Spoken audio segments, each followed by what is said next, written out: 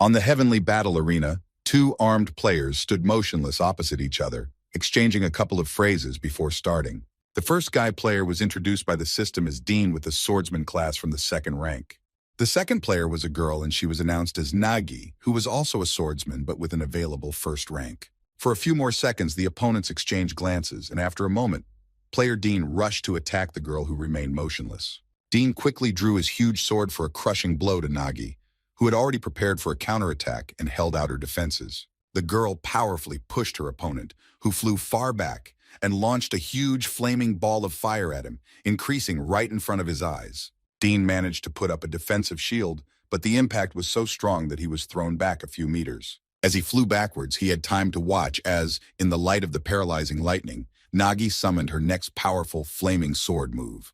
The fiery strike flew off the girl's sword in the same second and headed straight for Dean, crashing into him like a sharp blade. The guy on the bus named Zanhev finished reading a page on his phone and cursed unhappily, clearly unhappy with this turn of events. He thought he'd read a chapter for nothing just because he'd heard somewhere what an interesting storyline it would be.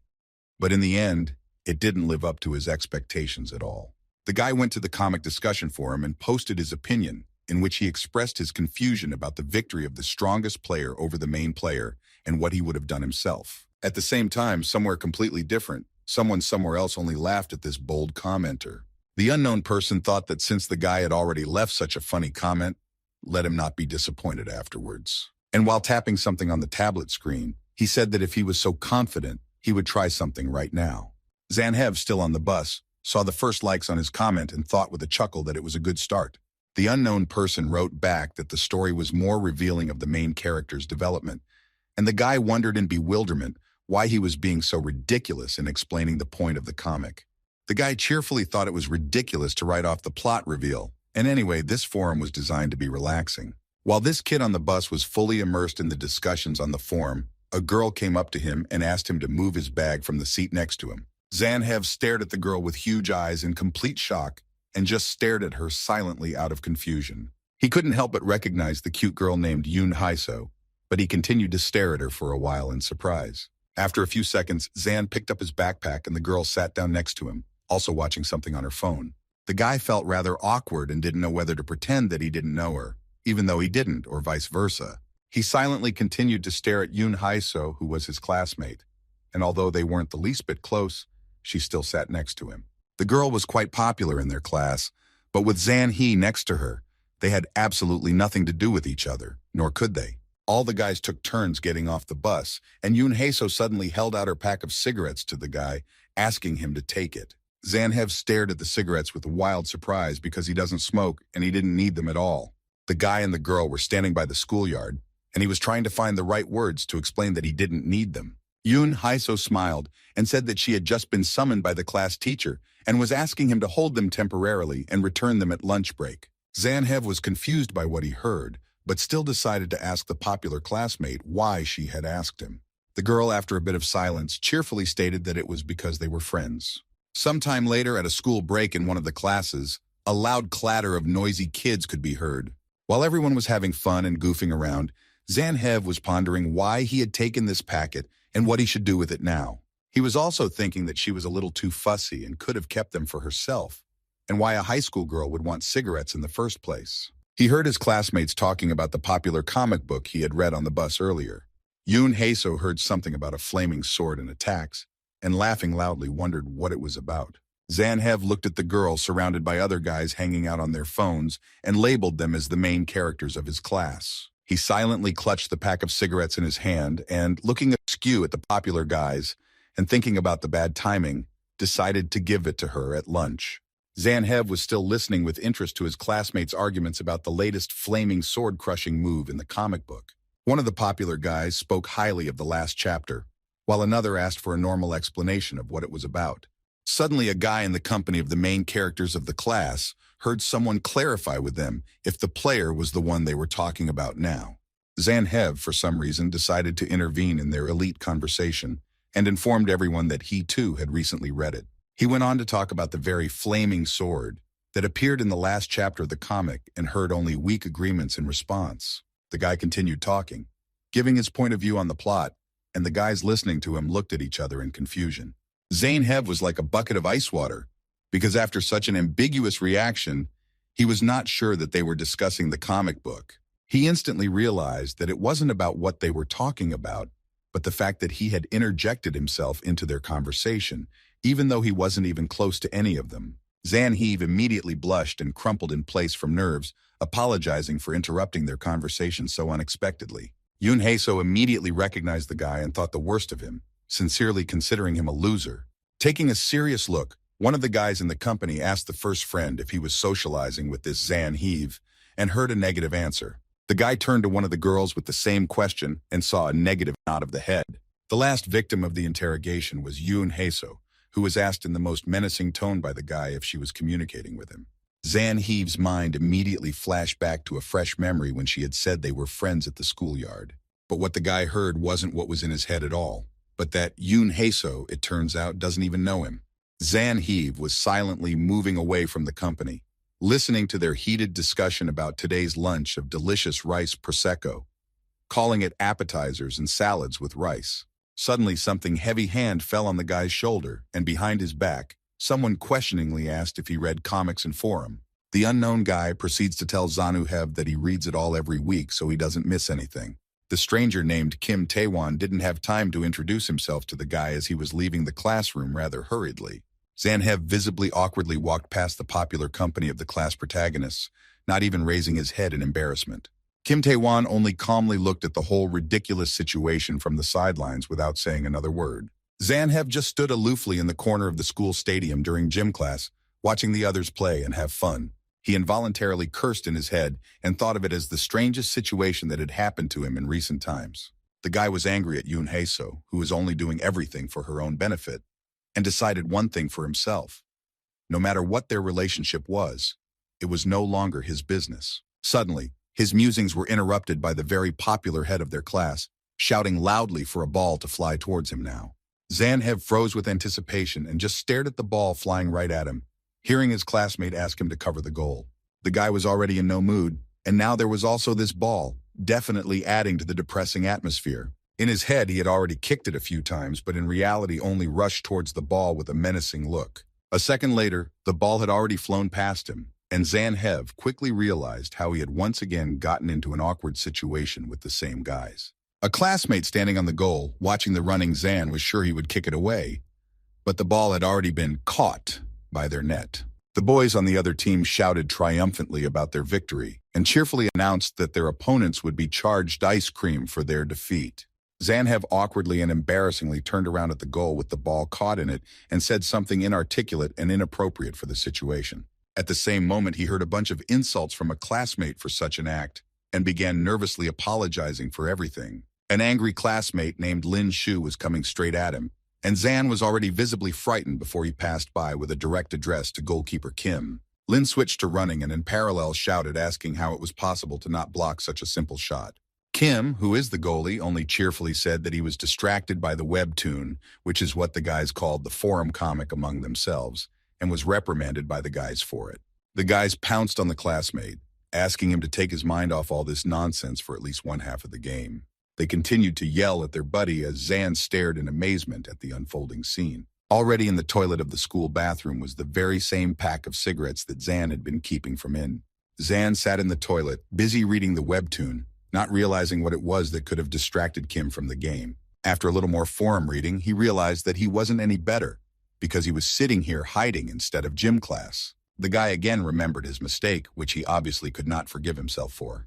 He pounded his fists on the toilet door with a loud bang, burning with shame at his failure. Zanhev regretted it because he had a great opportunity to prove himself, but he couldn't do it. While he was wallowing in regret, familiar voices were heard in the restroom, talking about ice cream and his failure. Zan quickly realized that his classmates had come inside and were discussing the soccer game that had ended in a very sad way for them. He didn't understand why PE was over so quickly, but he wasn't about to come out of his hiding place right now. Outside the door, Lin was telling someone that it was just about time to discuss a recent incident. When asked by another classmate what the discussion would be about, Lin replied that it was about Zanhev's intervention. They started discussing how the guy had jumped into their conversation this morning and that he always does that, which is very annoying. One of the guys asked Kim Tae-won why he always covers for this Zana, for example, even today. Lin put his arm around Kim and informed him that the whole reason is because they went to middle school together with Zan. Zan continued to eavesdrop on the conversation with bated breath as someone asked if they were close, to which he heard Kim reply that they weren't at all. Tavan responded by putting his hand on Lin's shoulder, much to his surprise, and continued talking. Kim explained to all the classmates standing with him that he just felt sorry for him and nothing more. At that moment, the bell for the next class rang, and the guys started cheerfully saying that if they were late for Korean, the teacher would beat them with a pointer, and quickly got ready to leave. As the guys were walking out into the hallway, they heard some strange noises coming from one stall and turned around for a moment. Lin told his buddies that there was clearly someone huddled in the restroom, and it was probably Zan calling it weird. Zan Hev, huddled in the restroom door, finally exhaled quietly. The guy thought how good it was that no one from the company had noticed him, and he could already go out rather to class. As it turned out, not everyone came out of the restroom, and Kim remained standing there, loudly insulting the hidden Zan. Taewon stood exactly behind the door where the startled boy had been, clearly having heard his classmate's message. Those words caught him off guard, and he indulged in some reminiscing. Kim Taewon had been a very good and close friend of Yoon Hae-so for several years now. The guy groggily plopped down on the floor, thinking sadly that there were enough defeats in real life as it was, and you didn't even need to read comic books for that. Clenching his hands into fists, Zan decided he'd had enough of all the bullying. He didn't want to feel left out anymore, and he wanted to be noticed by someone too. Somewhere in a parallel universe, a guy heard Zan Hev's wishes and decided to do something for him in that case. He pressed something quickly on his control panel and, in the light of the electric lightning discharges, shouted that the guy should try this. Zan Hev immediately noticed the change in his condition, specifically looking at his hands, which were shaking and trembling. For a moment he couldn't see anything and only heard a loud noise where someone seemed to be announcing some rules. The rules kept saying that an unknown person would appear.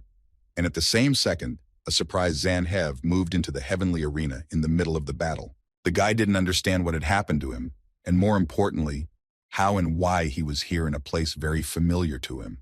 The girl fighter named Nagi, remaining completely calm, indifferently asked who such a person appeared in front of her.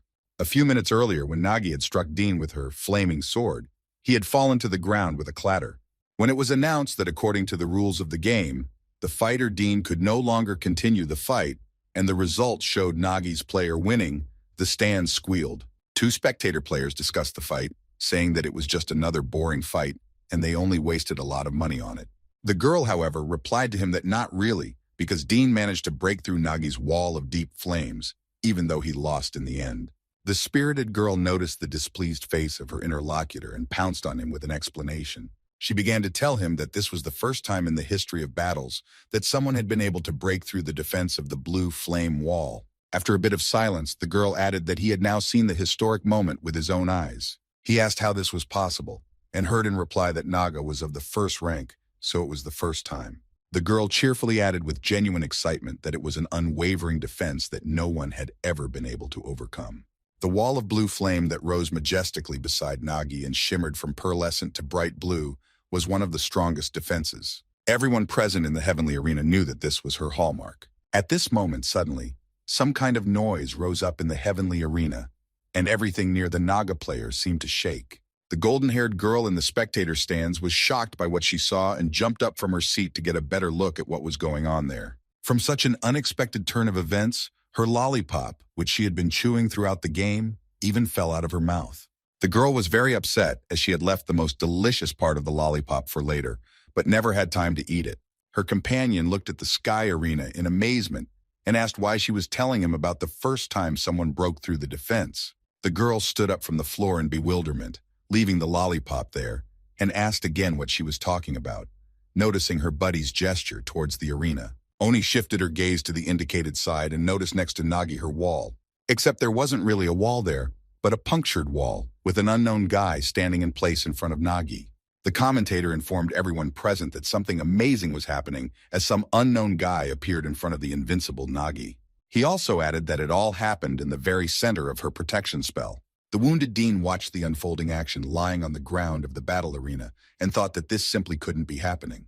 How was it possible that the wall of blue flame that he, the great warrior, had worked so hard to destroy, had stood? Dean, who was not just a fighter but a second-ranked fighter, was only able to barely snag that wall. And all of a sudden, some striving guy appeared and destroyed the great defense in an instant, without even making any special effort. Everyone turned their attention to the guy who had appeared out of nowhere, asking a lot of questions.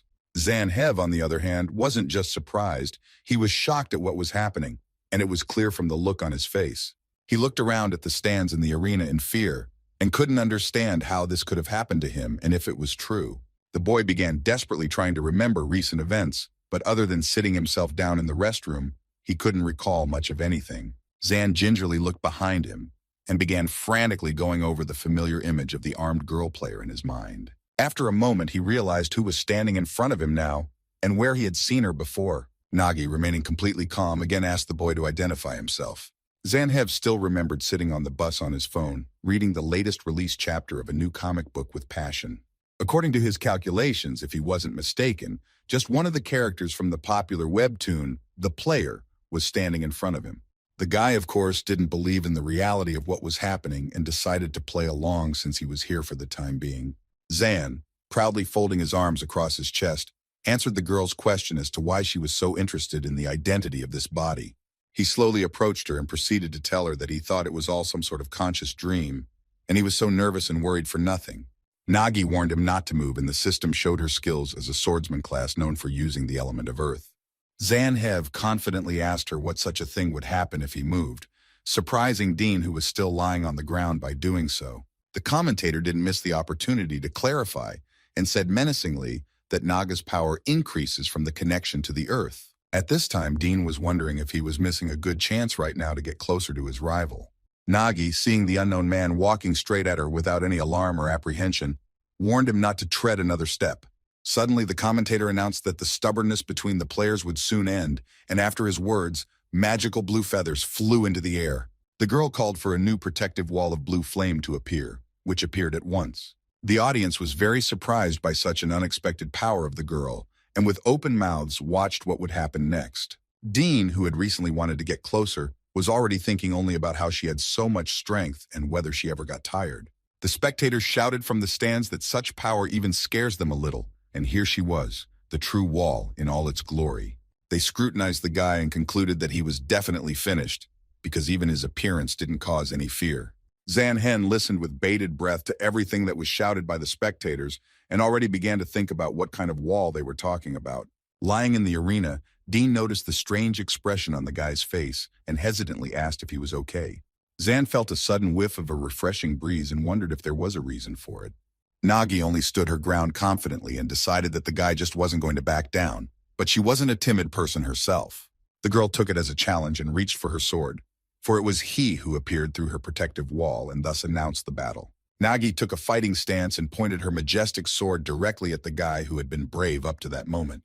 Dean was scared for a moment himself, because if Nagi drew her sword, then she is feared, but the other question was how such a thing was possible against this insignificant kid. The onlookers began to shout that they rather wanted to see his strength already, while Zan himself shrank back in fright at the sight of what he thought was a huge knife. The guy quickly realized and admitted his mistake, telling his rival about it, but she didn't even want to hear about it, as everyone was already expecting a show from her. Zan squirmed and hid inside himself, thinking that no matter what kind of dream it was in any case, the knife was a clear overkill. On the other hand, the only thing that resounded through his mind and body was that he shouldn't be afraid and refuse to fight because he was already here. The morning picture of the mist ball immediately appeared in front of his eyes, and he decided that he couldn't be a failure even in his dreams.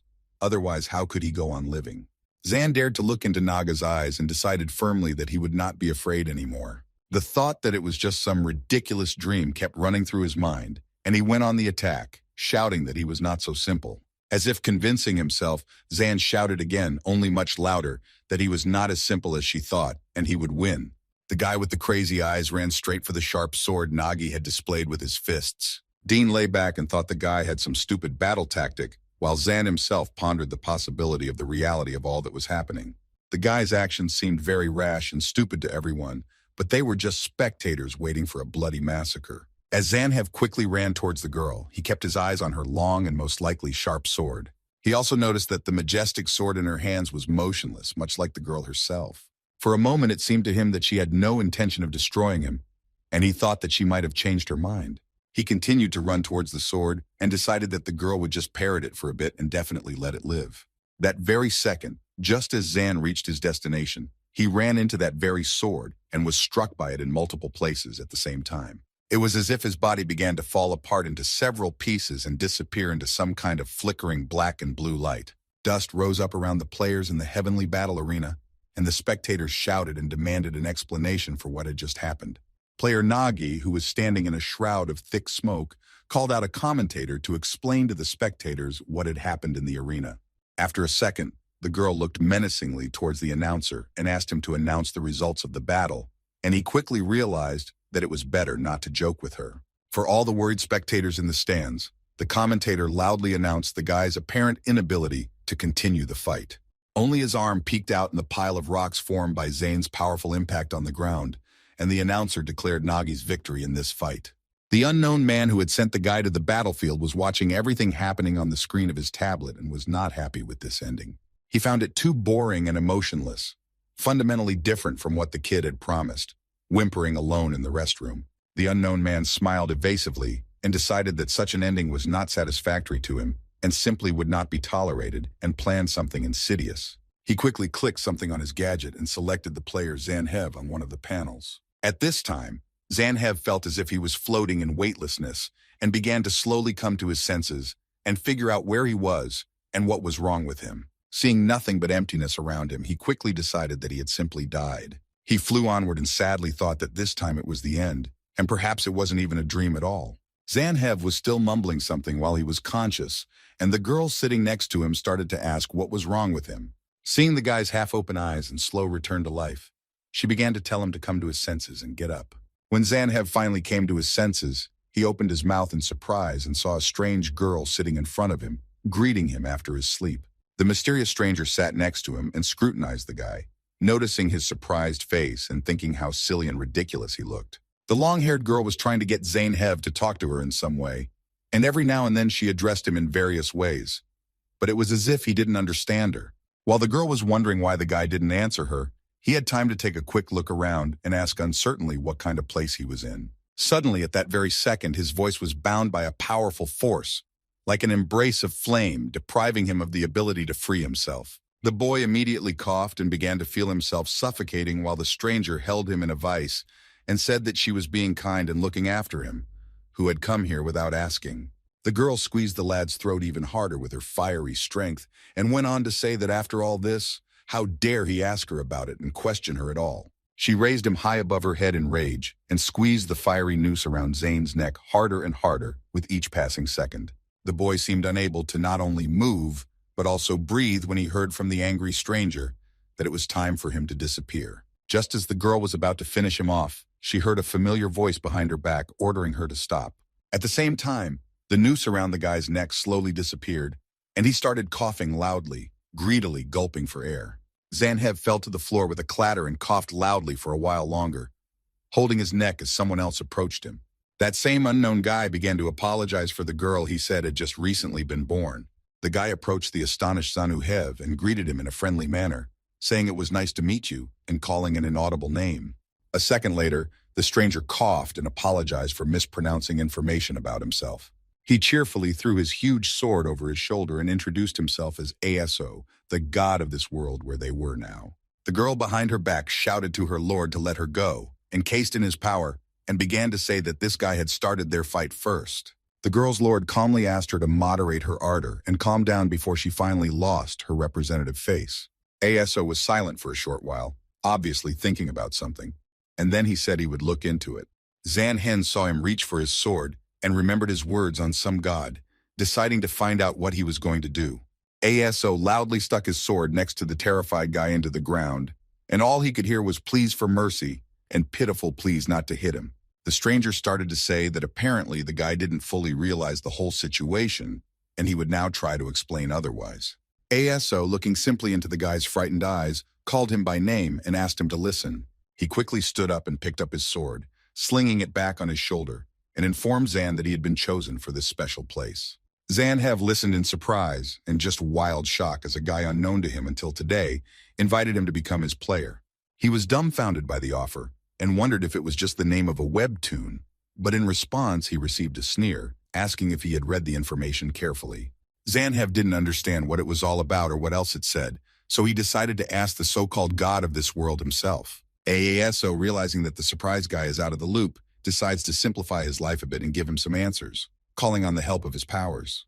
Oni quickly searches for something he needs in his tablet and agrees to bring him up to speed a bit. AASO points out where to look and asks the guy to pay close attention to everything, since he's going to show it once. A broadcast of sorts begins, and Zan sees a huge column in front of him, which ASO calls the Sky Castle Terrarium. Next comes piles of gold and weapons with various equipment, and an explanation that this dream castle is full of riches and a sweet sense of victory. Likewise, there are also such characters who, of course, want to immediately ascend to this magical castle. ASO goes on to explain that there are many such wannabes here in his world, and they are simply called players. Zanhev, having listened carefully from the beginning, was a bit surprised that they were called just that, and even interjected it. ASO went on to say with a smile that it was exactly as he understood it, and there was more to it. He asked the guy to remember the player Dean had seen lying in the game arena after the defeat earlier.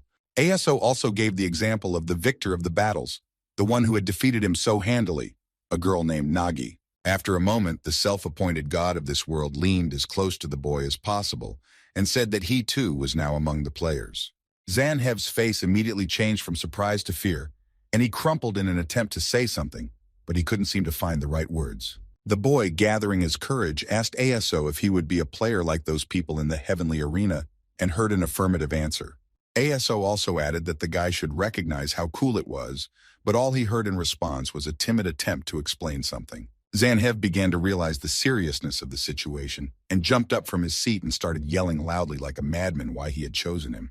ASO didn't understand this reaction to all his explanations and the unique opportunity to prove himself, and simply asked him what he was talking about. Zanhev began to yell loudly that he had not asked for such a thing and wondered why he was doing all this, since he did not want to fight those monsters again. As he ran closer to ASO, he continued to yell like a madman that he had the right to decide his fate like that, and why did he think he would do anything about it? ASO remained completely calm and simply asked the guy to answer his own question, who actually decided his fate in such a way. He clarified who exactly had made such a promise or had already forgotten, but the guy only looked at ASO in bewilderment, not quite sure what he was talking about. As ASO left, he reminded Zane of his comment on the webtoon forum, "I'll wipe her out," and said that he was really quite brave, even though Nagi was already in the terrarium. He added that this was why he needed to become a player to begin with, but Zan was still shocked that this was all happening over some ridiculous comment. ASO turned back to the upset guy and asked if he'd written it after thinking hard about the meaning and words. Zanhev didn't know what to say, because he couldn't even think that such a thing could be real in real life. ASO, seeing the puzzled look on his face, laughed out loud and said that it was all a joke. Zan hesitantly asked if he was joking, but he heard that no one was forcing him to stay here and do anything. ASO argued that he could give up right now because after all it was up to him, but there was a but. He looked enigmatically at Zan and asked him if he was really ready to go back to his reality right now. At that moment, Zanhev seriously thought about his reality, what good things awaited him there, and whether he expected them at all.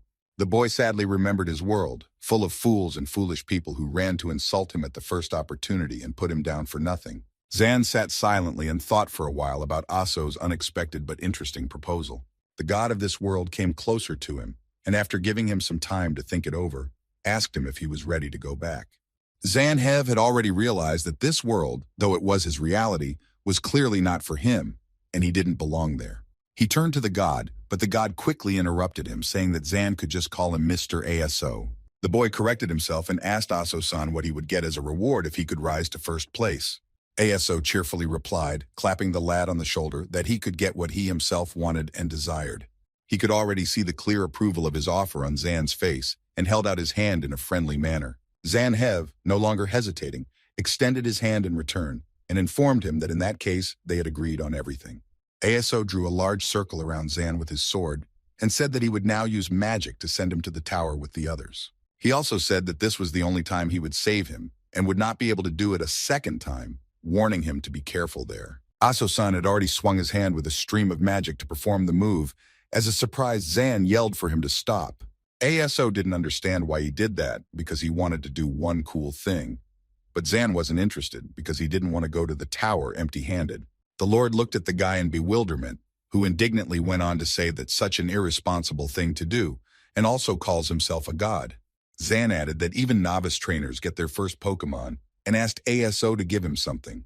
ASO was about to say that he had nothing to offer him when he heard someone's disgruntled voice. That voice turned out to be the girl who had tried to strangle him before the god intervened, saying that she had been quietly listening to them the whole time.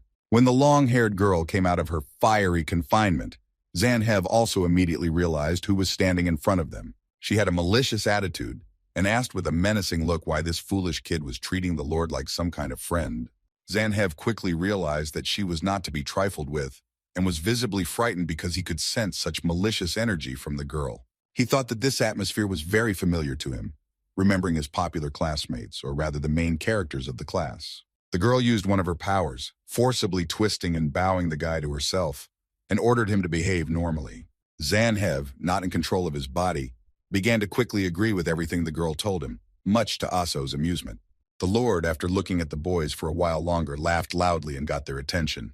He laughed non-stop, saying in short intervals that they both looked very funny and ridiculous. Moments later, when the girl left the guy alone and removed her charms, ASO said that a great solution had occurred to him. He repeated Zanahev's request to take something with him to the tower so that he wouldn't go there empty-handed. The boy stared at the Lord in amazement as he came closer and closer and finally embraced the long-haired girl. Mr. Aso cheerfully shouted to Zanu that he could take the long-haired girl with him. The girl was shocked by such an offer from her lord and stared at the guy in silence. Zanhev was no less stunned than she was by such words from the god of this mysterious world. The guy stepped back a couple of meters in fury and started shouting at the same time as the girl that it would not happen. The Lord's ward began begging not to bring her down to earth with this inconsiderate man, and he in turn began yelling that he didn't want to go anywhere with this mad woman. Aso-san took turns listening to both of them complain to each other and tried to calm them down somehow, saying that everything would be fine. After a second, he pushed the girl into the circle drawn around Zan earlier, saying that he had already made up his mind. The ward had not expected this turn of events, and fell right into the circle, still trying to persuade the Lord to change his mind, while he was already speaking his farewell speech. ASO chuckled merrily as he looked at the frightened players and wished them a good time. As a farewell, he called out that the girl's name was Escalibra, and said about a unique sword that might come in handy too. Escalibra didn't seem to care at all what he would give them, just as long as he didn't leave her with him to her fate. Aso-san only cheerfully added that upon their return to him, they would each be charged an ice cream cone. With a snap of his fingers, he put his power into action and started moving the guys who were inside, trying to figure out what was going on. Zanhev felt the changes in his body again and the intense tingling like the lightning last time, and thought he could have thought of a simpler way to do it. Escalibra was experiencing new sensations and cried out in surprise, disappearing behind a pall of thick smoke. The boy looked around him and, not noticing the girl, began to call out to her, thinking what a stupid name she had. Escalibra looked at her hands in horror, not understanding anything, because she had never experienced anything like this before. The girl landed on the ground with Zan and looked at herself from head to toe and yelled like a mad woman as to why she looked so strange. The boy didn't say a word, but just silently looked at his newfound partner in her dress and thought that she had even shrunk somehow. Zan noticed the growing anger on Escalibra's face and asked her to calm down, calling her a child, which caused an even stronger surge of negative energy. The girl was simply furious and lashed out at Zan, blaming him for everything that had happened to her, making her first punch at his face. Mr. Asa was watching everything happening already from his monitor and remembered that he forgot to tell them something. The guy tried to calm his partner down by asking her what this place was and who lived here since they had already gotten here. Mr. Asa was not going to let them go and had prepared something interesting for them because he thought that their stay there without trials would be boring. Right behind the players, a huge evil monster that had been prepared by ASO as a training quest appeared at the same second. Escalibra still couldn't calm down and shouted that she didn't care at all where they ended up, because she was small now. The girl was even more annoyed by Zan's silence and asked him why he was silent, unless of course he was scared of her. She hadn't yet noticed the monster behind her, which Zan had already seen and rushed away, shouting to the girl to run away. Somewhere nearby, one of the locals was watching the guys and had already cursed the guy for warning his partner. Zanhev stood staring in surprise at the explosion in front of him and immediately called out to Escalibra. The girl had already approached Zan, and he worriedly asked her if she was all right, hearing back that she just hadn't noticed him right away. The guy started asking loudly who was hiding there and why he attacked them for no reason. The unknown man in the wild animal costume snapped angrily because he was unhappy with the questions of the players who had gotten into them. In a second, both guys were surrounded on all sides by numerous warriors in identical clothing, asking what they were doing here and who they were. One of the players, introduced to the system as a red wolf from the Munch class, said that they would pay for breaking into this place. Zanhev, who had never been caught in detailed packs, was visibly scared, unlike the brave Escalibra that existed within the system. The partners heard someone first ask them if they were ready, and afterward commanded the others to grab the girl first. The armed local players rushed like mad towards Escalibra to fulfill their ringleader's hopes. Zanhev kept repeating in consternation what they should do now, to which his partner asked him to shut up, saying that this was why she didn't like the land. The girl still couldn't stop being angry with Zan and yelled insults at him first and then something to hold on to tighter. The guy looked at his partner in bewilderment and didn't understand what exactly she was asking him to hold. At that very second, the whole place lit up with bright flames, blinding all the players standing nearby. Zanhev immediately eyed everything cautiously, but after a moment he began to recognize the many in front of him.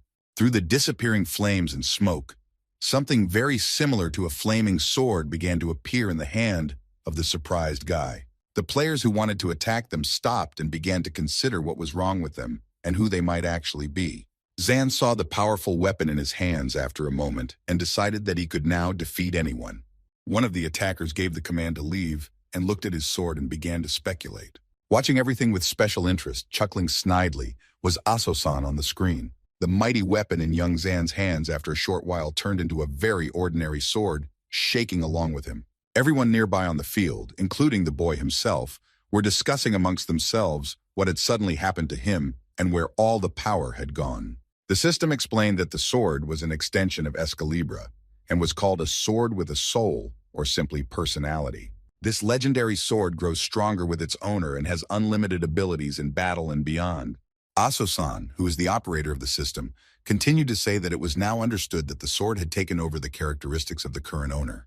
All Aso-san had previously said meant only one thing: the sword was now as weak and trembling as its owner. The system presented the guy as a Zanhev player with an apprentice class and a rookie rank, and he thought he was definitely finished now. Escalibra, hearing all the explanations the master had said through the system about the sword, made her simply wildly terrified. The girl collapsed to the ground and hugged her knees, thinking only of how insignificant and powerless she was now, and it depressed her more and more every second. Zan gently approached the girl and began to ask what they should do now, but Escalibra wasn't going to do anything else. She wanted to be alone and head back home. The leader of the locals, who were still about to attack them, coughed loudly as if to remind them of his existence. He loudly addressed his partners about how stupid everything had gotten, because they were wondering what they were, but it turned out they were just trash. The leader finally said that since it had turned out that way, they would pay for sneaking into the Red Hood's territory. Zan was at a loss to repeat what the leader had said, while the other players were dreaming of a quick, bloody massacre of their enemies. At this point, the kid heard someone suggest that they should do their peeps first, and decided it was just a bunch of psychos. Zan, though he was at a loss, but he clearly realized that if he was destroyed here, no one else could do it for him, which is why it was urgent to get out of here. While the guy was having a conversation with himself in his head, he noticed Escalibra walking past him forward and called out her name.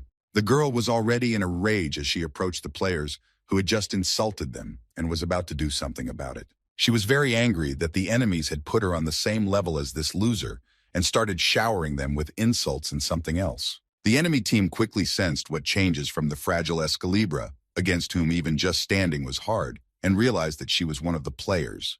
Aso-san, smiling, noted that the girl was able to retain some of his strength after all. Escalibra pointed her hand at the enemy army and told them with all the anger in the world to rest in peace. In that second, a massive explosion came from her, blinding everyone around her and pushing them off in different directions.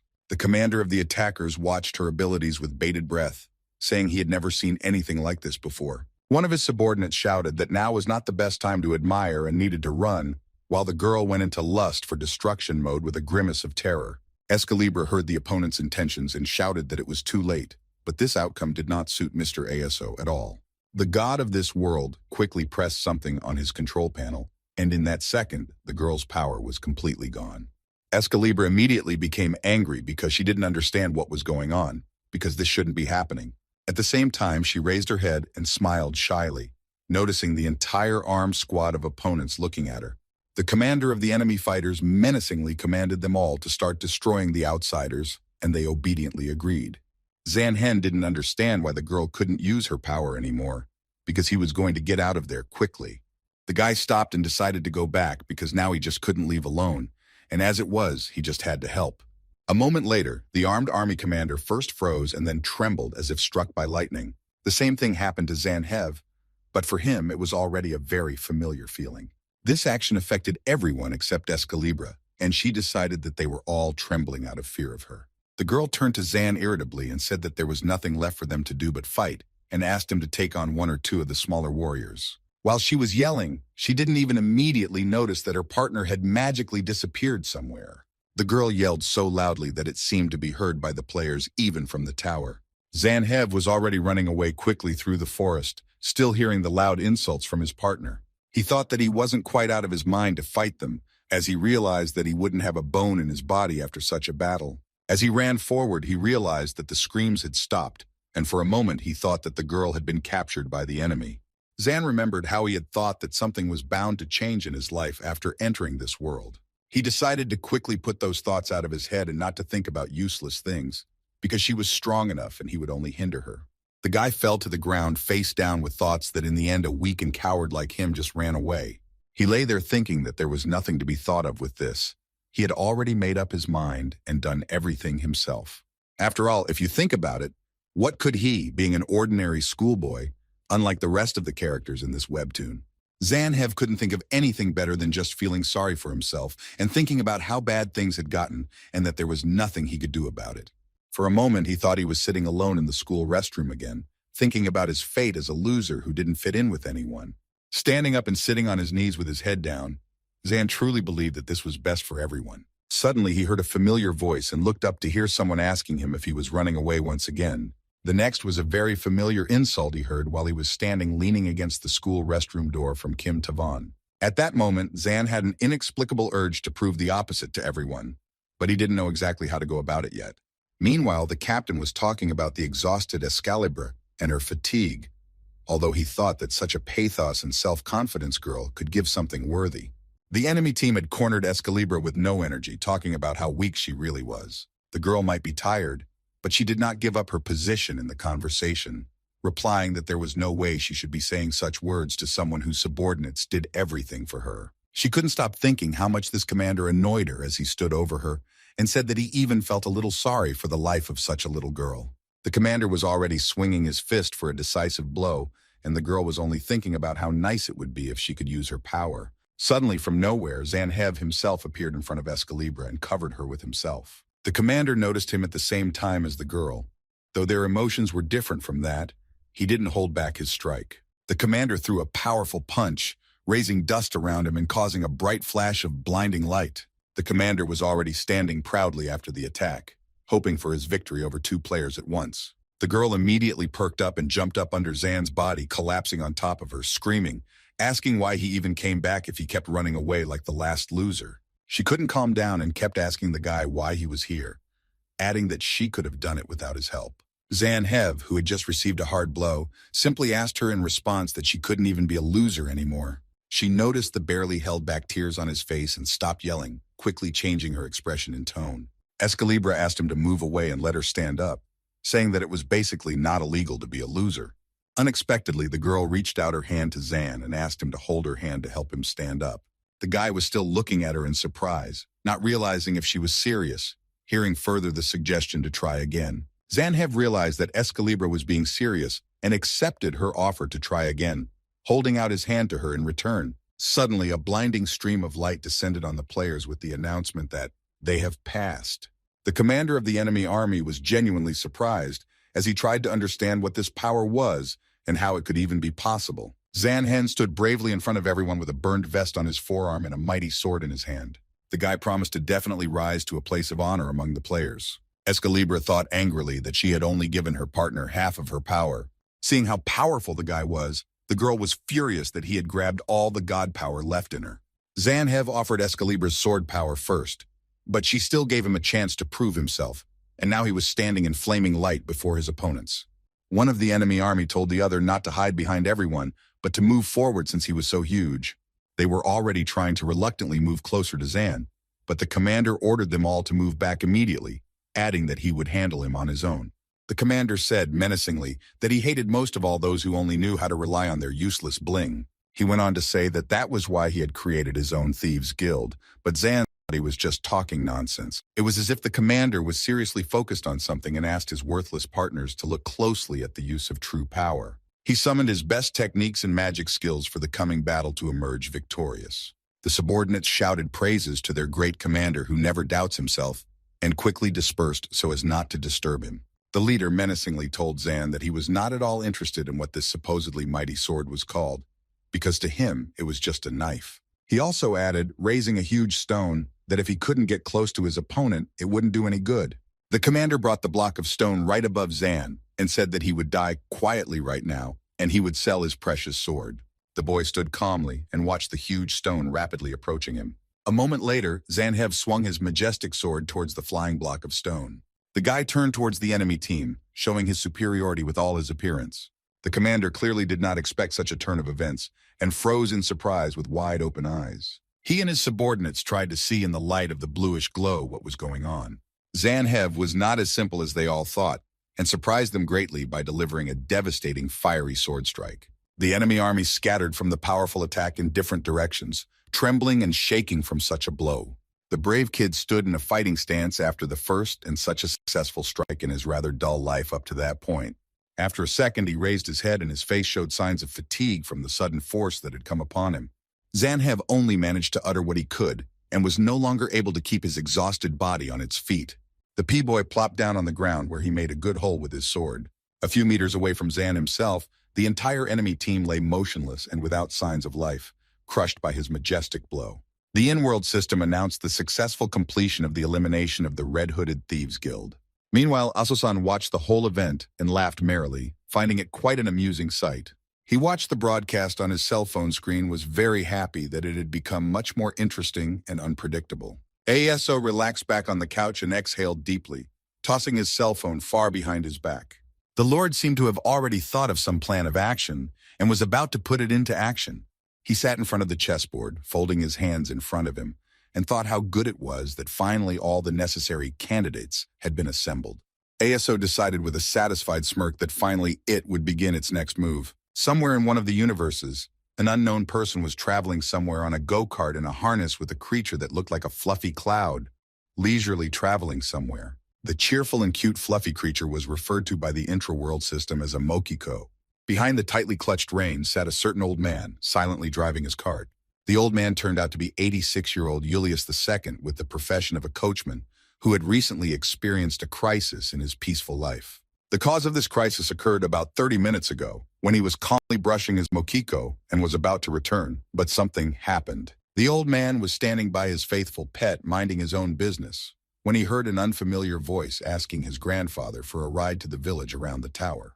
The old man snapped back, saying let them look for their own grandfather to give them a ride to wherever they needed to go. Suddenly, the old man heard something that made him interrupt and distracted by the travelers. A formidable Escalibra with a sack and the skin of a beast, dragging a barely alive Zan along the road, was walking towards Julius and answered that she personally had no grandfather.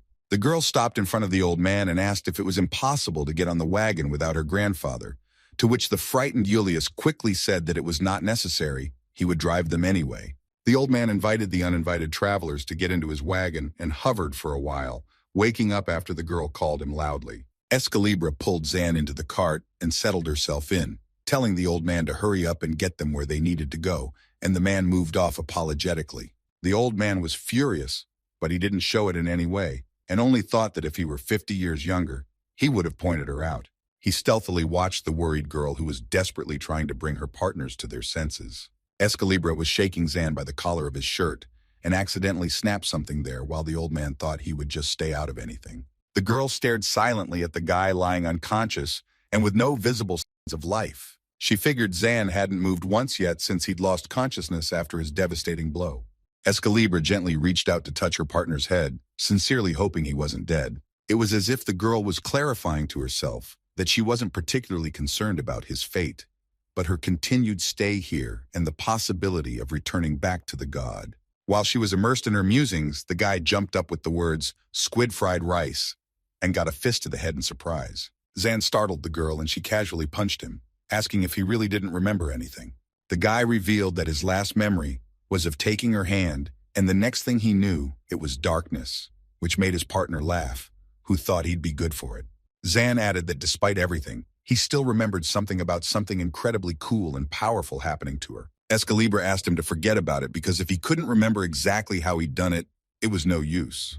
Zan sincerely apologized for it, and the girl thought that it really could just be an accident. A moment later, Escalibur still decided that it couldn't be an accident. After all, her power couldn't be used just because of some luck. The girl thought that even though outwardly he looked like a nerd, he did what he had to do in the moment that required maximum output. Zanhev didn't completely destroy any of the enemy opponents, only crippling them and leaving them alive. This guy was able to somehow, in some incomprehensible way, completely control the majestic power of a god. As the girl continued to ponder, her partner shouted to her that he remembered something else, immediately drawing all of her attention to himself. Zan began to mumble and squirm, saying that it might not be particularly important, but the girl wanted to know what it was about. She pressed him to talk about it, and he remembered that he had missed something the moment she reached out to him. Zanhev timidly looked straight into the girl's eyes and thanked her for believing in him after all, no matter what. Escalibur had expected anything but that and looked at her partner confused. The guy held out his hand to her and tried unsuccessfully to say her name, which pissed her off, and she shouted that he couldn't even learn her name. Zan replied that he remembered her name well, but it was so ridiculous and strange, to which the old man thought they were too loud and wanted to return to the village as soon as possible.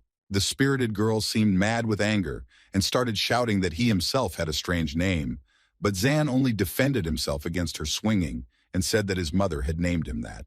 The boy didn't seem to be listening to his crazy partner anymore and stared off in surprise. He asked her to look forward, but she kept yelling and threatening that if he didn't shut up, she would beat him up right here and now.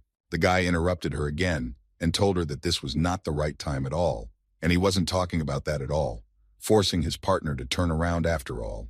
The guys saw a narrow path in front of them, with a few more wagons going in a single row towards some kind of entrance. The old man's wagon and his partners were approaching the village at the tower entrance. At the front of the narrow path, guards stood at the main gate and took turns letting the wagons pass, writing something down on paper. Zanhev quickly realized that it was some sort of checkpoint, and why he panicked. The guy immediately looked around at the things he'd gotten here with, which included only his cell phone and gel pen, and wondered what he should do now. He started saying that maybe he should get a part-time job if they accept minors, which made the girl laugh a lot.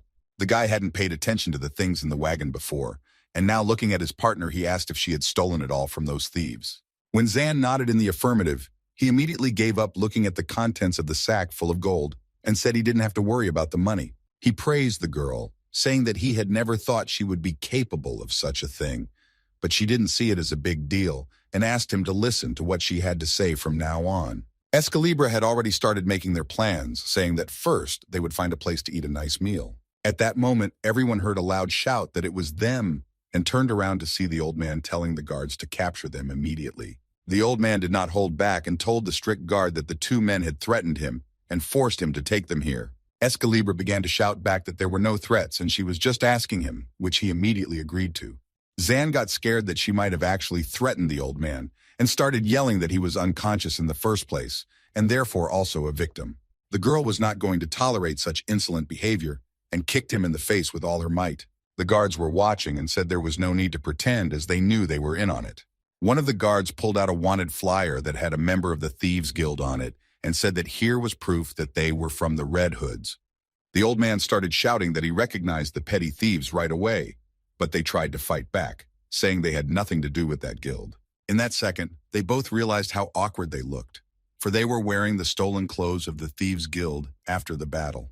The guard came closer to his partners and said that he immediately thought the cloak looked very familiar and, shouting, asked if they had lost their fear. The chief quickly commanded all the armed guards to surround the wagon with the brazen thieves.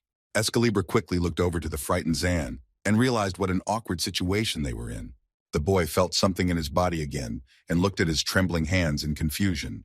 A mysterious stranger was watching everything that was happening from a bird's-eye view. He was standing on a high cliff, proudly folding his arms across his chest, and was about to check something right now. Zanhev continued to stare fearfully at his hands and remained motionlessly silent. The tourists passing by heard some noise at the gate and became interested in the showdown, figuring there were just some intruders. Escalibra heard them calling them children and was about to catch them, but she felt even a little sorry that they had no idea who they were actually messing with. The girl quickly thought about her partner, or rather, whether he was going to run off again in a panic attack and leave her alone. Escalibra suddenly noticed how the guy started shivering and shaking again and became frightened. Zanhev, meanwhile, was trying his best to regain his composure and calm down a little. He was determined that he would not run away again. Even though he was ashamed that he wanted to hide, he would not do it again. Zan looked back at the guards and thought that they were stopped simply because they were mistaken for criminals, but if everything was explained normally, they would be fine. The head guard menacingly commanded the smaller ruffians to keep their hands behind their heads and slowly climb down from the wagon, to which Zan shouted agreement. The boy turned to Escalibra not to be afraid or worried because he had an idea, even though it was scary. He asked her to leave the matter to him. Zan didn't even have time to finish his thought to his partner when he saw her abruptly fly upwards out of the wagon. The maddened girl told the guards that they were in trouble today, for they had no idea who was in front of them, and began to hurl threats at them. Zan resented the stubborn and unyielding girl who could not be bothered. While he was judging her reckless actions, she had already attacked one of the guards. Standing on him, Escalibra loudly announced that the first one was ready, and felt a kind of power, incomparable, of course, with her past power, but also very good. The girl decided that even without the god power that Zanhev had used, it would be quite enough, and called the rest of the guards over to her. The head guard shouted to the steel ones that she wasn't one of the players, and they should all attack her together to deny her the opportunity to destroy them alone. Excalibur was interested in what the soldier had said about the players, and recalled that Mr. ASO himself had said something about it as well. Armed guards with spears ran forward with an attack, while the girl said that although she didn't know much about these players, she would show them something else. Escalibra was throwing off her animal cloak as she walked, and told them that she was much stronger than some of the players, according to a secret only to them. The head guard, who was hit in the face by the cape, shouted that he couldn't see anything, and only heard some warning from a subordinate. Escalibra took advantage of the moment of surprise and snatched the spear from the temporarily sightless guard, jumping away from him sharply. The girl quickly located the point she needed and took aim, swinging the sharp spear. She deftly swung the weapon straight at one of the guards, blocking their path.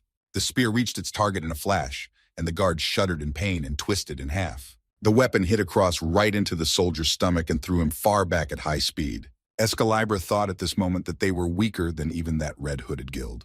And if it continued like this, it wouldn't be that hard to reach the first rank.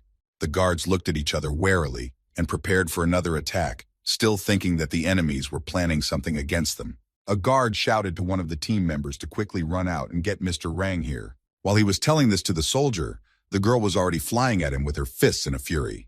Escalibra menacingly asked which other Rana they were talking about and ordered them to bring him straight to her. While the guard tried to defend himself, the girl went on to say that perhaps she could at least have a normal conversation with him. At the same time, Zan tried to call her distraught partner to talk her out of it, but he couldn't pronounce her difficult name. Suddenly, the girl was distracted from everything when she heard someone call her Kaylee and tell her to be careful. Escalibra was too late to notice, and there was no way she would have been able to dodge the blow behind her from the already armed guard preparing to attack.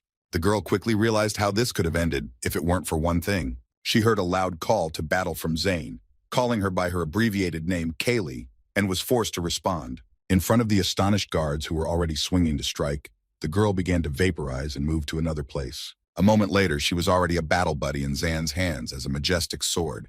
But even here, Escalibra couldn't calm down and started shouting at the guy who had called her out for being a hero without permission, and clarified that she too had seen the attackers behind her. The sword girl managed to add that everything was fine and under control, but Zan interrupted her and said that wasn't true at all. She started shouting, asking why he suddenly thought he could cross her and know anything at all about it, being a common loser.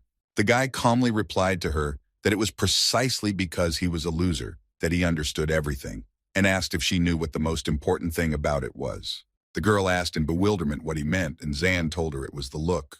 He began to explain that just as prey catches the gazes of the predators surrounding it, in the classroom, you can tell who the biggest fish are by their eyes. Zanhev shifted his gaze from his sword and stared ahead, saying that his underdog instinct told him only one thing. In front of his partners stood a huge, stern-looking man surrounded by a serpentine dragon, and the guy seriously added that this man was really dangerous to them. Escalibra, unaccustomed to herself, listened attentively to her partner and agreed with him. The girl wanted to say something else, but suddenly noticed something very strange. Escalibra looked under her feet and saw the ground split in half. No one standing nearby understood how it happened that the ground had split apart. A second later, an intra-world announcement announced that Mr. Ran had entered the battle, and everyone who was there shouted to quickly run away. Mr. Ran, gathering back his endless dissection belt, said that next time there would be no such thing. Zanhev thought with delight and admiration that it was cool to just cut the ground with some cloth like that. Escalibra began to shout from her sword that the guy should quickly gather himself and not be afraid of anything, to which Zan replied that he was not afraid of anything and was fully prepared for the fight. The girl warned her partner to be especially wary of that cloth of Mr. Ran's, because if it wrapped around him, he was definitely finished. Zan grudgingly said that even a toddler would understand that, but all he himself could think about was how scared he was. He kept thinking that now he wouldn't even be able to escape and would have to fight, and Escalibra was so heavy. He couldn't understand how the god ASO could control it so easily. As if it weighed nothing, it was hard to stand with it. The boy stopped halfway and seemed to be thinking about something, looking at Ran-san. Kaylee quickly reminded her partner that with his level, he would be able to use it for no more than 2 minutes, and told him to stop thinking so much and start acting. Zanhev was still hesitant about this decision and decided to clarify if it was mandatory to fight him. The sword girl became angry and yelled that it was the dumbest question she had ever heard, because they had been through so much already, and he still didn't understand anything. Zan quickly interrupted her, saying that wasn't what he meant at all, and honestly admitted that he was really afraid to fight. But that wasn't the point. He just really didn't understand why they should get into a battle. Escalibra still didn't understand what the hell her partner was talking about, and he tried to explain it to her. Zan began to say that their main goal was to get into the tower and find Nagi there. But if they got into a fight now, it was unlikely that they would be able to get into the city around the tower. He also added that even if they were to get lucky and defeat Ran, he would shut down again like last time, and the game would be over. Escalibra still grudgingly wondered what he was going to do then, if he wasn't thinking of just dropping dead here right now. It seemed that Mr. Ran had grown tired of his opponent's idle chatter and decided to move to action. Escalibra immediately sensed something wrong and looked straight towards the enemy. A huge hand had formed from Mr. Ran's endless belt of cleavage and was already moving towards the guys while the girl shouted to her partner to look forward. The gentleman began to list the crimes they had committed, namely attacking a checkpoint and obstructing duty. A huge hand hung in the air above Zan as Ran finished listing their crimes, ending with an attempt on the guards' lives. A moment later, the endless belt was already swirling around the boy, who was surprised out of his wits. Another second later, the cloth completely wrapped Zan's body tightly with no way to get out of it. Mr. Ran began to menacingly read out their rights and duties, according to which they had the right to remain silent. He next said that if they disobeyed, authorized player Ran had the right to take the following action. The Lord clutched his cloth even tighter and informed them that he had the right to enforce the annihilating reprisal. All this time, Zanhev stood motionless with his sword in his hand under the effect of the endless belt. The bound fellow quickly realized that something was wrong and something very strange was happening. Zan, he saw no one but Mr. Ran at this time, as if there were only the two of them left in the world and pitch blackness all around. The guy had a good sense that the atmosphere was very heavy in the presence of this lord, and he understood how the players became after raising the tower. Suddenly, the lad interrupted his thoughts at the word players and tried to remember what ASO had said about it. Escalibra inquired about his partner's condition, but he only replied that there was no way he could move. In that same second, the infinity belt broke into small pieces and flew apart, freeing Zan from his captivity. Mr. Ran said menacingly, warning him not to even try to resist, let alone free himself. He went on to say that, according to their law, he must punish him for all that he had done. Escalibra began to call out to her partner and try to say something, but he only shouted to her that he knew everything himself. She did finish, clarifying that now was not the best time to quarrel over nothing, or they would both be killed. The girl once again, looking in the direction of her opponent, said that they just had to fight. At the same instant, the sword majestically ignited a powerful flame in Zan's hands, in a light of paralyzing lightning and blinding light. Escalibra felt a powerful surge of energy and strength and couldn't contain her emotion. Mr. Ran, who had remained completely calm until that moment, went into a stage of mild anxiety from the power he had just seen. The distraught Zanhev felt his body overflowing with energy and realized that this was the god power that Excalibur had spoken of earlier. He silently looked at his mighty sword and was certain that they would definitely win with it.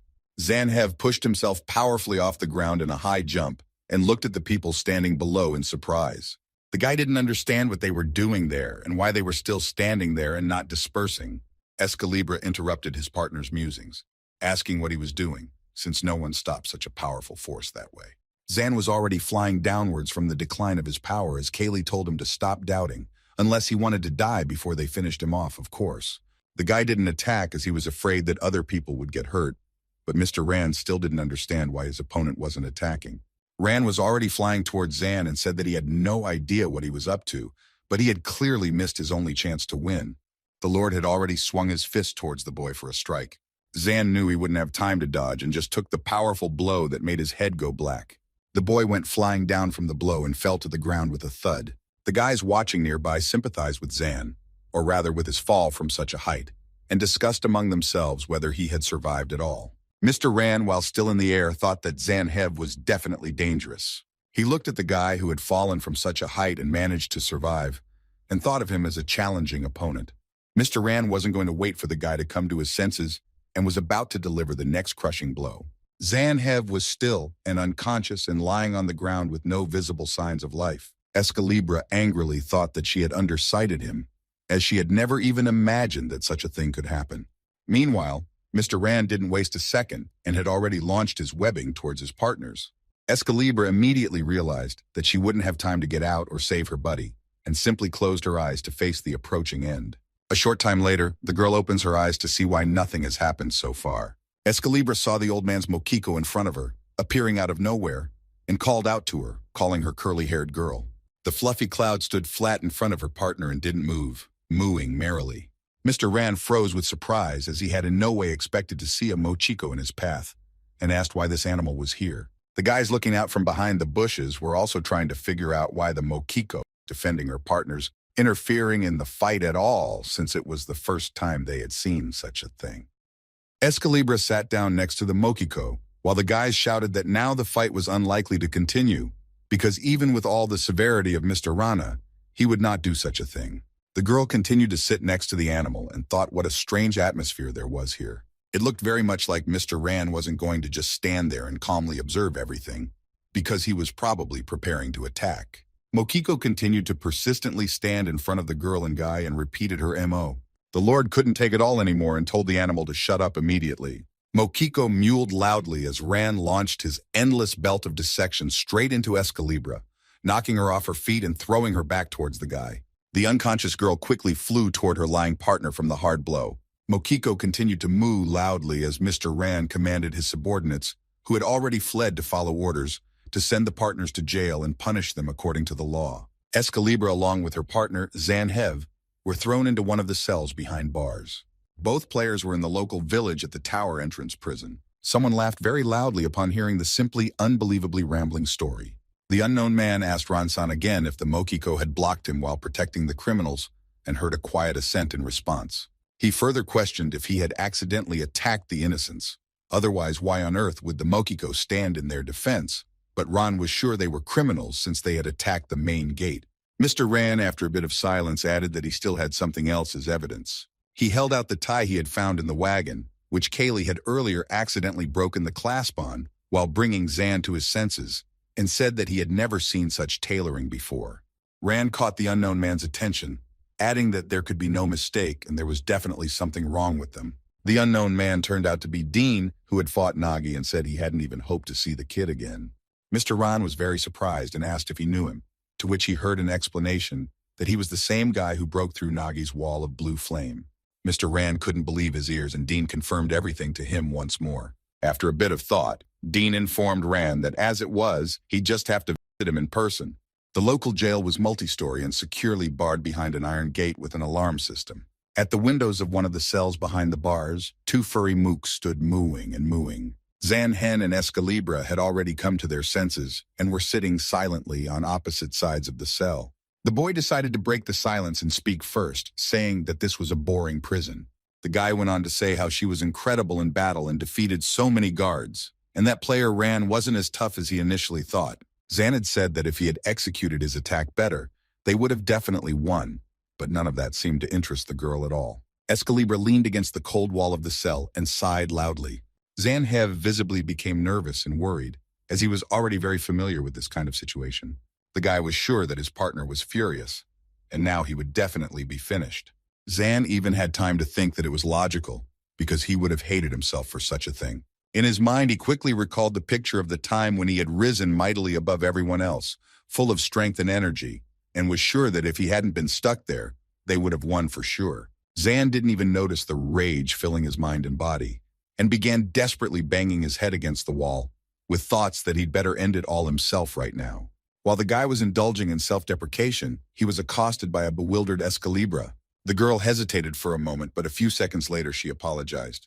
Zan changed from anger to surprise and stared at his partner, not fully realizing what he had just heard. The guy immediately rushed to Kaylee's side and began repeating her words, asking what she was apologizing to him for. Escalibra was really very depressed and only said that either he was a fool since he didn't understand anything, or he just wanted to comfort her. The girl added that she is just accepting reality. After all, she was the one who got into the fight first, so she is the one who needs to apologize. She asked her partner if he understood the meaning of what she said. Escalibra seriously stated that she would not limit herself to just words, but would take full responsibility, which surprised Zane even more. After a minute, the girl asked him to hit her once, pointing her finger at her cheek. The boy stared at Kaylee in shock and asked her if she had just asked him to hit her, to which she nodded approvingly.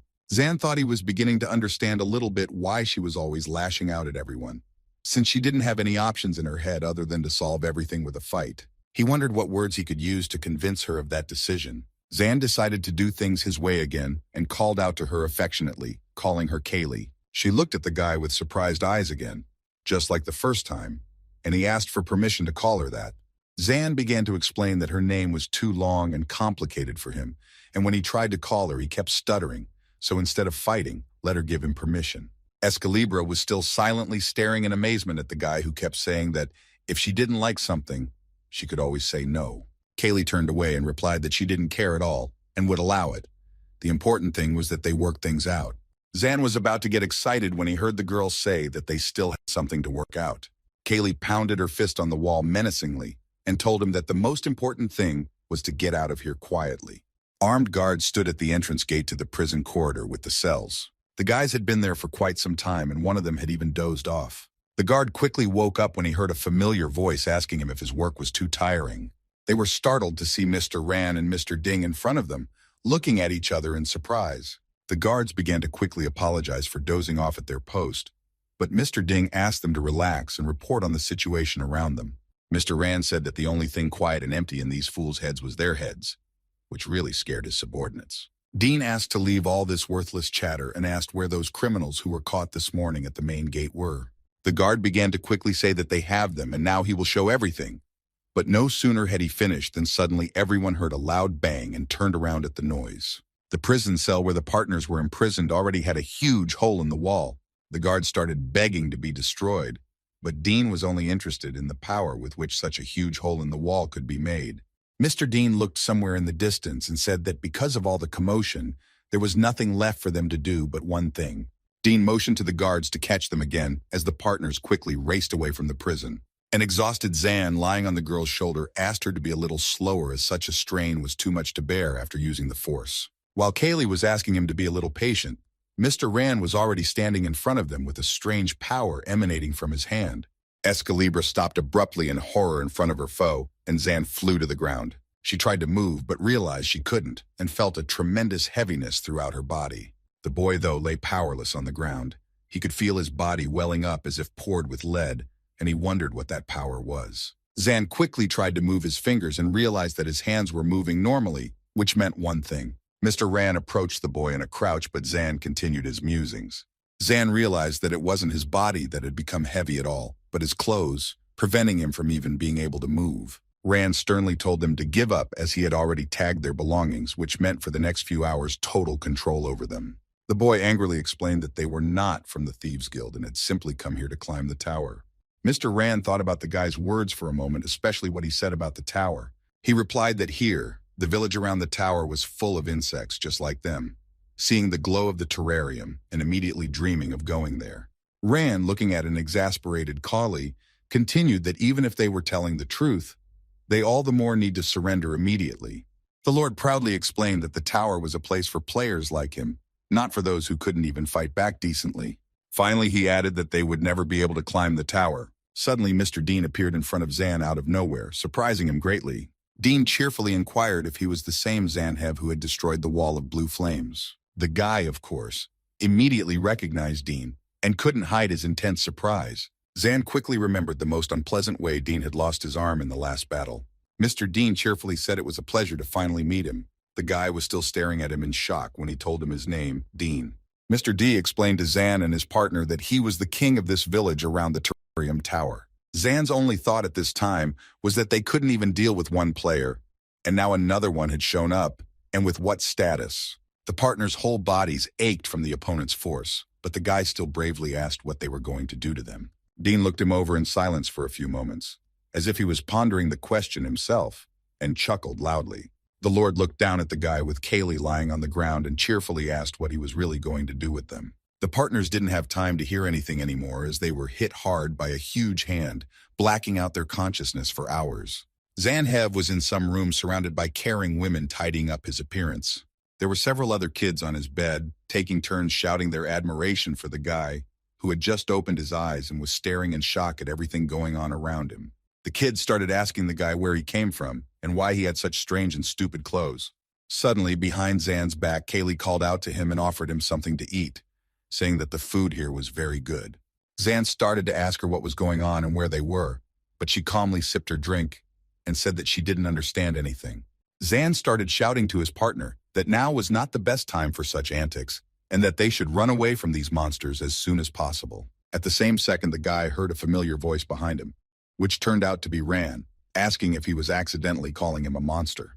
The Lord informed Zan that since he was already awake and alert, let him get up and follow him. Zan was still staring at him in bewilderment as he told him that Mr. Dean was already waiting for him at his place. The boy didn't want any more trouble, so he got up and obediently followed Ran up the long staircase somewhere. He sincerely didn't understand why Ran was so calm and didn't even look in his direction even though he was ready to smash him on the wall a while ago.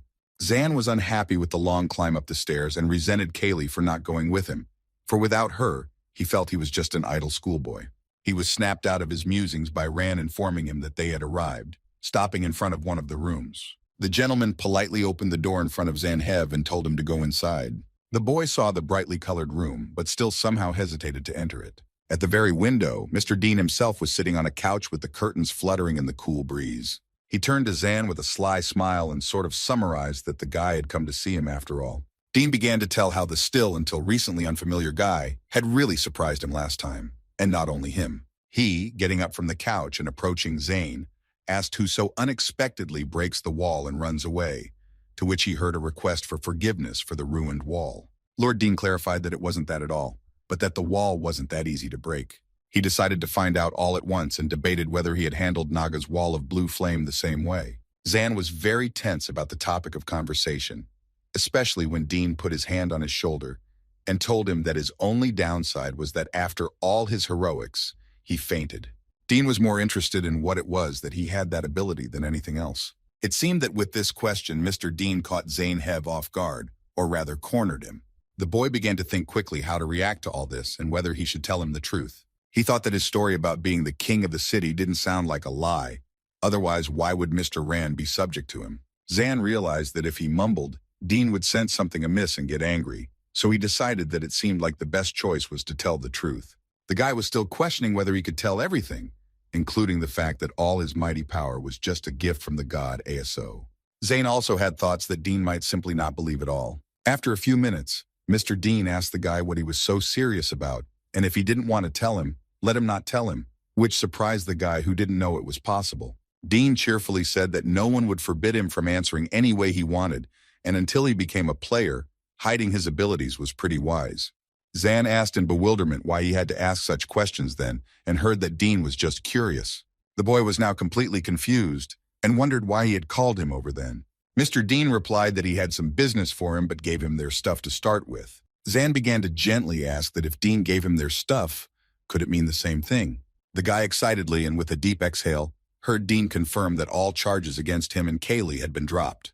Dean said that an old man had come in and explained to them that they were not members of the Red Hoods Guild, much to Zane's surprise, since he had heard the old man accuse them himself. Dean replied that he didn't know of any such thing. He had only heard that the guy had prevented the deaths of many innocent people. That was the reason why Mr. Dean wanted to meet with the guys, but when he got to them, they had already fled. Zanhev laughed loudly after a few seconds, which caught the Lord's attention. The guy began to think over everything Dean had just told him and put it all together. Zan was proud and insanely happy that his hesitation on the field was not a blunder at all, but actually saved people's lives, and it was even noticed. Mr. Dean, of course, didn't know what Zan was thinking and was looking at him very strangely. He quickly realized with a caustic smile that this guy was not at all as simple as he seemed. The king of the city turned to the guy to clarify if he still wanted to go up to the tower, which brought Zan out of his musings. Dean wasn't going to be left without any information at all, and clarified exactly why he needed to do so. The Lord asked him to tell him his reason for this sudden desire. There were actually quite a few people wanting to get into the tower, but Dean was interested in this particular guy's purpose. Zan hesitated and mumbled, wondering whether to tell the Lord the truth. He realized that he had nothing more to lose and answered honestly that he wanted to take the first place in the ranking among the players. Mr. Dean didn't expect such an answer from the seemingly quiet boy, and was even more surprised when he seriously said that he wanted to break Nagi. Both boys simultaneously remembered Nagi's player with all her mighty power, and Dean thought he had gotten the answer to his question. A sepulchral silence hung in the master's room, and the guys looked at each other in silence. Zanhev pondered what he might get for such an answer, whether Dean would approve of it or punish him for it. The Lord interrupted the boy's thoughts by calling his name loudly, and he responded immediately. Dean asked Zane if he wanted to see what was right outside his window. The guy was a little confused by the strange question and didn't dare to answer for a while. Zan didn't say anything and just silently walked to the Lord's window, looking carefully at all the buildings and the sky tower, terrarium itself, which was just visible from here. Dean asked the lad if he could see something like a fence in front of the tall buildings, made of sharp and sturdy sky blue steel. The Lord explained to Zan that everything outside of that fence belonged to the Avalon Guild. As it turned out, this guild was under Nagi's leadership, and Dean said quietly that it all had a gorgeous view. Zan looked around the buildings with bated breath, and in wild shock once more, and thought about how powerful it was to have this all in his power. At that very second, the dazed guy realized how ridiculous his statement about the Naga player sounded. He thought of his rival and looked up at the tower. Then his own words about how he was going to break her came to mind. Zan immediately realized that it wasn't Nagi herself that was to be broken, but much, much deeper and bigger. He envisioned a bunch of people connected to her and her power, and more specifically, people who would have to be overthrown before she realized anything. The weary lad was alarmed at the outcome he had just come to.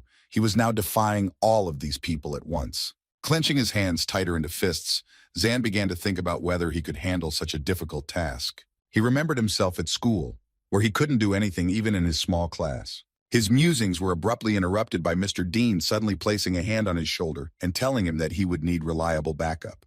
Dean seemed insanely happy about the new venture and the new ally.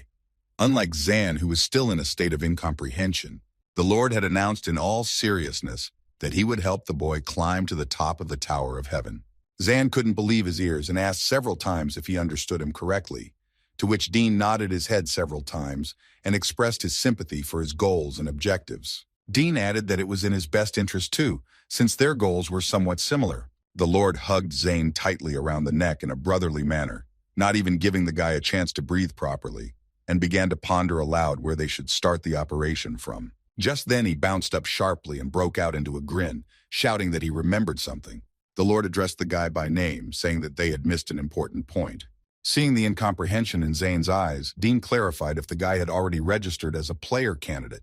After discussing all the details with Dean, the guy exhaled heavily and walked out the door of the room, thinking about how tired he was and glad he was finally out of there. Zan was happy with one thing. He now knew how to get up into the tower, and he was loud about it. Behind Zan's back, who had completely forgotten about him, stood a stern Mr. Ran, who sternly asked if he really hoped he could do it. The guy immediately remembered that Ran had been standing and waiting for him here at the door all this time. The Lord didn't miss the opportunity to speak up and began to say that he had warned him, as he didn't have the necessary strength to climb the tower. He also added that instead of heeding his words, he was throwing bold promises left and right. Mr. Ran, after a brief pause, went on to ask Zan if he was confident that he could really defeat a player like Nagi. Hearing no denial or apology, Ran began to insult the guy, warning him not to be so cocky and stupid.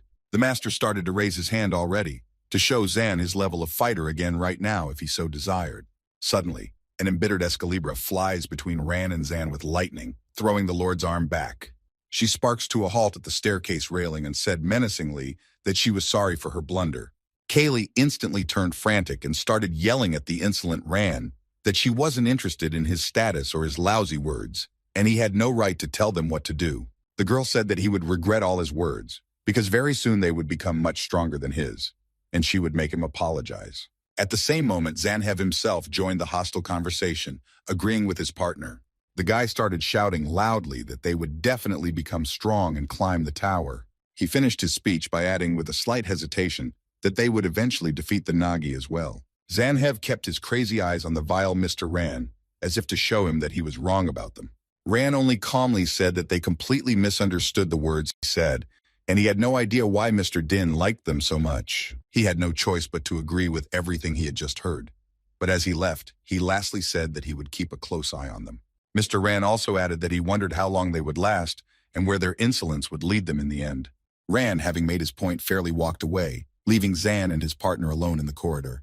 Zane and his partner were alone in the corridor for a while, staring at the departing Ran in silence and with undisguised anger. As soon as the gentleman disappeared from their sight, the guy immediately fell to the floor, exhaling loudly and rejoicing that he finally left, to which Kaylee asked him to get up now. The girl was fired up about their new goal and wanted to get strong soon so she could paint the beautiful face of this vile and arrogant type.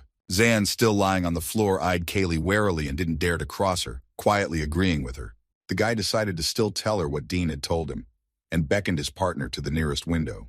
He pointed her to the tower and all that was behind the hedge and told her that was the place they needed. But Kaylee already knew that because it was obvious to her. Zan was recalling in detail the place Mr. Dean had mentioned for further down the list of players. Meanwhile, somewhere at the gates of the main sky tower terrarium, a girl surrounded by many different creatures stood at the gates to announce the first obstacle. She waited for a while for everyone to gather, and when she noticed a sufficient number of willing players, she greeted everyone. All present greeted the girl in return, and she solemnly announced the beginning of the selection of candidates for the players. The partners watched the buildings and the tower from afar, trying to find the right path. Zan annoyedly told Kaylee that they were doing badly since they couldn't even find the location of the exam. The girl angrily asked the guy how he was even going to get up to the tower if he couldn't even find the exam location, but Zan only thought it would be easy. The guy quickly remembered Dean telling him that if they couldn't find their way for a long time, to just let them follow the people, but Kaylee didn't understand what people they were talking about. Zan recalled something to the effect that they should immediately realize as soon as they saw them, but began to puzzle over whether this could be another test. At the same time, the girl heard some footsteps behind her back and words of permission to destroy someone there. Kaylee started to listen and noticed an embittered guy walking forward who was answering someone that it wasn't passing time yet.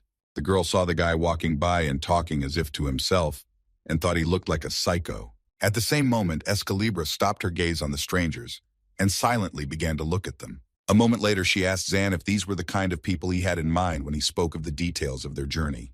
Zanhev didn't immediately realize what he was talking about, but when he too noticed what his partner was seeing, he fell silent. Somewhere in the corner of the street, a bunch of guys were sitting around discussing the energy of the God-sharpened sword and the upcoming election. More people were walking by, talking amongst themselves about being focused and working hard to get on the list. One of them was begging someone named Zandarkin to be patient a little longer for the realization of his plan. The partners observed a pattern of rather strange types going in the same direction, most likely the right one for them as well. Kaylee hesitated and offered to give up and go home, but Zan told her to pull herself together and put all doubts aside. Suddenly, someone's heavy hand fell on the daredevil's shoulder, pushing him away.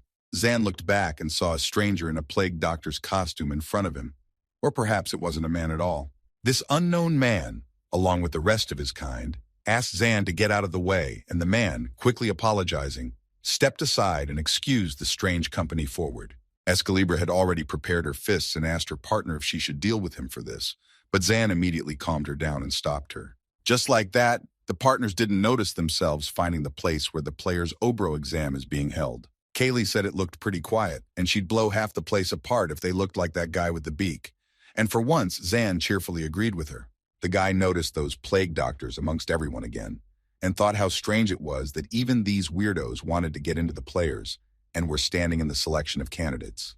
Escalibra noticed someone coming up on stage, and Zan figured they were about to explain the conditions of the exam. A girl named Momo, who was the examiner and part-time player, announced to everyone that most were already in. The partners listened as Momo asked for permission to start the selection and started talking about the exam to select the C players. Zan recalled a conversation with Dean, who told him about the criteria for selecting players, adding that there was nothing special about it. The gentleman clarified that one simply had to show one's specialness, thereby attracting the examiner's attention. Dean was sure that it would be a cakewalk for someone who could tear down walls with one punch, and asked him not to worry about it. The master reassured and encouraged Zan, telling him that there was nothing to worry about and he could walk around and watch. While Zan was reminiscing, Momo was already in the midst of the selection process and managed to turn someone down, informing him that he had been knocked out. The girl passed by many candidates and said one word to all of them, one after another: "You're out." Zan hadn't even imagined or thought that there would be such a tense atmosphere here, while Kaylee wasn't surprised at all and said that it was a common thing. The guy pondered that if she was a player like Dean and Ran, then she was bound to have some sort of criteria for selecting players. Zan began to quickly think about what exactly those criteria should be so that he wouldn't drop out before he even realized anything. Meanwhile, Momo walked up to one simply huge guy and sternly told him that if he kept making the examiner look down on him like that, it would all end right now. The guy didn't quite understand her well, or maybe he just didn't hear her, to which the girl yelled to him to bend over, and he started sighing heavily. He started oohing and ahhing and eventually apologized, but Momo wasn't going to let it go and asked if he wanted to fight her. The flustered guy started to refuse and crumple, but the two seemed to be onto something and said she understood him. Momo got the attention of everyone behind the huge guy with a loud announcement. When they were ready to listen to her, she simply said briefly that they were all eliminated and heard instant multiple outrages. The angry candidates took turns shouting various kinds of appeals and requests to Momo, pressing pity or simply threatening her. The girl was already backing away when she heard someone's voice, who said that he agreed with the outraged and wanted to know by what standards she selects players. Momo suddenly did a sharp acrobatic stunt, raising dust all around, and said that she certainly had standards. At this time, Mr. Dean was having a snack and got choked up from the sudden explosion. Mr. Rand rushed to help his boss up and asked what was wrong with him, hearing back that he had died and been resurrected at the same time. Dean stood up on his own and cheerfully said that it looked like the explosion was just at the exam location. Momo didn't just do an acrobatic stunt. She summoned a giant monster to her aid, saying that everything was going in the wrong place again.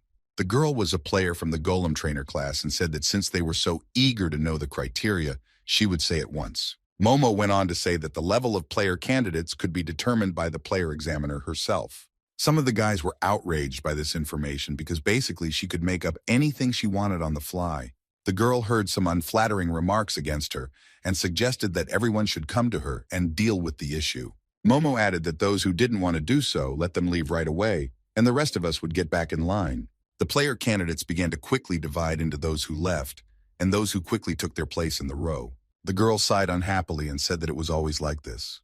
Forever they all needed to be sure to see the difference in levels with their own eyes. Momo suddenly interrupted her speech when she heard someone shouting loudly that she was a slacker and sitting there just smiling. Concerned Zan was already trying to calm down an infuriated Kaylee, who was yelling that she was really trying to keep quiet, but her whole selection was starting to piss her off terribly, and she didn't even consider them for candidates. The guy was worried that there was going to be trouble from his partner now, and tried his best to shut her up, but she got even more pissed off. Kaylee also said that if the selection of the players they were so eager to become was treated in a detailed manner, then she never once fell for it all. The girl couldn't calm down and asked her partner what he thought about it. Zanhev had already frozen from surprise, fright, and surprise, because he noticed something right behind Kaylee's back. The girl turned around and right in front of her saw Momo asking if she would like to be taught a lesson. Momo asked them to approach her and specified that if they could touch even the ends of her hair, she would give them credit for the exam. Escalibra lit up at such an intriguing offer and gladly accepted, asking if she would keep her promise. Momo walked the shortest distance possible to Escalibra and glanced menacingly at her. An in-world announcement announced the challenge to Zainhev and Escalibra to Momo. The other candidates watching all of this laughed and shouted that they were completely stupid for daring to do such a thing. Some candidates just watched silently and drew conclusions in their heads. Either way, positively or negatively, this whole situation affected the other candidates. Momo started to ask Kaylee if she was going to attack her or if they should stand like this all night. To which her opponent told Momo to attack herself if she wasn't afraid. Momo couldn't believe her ears and questioned if the girl was sure of her decision and wanted to die right now, to which Kaylee responded by calling her arrogant and insolent. Zanhev tried to intervene and calm both girls down, wanting to settle things peacefully. While the guy was talking about his peaceful intentions, something behind him seemed to explode with a deafening rumble, scaring Zan badly. The other candidates anxiously started looking around and around for the source of the explosion. Meanwhile, while they were all talking amongst themselves, the golem simply fell to the ground with a resounding thud, just as everyone present thought. Someone next to the golem said that if they wanted to eliminate it, they had failed miserably, and it had unraveled their praise player evaluators. Sitting on the fallen golem was a guy who Kaylee had seen earlier and thought he was weird, and it seems he was, because he stated that their criteria was terribly boring. The guy was addressing the examiner, saying that he would eliminate whoever needed to be eliminated on his own. Both girls simultaneously thought that there was definitely something wrong with this crazy guy. The guy appealed to some Zandarkin again, asking him to destroy them all. Momo addressed the guy directly, saying menacingly that he was pathetic for thinking about the unfairness of his exclusion from the players. She added that all she had to do was show her abilities to any of the candidates. But since that was the case, now it was time for her to get down to business. Suddenly, Zanhev ran past the girls, surprising them both. He asked his partner to help, otherwise many others would get hurt. Escalibra didn't want to leave Momo unanswered, but agreed to help Zan and told her rival that she was very lucky today. The girl ran to her partner and asked him to give up her seat to go about her business. Zane, who was running, was suddenly stopped by some strange guy in a hoodie and asked him to move over, saying he had already done enough damage. The stranger got ahead of the guy and yelled to wish him luck while Zan tried to catch up and stop him. The hooded guy walked straight towards the angry monster, flying at him. The stranger was completely calm and seemed to be doing his usual thing. The crazy guy, determined to destroy everyone, commanded his beast to run at everyone to attack. The red-headed beast quickly accepted the boss's order and moved further towards the enemies. At that moment, as the monster was already flying towards the hooded guy, there was a blinding flash. A second after the flash, the surroundings became indistinguishable, and all the candidates saw the monster shatter into small pieces from the powerful impact. The hooded candidate with the name Pastis continued to chew gum like nothing happened and said it was the easiest thing to do. Kaylee was furious as she was just warming up for the coming battle, and Zan was thrilled with the power he saw and was trying to figure out his ruse. Momo turned sternly towards the guy who had made this whole mess right at the screening. The guy was cursing loudly at himself and his dead beast for their misfortune, and couldn't believe it had happened. Pastis asked the rebel if he had done enough damage or if he needed to add more, which caused the guy to react angrily. The rioter began to ask who he even was, and a certain pink-haired girl replied that the guy was as much a candidate as he was. The pink-haired girl walked closer to the guy and asked him not to be so stubborn and just leave, to which the guy yelled at her not to order him around and shut his mouth. The girl was surprised at such a menacing tone and said that it wasn't an order but just advice. After all, he makes his own choices. She advised him to look to the sides, where other indignant candidates were already standing, ready to brutally fight him right now. The rebel slowly looked around at all the angry guys standing there and quickly realized that he was not going to do any good here. He yelled at the top of his voice that he was going to show them all that he was worthless. It seemed as if he would never shut up with his threats and curses, but the situation was saved in time by the guards who took him to prison. The candidate stood and listened to the inadequate guy's cries for a while he was taken away from the selection and discussed his strange behavior. Kaylee said that the guy was nothing, but Zan was glad that they had managed to avoid the examiner's attention. Suddenly, someone behind Zan's back raised his hand and asked for permission to ask a question, which attracted the guy's attention. It was the same plague doctor who had asked Momo what they should do now. Should they get back in line and take unwarranted exceptions, or would there be more assignments? Zanhev was even a little scared that this strange type had reappeared from behind and just as stealthily. The candidates were slowly starting to resent waiting in line again, but they weren't going to back down. Some of them didn't seem to understand anything anymore, especially how to get a pass further now. Conversations went on between the guys that Row B had just passed because he had enough money and they were still standing, and some passed even by the most ridiculous criteria. Zanhev, listening to all this, realized that the situation was heating up, and if it continued like this, nothing good would come of it. And also the examiner had disappeared somewhere so badly timed. After hearing all the talk about the selection and herself, Momo said loudly that judging by their conversations, they obviously had something to say. In front of all the candidates on that very huge golem stood Momo. The partners were surprised and angry at the same time that the stone monster had survived after all, and the girl herself had gotten close to them stealthily. Some of the candidates were furious when they saw her and started shouting that she no longer dared to do whatever she wanted, and they would no longer tolerate such treatment. Momo seemed to be amused by all this, as she stood on the golem and smiled broadly. The girl stood majestically, and there was complete silence for a while. Zan saw the still disgruntled faces of the candidates and began to fear for their actions. But Kaylee asked him to just stay close and not move away. The candidates were determined and clearly had no intention of backing down. She lined up a new row on her own and waited to see what Momo had to say to that. Time was passing, and no one present still had no intention of leaving the selection. From the expression on Momo's face, it was obvious that she was very pleased with the picture before her. After a little more silence, the girl hurriedly reassured everyone, asking them not to worry so much, because they had all passed the selection. The candidates changed their faces at the same second and sincerely did not understand what had just happened. Momo began to explain that the main criterion for selection was resistance, standing your ground no matter what is the main quality of a player. Golem added that if they just followed other people's rules, they weren't worthy of being players. So resistance was the first criterion for selecting candidates. Momo looked at everyone and asked if anyone had any questions, but it was obvious that everyone just agreed with her decision, no matter what she was saying there now. Only the pink-haired girl out of all the candidates didn't mind asking Momo a question. She had no way of understanding how they all passed if there were so many of them.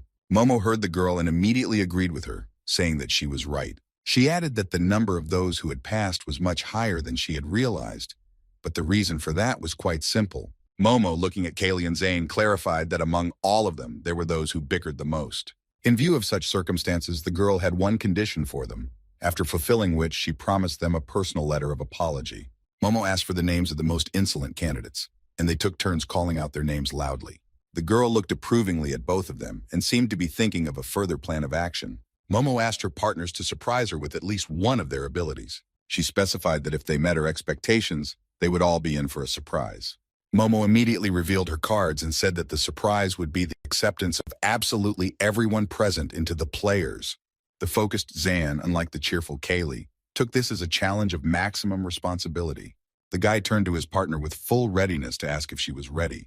Escalibra, without a second's thought, quickly and with genuine excitement, replied that she had been ready for quite some time. In the same second, a bright blue flash of light lit up in front of everyone present. Some candidates were even a little scared, hoping that these lightning bolts were not dangerous to their lives. The pink-haired girl and the hooded guy were also surprised by such strength of their partners. They began to guess that for all its power and strength, it was very similar to a weapon that had a soul, or what they called personality.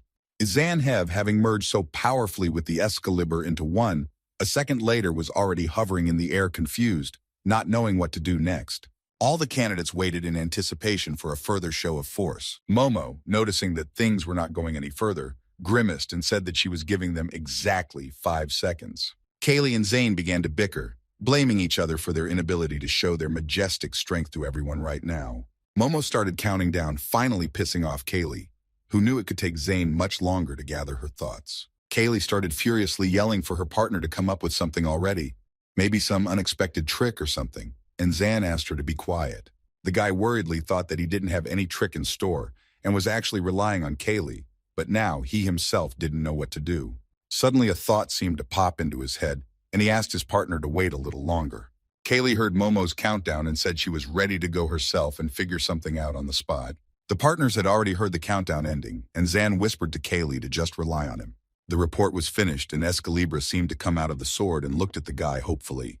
Zan cheerfully thought he had completely forgotten one thing, as he was overwhelmed by the crazy string of events and decided to show his reality. Zan stepped forward to Momo and held out his trump card for her to see, saying that this was his specialty.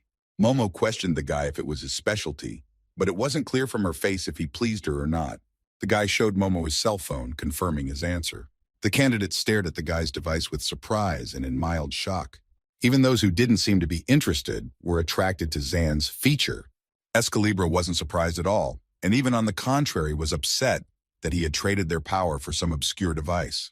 Zanhev, noticing the many interested looks on his face, began to explain what this device could do. Suddenly, Kaylee was furious at Zan, saying that he had asked her to trust him, but he couldn't even explain what this thing was, and it was useless. The girl started shaking the poor guy with all her might, yelling that if she knew what he was going to pull, she would never have gone for it, because now no one would take them in. Kaylee continued to rage at the guy and insult him, when Momo informed them with a smile that they were accepted.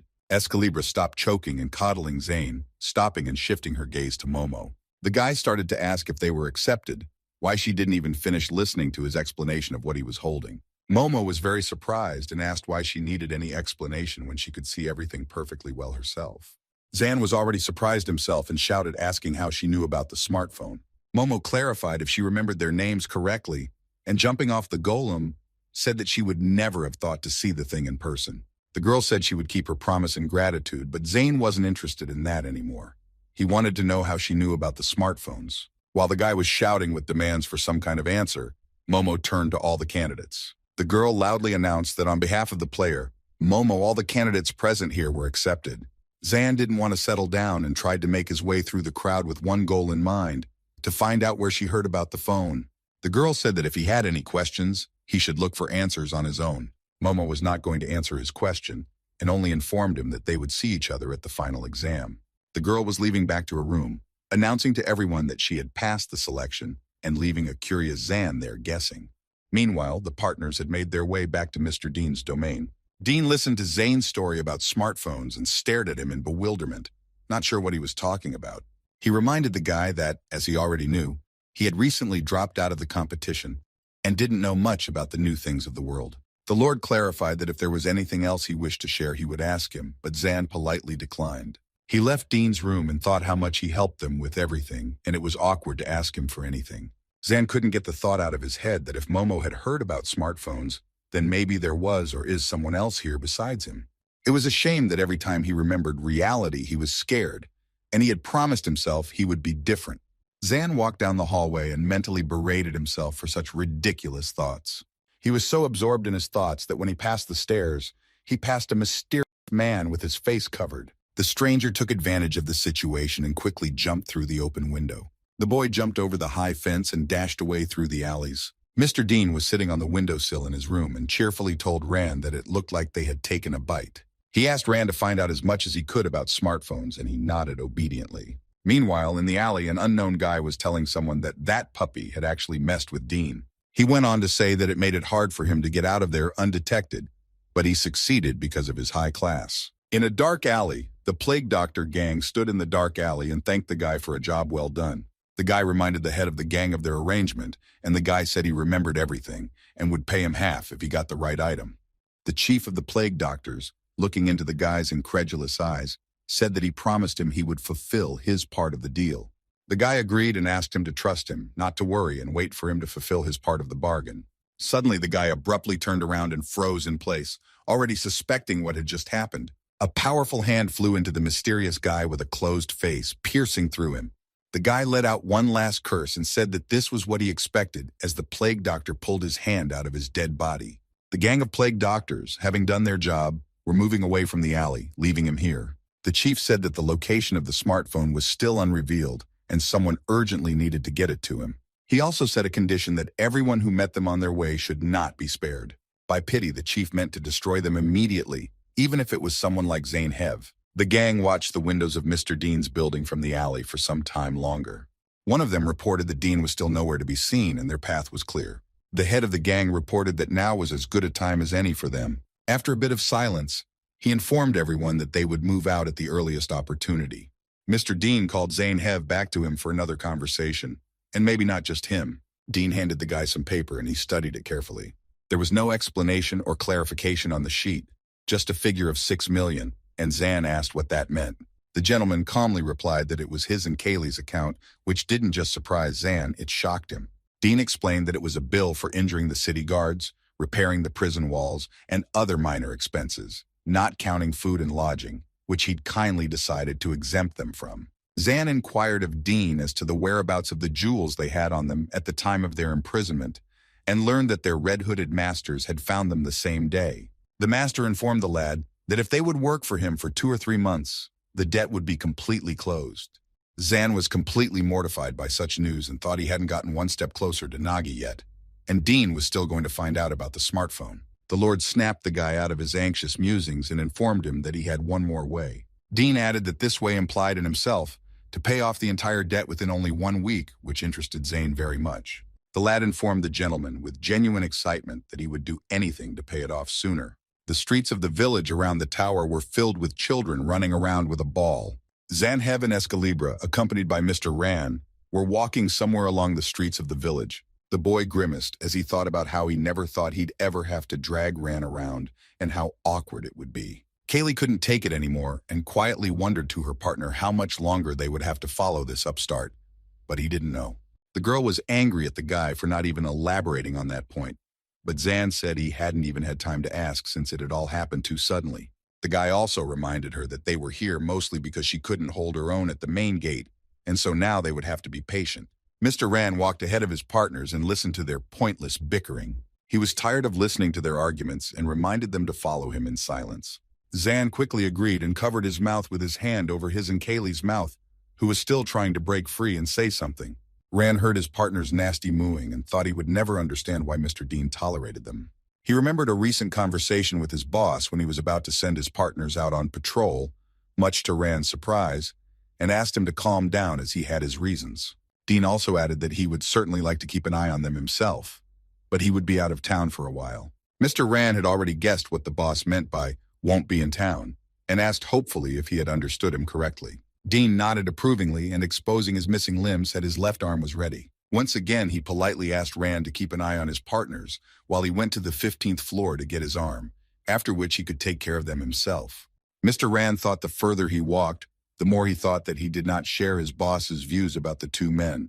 He could hear the boy's silly and ridiculous swearing behind his back and tried to understand why Mr. Ding was so worried about them. Mr. Rand was so engrossed in his thoughts that he didn't even notice that he had crashed into something. It turned out that he hadn't hit something but someone. Some boy was already lying on the ground from the collision with him. The boy was very upset when he saw that his hot dog had fallen out of his hands and was lying next to him. A second later, the boy shifted his gaze higher and looked to see who had caused his fall. His partners had noticed the situation and were already talking about how the kid was in trouble, since the sauce from his hot dog was already on Zan's clothes. Zan was sure that things were bad because Mr. Rand's temper was too fiery and he wouldn't let it go. Mr. Rand stared at the boy for a moment, and then he simply walked forward in silence. The partners were quite surprised by Rand's behavior because it was not like him at all, and even strangely. Zan's friends began to run up to the boy, and Zan decided to ask him how he was doing, though Kaylee was sure that he was fine because Rand hadn't touched him. Instead of defending their friend, the boys started yelling angrily at the boy, asking how he dared to hurt Mr. Rand. The girl started cursing at the boy that he should have watched his step, but Zan decided to intercede and said it would be a good idea to ask him how he was feeling. The boys heard Zan's words and turned around and said that it was none of his business at all, and since the boy was alive, it was no big deal. Kaylee walked over to the girl and called Ran a fool and said she was very surprised that even the children were protecting him here, making the little rebel very angry. They got into a heated argument with insults and threats about Mr. Rana, and Kaylee couldn't stand it and asked what he was so good at. The girl did not back down and proudly stated that Ran always takes care of them and helps them. This statement seemed to confuse the partners as they had no way of imagining it. Zan and Kaylee quickly caught up with Mr. Ran, and the guy said he was very popular with the kids. Ran didn't seem to understand what he meant and asked if he was making a mean joke, but Zan just nodded in the negative. He added that he was completely relaxed about himself, but that he had to worry about his high popularity. Zan didn't immediately realize what he was talking about, but a second later he understood because he felt himself surrounded by a herd of small moccasins. The guy tried to free himself, but to no avail, and Mr. Rand laughed loudly, causing Kaylee to ask for help instead of laughing. As Zanhev sat all upside down surrounded by the little beasts, Rand said he should be proud. The Lord, as he walked closer to the mochi, added that they were intelligent creatures from the heavenly terrarium and very rarely approached anyone on their own. Ran also said that these creatures are even difficult to just touch by trying to put your hand near one of them. The master was very surprised when the little Mokiko let him pet himself. After thinking about something for a bit, he said that he had guessed just that. Ran explained that it seemed that the fact that the Mokiko had saved him from him last time wasn't an accident at all. Zan plucked up his courage and asked Ran if he could ask him some questions. Seeing that Ran didn't express refusal in any way, The boy gently asked if he had become a player in order to protect the city. The Lord, holding up his endless belt of cleavage, explained that he was nothing without that power, and he wanted to live up to the expectations of those who valued him. Ran raised his eyes to his partners and the children playing nearby, and repeated that he was doing this to fulfill expectations. Adopting a rather stern look, the Lord added that he became a player in order to punish evil on behalf of the weak. Zanhev stood confused amidst the mochi beside Mr. Ran. After a bit of silence, the guy said that, as expected, it was hard to understand him. Ran was already walking away and only replied that he didn't expect the guy to understand him at all. Kaylee cautiously approached her partner and gently asked why he looked so strange. He didn't even look like himself somehow. It was as if Zan didn't hear Escalibra and was completely immersed in his own thoughts. The boy pondered that he didn't think they were weak at all, and Ran was probably thinking wrong. A moment later, there was a massive bright explosion behind the hedge, drawing everyone's attention at once. Zan began shouting in horror that a fire was about to start, and Kaylee remembered that it was at the side of the market where they were going. Mr. Ran looked on in horror at everything that was happening and seemed to begin to guess something. A gang of arsonist plague doctors stood menacingly at the beginning of the village square. The chief of their gang ordered everyone to go on the offensive and leave Zanahev to him. People were rushing like mad through the streets trying to avoid explosions and attacks. Zan quickly asked some guy running by what was going on here, and the guy replied that some crazy guy was walking around the village setting things on fire. The guy wondered why someone would intentionally go around setting the streets on fire when there was a rank 2 player here defending the village. Zan quickly asked Ran where Mr. Dean was now and learned that he was temporarily unavailable. The boy voiced his displeasure about that, and Ran said that that's why they picked a time when he wasn't available. Ran gave Zan his first mission, which was to alert the guards and bring them here immediately. Zan wondered what he would do then, but Ran thought it was a silly question. A second later, the Lord had already powerfully pushed himself off the ground in a high jump, bringing out his endless belt of cleavage. Zan began shouting after him that it was foolish to go alone, and Kaylee asked if he wanted to follow him in that case. The boy quickly wondered what he should do after all and decided to listen to Ran. He told Kaylee, who had no choice, to hurry up and call the guards sooner, saying he knew of a shortcut. At this time, Mr. Ran was already rushing towards the intruders at breakneck speed. As he flew, all he could think about was that because he was doing nonsense and thinking about the wrong things, all of this had happened. He remembered the guy jumping out of the window and decided that even then he knew perfectly well that there was bound to be a problem. Ran didn't understand why he didn't do anything and decided to himself that he had failed in his duties. As he flew forward quickly, he didn't immediately notice that there was something in front of him and paid attention when there was already an explosion. The powerful, blinding flash from the explosion thundered in different directions. Someone approached the gentleman and, calling him by name, asked if he was the head guardian of the village at the foot of the tower. The unknown guy informed Ran that he had shown up too late and was too late. The leader of the attacking gang, along with his subordinates, was going to search for the man they needed. He decided to test if his strength was not so powerful against his opponent and struck the first blow. His subordinates immediately scattered to the sides of the gang leader. The ringleader directed even more fiery force energy towards Mr. Ran. He was desperately trying to set Ran's endless dissection belt on fire, but he was having no luck. The ringleader was busy with his business and missed the moment when the attack on his men happened. He looked around him and saw that Ran had taken down 2 of his subordinates with a single blow, who were already unconscious on the ground. The chief quickly thought that he had hoped for the great strength of these guys and told Ran that he was worthy of his title of guardian. Mr. Ran didn't seem to listen to him at all and was only preoccupied with one mission: to punish the culprits. He quickly gathered all his strength into a fist and formed a kind of sharp spindle in the air with his cloth. The leader decided to use the power of flame and formed a huge fireball. The 2 rivals' forces met right in the middle and destroyed each other. Mr. Ran was determined and wasn't going to retreat or give up. He ran straight at his opponent with all his speed, making a turn around him. A moment later, they were once again staring at each other with embittered gazes. The leader didn't even have time to do anything before Ran flew towards him at breakneck speed. Mr. Ran slammed powerfully into his opponent and threw him whistling backwards, leaving a trail of sand and dust. With a quick jerk, he pushed off to return to his starting position. Landing precisely in his chosen spot, Ran gathered renewed strength for his next attack. He pushed off again powerfully and rushed towards the enemy with words of his impending demise. Suddenly, from nowhere, Mr. Ran was attacked from behind by the subordinates of the ringleader, grabbing him by his clothes. Mr. Ran did not hesitate and destroyed all his attackers with one boa constrictor, although he lost half of his suit. The ringleader, who had fallen into the stone wall without being able to get out, said that he had apparently lost. He clarified that he had no idea that Mr. Ran was able to control something other than his endless slashing belt. Ran wasn't going to listen to the ridiculous remarks against him, and simply asked him to name the target of their attack, as he would destroy him otherwise. The ringleader smirked and clarified that even if he did say something, there was no way he would let him live. The last thing the ringleader said was to address Guardian Ran that it was his defeat. Meanwhile, the head of the plague doctors informed someone that they had already completed their objective. Zanhev and Escalibra stood in front of him, not realizing what was going on here, or why there were familiar faces in front of them. The head questioned the guy if he was the same Zanhev, and as if to greet him in a friendly manner. The guy looked closely at the plague doctor and quickly realized that he had seen him before in the exam. Escalibra hid behind her partner's back and quietly informed him that she had a bad feeling. She also added these guys had already surrounded them on all sides, and that certainly didn't bode well. Zan apologized to the head of the gang and said that they had orders, and they were obligated to bring the guards as soon as possible. The guy started to quickly say that they would love to chat next time because they were in a big hurry right now, but the gang leader interrupted them. The plague doctor explained that there was no reason for them to meet next time because he had set the fires this time.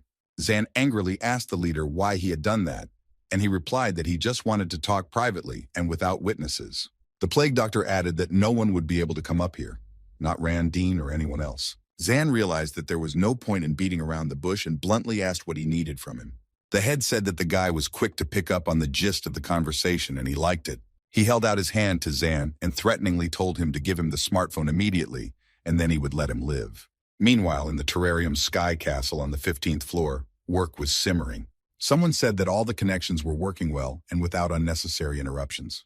A girl from the mechanics class named Marie Kienos was walking with a mug of hot drink and saying that things were not as bad as he had imagined. Across from the mechanic girl sat Mr. Dean and agreed with her words. Some kind of special device had been attached to the place where his left arm used to be, and Dean said that he just wanted to get this over with as soon as possible. Marie clarified that she had already sped things up as much as possible and was more interested in the village, but Dean didn't believe that she was suddenly interested in life outside. The girl admitted that she didn't really care, but she was worried that he'd pass out again, so she asked, to which Dean told her not to worry. He said he thought it was a very good time to ask something too. Dean asked the girl if she had ever heard of a thing called a smartphone, which really piqued Marie's interest. The girl replied that even if he had heard of it, it was indeed a hot topic, but Dean only rushed her to answer on the subject. Marie said that she had only heard rumors about him, like he could help awaken some special ability in you or something. The girl added that it would be best not to mess with the item at all, while a terrified Zan stood before the head of the enemy gang. The boy looked around and around, noticing the plague doctor's men everywhere, and realized that they did it on purpose, as if to hint him not to even think of running away. The gang leader once again asked Zane to give him his smartphone, and then he would let him live. The guy knew that the psycho who set the whole village on fire would never let him live once he handed him the smartphone. Zan wasn't exactly sure what to do next yet, so he decided to stall for time, slowly checking his pockets. A second later, the guy was already flying backwards quickly from the plague doctor's strong kick. The head warned Zan not to even try to play with him, saying that he wasn't stupid at all. As Kaylee rushed over to her coughing partner, the head clarified next time he would punch to kill. Escalibra instantly erupted in a fit of rage like a match, pleasing the plague doctor, but Zan did his best to stop her. The guy was still trying to get to his feet after the blow and told his partner that he was fine and they would do as he asked them. Kaylee was still against it, but Zan wouldn't stop telling her he was fine. Looking into his partner's eyes, the guy seriously asked her to trust him one more time. Kaylee didn't bicker anymore and simply said she understood, helping him up. Zan quickly thought that if engaged in a fight, he would be fighting to destruction, which was why he should avoid it until someone came to help. He decided not to lead him into unnecessary actions and simply pulled out his smartphone. Suddenly, their already tense conversation was interrupted by someone asking what they were all doing here. A little girl approached the plague doctor and asked him if he had seen the fire, since he was talking in an incomprehensible way. Zan immediately recognized the girl who was so fiercely defending Mr. Ran. The gang leader asked the girl who she was and how she had gotten here. The girl replied that he must be a fool for not realizing the obvious things, such as the fact that she came here on her own feet. The plague doctor cursed loudly at his subordinates, who were not even able to block the road properly. The girl asked the head if he was hot in his rather tight mask. While the girl was still saying something, the plague doctor had already fired a charge at her. Zan immediately dashed towards her and quickly grabbed the girl, carrying her away from the blast. The plague doctor announced that the negotiations were over, and he would take the item he needed from his dead body. Zan carried the girl to a safer place and, calling loudly to Kaylee, told her to run forward. The boy threw the phone in the direction of the plague doctor and yelled to catch it. Escalibra gladly accepted the challenge and quickly dashed after the smartphone. The plague doctor wasn't prepared for this turn of events and loudly cursed. Kaylee is ahead of her opponent and manages to catch the phone in the air deftly first. The girl doesn't miss the opportunity to immediately insult her crow-faced foe by cheerfully asking him if he wants to take something away from her, running away from him to the front of the line. While Escalibra was running fast and shouting nonsense to the plague doctor, the enemy's subordinates were already waiting ahead of her. A gang of thugs simultaneously attacked the girl, grabbing her tightly and giving her no chance to escape. The little girl watched everything happening with fear and excitement and was visibly worried for Kaylee. The plague doctor ordered his men to break Escalibra's hands for starters, so that if she wanted to use the smartphone, she wouldn't be able to do so. The subordinates threw the girl to the ground and began to step on her hands, still clutching the phone tightly. The plague doctor turned to Zan, saying that he was too pathetic and cowardly since his plan was to abandon the girl and run away himself. The boy was completely unaffected by these words, for he already had a plan of further action ready. A scalding flame suddenly appeared under the feet of all the enemies present, forcing them to disperse. While Mr. Rand was finishing up his business, he noticed a bright flash from afar that looked like a powerful explosion. Rand turned around in surprise at the sight and wondered in bewilderment if it could be Zainahev's power. The plague doctor frightenedly wondered if this was the smartphone power that everyone was talking about so much. He quickly looked at the phone, but he didn't see any change in it, and was even more confused as to where this guy got this kind of power from. The plague doctor thought of the guy's power known as the Light of the Chosen One, and began to slowly back away. The little girl kept her eyes on Zan as she watched Zan mastered the player's mighty power. Zainahv was already standing there with a majestic sword in his hands and said that with this, it would only take one swing to take him down or anyone at all. The little girl curiously asked if he was a player like Mr. Rand, to which the guy asked her to move farther away as it was dangerous here. Zainahv gathered his thoughts and seriously stated that he would end things here now. The plague doctor still wouldn't calm down and began to persistently ask where he got such a powerful force from. Escalibra couldn't even resist even using his sword to comment on his silly questions. The partners simultaneously replied to the enemy player that it was none of his business and none of his concern at all. Zainahv rallied together with Kaylee to deliver a powerful blow to the enemies, blinding everyone around them and leaving behind a huge trail of fire. At this time, a pink-haired girl was standing somewhere and scrutinizing the area. Suddenly seeing a bright explosion, she exhaled a sigh of relief with the words, "Finally found it." Mr. Rand stood with the unknown fighters, and they all understood that what had happened would be the basis for great changes in the life of the village. The unknown men came to the Lord and said that they had come with a warning. The unknown men were from the first guild and explained that from this point on the situation was under the control of the Avalon Guild. Rand said in a frenzy that this was utter nonsense because while he was trying to handle the situation, they were all standing by and watching. The guild replied that such a statement was fundamentally wrong, as they had entrusted the whole matter to him as the guardian and trusted in his abilities. They also said that the damage caused by the fire was enormous, and it was not just their village, which was why they had been sent here. One of them clarified that they had come on a mission, and the only one resisting everything at this point was him. The guild wasn't going to get any more excited and simply reiterated that from now on, this matter belonged to the full control of the Avalon Guild. They clarified that it wasn't a suggestion at all, but a confirmation of further action. After the guy's powerful sword strike on the enemy, the plague doctor fell to his knees. The enemy, unconscious and without any movement, sat silently with his head down. Zan figured he had passed out, and this was the first time since he got here that something had gone wrong. The lad quickly gathered himself as it was too early to relax and asked Kaylee how she was doing. The sword in the guy's hands was silent, as if it had never been animated with him. Zan looked worriedly at the sword and repeated his partner's name a few more times. The little girl decided to ask Zan if he was okay, to which he told her not to worry. The boy became worried about why Kaylee wasn't answering him and decided that it might have something to do with her trauma that the plague doctor's men had managed to inflict on her. Zan thought about the fact that he had relied on her every time he used his power, so now it was his turn to take care of her. The boy led the little girl behind him, telling her to get out of here as soon as possible. Zan was completely immersed in his thoughts until he heard a strange sound. The plague doctor, who had come to his senses, was flying at him at breakneck speed. Zan had time to put his sword out as a defense and fight back strongly against the enemy. The plague doctor with the mangled face asked the guy threateningly how he dared to do such a thing to him. And he also said a lot of insults and threats. Zan thought only about how he had dodged the blow in time, or perhaps it was his opponent who was inattentive. But in any case, he had to answer to it. The mask fell off the plague doctor's face and he shouted at Zan to give him his sword immediately.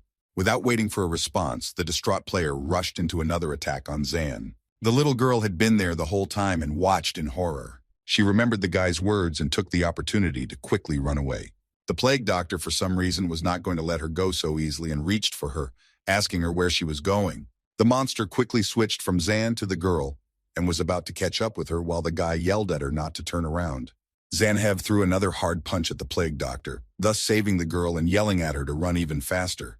The boy was pleased with himself this time, hitting the target accurately and preventing the enemy from grabbing the defenseless child. Zan saw that the plague doctor was still in pretty good shape and gave him a second powerful attack in a row. The boy was sure that this time it was going to work and knock the enemy opponent out of his strength. Zan was very surprised to once again see the resurrected plague doctor in front of him, who was still not backing down. The gang leader was still asking Zan to give him the smartphone as he really needed it. The plague doctor was saying things that didn't make much sense to the guy, like the fact that he had to pay someone back. The only thing that interested Zane at that moment was that this psycho was like a zombie, rising back to his feet time after each attack. Suddenly, at the same moment, Zane felt very bad. His legs and arms were not obeying. His head was dizzy, and there was a strong desire for nausea. The guy could no longer see his opponent well, thinking only about how much he was throwing up. Zan could no longer stand on his feet and fell to his knees, holding his sword tightly in his hands, which began to instantly transform back into his partner. A wave of regret and remorse came over the boy that it had happened again, even though he had tried so hard. He clutched Excalibur's hand tightly and apologized to her for not being able to handle it alone, and he wasn't even able to move a finger right now. The only thing Zan didn't regret was seeing the little girl manage to escape, and he really hoped she got out of there safely. The frustrated boy thought about the unfairness of himself and Kaylee's relationship. Zan so desperately wanted to protect her like she had protected him last time.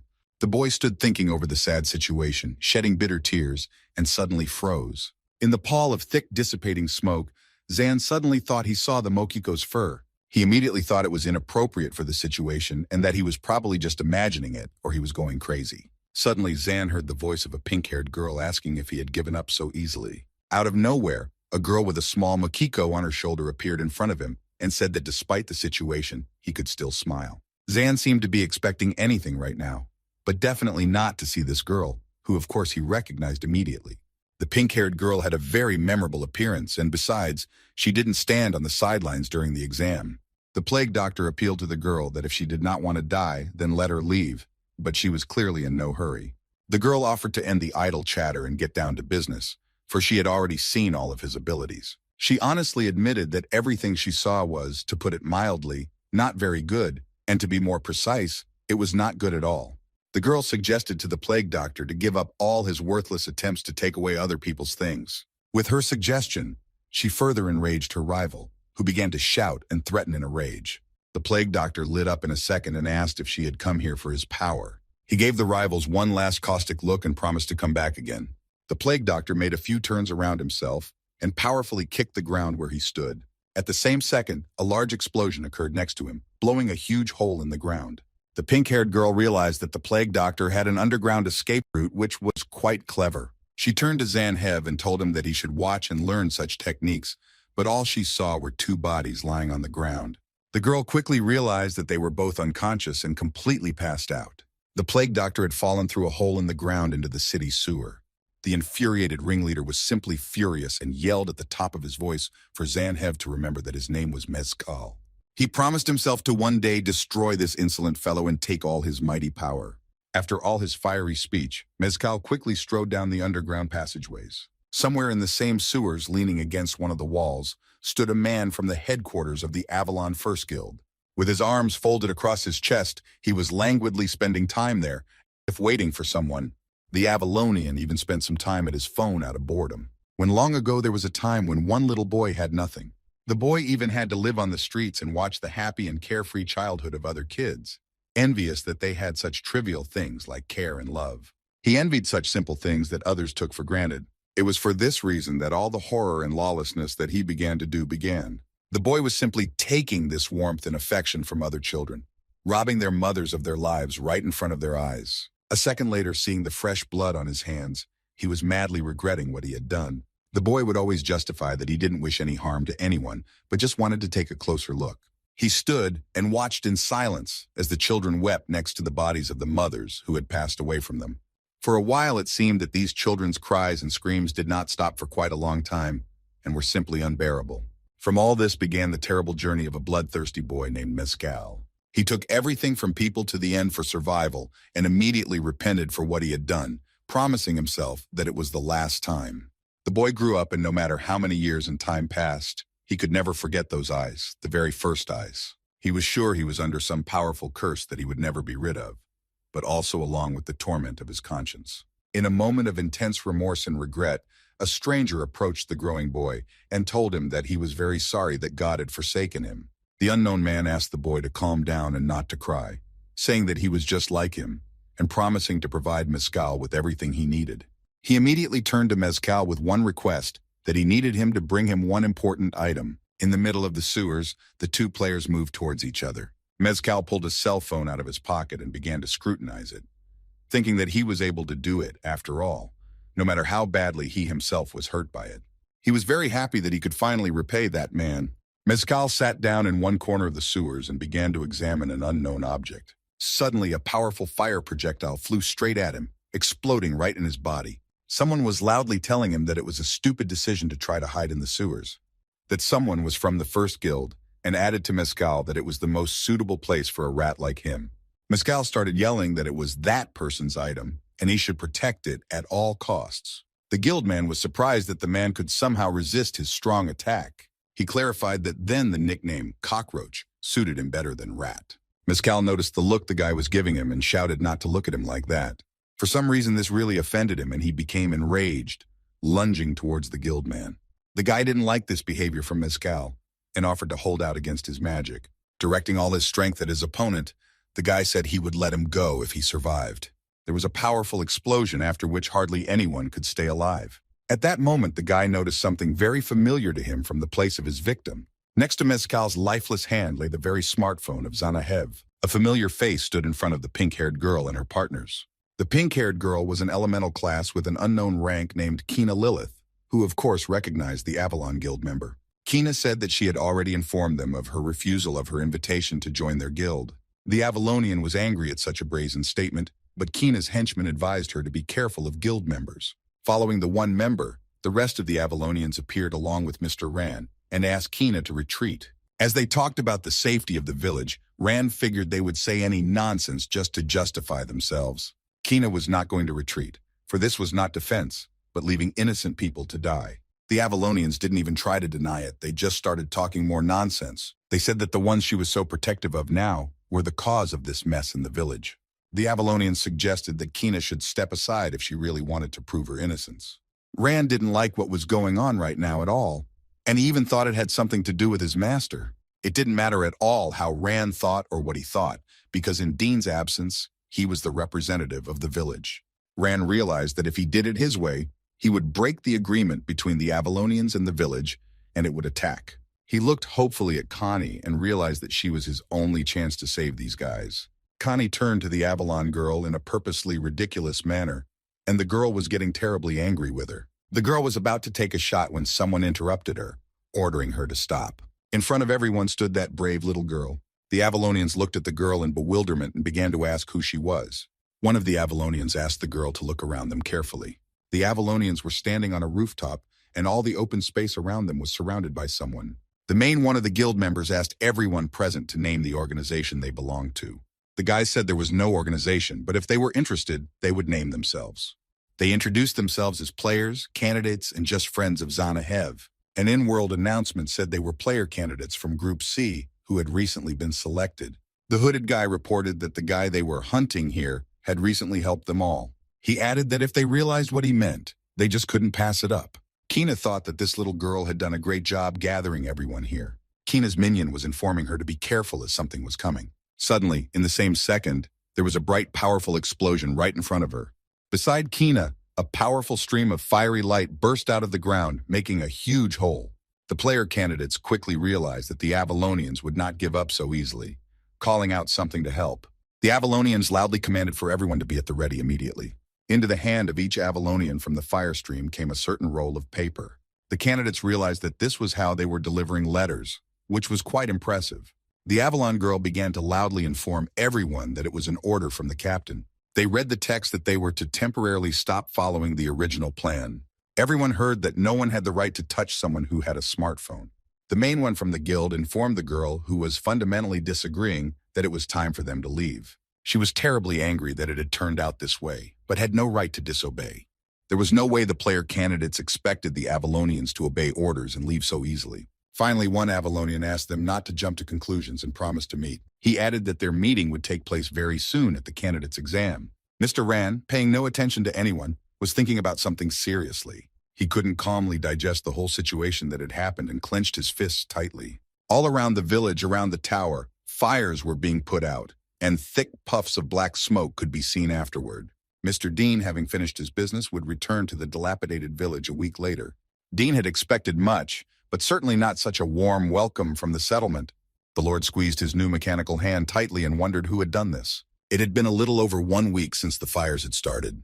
The villagers had all started working hard to quickly rebuild everything after the gruesome attack. Zanhev, along with his partner, were recovering quickly at the local hospital. The guy didn't even think he could survive after everything, and figured it was Kaylee having that effect on him. Escalibur stared out the window without interest, and silently agreed with everything Zan said. It seemed to Zan that Kaylee was still depressed about passing out with him then. On the other hand, he could understand her, because if he had been with his old master, this wouldn't have happened to her. Kaylee asked Zan not to think so much, then embarrassed him. The partners saw Pastis come to them on behalf of the entire group of candidates. He approached Zane and said that they were obligated to help him after he had gotten them all through the selection process. The boy remembered that fateful day and the psycho named Mescal who had attacked him. Zan didn't understand why he was going to destroy him, even though he was a candidate himself. He was just as curious about who attacked the village and who benefited from it.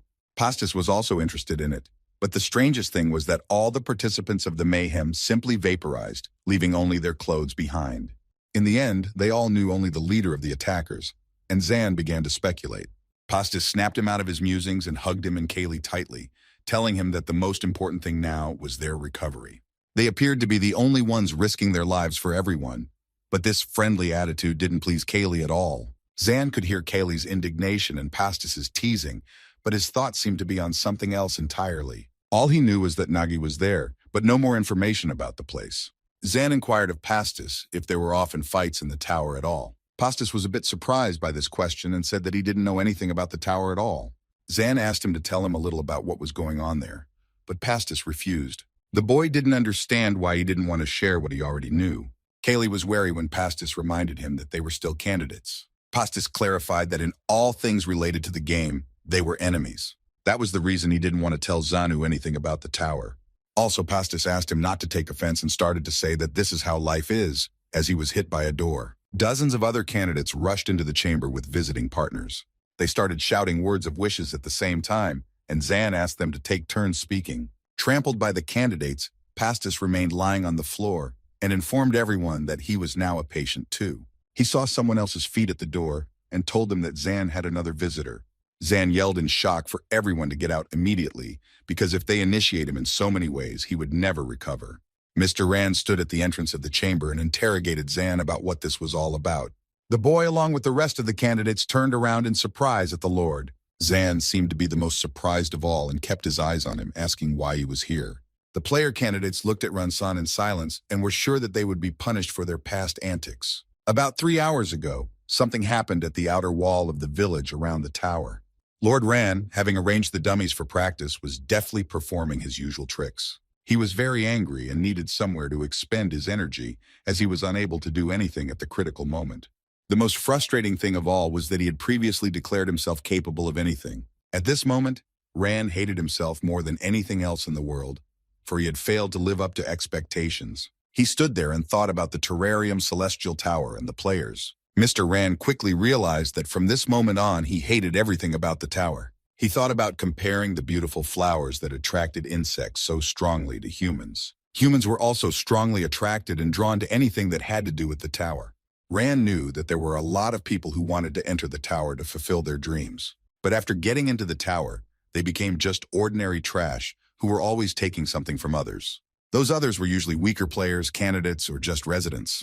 Ran had always known that he, along with the guards of the city, hated this trash. As a result, he was standing in a chamber packed with a bunch of unknown people who protected Zan.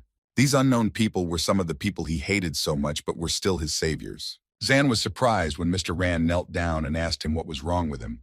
Ran realized that he might have looked foolish, but still thanked everyone present for saving the village. He expressed his sincere respect for this act as both a keeper and a player. Connie entered the chamber next and apologized for being late as she couldn't find the flower room for a long time.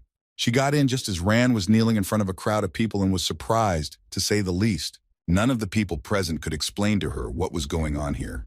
Ran remembered Zan saying he couldn't understand him, except now he couldn't understand the guy himself. He realized that now all he had to do was to accept him, or rather not only him, but all of them. Mr. Ran was a man of honor, and so for him it was the only way to pay him decently. Ran showed up to see Mr. Dean and apologized for his tardiness. Dean said it was okay and he was just about to check out his new arm. He made a huge and long hole with the new mechanism, and reported that he had overdone it a bit. Suddenly, Zan found his smartphone on his nightstand, surprised that it hadn't been stolen. Keena Lilith had put the phone there and reported that they couldn't find anything by the type of fingerprints on it. As it turned out, the phone was found in the sewers, and on that the girl decided she had paid off her boyfriend for the exam. Kaylee began to tell her partner that everything was very suspicious, as first everyone wanted to kill each other for this smartphone, and now they just dumped it and brought it here. Zan thought that maybe this wasn't the smartphone everyone was looking for at all, but still didn't let go of the thought that someone else from his reality might be here. Suddenly Zan, while looking at the phone, started talking loudly about something that was simply impossible. Zan have right now, someone was calling his phone from an unknown number. The flustered guy clutched the phone tightly in his hand and didn't know what to do next. He remembered the promise he had made to himself and decided to answer the stranger. Someone on the other end of the line was very happy that the phone had been successfully placed in the right hands. Kaylee heard someone's voice on the phone say that it wasn't a good idea to throw away such important things. Since there was no response from Zane, the person on the phone asked if he was okay. All the guy could get out was some attempt to find out who was talking to him.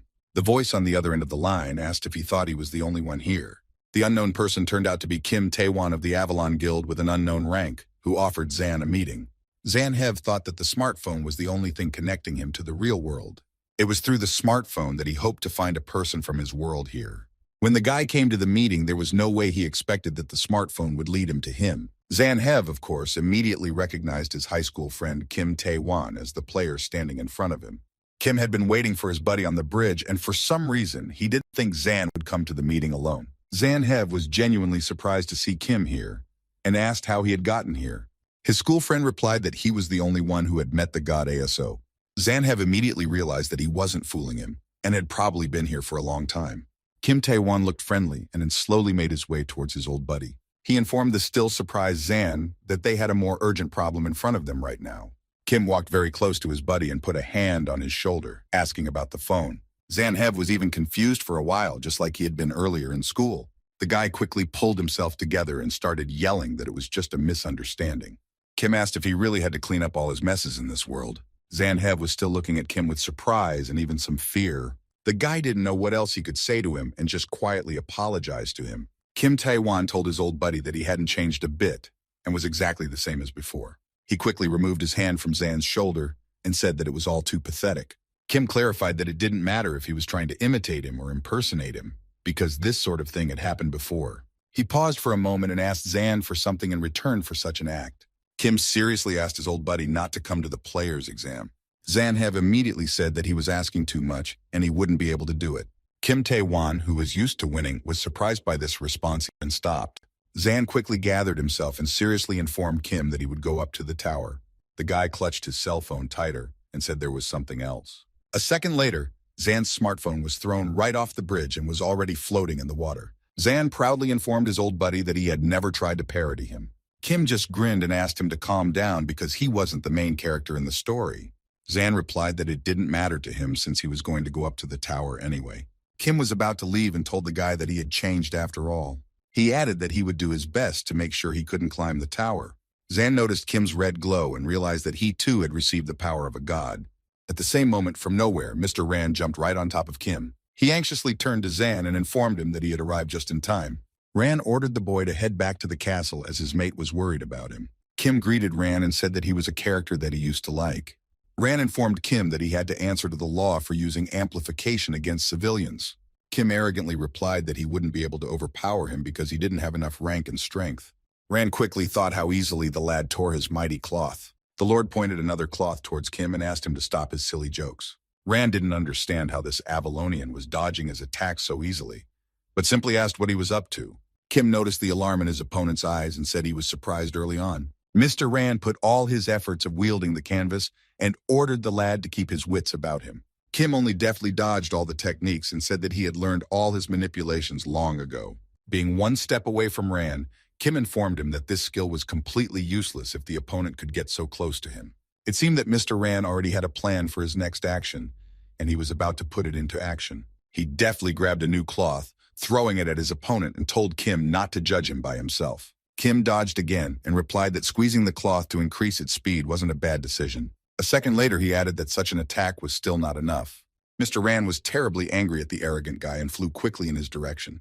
He swung and delivered his next strike to Kim through the canvas. At this time, Zan approached him and asked him how he knew where they were. But Rand only quickly replied that it wasn't a good time, as they weren't done yet. Kim told the gentleman that owning a canvas to that extent was quite impressive. He took a tighter hold of the phone and informed him that they were about to look at something else. The canvases glowed red, and Kim cheerfully asked if he was doing the right thing. Zan and Rand were enraged, and the former started yelling that it belonged to the master. Kim had already prepared to attack and asked the guy how he wanted to be beaten. At the same moment, out of nowhere, Mr. Dean appeared in front of Kim and asked if he was a recruit. Kim immediately recognized Dean's second-ranked player and said that he was exactly the same as he was on webtoon. Dean was already confident in his words, judging by the way the guy ignored his question. Kim was a little worried about not noticing Dean right away and decided to be more careful with him. While Kim Tae-wan was indulging in his thoughts, Dean was already at his back. Kim didn't wait any longer and used the power of the canvases with his reinforcement against the Lord. Dean deftly caught the cloth and asked if he had asked Rand's permission to use his skill. Kim stated that he didn't see a big problem with using his power for a little while. Mr. Dean smiled evasively and said that someone definitely lacked good manners. Kim thought that Dean was very close to her and only dreamed of defeating him. Mr. Dean was already standing right in front of the confused guy and slapped him on the forehead. He added that there was nothing he could do in this situation and would have to fix his upbringing with a beating. Dean threw the guy back with a slight movement of his hand, leaving a bright trail of fire. Everyone heard some sort of cracking sound, but Dean motioned for the guy to get up as this was just the beginning. Kim got up and cheerfully said he was good on his feet even without warning. Rand asked the Lord not to move so far away, but he said it was fine. Dean turned on his rival and looked menacingly at him with some sort of plan. He approached Kim and suggested that he continue what they had previously started. Kim wasn't sure what Dean was saying, but just in case, he said that in that case the village might be destroyed. He figured he had no plans to stop this fight anyway, but now he wasn't going to lose sight of it. At that very second, Mr. Dean's entire body lit up with a bright red light and Kim stared at him in horror. Dean came closer and closer to Kim and told him that he might as well go crazy for daring to say such things about his village. The frightened Kim realized at that moment that he couldn't even move. At that moment, other members of Avalon came to Kim's aid, and Rand immediately rushed to Dean's defense. Mr. Dean said that he would explain everything, but he was in a very bad mood. The Avalonian, on the other hand, said that their team leader had hurt him and suggested that he follow him to leave the area peacefully. Kim shouted at him not to embarrass him, as he had no goal of escaping from here. Suddenly, Kim heard something he would not have wanted to hear at all. It was an order from the vice captain. The Avalonian explained to Dean that their new recruit was not yet familiar with the rules and agreements between them. Rand sternly asked him if he thought they would turn a blind eye to the matter so easily. The Avalonian informed him that they would pay any amount of money for the damage caused, as advertised by the vice captain. Kim Tae-wan realized how much trouble he was in and stood pathetically apart from everyone. Zanhev, who remained on the bridge, had also heard everything and was trying to digest it all. Mr. Dean thought for a moment and looked around carefully at everyone present.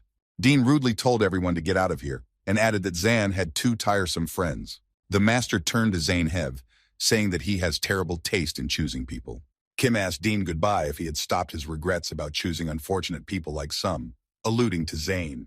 On that tense note, all the players peacefully went about their business. Dean didn't even glance in Zan's direction, quickly walking past him away. Zanhev was very tense and upset about the situation that had happened and regretted it. Above the castle village around the tower was pitch darkness and complete silence. Everyone living there had long ago laid down to rest and not a single sound could be heard. Only somewhere in the distance, even more likely on the street, someone's quiet whisper of regret could be heard. At a time like this, there was only one person working at the loom on a new cloth. While Ran was sewing a new endless dissection belt, he heard someone's heavy sighs. The Lord quickly gathered himself and went outside, seeing Ran there with his head down. The guy didn't even immediately realize how Ran was here with him so quickly. Ran began to tell Zan that he was already strong and not to act thoughtlessly.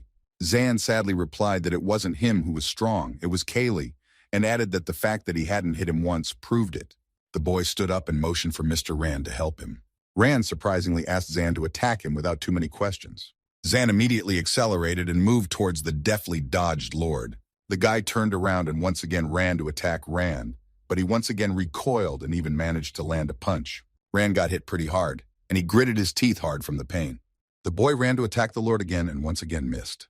This went on for some more time until Zan finally got tired and fell off his feet. Ran said that it was already dawn and that should be enough, asking the lad to get up.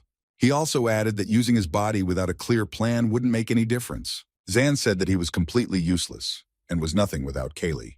The boy dug his fingers into the sand in exasperation and asked Ran if he should scrap this stupid idea of becoming a player. The Lord calmly asked Zan if he had come here by chance to complain. The boy was lying on the ground without strength and said that his only wish was to become stronger. Suddenly he heard a familiar voice that insultingly ordered him to stop whining. Standing in front of Mr. Ran and Zan was Escalibra, who was clearly not in the best of moods. Her partner glared menacingly at the boy, and he only asked what she was doing here. Zan asked Kaylee how she knew he was here. It was only dawn. The guy quickly wiped away his tears and noticed the girl's face, anxiously asking what was wrong with her. Escalibra could barely hold back a flood of tears, something no one had ever seen before. She cried and said that the real loser wasn't him at all, but her. Zan looked at his partner in bewilderment, and she asked him if he didn't think so, why he went to fight alone. She was sure it was because she had broken her arm last time and he had deemed her useless. Kaylee started to accuse him of lying to her, but Zan tried to calm her down, saying he didn't mean to hurt her. At this time, Mr. Ran stood nearby the whole time and listened to the guy apologizing to a crying Kaylee and trying to restrain himself. Ran couldn't listen to this heartfelt scene of the partners anymore. Imperceptibly emptying a stingy tear, he exhaled deeply and called out to both of them, saying that this was the first time he had seen such a sight. While they were both crying and ready to kill each other, Ran announced that he would be working with them. He noticed the surprise in their eyes and clarified that he would work with them to make them stronger. Dawn passed and a bright morning came, in the light of which the partners furiously thanked Ran. At one of the local coffee shops, the guy asked the others if they had heard the rumors about smartphones yet. The rumors suggested that the smartphone was being used by a man from Avalon, but the candidates were sure it was Zan. One of them said that's why the Avalon man came to meet Zan, to find out why he was impersonating him. Guy added that it was only his theory, and things could be completely different. Guy noticed as he met eyes with a girl he had been thinking about for a long time. He decided to seize the moment and said that it was stupid to impersonate someone else. Guy was getting to the point that Zan probably wouldn't even show up for the final exam, which would be reasonable. Kina Lilith got tired of listening to this nonsense and stood up, letting everyone know she was leaving. The others turned to her in surprise, and she added that she didn't have time for idle chatter. The boy, so eager for attention from Miss Lilith, was left to fly in his dreams. The whole gang of candidates stood up following the girl and thanked the guy for lunch. Pastis quickly caught up with Kina and followed her, keeping a little distance. Suddenly he asked if she liked Zan, taking her by surprise. It didn't take long for the girl to catch on and quickly grabbed Pastis by the scruff of the neck, who was already yelling that it was a joke. She immediately let go of the guy, who began to quickly adjust his clothes. Kina explained that she didn't like people who jumped to conclusions. She also added that they didn't have time to sit around and gossip at all. Pastis quickly realized that the girl was right and immediately agreed with her. Mr. Rand stood with his partners on the cliff opposite the tower. It was less than 10 days until the players' pre-testing began, and Rand hoped they were ready. He informed the boys that they would begin special training starting today. The partners looked up at the tall tower with delight and admiration. Rand had brought them here because it was the best view of the tower, and Zan asked why the training would be held here. Rand replied that they would find the answer for themselves once they had experienced it for themselves. He quickly turned to them and made a bright line with the cloth at their feet. The master asked them to try to step over that line. Kaylee clarified if she understood correctly and they should just step over it. Zan stopped her and told her that if she was going to do it, she should only do it with him. The girl could no longer hear her partner as she stepped over the line, and it was as if she was paralyzed. Escalibra fell to the ground with a clatter and Zan immediately rushed to her. Ran remained completely calm and motioned for Zan to tread next. The boy realized he had nothing more to lose and rushed forward. He felt something like an electric shock with his whole body. It felt as if his body had been split into several parts. Zan compared the sensation to when he had been struck by Nagi in battle. The boy came to his senses as Mr. Ran approached him. Zan tried to stand up and wondered if this was the right place. Ran explained that they reached this place as soon as they crossed the line. He also said that this was the domain of the terrarium's sky tower. Ran began to explain that it was an area under the tower's influence, though it was outside, and was called a dungeon. As it turned out, the master didn't bring them here just to get them used to the pressure of the tower in case they passed the exam. The main reason was the most important characteristic of the terrarium itself. Ran said that the meaning of total annihilation didn't apply in the tower. He went on to say that in exchange for reaching the limits of the body's ability, they would pay a price. The partners were surprised to hear that they would have to pay some sort of price. Ran briefly clarified that they would lose a small portion of their memories. It didn't seem like such a big deal to the partners, and they decided it was nothing. The master said that everyone initially thinks that, but they don't really realize what they're losing.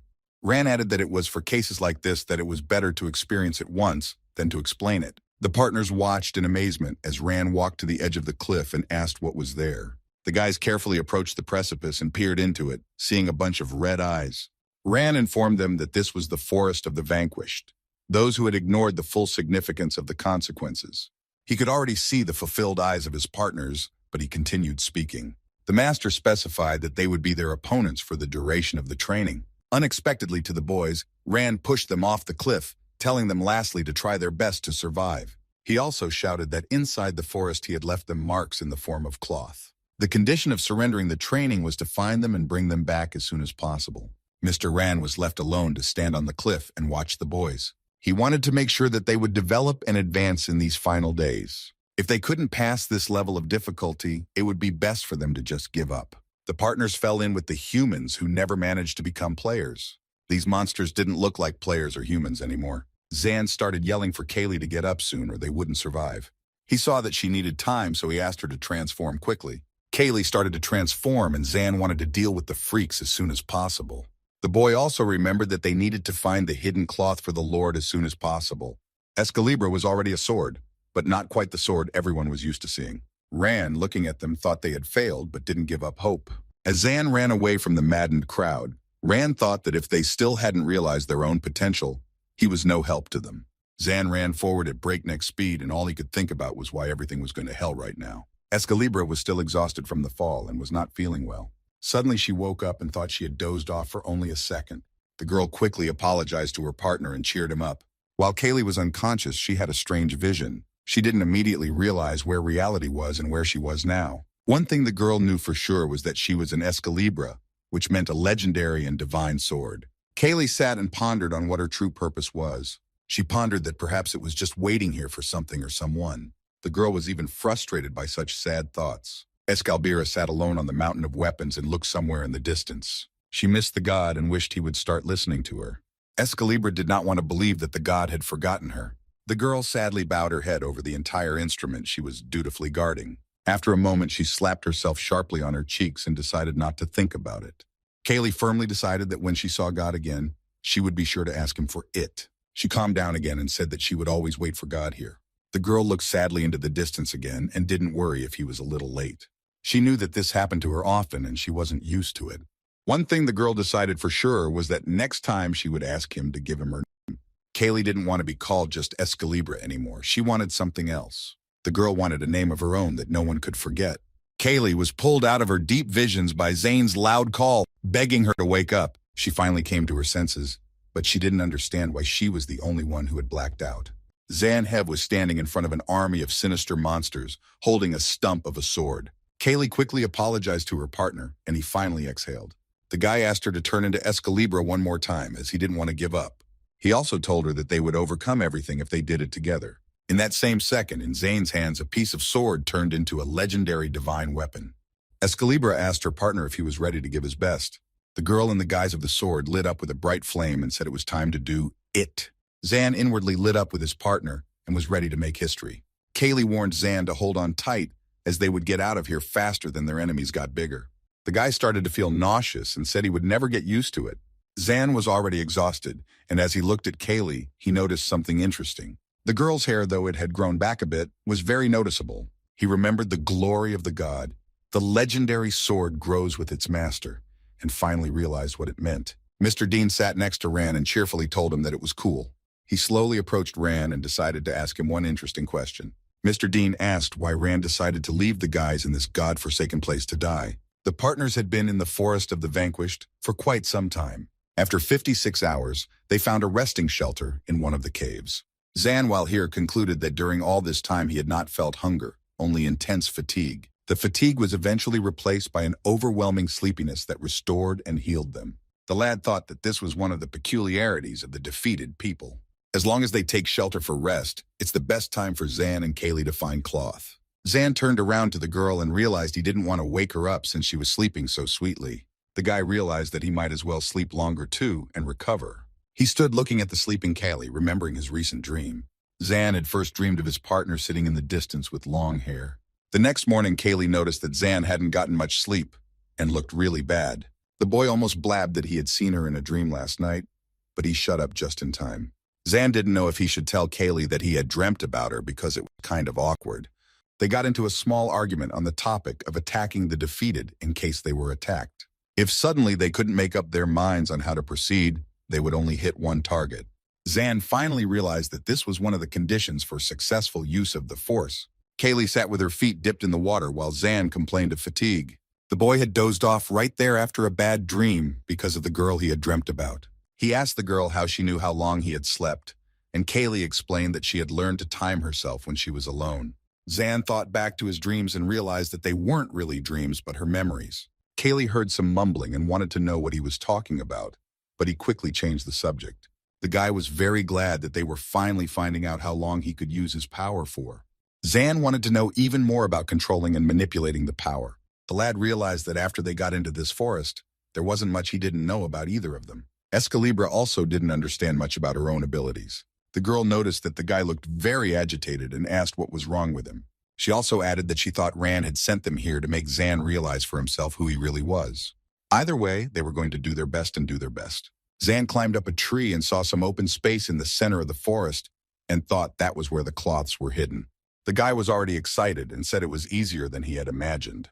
Kaylee cheerfully agreed with her partner, not noticing the huge monster behind her back. A second later, the guy spotted the scarecrow with a yellow bandage on his arm. A startled Zan immediately realized that it was the very cloth they needed. He reacted quickly and warned his partner of the impending danger. The monster, giggling loudly, had already approached Zan himself, taking him by surprise. He placed his claw hand on the guy, blocking Zan's view, and then it all began. After a while, someone's hands were firmly clutched into Mr. Rand's collar. Rand said he didn't even expect the guy to stay down for so long. He asked the angry guy if they had met the right monster down there. Zan shouted in rage that it wasn't fair to tie the cloth to the monster itself. The guy started accusing him and yelling that he had no idea what happened to Kaylee. Mr. Rand didn't seem to care at all about these words and simply asked if they were going to surrender. Zan didn't want to talk to Rand anymore and got ready to leave, calling his partner with him. Rand wasn't going to let the guy go that easily and grabbed him, asking him what he was going to do when he got there. The Lord asked if he would just run away from that guy again. Zan replied that he thought that was the best solution for everyone at that moment. He started to say that the monster was strong and too fast, and there was nothing else for him to do. Rand clarified with the guy if he really didn't have any way to win. Kaylee stood up for her partner and started yelling that they had studied their abilities in detail. The Lord asked the girl if they had learned everything they needed to. Escalibra didn't seem to quite know what he was talking about and clarified. Zan tried to lead his partner away from there, but she hadn't finished her sentence yet. Rand informed his partners that he wasn't in a hurry to go anywhere and would listen to them. Kaylee noticed the guy walking away quickly and asked him to wait for her. Zan wondered briefly if he was being too arrogant because he didn't have the same abilities as the others. He tried to push those thoughts away, but then he thought that he just needed to be more confident in himself. The test the Lord had prepared for them was aimed at making them stronger. Zan remembered the monster and thought that they wouldn't have gotten a trial they couldn't handle. When the monster crept up behind his partners, Zan just silently walked towards him. Kaylee was very scared for her partner and started asking him what he was doing. The monster asked the guy if his head was okay or if he had already lost his mind. He decided to growl ominously and very loudly to make the picture clear. The guy just greeted the monster and said his name was Zanhev. He went on to say that it was a pleasure to meet him and bowed politely. The astonished man had in no way expected such a turn of events and laughed out loud. He, pouring out a ringing laugh, said that he never expected anyone to think of such a thing. The man asked if there was a reason he wanted to talk to him. Zan calmly replied that he had decided that he was exactly who they should talk to. He added that otherwise the Lord's cloth would not have been tied so neatly on him. A second later, the monster's appearance shattered, and a completely different person stood before Zan. The boy was extremely surprised, but the girl said that he turned out to be right. She looked at Zan cheerfully and was even glad that he was so smart. The girl untied the yellow cloth from her hand and calmly handed it to the still surprised guy. She replied that she was just running an errand, that if the guy talked to her, she would just give him the cloth. Zan decided that in that case he had passed the training, but immediately wondered if that was too easy. An angry Kaylee was already approaching Zan, asking what kind of nonsense he had thought up without warning her. The guy cheerfully thought that after all he had endured, he was one step closer to victory. Meanwhile, the girl was already pulling out her swords and said that this cloth was to be delivered to the Lord. She looked directly into Zan's eyes and said it was time to end this. Escalibra, as well as Zan himself, didn't expect this turn of events and called out loudly to the guy. The girl in that second started to turn back into a monster and attack the guy. The monster's eyes lit up red, and she asked Zan a very sad question. She looked into the guy's eyes and asked how many of her children he had ruined before he showed up here. The monster girl menacingly told Zan that all the people here were her precious children. Scraps of his cloth reached Ransan, and he realized that it had already begun.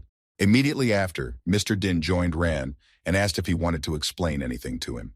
Just then he asked why Ran had sent his partners to this godforsaken place. Ran didn't doubt himself in the slightest and calmly replied that it was all for training.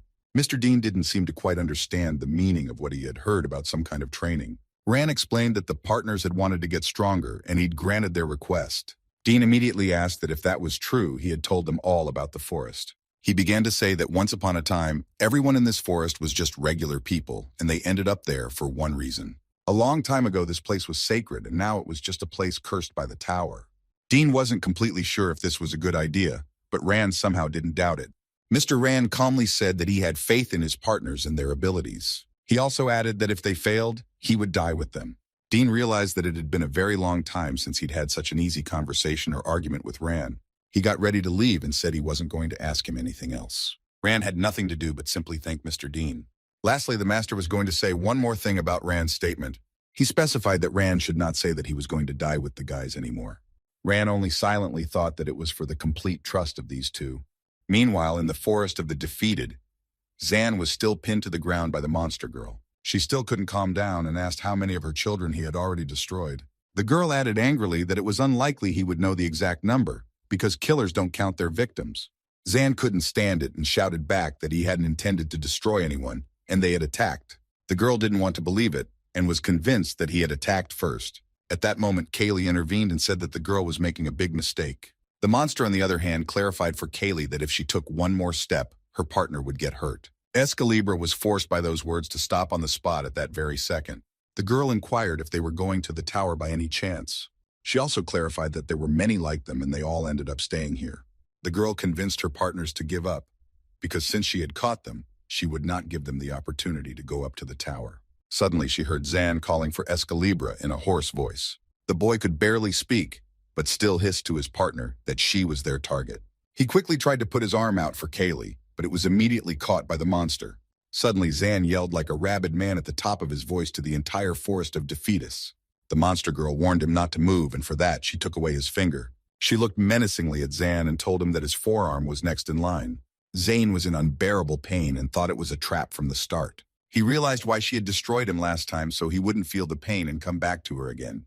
Zan also realized how well she'd thought it out and wanted to get away from her as soon as possible.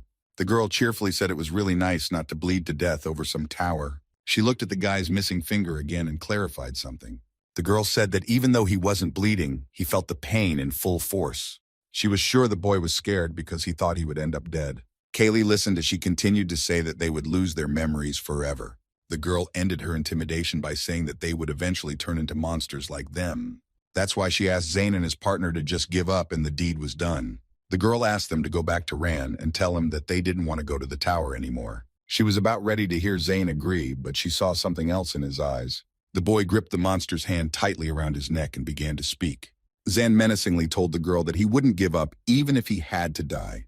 Kaylee seemed to be not just surprised by such words, but shocked. Meanwhile, the Terrarium Heavenly Tower was home to the First Guild of Avalon. At the very top of the tower was a hall where one of the members introduced himself as the guardian of the Avalon Guild to a certain man in a chair. He respectfully greeted the guild's vice captain, Van Zeemond, of the 8th rank. Van started to tell the keeper that he was the guy who looked after the newcomers. The keeper paid his respects again and spoke of providing him comfort. Wang ordered to take care of the trial for the players, which would be held soon.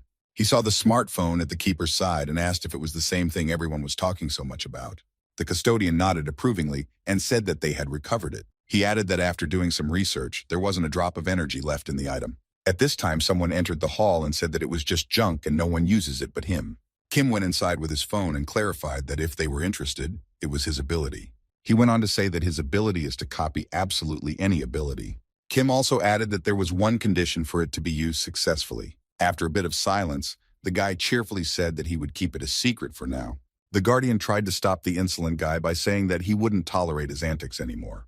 Kim Tae-won thought he was too important and didn't even pay attention to the Guardian's threats. At that moment, the vice captain stood up and inquired if it was the same Kim Tae-won. Van Zeemond informed him that he was looking forward to his performance. Kim smiled back, but tried to get a good look at the vice captain's face himself. He quickly realized that it was some special technique that prevented him from being seen. The guy wasn't really interested in that, as he was more interested in finding out where Dean was now. Kim quickly remembered how the master had put him in his place by humiliating him in front of everyone. He wanted to prove that Dean had made the wrong choice and that his humiliation had been for nothing. Kim promised himself to smear Zane against the wall in 5 days at the test trial. He truly believed that no one cared about his God-given power. At this time, in the Forest of the Defeated, the fight between the monster girl and her partners continued. Defeated was surprised and didn't understand why Zan was still resisting. She couldn't stop telling him to surrender, but the guy only calmly replied that he had heard that word many times before. Zan also added that many people hated him and still do. The girl was a little surprised at first, but quickly gathered herself and started insulting Zan. While she was calling different but so familiar words to the guy, his finger was recovering. Zan, keeping completely calm, said that he had heard it more than once and let her come up with something more interesting. At the same moment, the guy took control of the situation and grabbed the monster. She clearly didn't expect this turn of events and screamed loudly. Zan sternly asked her if she really thought he would give up. He added that even if he was in a heap of trouble, he would still show her what he could do. Monster Girl saw the change in the guy and couldn't believe it was super regeneration. She quickly remembered how dangerous it was and jumped backwards away from him with all her might. Kaylee was shocked that the vile creature itself jumped back from her partner. She was of course happy about this outcome, but she noticed something wrong with her partner. Kaylee noticed some incredible changes in Zane and realized that she had never seen this before. There was no way she wanted to believe he had any abilities of his own. After a moment, the guy turned around and calmly beckoned her to move on. Zan held out his hand to Kaylee in a friendly manner as if making an invitation. Kaylee seemed to hesitate for a moment and just stood there looking at him. A second later, she pushed all doubts away and accepted with genuine excitement. Her partner quickly transformed into Excalibur and was already in Zane's hands as a sword. The monster girl sat back and watched Zan's techniques. She continued her incomplete transformation into a huge monster and said she wasn't going to sit idly by. Guy called his partner by name and she interrupted him, saying she knew everything. Inside the legendary and powerful sword, Kaylee's eyes lit up with fire. She looked forward with Zane and said that their target was all these monsters. With each attack, the monsters seemed to get smaller for a moment, but after that, new ones came. Zan was getting pretty tired by now and stopped to rest while Kaylee inquired about his condition. She shouted for him to let her out in her original form to support him. Surprisingly, the guy wasn't about to give up and refused her offer. He informed her that it wasn't over and they weren't done with all the business. Zan was unhappy that even with all this effort, he lacked determination. The guy was too kind and just couldn't make up his mind to destroy them completely. He realized that they were once just like him and imagined himself in their shoes. Zan informed Kaylee that he was truly sorry for all his failures. The boy rumbled to the ground and thought he was lost, defeated, and broken. Just when Zan thought it was the end, this happened. Half dead and lying on the cold ground, Zan felt a light touch on his cheek. He raised his head with all his might, but he couldn't see anything. He thought he saw the monster that wanted to destroy him. This girl for some reason looked very strange and sad, and he even thought he saw tears. Once upon a time, long ago, this forest was only entrusted to one single person. That person's long blonde hair was rapidly developing in the wind. It was the same monster girl before the transformation, admiring the moonlight. At that time, it was her only joy in life. But one day the time came and she too learned what loneliness was. Some unknown guy appeared to her and she wondered who he was. At the same time, someone was lurking near the tower near the forest in an ambush. Two unknown people were discussing her, clarifying that she wasn't exactly a normal person. Another one of their companions suggested that they shut up and just follow him. Suddenly the guy realized he was lost and had forgotten where to go next.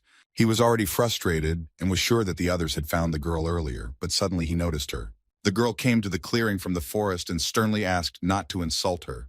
The guy announced that he had brought more friends with him and the guys looked among themselves. He called his friends closer to the girl, for they wanted to become players sooner rather than later. Only the girl knew that she had no thought of teaching them. She didn't know whether it was her reluctance or lack of talent, but she didn't want to do it. At the same time, the girl enjoyed watching these people train. Though she couldn't admit it to anyone, but deep down she knew how much she missed the people. It was hardest in those moments when she heard their loud laughter and cheerful voices. It was only in those rare moments that she felt truly happy. While she was flying in her dreams, the guys were already thanking her for her successful training. There was no way the girl wanted to believe that the guys would leave her so soon. She even cried when she realized that all good things end so quickly. One of the guys, seeing the upset girl, offered to go to the tower with them. Though she was flattered by such an offer, she couldn't leave the place. One of the boys said that it was time for them to leave and the teacher could not go with them. The companion replied that he just didn't want to leave the girl here all alone. Suddenly, the guys froze, watching as their friend rushed to hug the girl. He hugged her tighter and tighter and promised to take her high up to the tower. At the end, he cheerfully added that they would definitely survive there and come back to her. Such words touched the girl, and from then on, she considered them her children. She told them to take care of each other and come back safe and sound.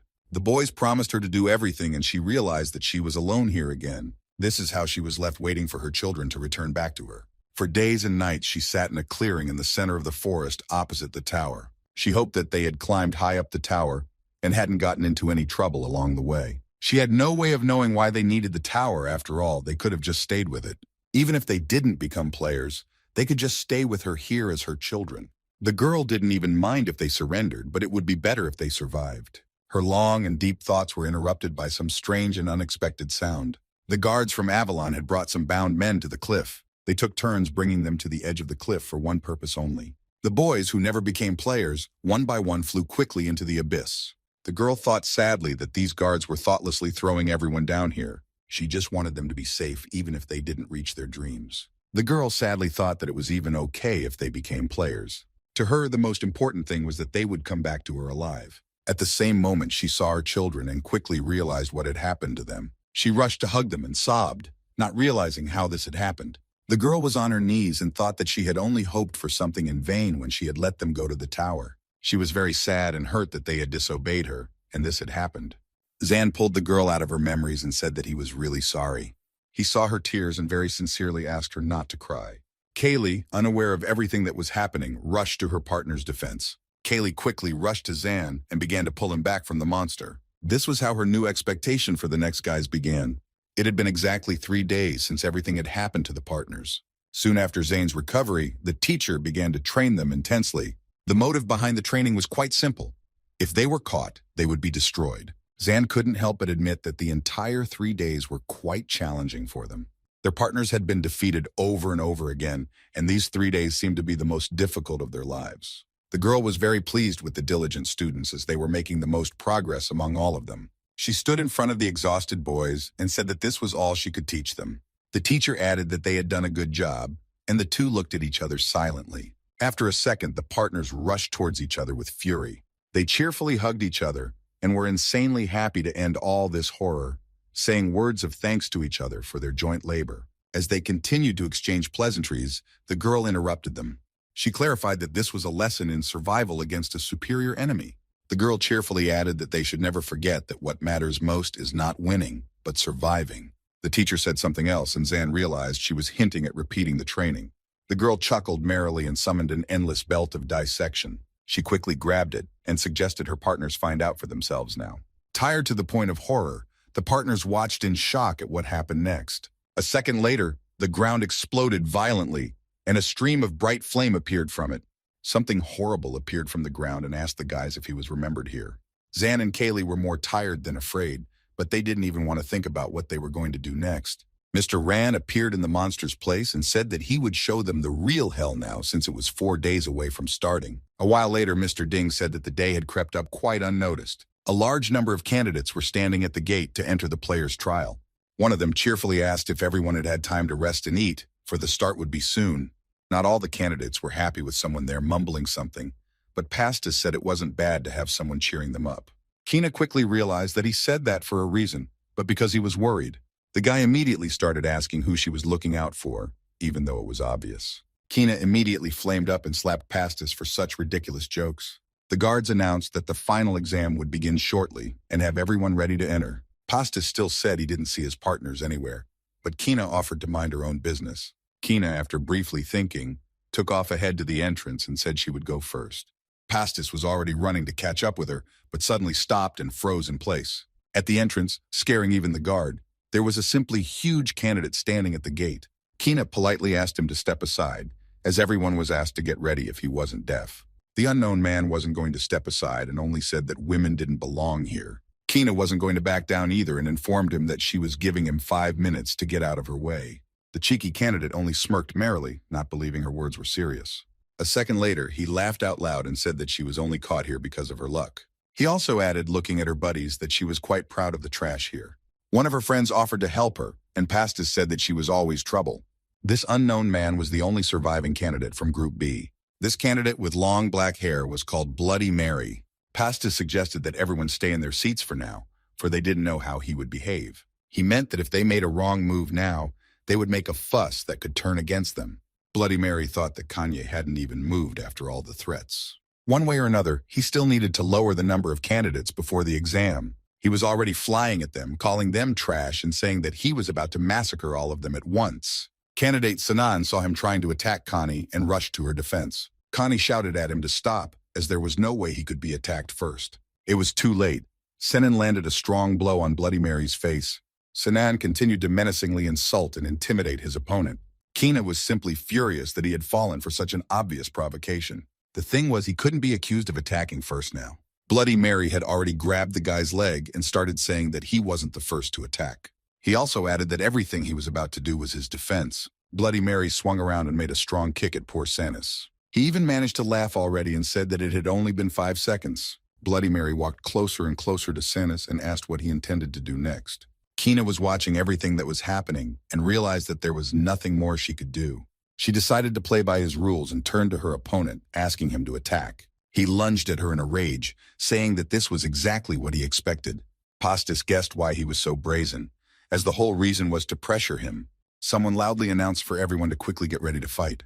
At that very second, Bloody Mary pulled out her huge weapon in the lightning light. Not everyone immediately realized that it wasn't lightning coming from him, but just at him. The candidates watched the lightning that suddenly appeared out of nowhere with bated breath. Pastis quickly guessed and said that it was not lightning at all, but someone else. Everyone immediately saw the unknown person descend from the sky next to Bloody Mary. Connie simply couldn't help but recognize the familiar figure of one person she knew well. The girl followed the guy closely, and when he turned around, she recognized Zane Hev. Some time ago in the Forest of the Defeated, a teacher had given Zan a gift. The girl cheerfully said that he did a good job, and it was her graduation present to him. She also added that she had kept this cloak for a very long time, and he would see for himself its power once he used it, since it was made of the same fabric as her clothes. The boy still couldn't believe he deserved such a generous gift from his teacher. Kaylee was even a little jealous of Zan, saying that all the cool stuff goes to him. The girl immediately rushed over to hug Kaylee and apologized for not giving her anything, saying she would still give her a piece of delicious cake. She clearly realized how stylish Zan had become, for even standing next to him she could feel his power. She told him that they would have to leave for the tower very soon. She called Zan closer to her, saying that she had one more gift for him. The boy was a little surprised and confused to hear such words from his teacher. He quickly walked over to the girl and she gave him a motherly kiss on the forehead. Kaylee did not expect such a turn of events and became furious in a second. The girl only said with a smile that they could definitely say goodbye now. She grabbed Zane firmly by the collar and told him that this was his last gift. The girl with all her might threw the bewildered boy somewhere upstairs. She clarified that she had thrown him straight to the test site and that he would return later and take Kaylee with him. The teacher wished him luck and told him to be very careful. Meanwhile, Momo was sitting quietly on one of the roofs of the tower and noticed a bright light. She decided it was just another little warm-up before the test. Momo turned to the gentlemen judges, asking if this was an overly fervent workout that perhaps should be stopped already. Zan didn't understand why he felt absolutely nothing from such a hard blow. He assumed it was because of his new cloak, but suddenly he felt something strange under his feet. When the thick smoke cleared a bit, he noticed he was standing on someone. The guy quickly jumped off of him and started apologizing, asking if he was all right. Zan was beyond alarmed as no one answered him, and he thought he had destroyed him. At that moment, his thoughts were interrupted by someone calling him loudly from behind. Connie shouted for him to leave sooner rather than later, as this monster was very dangerous. A second later, the Bloody Mary stood up and was already preparing to strike back. Zan didn't hear Connie's warning and just stood in front of the enraged foe. The candidates began shouting loudly for Zan to immediately turn back around. A second later, there was a bright, powerful bang, something akin to an explosion. Connie couldn't believe her eyes as the guy remained standing in his spot. Bloody Mary was also quite surprised as to why the guy didn't even move. He decided to get a little closer to him and ask him just one question. Looking straight into the guy's eyes, the rival asked him who he really was. Zanhev answered him nothing and just turned away and whistled loudly. The candidate stared at the guy and his opponent in bewilderment. Bloody Mary was already looming over Zan, asking who he thought he was. He lunged at the guy in a rage, loudly shouting all sorts of threats at him. Bloody Mary flew straight at Zane at breakneck speed. His huge weapon practically touched the head of the calmly standing guy. A moment before, Zan managed to summon Escalbera to his aid. Near the entrance to the main trial, there was another massive fire and lightning explosion. Zan stood triumphantly over his defeated opponent with sword in hand. The boy asked him why he was attacking him so suddenly without giving him a chance for a different outcome. Zan clarified that if he didn't destroy him, he wouldn't be able to participate in the test. Connie was still standing there in wild shock watching the powerful Zan. She was desperately trying to understand what had happened to him in those 10 days. It was as if Zan heard the thoughts of all the candidates present and turned around. The boy miscalculated his strength and took a turn too abruptly, stepping on his cloak and falling. Seconds later, he jumped up and corrected his new piece of clothing. He chuckled to himself and realized that the garment was a bit long for him. After a second, Zan added that it was even more comfortable to fight in loose clothing. Suddenly, Kaylee appeared out of nowhere and started shouting loudly at him. The candidates watched in silence as the girl reprimanded him for such an act. Kaylee said that he called her out in the middle of the fight, and her heart went out to her heels. Connie laughed and said that overall they hadn't changed one bit. Pastis quietly asked the other candidate if he had ever seen Connie laughing. Connie asked her partners how much longer they would act like children after all they had been through together. She proudly walked past them and asked if they knew that the trial was about to begin. Getting closer and closer to the gate, Connie clarified for everyone that she would go there first. Her partners watched in silence for a while as she walked farther and farther away. A second later, voices were heard behind her asking them to wait. The candidates ran closer to the gate and watched as it slowly opened. Everyone watched with bated breath and expected to see something incredible. Zanhev was the most excited to finally get so close to the tower.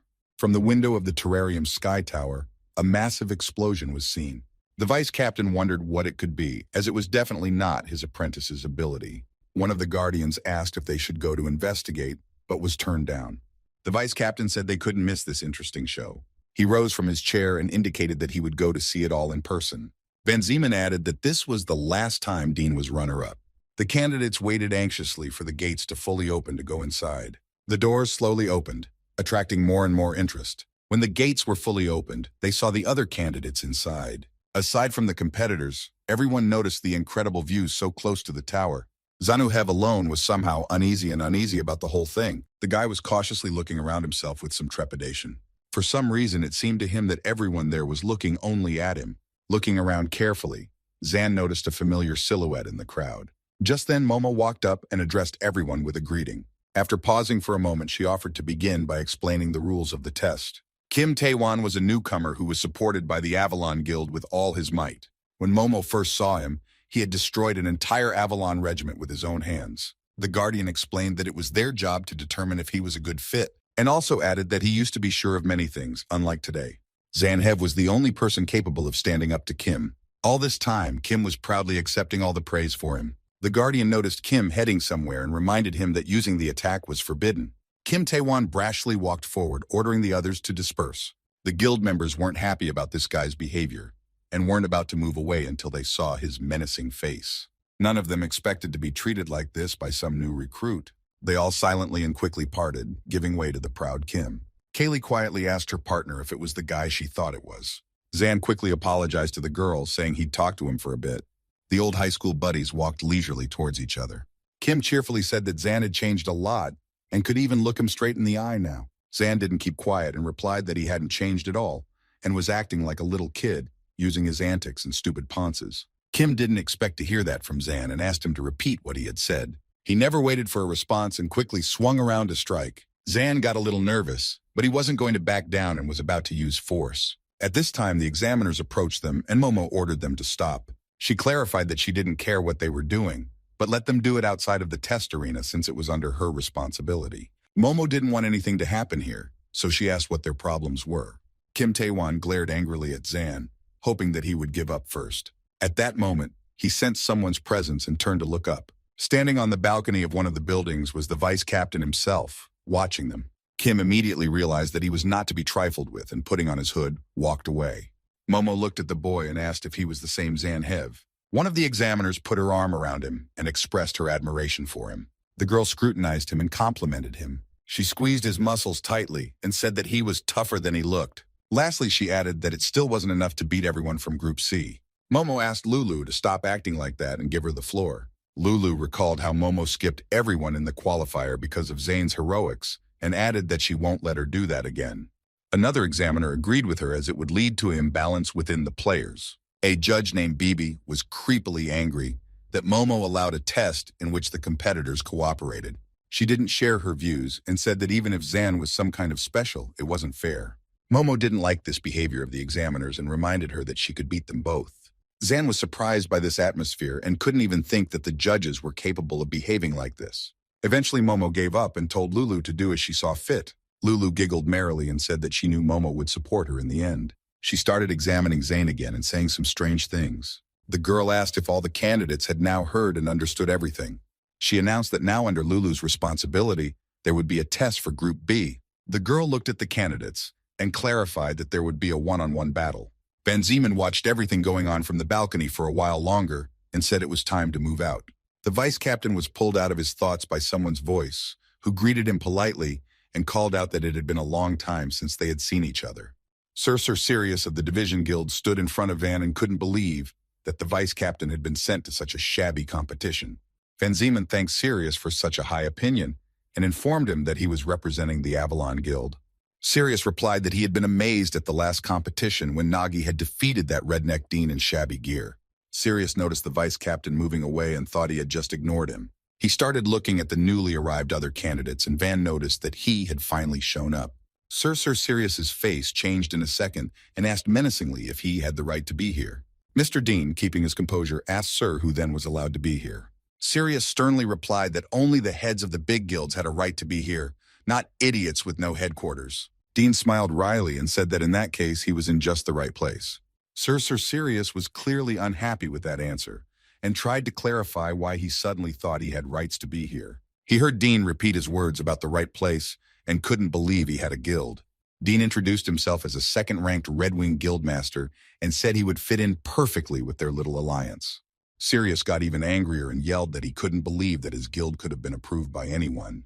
The vice captain approached them and greeted Dean and said that he was the one who had endorsed her. Dean told Van that he couldn't even believe he was out of the castle and asked if it had been hard for him to settle in.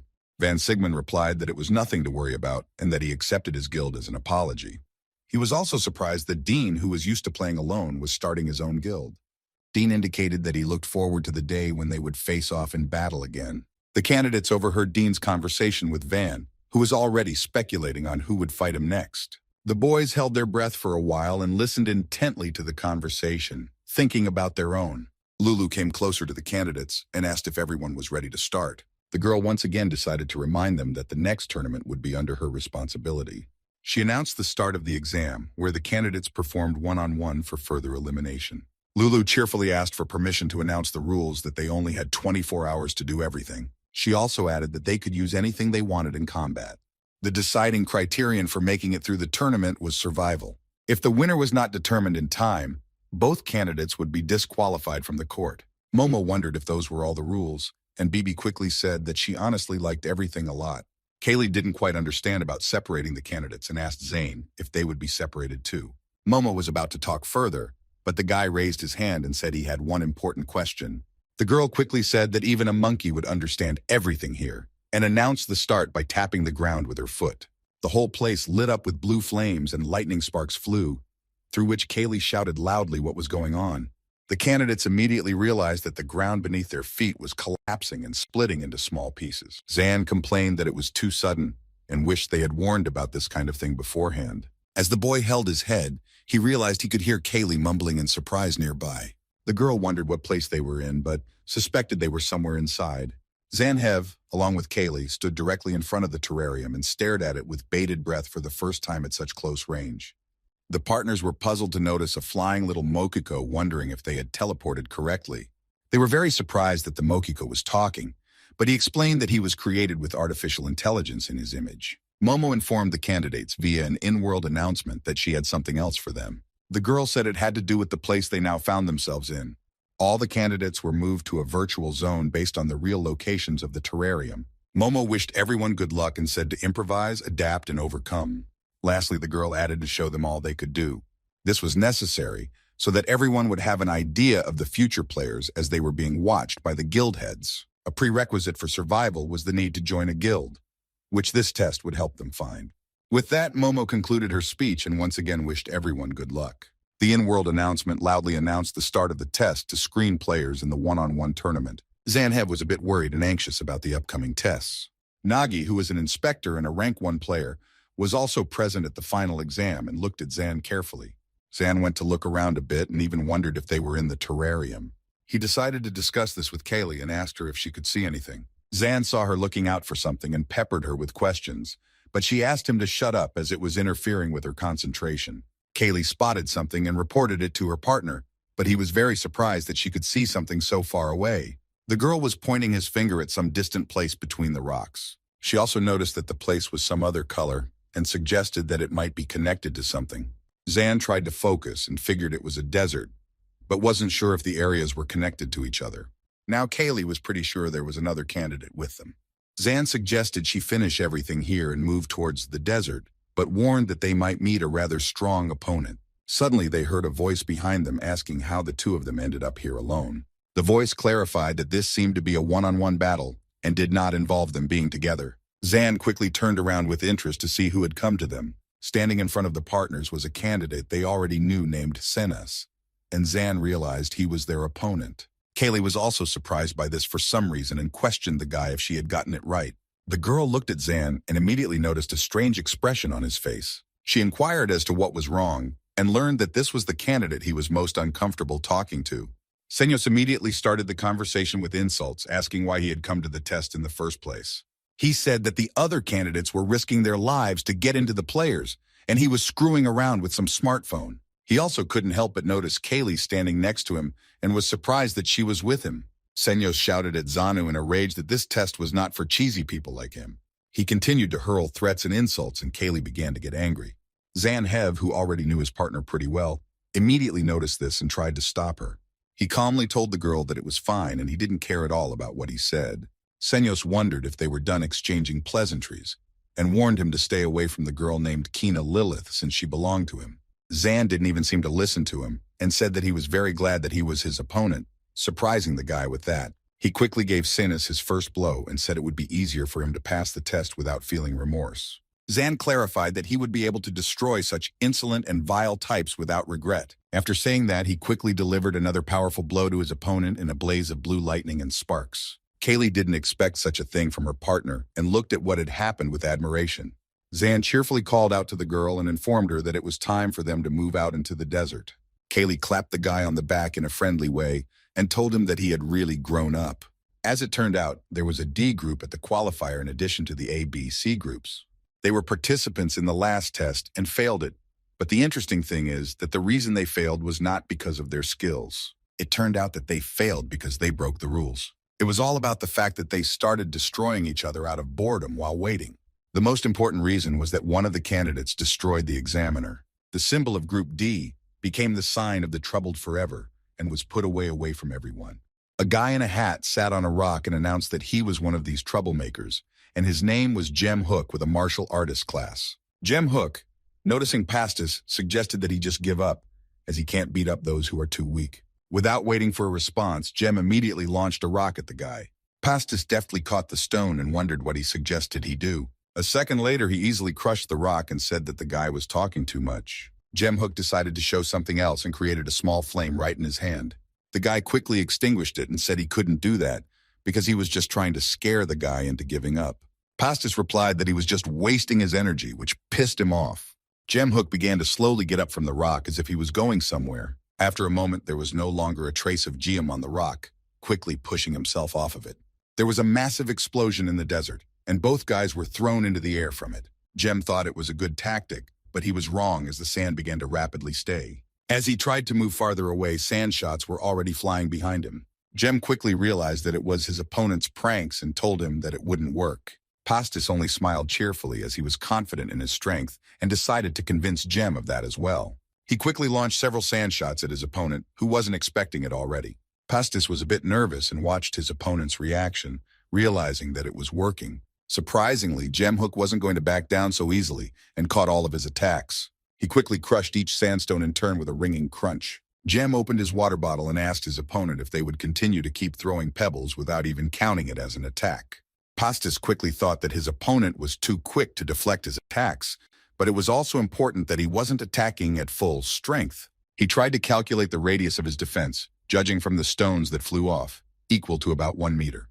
Pastis quickly realized that he wouldn't lose if he kept his distance, but he didn't know how to win. He realized that he had no other choice but to use his abilities. But he saw the Mokiko watching him, through whom he was broadcasting live, and he didn't want to show his strength to everyone at once. The guy realized that the less people knew the better for him, but he had no choice. Jem noticed that Pastis was thinking about something and asked why he was letting himself get distracted. After a second, he said to keep an eye on his opponent, already standing directly in front of Pastis. Pastis, of course, was very surprised to see his opponent move so quickly. He remembered his conditionally designated safety zone and decided that everything was fine for now. The only downside to all this was that Jem himself thought quite differently. He deftly jumped up to Pastis and threw his first powerful punch, knocking him to the ground.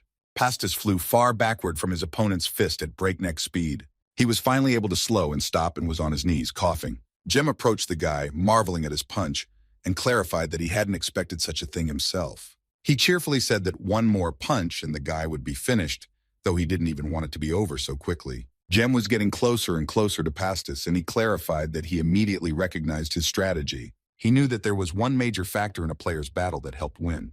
The most important one was to be able to identify the opponent's ability in time. Based on that, also understand what he could do with that ability. This skill was what determined the winners and losers among the players. Pastis was terribly pissed off at being the first to get hit, and was listening to all of this from his opponent. In the case of finding all the conditions of the ability, you could consider that victory was already in your pocket. Meanwhile, Pastis desperately wanted to know what Jem Hook's ability was. He picked himself up and rushed towards his opponent, but something strange happened. It turns out that Jem Hook's ability was to slow down everything around him, which activated when he drank his liquor. Since Pastis didn't know this, he couldn't understand why such a change was happening to his body. Jem Hook couldn't help but seize the moment and accelerated for his next strike. He struck the frozen opponent with all his might with his fist, throwing him back again. Jem also realized that he shouldn't drink too much of the potion as there might be trouble. The potion had an intoxicating effect, and the stronger it was, the stronger the slowing power was. This ability certainly had its minuses and pluses, such as the opponent not understanding its essence. As the guy tries to figure out what Jem's ability is, his first conclusion shoots down the rest. Jem didn't know that Pastis comprehends the conditions of the ability 3 times to properly understand it. This trait was the basis of combat, and no player could dispute that. Jem decided not to give a single opportunity for his opponent to win. He moved on a new offensive to quickly determine the loser and the winner. Suddenly, out of nowhere, Jem heard someone's voice yelling at him that he was doing everything wrong.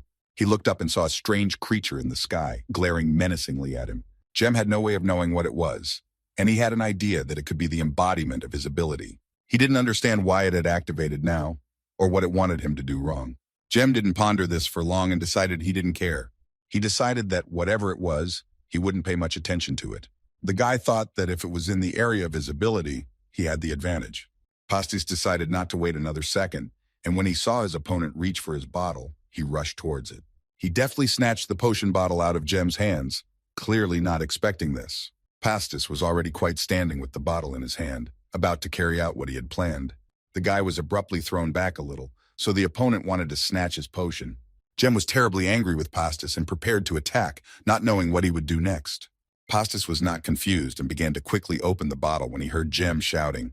He noticed that his opponent was constantly sipping on the potion and figured it had something to do with his ability. After drinking the potions from the bottle, Pastis prepared to act and warned his opponent about it. He also added that all the conditions of the ability had been gathered, and the next move could begin. Gemhook decided that he had even overestimated his opponent too much. He cheerfully asked Pastis what he was going to do now. Jem was now absolutely certain that the C candidates were complete fools. He leisurely approached his opponent and said that his potion from the bottle was not an ability. Jem shouted at Pastis, saying that it was the basis of the ability, but the latter was too far from understanding the point. At the same moment, Jem's open palm falls out, and Pastis realizes he's doing the right thing. The opponents play out the first and most likely their last game of rock, paper, scissors. Jem at this point realizes the epicness of the situation. Pastis, on the other hand, realizes how cleverly he had thought it all out and even successfully executed it. The creature that appeared earlier in the skies finally shouted right. Pastis' ability was conditional and worked on the principle of the game of rock, paper, scissors. It copies the rules of that game 1-to-1, and the opponent is clueless about anything.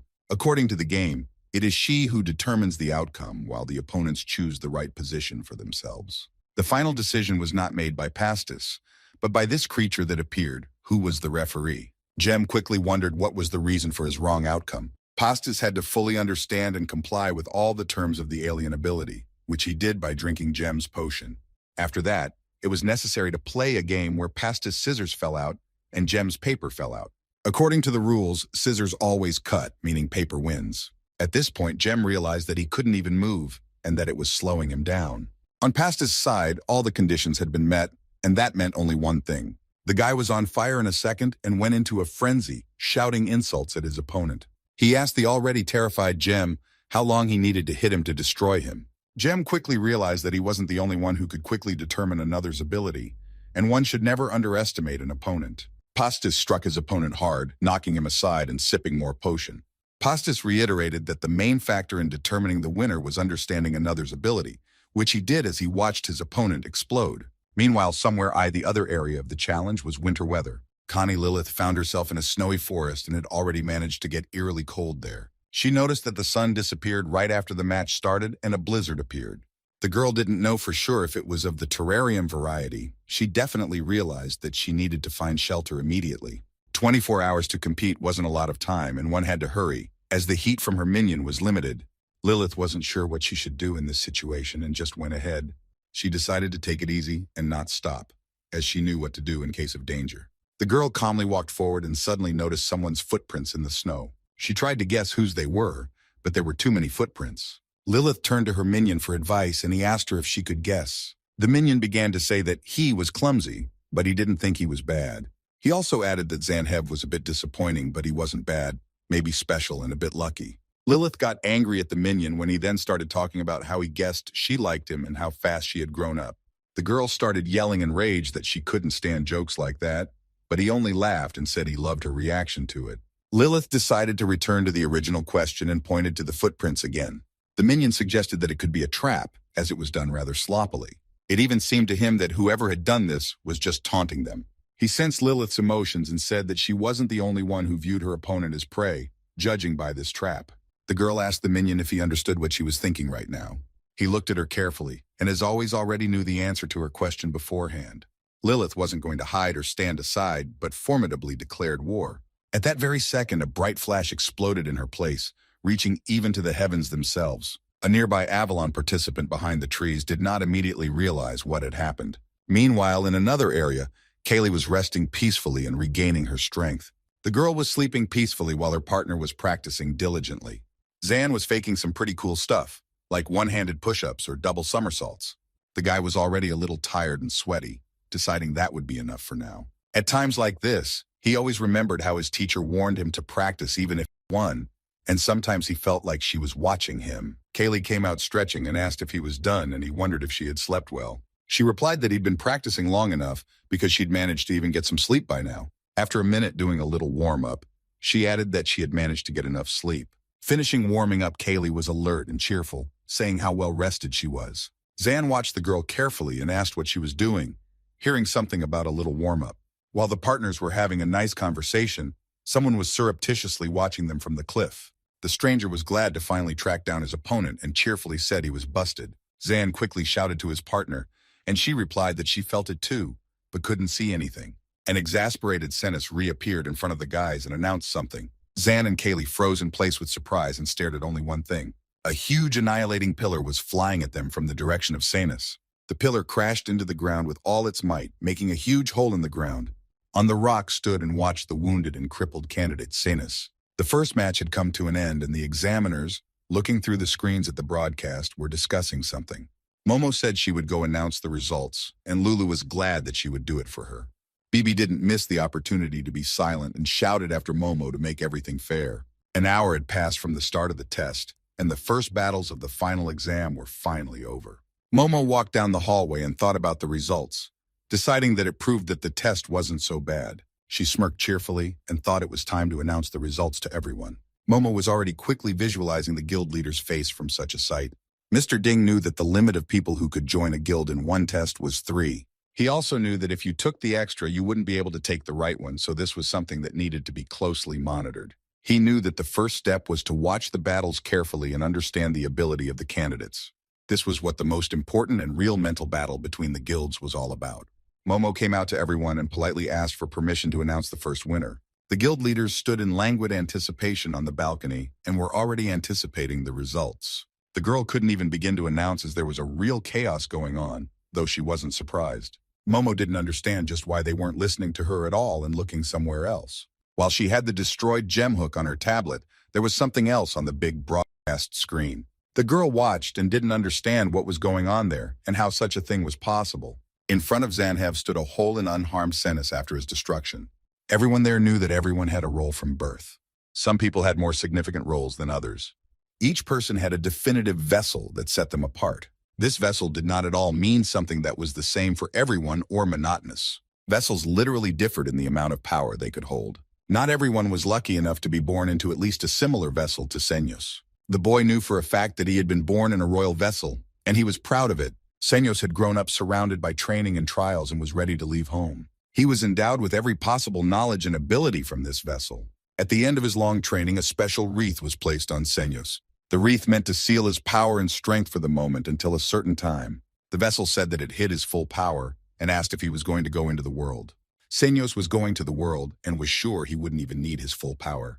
As he left, Senyos said goodbye to everyone, that he would bring back his father's lost treasure, and was met with cheers of triumph. He also added that the whole world would surely hear the name of the Monkey King's son, Senyos Dason.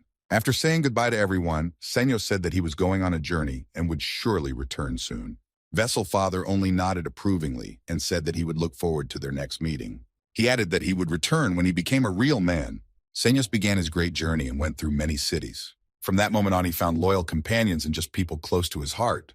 Senyos has not only found the support of friends, but he has also found one that he wants to protect himself. He remembered how many things had happened to him during that time. There had been both bad and good. One thing he was certain of was that he had never once needed his full strength in any challenge. Next, Senyos went on to say that one mysterious man had appeared. This man came out of nowhere, and no one knew anything about him, but he understood many things. Senyos stood with his wreath of full power and clarified that this particular person made him very angry. There was no way he could or wanted to believe that Zan was the reason he had to use his full power. Senyos chomped on an apple loudly and remembered that he had only brought 3 with him, though he didn't expect to need them at all. He realized that even though he hadn't used the entire vessel, it shouldn't happen again. The boy tried to find a silver lining, such as the need to show the villains what he could do. He stood proudly on his huge destroying pole and wanted everyone to finally realize something by now. More than anything else, it was Zanuhev who wanted to prove to Zanuhev that he was not the protagonist here. While Senyos was standing there daydreaming, something happened, and he was very surprised when he noticed it.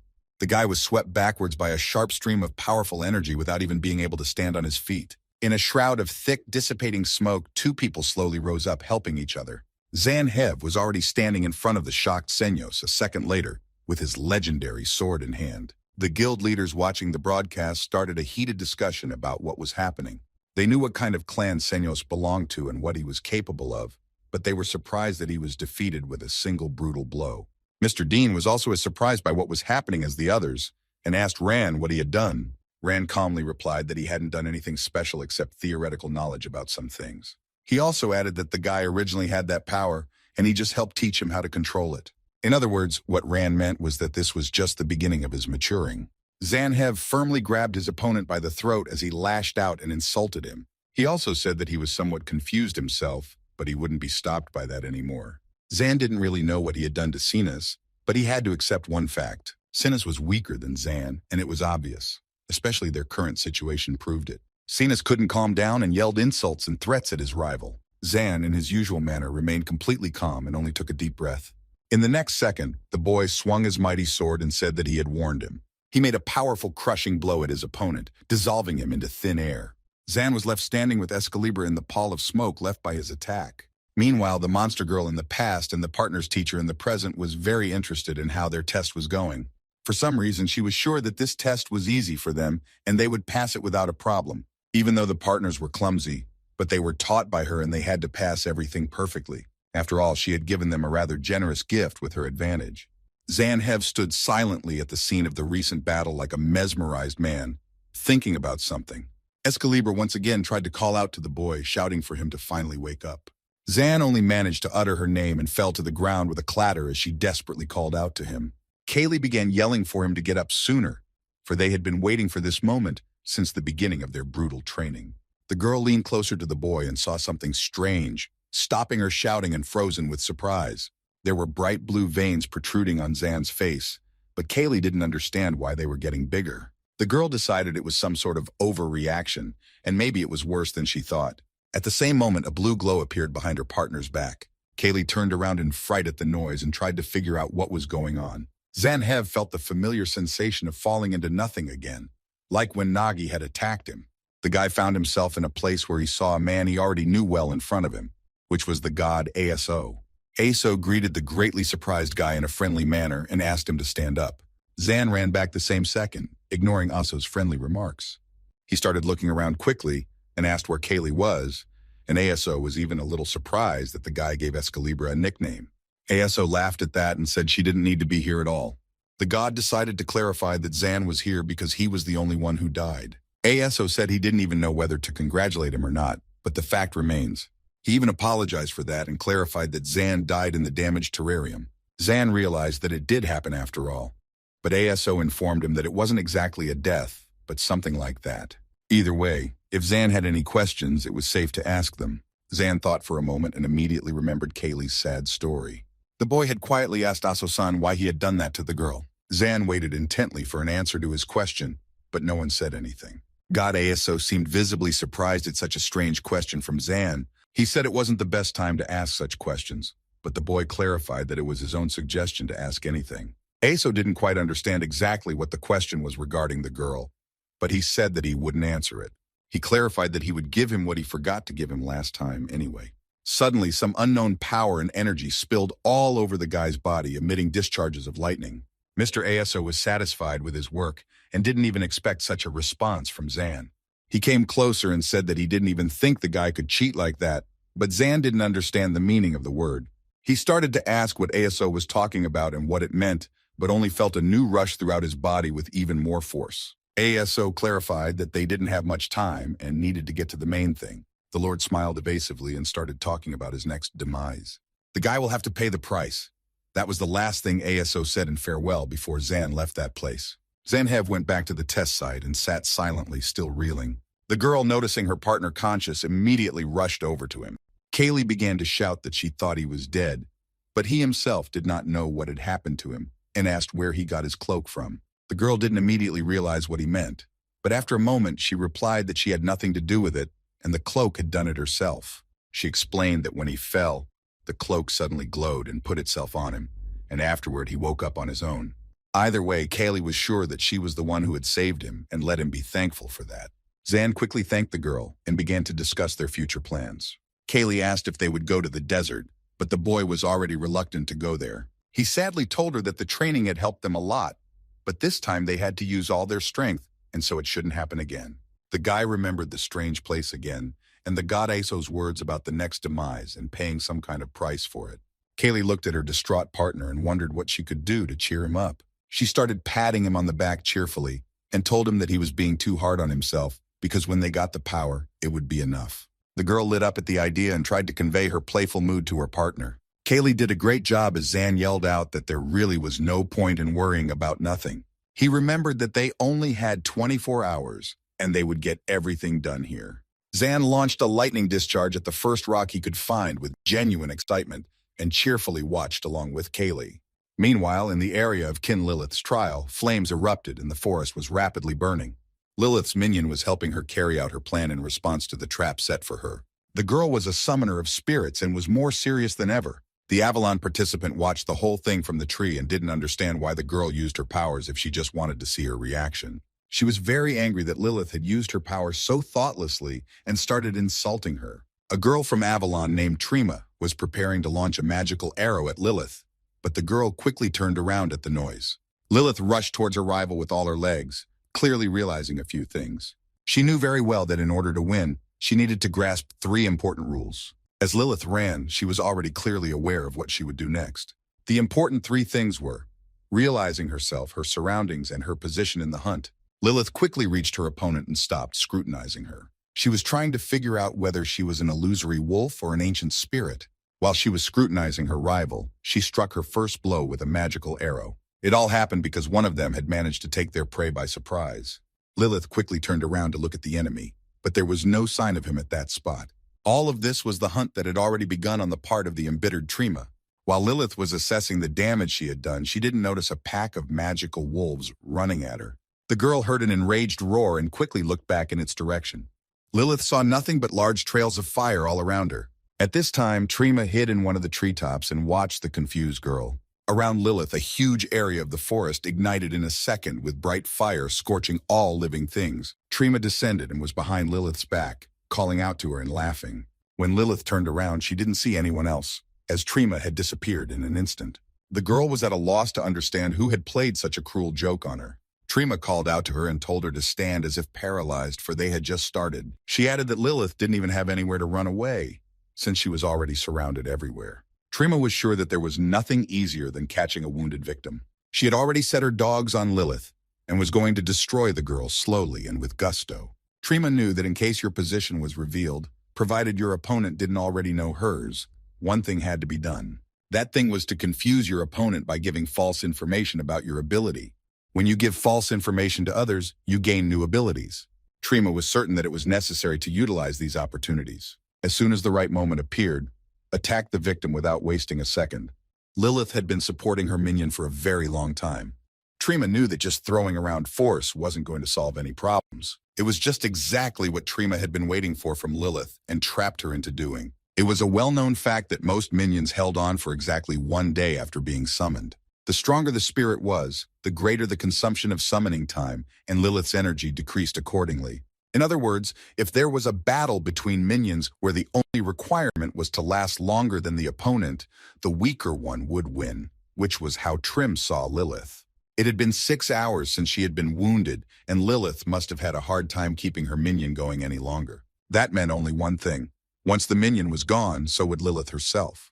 Trima was looking forward to Lilith's defeat to show who was in charge. Even if you can summon a minion but don't realize your capabilities, you're doomed. A player's true strength consisted not only in the strength of the minion, but also in the judicious use of their own abilities.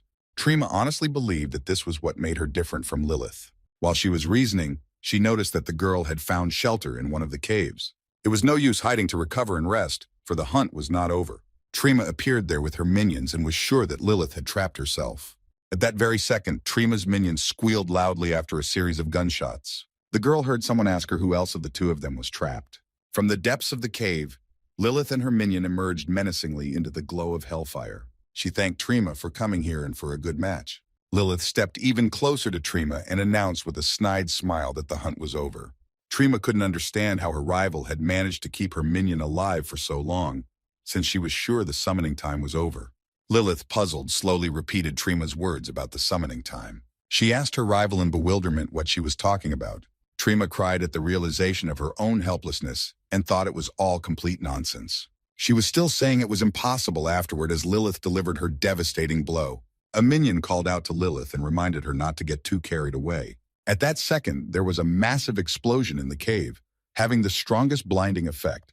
Momo asked everyone to turn their attention to the fact that most of the tournament's fights were over. She wanted to let everyone know how the final exam, which was being discussed by the judges, would go. Intoxicated with victory and the potion from the bottle, Pastis lay quietly on the ground and rested. Zanhev never stopped training hard with the help of his faithful partner. Kina Lilith, having defeated her opponent, sat silently with her minion in the cave and warmed herself by the fire. Some of the candidates were less fortunate and were about to be sent elsewhere. Kitty from the Night Demon Guild noticed that a couple of guys had appeared, vying for a spot on the team. Another guild leader said that she had her eye on someone as well. The girl's name was Louise, and she was from the North Street Guild, betting on the candidate Pastis with his conditional ability. She specified that his ability was rather useless, but if he was trained, the result would be incredible.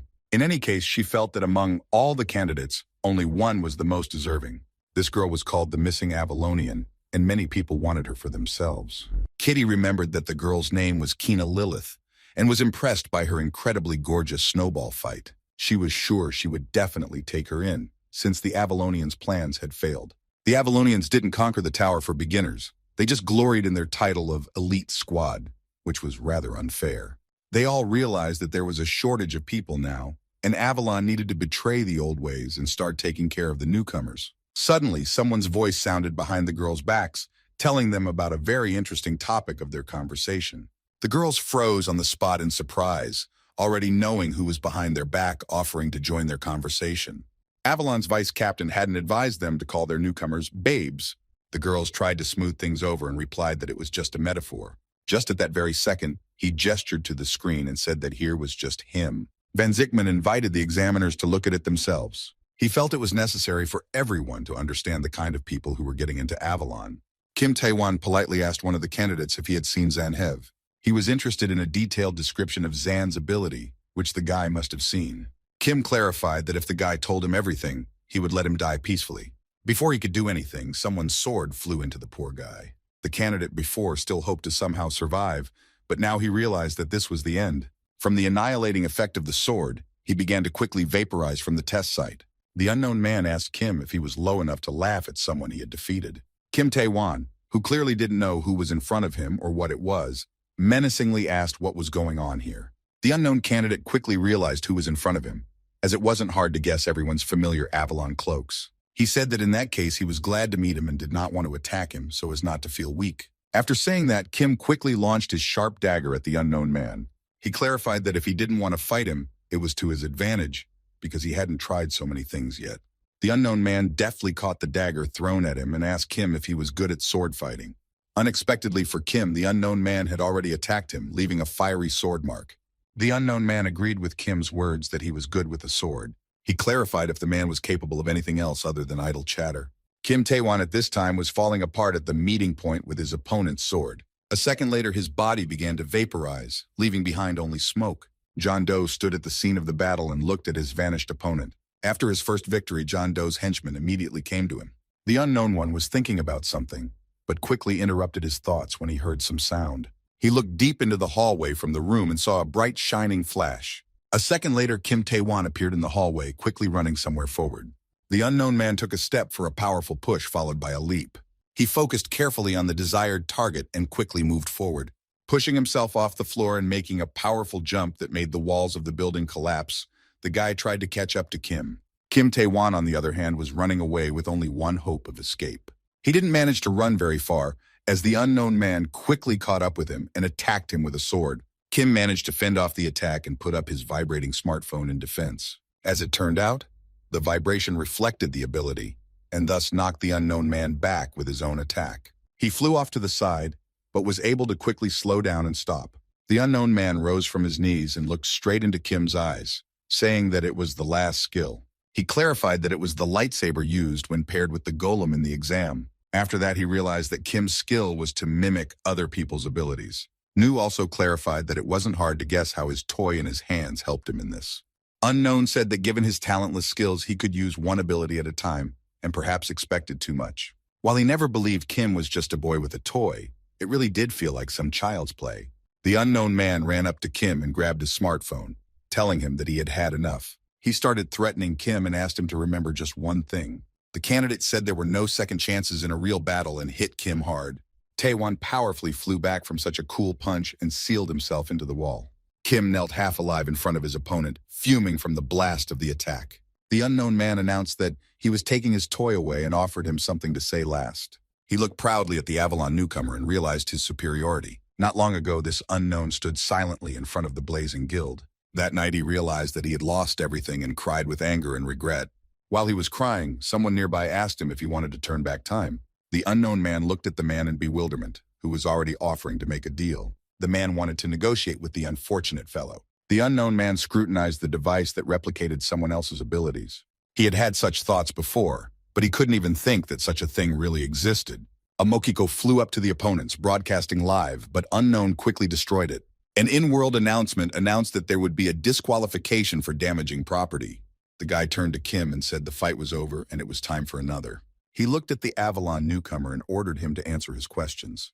Kim cheerfully asked if he was ashamed to mock a defeated enemy. For such a cheeky joke, Kim instantly received another punch in the face. The unknown man repeated that the fight was over and he just had to answer questions. He asked if he knew where Zanhev had come from, which surprised Kim. Taewon stared at the guy in bewilderment and asked him what he meant. The unknown man slapped Kim again, saying that he didn't know what he was talking about. As Taewon lay there and recovered, John Doe offered to move on to the next question. He looked menacingly at Kim and asked where he himself had come from. Kim was clearly surprised that this was all the rival was so eager to know. He also clarified that if he had known about it before, he would have quietly told him everything, but he didn't understand why he would. Kim, smiling evasively, asked if he wanted to chat with ASO. The unknown man said that he should be the one to answer his questions, not the other way around. Kim started saying insults and even threats despite his position. All because he had a trump card up his sleeve, and in that second, a rank 7 gravity field appeared. Kim stood up abruptly and signaled that even he would have trouble overcoming such a thing. The unknown man didn't understand how Kim was able to master the ability without his contraption. Taewon cheerfully stood over his opponent and said it wasn't that big of a deal. He reached for his smartphone and said that gaming conflict was the best way to rack up rank. Kim suggested that his opponent think about the situation. He asked who in their right mind would get into a fight without even knowing how to fight. Kim, looking into the unknown man's eyes, clarified that he was making himself look weak to catch such fools. John Doe realized how unlucky he was to deal with such a brash candidate. He told Kim that he had been outplayed and he would admit defeat. Kneeling before his opponent, he offered to do with himself whatever he saw fit. Suddenly, the unknown man's entire body lit up with a purple glow, and it was as if he had been electrocuted. Kim didn't understand what had just happened and what kind of light was coming from the guy. He thought he had stashed something for last, but he heard something about a promise kept. The unknown man shook and broke into a sweat several times before he could say anything intelligible. It was as if something had been injected into his body by a stream of unknown energy. After a second, he could speak clearly and said something about Nubiara's victory over the great general. He thought it was funny and laughed while Kim didn't understand anything at all. The unknown man changed in his face and pounced on Kim, asking how ASO was doing. Kim was even startled by this appearance of a rival and asked in confusion who he was.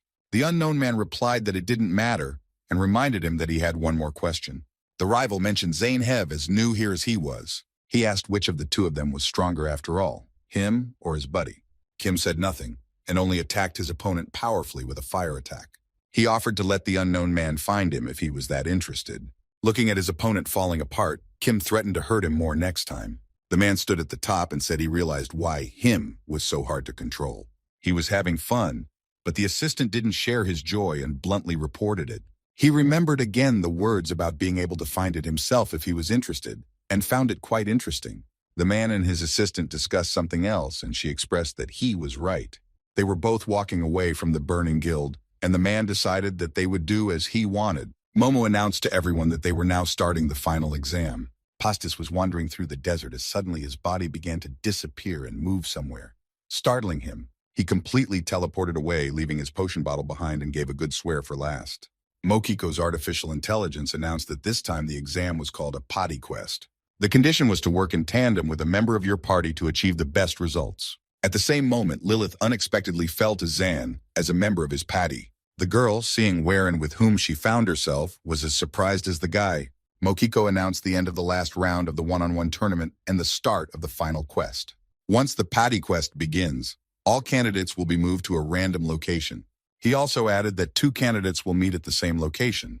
Kaylee inquired if the guy with yellow hair was still alive and heard that it couldn't be otherwise. Mokiko added that they didn't have to create a party with each player, so there would be many of them. And the most important condition for completing the challenge was that they had to be paired up.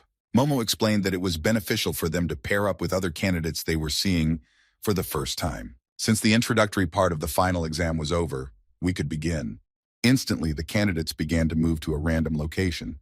Zan quickly warned Kaylee that whomever she got into the party with, let her be careful. She told him furiously one last time not to let himself meet that freak, or she would turn his yellow hair red. Zan only reacted calmly as usual to his partner's threats and agreed with her. Mokiko cheerfully said goodbye to everyone and wished them luck in the final battle. Lilith sat across from Zan as the candidates were asked to try and co-op with members of their patty. Zanhev was somehow very surprised that it was Lilith who had gotten to him. Ever since she had helped him once, he had tried his best. Lilith, on the other hand, remembered how one stupid incident had gotten her teased. She thought the guy was a real stickler and it annoyed her terribly. And they looked at each other strangely and wondered what it was all called. Zan heard something about tension and began to quickly ask what she was doing here. She wondered for a moment because she didn't know the answer to that question. Lilith didn't even show it and replied that he must not care where she was. The henchman advised her to talk less to him and do as he saw fit. Zan was about to say that he meant no harm when he heard a familiar voice. Out of the flare, a happy Kaylee was flying straight at him and yelling to catch her. There was no way Zanhev expected to see his partner here again so soon. He deftly caught her, and as she lay in his arms, asked if she wanted to get off. Kaylee jumped up off her boyfriend, and the first thing she noticed immediately was Kina Lilith. She was already running towards her and suggested that they create a party by a simple handshake. Kaylee shook Lilith's hand, but the tag on her hand appeared immediately to Zanhev. The Mokiko host announced that the party had been created and welcomed them to the quest. The tags appeared on Lilith and Zaina, and Kaylee didn't understand why she was the only one who didn't get one. Lastly, Mochiko said to reach the rally point without destroying the team, as there wouldn't necessarily be losers here. The description of the party quest was over, and Lilith's minion noticed something strange behind the candidates. Lilith also heard strange noises and quickly turned around, calling out loudly to her minion. Zanhev didn't wait a second and rushed to attack the fearsome beast. With a single strike, flashing lightning, the guy managed to destroy the huge monster. Kaylee immediately pounced on her partner and began to berate him loudly. Lilith and her minion watched as Kaylee yelled at Zanu about what happened to him last time and asked him not to do it again. The girl finished yelling and noticed the minion, hearing him marvel at Zan's strength. He flew closer to Kaylee and explained that almost all of Lilith's power was coming from him, and the girl excitedly said that they had the same. Zan noticed Lilith looking at something and asked if she could see something, hearing back a suggestion to see for himself. They saw something that looked like a cave or dungeon below, and Lilith said she would rather hunt monsters than fight players. The girl said she would go first, and Zan asked her to wait for him. Together they walked quickly down to the cave and were already standing at its entrance. Zan asked them to go slower and didn't understand why they were so fearless. The boy lit the torches built into the wall and they took turns following each other. Zan was a little apprehensive, but also uncomfortable with the fact that they had been walking in complete silence for half an hour now. He noticed that the paths in the cave were diverging and asked what they should do, but Lilith reminded him that there was no way they could separate. For some reason, Lilith's minion suggested that they all split up. The candidates looked at him in bewilderment, and he repeated what he had said. He asked Kaylee to go with him, and she immediately agreed. The minion informed Lilith and Zanu that they could do what they wanted to do themselves. Lilith became angry with her partner and began to ask why he was doing this, but all she heard was something about needing privacy. The henchman waited until the girl cooled down a bit and asked if she was afraid. Lilith turned away proudly and walked forward, ignoring her partner's wishes. Kaylee wondered what was wrong with him and learned that he was just amused. She still didn't understand what exactly he thought was fun or why. Kaylee and her minion followed one of the paths and came right to the wall. They realized they had come to a dead end, and the minion suggested they head back. The partners quickly ran back to the fork of the path through the narrow corridor of the cave. The henchman asked if they were close to Zan, and Kaylee replied that it was possible, since they were weapons with the master. He explained to her that he didn't mean that, but something else entirely. He asked if she was comfortable with the idea of Zan being together with Lilith. Kaylee still didn't see why she should be uncomfortable. The henchman noticed the girl's sincerity and felt embarrassed by his question. He quickly laughed and tried to turn it into a joke while Kaylee looked at him in bewilderment. He also added that he would love to have a friend like her. Kaylee wondered in surprise if they didn't have that kind of relationship with Lilith. The minion began to explain that he had tried everything to be her friend, but she had felt even more alone. He understood that it was a big burden for the child, and he had overdone it. After a bit of silence, the minion asked Kaylee to take care of Lilith. At this time, Lilith and Zan came along their chosen path to a huge door with guards. Zan offered to team up with their partners before going inside. He realized she was ignoring him and even bore Kaylee's annoyance. Lilith scrutinized Zan for some reason and smirked indefinitely. She inquired as to where he got the cloak and learned that a friend had given it to him. Lilith doubted the guy's words and tried to clarify why. Without waiting for an answer, she said that he looked like a pig in a dress. Lilith moved forward while Zan tried to stop her and said that it had been too long since the test had started. As it turned out, it had been about 22 hours from the start of the test. Lilith said she didn't know what he was thinking to himself, but it was time to get ready. The girl didn't want to think about what would happen if they exceeded the time limit. Suddenly, Zan grabbed Lilith's arm at the entrance to an unknown cave door. The girl turned around at the guy in surprise, and he tried to explain what he wanted her to do. He started to say that he understood having her own opinions, but they were on a party quest after all. Zan actually wanted to hear what their partners thought about it. Lilith didn't want to listen to him either, and Zan started yelling at her why she was being so stubborn. He also asked if she was in a hurry, why she fell for such a stupid provocation. Zan had already noticed Lilith's arm swinging and realized he had made a big mistake. The boy didn't have time to do anything before the guards who were standing at the entrance flew over them. As he regarded them, Lilith grabbed him by his cloak and pulled him close to her.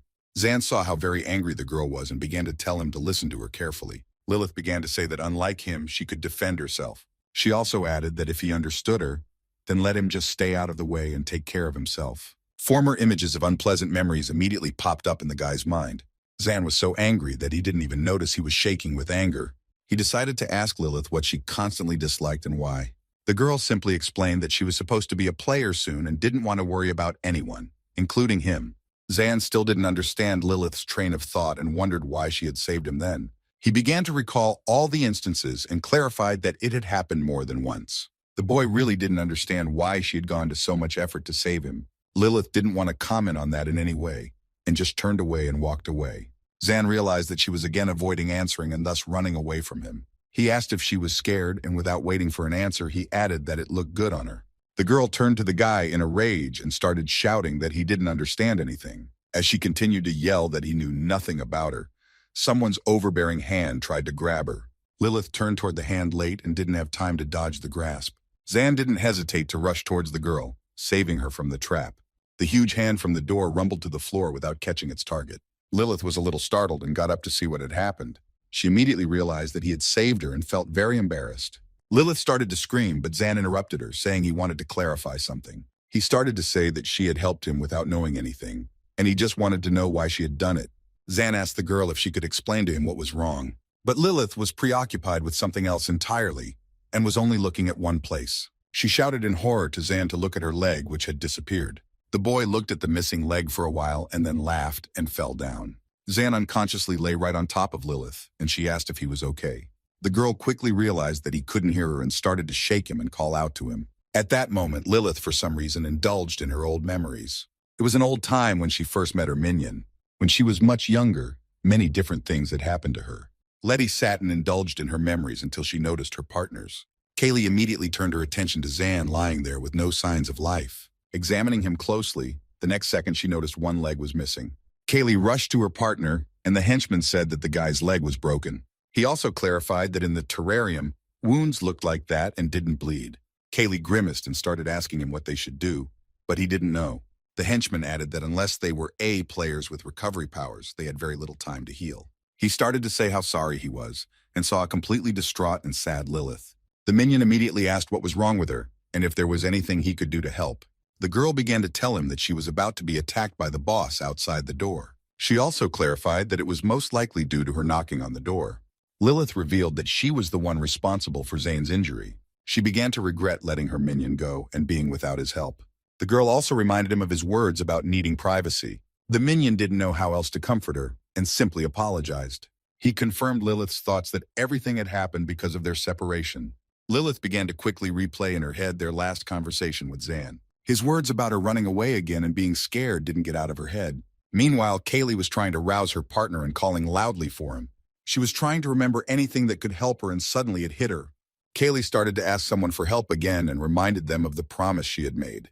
The girl promised to fulfill her dreams and go back. Lilith walked over to the guys and began to say that this thing had recently become holy, referring to Zane's cloak. Kaylee immediately started asking her if she even knew what the thing was. Lilith said it wasn't really important right now, and asked when it had last glowed. Kaylee replied that it had been on the last test, and Lilith decided to put it away.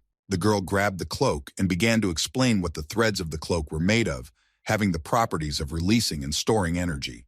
Lilith had also heard that a glow accompanied these very processes. She knew that even a small piece was hard to buy, let alone the whole cloak. Lilith still couldn't understand how he even got it at the beginning of the game, and asked Kaylee to calm down. The girl decided to try and do something for Zane Hev. Lilith enlisted the help of a minion who already knew about it. Several fiery trails of red flame lit up around the girl. The minion reminded her that he could only interact with her body safely, and to help the guy, she would need to make a contract. Lilith understood all of this perfectly well without explanation and replied that she knew everything. She looked at the guy and began to say that she had helped him more than once, and he didn't react in any way. Lilith informed him that she would get him on his feet and make him say something. Kaylee immediately recognized that it was the same thing their previous rival had eaten, and asked where she got it from. Lilith only replied that she would quietly give it to Zan to cure him. She quickly took one small bite of the healing apple. In that instant, everything around her was engulfed in a blinding flash. A special light of healing appeared in place of the boy's missing leg. Lilith reported that almost everything was ready, and only one condition remained. The minion couldn't believe what Lilith was about to do now. He saw her approaching the boy and asked if she was going to give him her blood. Lilith turned to the henchman in a bit of confusion and asked if he would help her in case of anything. He tried to stop her, for he probably wasn't sure he would, even though he wanted to. The minion began to quickly say that he might be able to do something, but if she did, Lilith didn't listen to him further and dripped blood on Zane. At that very second, there was a massive fiery explosion, shaking everything in the cave. A short time later, Zan was already calling out to Kaylee sitting next to him, and she was glad to see him return. He slowly got up and asked how she was doing and how long he had been waiting. Lilith grudgingly noted that he had no time to get up and was already starting the old one, and called him forward if he was ready, as there was no time to chill. The partners looked at each other in bewilderment and looked at Lilith again, calling out to her. She answered them irritably, for she knew as well as they did that she looked much younger. Lilith remembered how a minion had once been her teacher in human form. There had been a situation after which he was no longer the same, and he had apologized for it. He had to sacrifice his body, for all he could do at that point was to stop further processes. Lilith looked at the ashes and what was left of her teacher with tears in her eyes. She was desperately trying to figure out where everything had gone, what was wrong with him, and if it was all her fault. At that moment, the girl even wished she was dead, just so it would never happen. The teacher said that because of his new form, he could no longer hug her and apologized again. So Lilith's teacher became her henchman, and deep down he always knew he could hug her inside himself, in his own way. He looked at the confused girl and asked her to never forget the burden of their great clan. In front of Lilith's eyes, the fiery body turned into a small flash, forever taking that form, and asking her to never forget anyone in the clan. This was necessary until they put an end to all this mayhem. Zanhev, still in shock at what he had seen, lay staring at Lilith. He stood up and tried to soften the situation somehow to find out why this had happened. The boy asked if she had become a child because she had helped him survive, while Kaylee was measuring her for height. Lilith started yelling again that she had already explained everything, but Zan still didn't know what she was talking about. The girl became furious and started ranting about how she used a special apple. She jabbed her finger into his forehead and clarified that she had given him her power to rebuild his body, so she in turn became smaller. Lilith jabbed her finger at him again and said that she had even torn up her contract to help him and didn't even know herself how much she had sacrificed for him. She still saw Zan's perplexed face and asked why he couldn't understand something so simple, and not knowing the basics, was trying to climb the tower. Zan finally realized that his dream was not a dream at all, but true, and that he even felt bad, so much so that Lilith's power spoke to him.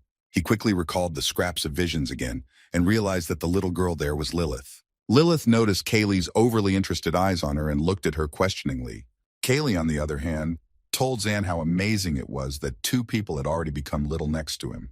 Lilith didn't understand what she was talking about and clarified when she learned that Kaylee had been an adult before she met Zan when she was with the god as well.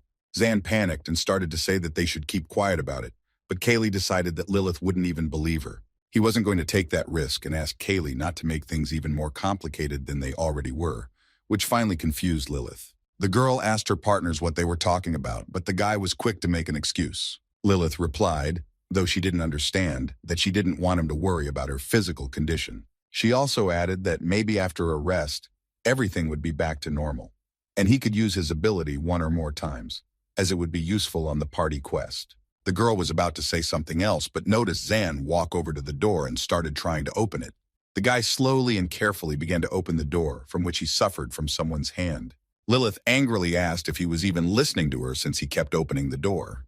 Zan wondered how soon she'd be back to her old self, but Lilith was just hinting at it.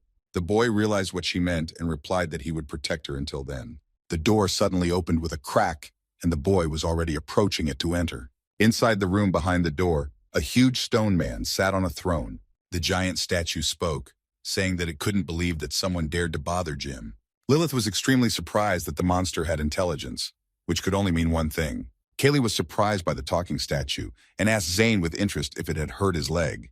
The stone man asked them to leave because Jim wasn't just a statue to stare at in peace. Kaylee tried to quickly remember what it meant if the statue spoke, and Zane added that she was a higher B. Lilith was very worried about the situation and asked them to leave since the boss wouldn't leave the premises anyway. She tried to say that they would come back here with something else, but she already saw Zan moving towards the statue. The stone man raised his arm in defense, and Zan and Excalibur as his sword hit it just right. The boy asked Kaylee if she remembered what Ran had told them before the test. Sure enough, Kaylee remembered every word said about B level and above. The partners simultaneously said that they could use their skill in such a situation. Zan gave the legendary divine ball a mighty lightning strike on the stone statue. Kaylee clarified that it wouldn't be cool if he got knocked out again, but Zan replied that he had rested enough already. Mr. Ran had told the boys that the most important thing in using an ability was the image. The prerequisite was to think of an image, to visualize it in your mind. The image of the weapon should fulfill a great requirement. It should be the strongest sword. This was also what the partner had been told by the teacher, that the sword should be an opening sword. But she warned them that it was strictly forbidden to use this ability. The ability usually depended on the strength of the individual, and Zan's super regeneration was used unknowingly by him. The teacher had told them that it was too dangerous because the power was too powerful, but she had no choice but to teach Zane how to use it.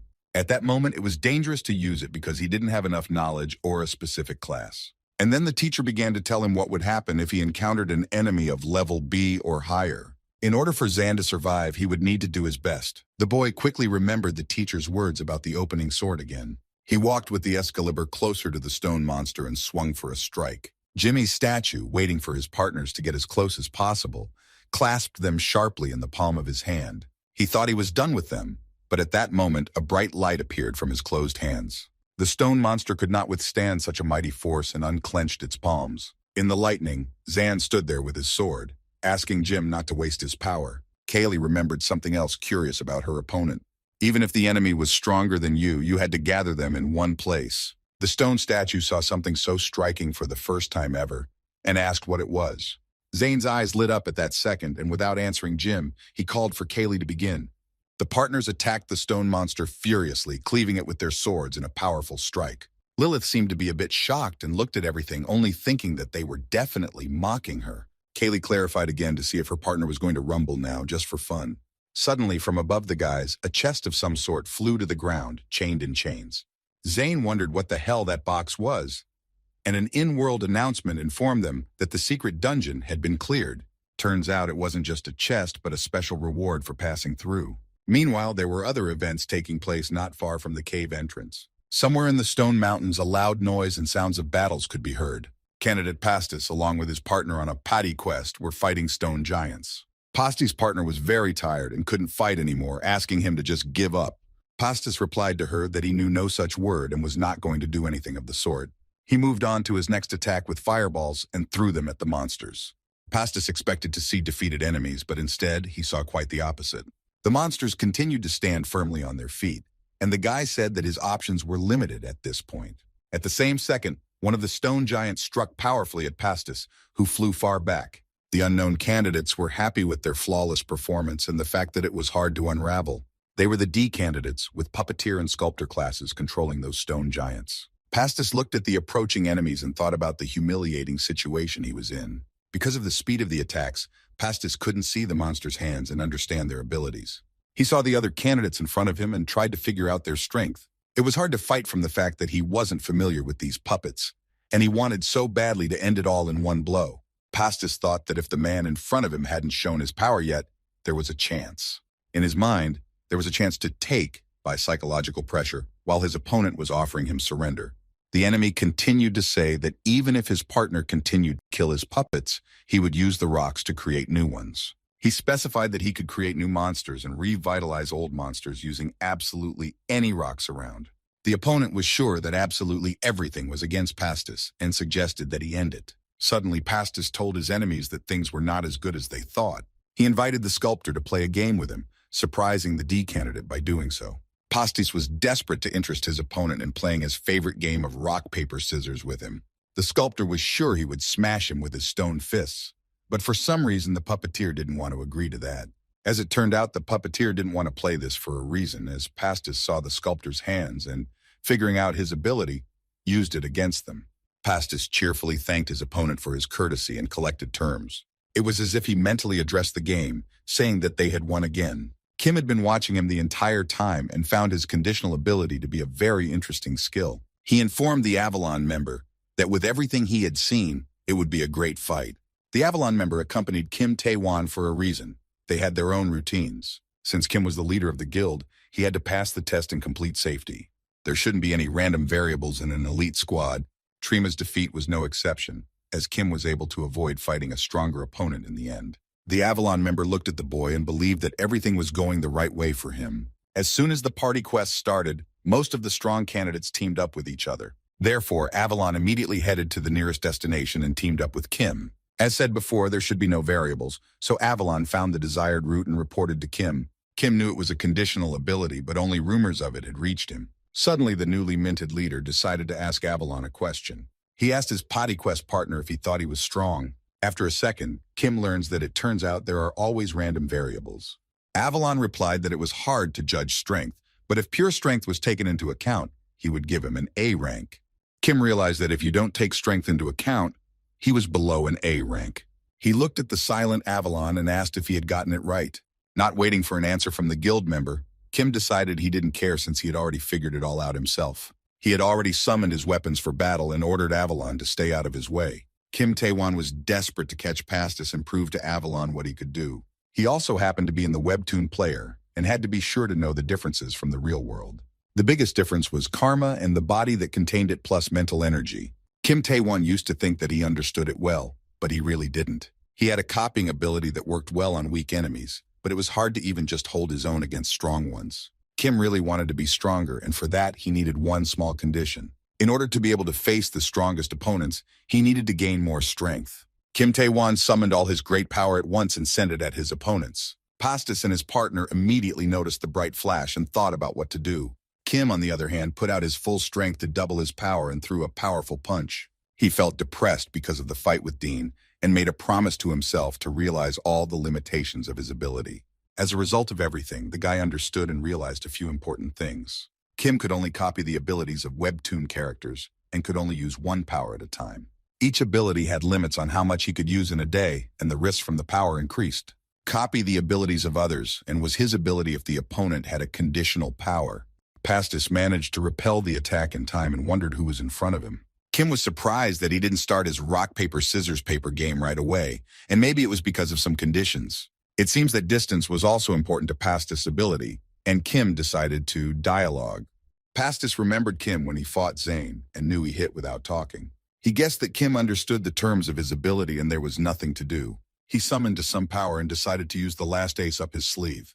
Meanwhile, the partners were awarded a chest for mopping up a hidden dungeon. This chest was a special reward for defeating Stone Jim. After a moment, the chest independently opened and a bright light appeared from there. The special rewards were self-distributed to the candidates according to the work they had done. Lilith got the unique award, Tears of the Blue Dragon, which restores all conditions. The girl couldn't believe that this particular award went to her. As soon as she touched it, she was instantly reincarnated. Lilith examined herself carefully and found that she was indeed back to normal. She felt much stronger than before and didn't realize why she had received such a reward. She immediately wondered what Zan's reward was then and quickly looked around. Zanhev was standing there looking at some sort of sealed book in bewilderment. Kaylee stepped in and said that something was definitely wrong with that book. She added that she could feel the god's power, though very faintly. Zan decided to touch the book, and some sort of thing appeared in its place. This one turned out to be an epic player tag award with an unknown condition. ASO cheerfully remarked that Zan was finally done with the thing. The god praised Zan's ingenuity and decided to give him some credit. An in-world announcement announced that Zanhev's user recognition was over. A second later, the announcement added the definition of his class. Dean, stretching, left the room, and all he could think about was what a boring job this was. He didn't understand how guild heads did it all the time, because it wasn't interesting at all. He was brought out of his thoughts by a loud stomp with a strange noise, and a voice shouting at him to get out of the way. Some people rushed past him at breakneck speed, apologizing for the urgency. Dean scrutinized the outfits of those running and recognized them as healers, only he didn't understand where they were going. He thought for a couple of seconds about what was happening and realized that something interesting had happened. The healers had already arrived at Momo's examiner and were quietly reporting something to her. Momo was joined by the rest of the examiners, and the healer reported that the test had to be stopped this minute. Lulu took this as just another delusion and resented being pulled out in the middle of the exam. Momo knew that this was all for a reason and suggested that the healer finish his story. The girl asked him to explain the situation, and the healer thanked her for it. The candidate from D had lost to Kim Taewon from A, and the footage showed the destruction of their Mokiko drone, so they had to ask for the loser. What the healer said next shocked all the examiners. The fact was that this candidate had died permanently outside the test. BB immediately asked menacingly what he was even talking about, but he replied that he didn't know anything himself, even though he had been doing it all his life. The unbreakable rule was that if a candidate died in the terrarium, he would be reinstated in the temple with the right class. Lulu reported that if he didn't recover in the only temple, it meant true perdition. Beeb started shouting that it was impossible to perish in the terrarium territory, as that truth was indestructible.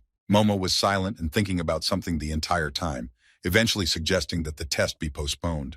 Everything had to be sorted out, as the safety of those taking the test was paramount. The other examiners had no choice but to silently agree with Momo. All this time, Mr. Dean had been eavesdropping on them and expressed that they had made the right decision. He stood in the doorway of their room and clarified that despite everything, he was against it. Momo clarified that no outsiders were allowed in here, even if he had a second rank. He cheerfully apologized and reminded them that he was strongly against stopping the exam. The examiners stared in bewilderment at the gentleman who was talking about some idea. Dean wanted to get the girls interested and asked if they wanted to hear his plan. Meanwhile, Pastis and his partner were sitting on the ground and retreating from a recent attack. Pastis, unlike the unconscious girl lying there, was still thinking a little. Kim pondered the fact that he couldn't keep the stolen power, but he could also feel it fully with him. He realized that the Pastis were using the same skills and decided that continuing the fight any further was a waste of time. Kim summoned the new power and said that if he had no more trump cards up his sleeve, it was over. Pastis, after hearing this, was somehow not frightened, but on the contrary smiled cheerfully. This behavior confused the surprised Kim Taewon. Pastis summoned the mysterious hammer of justice and prepared to strike. The boy swung powerfully, and with all his might made a strike on the ground in front of him.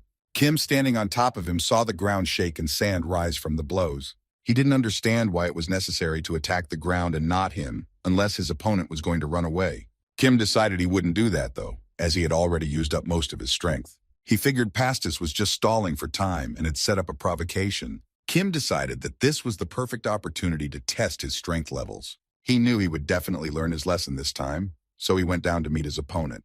Lastly, he informed Avalon that he would be back soon and heard a warning of danger. Avalon couldn't believe Kim had fallen for it like a child, though perhaps it was a great chance to learn a lesson. As Kim Taewon flew down to the sandy whirlwinds, he thought that people with this ability were very naive. Conditioning was in all abilities, but how was it possible to recognize people with conditioned abilities? The answer to this question was simple.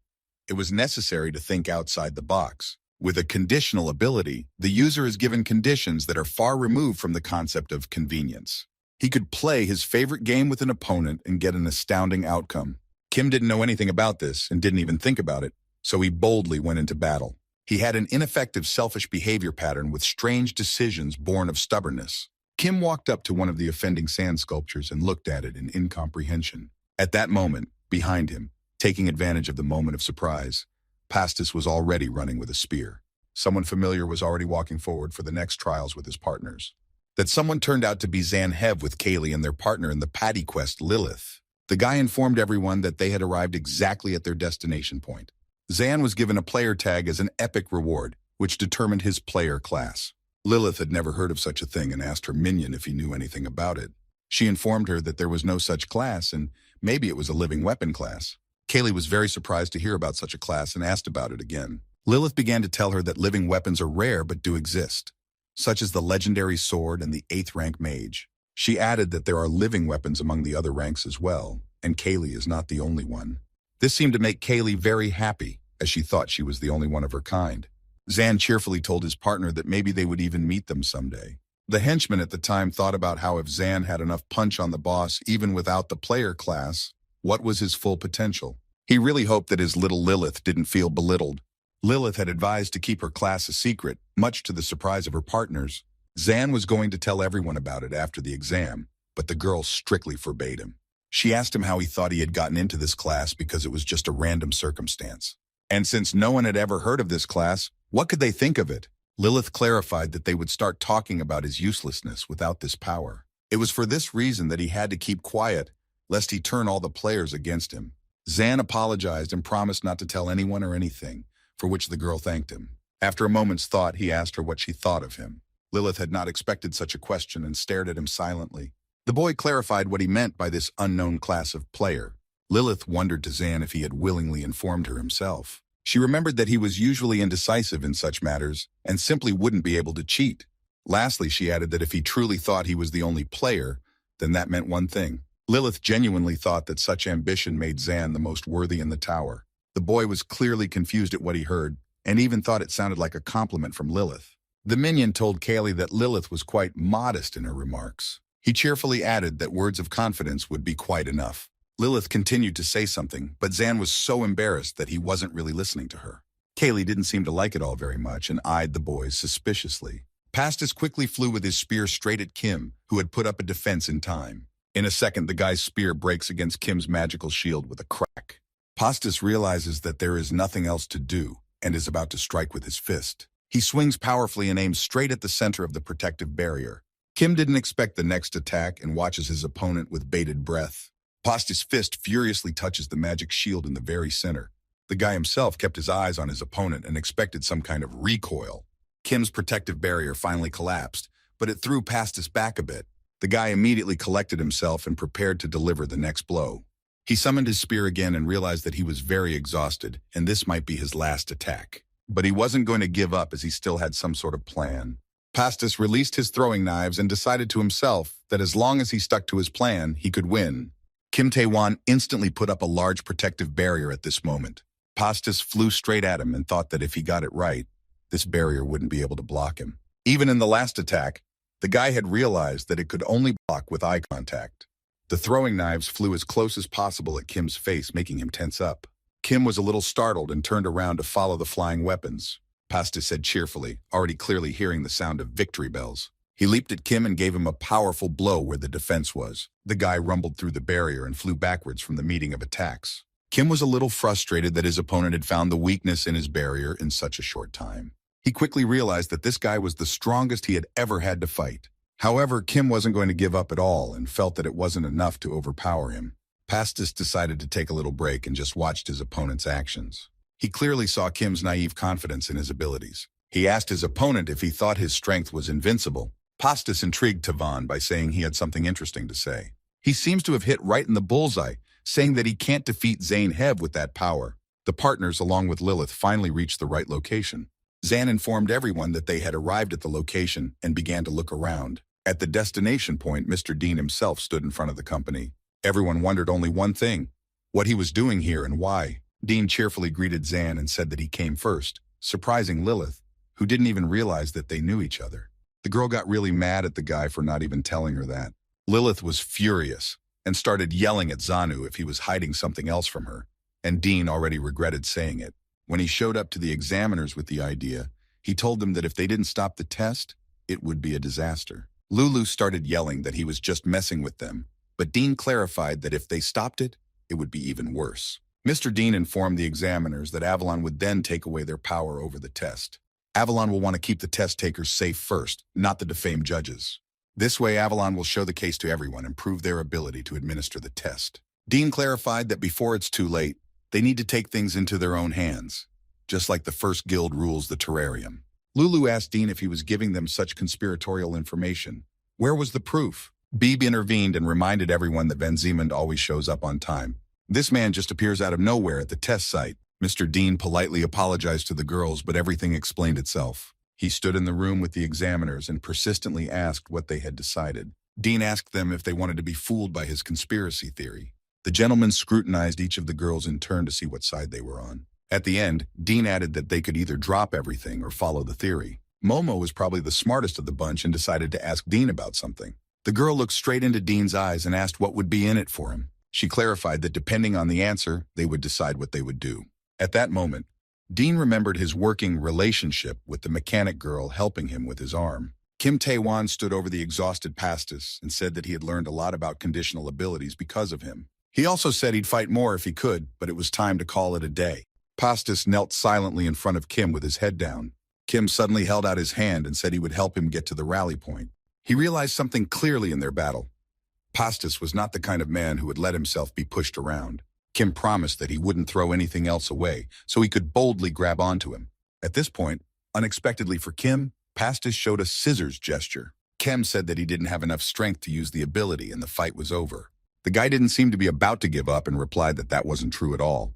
At that moment, Kim was attacked from behind by a girl who was in a patty quest pairing with Pastis. She was full of anger and agreed with her partner's words. The girl gave her opponent a powerful punch, throwing him back into the sand swirls. While she was doing the crushing blow, Pastis asked where they were going next.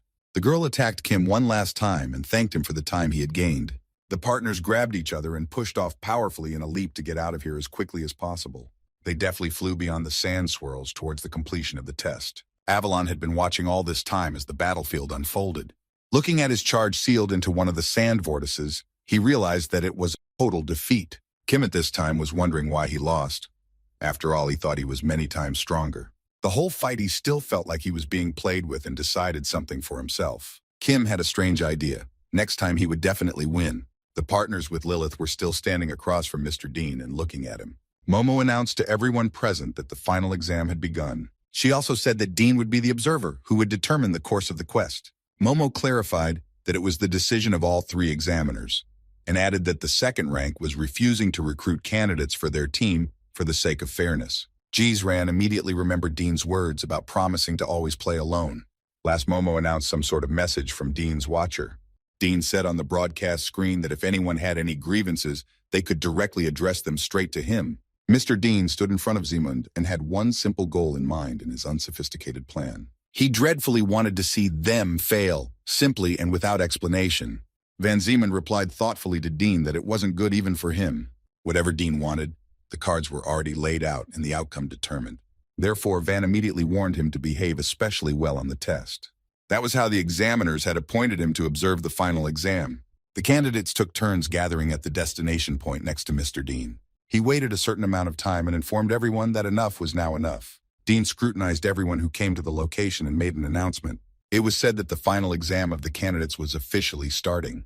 The candidates silently looked at each other and at Mr. Dean. Everyone was very focused and determined to win. Van Ziemund was actually a mysterious person, shrouded in many unknown secrets. Nothing was known about his face, his age, or his past. But the fact that he was a player wasn't the only known fact either. For example, everyone knew that he had an 8th rank and was the deputy head of the Avalon Guild. There was another interesting fact about Van Ziemend's mysterious persona. As a player, he had the class of Master of Living Weapons, but on top of that, nothing was known about his weapons. Van couldn't stay in this place for long as he would immediately fall asleep.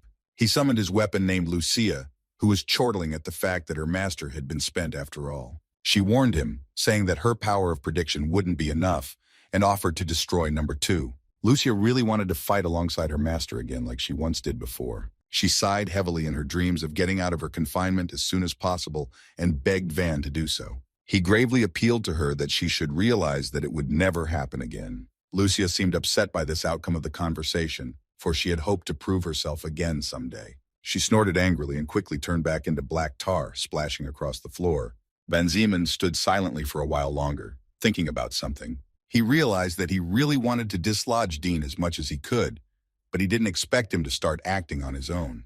Van thought Dean was rather careless and worried that things weren't going according to plan and just wasting time. He smiled and thought that nothing could be changed anymore. What was done was done. Van decided that thanks to him, the other options had fallen away and the worst-case scenario remained. He realized that he had no choice but to test the candidate's skills. The girl candidate looked closely at Mr. Dean and even thought at first that it was an illusion and not really him. For some reason, the thought of whether they could win if they attacked him crossed her mind. One of the candidates called the girl stupid and said that naturally they could win. This interested her even more, and she speculated what would happen if he started to fight back. Someone else from the unfamiliar candidates interrupted the conversation, saying that was enough. He informed her that they would be discussing all sorts of nonsense after the exam, and there were no changes to their plan. They had a couple variables, but also had a preponderance of errors throughout the test, so there was no way he would anticipate such a thing. The stranger said that everything was on track, and when the final test started, the gap would be open, and they were just waiting for that moment. He glanced at Zane and clarified that they were only targeting the capture site. Lilith said that because of the content of the final raid test, they won't be on the front lines. She added that they had good firepower, but not enough defense, which pleased Zane in contrast. He liked not being ahead of everyone else, and it only bothered him that the girls trusted him completely. For some reason, it seemed to Zan that he was leaving them to their fate. As the candidates continued to talk amongst themselves, Mr. Dean began to speak. He announced that enough waiting and it was time for the exam to begin. From that very moment, the final raid exam was officially underway. The candidates, although they tried to quickly gather themselves, were still visibly anxious. Only Zanhev's company was determined and stood firmly on their feet. Suddenly, Zan remembered that he had to ask Lilith something.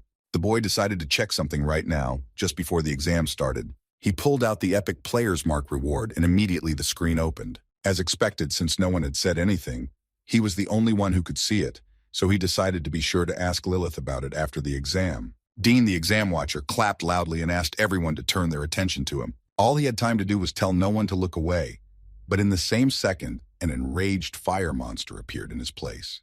Lilith thought it was a mockery to start up like that without warning, and Zan was already yelling for everyone to get ready. The monster was a dragon-like bird that paused for a moment to inspect the candidates. A second later, the monster pushed off powerfully and made a mighty leap. Zan was surprised by this kind of pressure from his opponent and didn't really want to hunt it down. While Zan was wondering if he could even do it, Dean noticed something strange. The monster was standing right above him and roared loudly, forcing Dean to stop it. The watcher took a powerful swing at the dragon-like bird, leaving a pall of smoke behind him. He was easily given this blow with the help of his new mechanical arm. Zan and his buddies were confused at what had just happened in the testing arena. Some girl shouted that he couldn't afford to destroy the monster meant for them. Another candidate asked their chief, calling him captain, what they should do now. The unknown candidate closed his eyes for a moment and ordered everyone not to move. The girl reminded him that this thing was powerful, but she didn't think he was aware of their presence. Her eyes instantly lit up, and she wondered if he wanted her to just go to the target. The candidate shouted that the other player had cleared the field on his own, and what they wanted from them in the exam in that case. They even decided that Mr. Dean was just showing off, and let him stop it already because they were in charge here. As it turned out, Dean himself didn't realize how he let it out, and informed everyone that it wasn't something they would be after. At that point, Zan heard behind him that he would be back soon, and wondered who they were talking about. The girl candidate jumped on the guy's shoulders and smiled achidically and said hello, telling him he was a real cutie. Zanhev was in a stupor from what was happening, because he realized that they were not his partners. At the same second, Mr. Dean himself attacked the stranger from behind. The girl clearly didn't expect this turn of events, and Dean just mockingly called out to her. She became visibly nervous and laughed as the watcher inquired about her name. The girl examiners, who had been watching the broadcast all this time, suddenly lost the signal. One of the guild heads asked what happened, and Momo replied that they had probably lost contact with all the drones. Drones were simple mechanisms with the ability to communicate, and their number there was approaching infinity, so no one knew their exact number. Momo knew for sure that there weren't even tens of thousands of them, but hundreds of thousands, and such a thing was simply impossible. The other girl examiner said that it did happen. She added that if anyone was still doing it, it could only be the rankless ones. Sir Sirius, the head of the guild, became angry, saying that those nasty little people were sitting quieter than water, lower than grass. He threateningly said that they should do something about it immediately and suggested that they stop the test. While Momo was thinking of what to say to him, Van Zeeman came up behind him and asked him to calm down. He also said that although his judgment was correct, he was missing something important. Wang took advantage of the situation and recalled Dean, clarifying for everyone who is an observer of this exam. If it's something they can't deal with, it won't escalate even if they don't do anything about it. Van Zeeman simply offered to observe and wait for it to resolve itself. The moment Dean grabbed the girl named Noah, she instantly realized one thing. Everything she'd previously thought and the conclusions she'd drawn turned out to be fundamentally wrong. The distance between her group and the watcher Dean was just over a kilometer. If one had keen senses, he might notice the people around him, but she still hoped he wouldn't notice her presence. The reason was because he never once looked in her direction, and she figured that was a good sign. In the end, it turned out that such a conclusion was wrong, although Dean really didn't recognize their location. As it turned out later, the watcher didn't need to know that at all.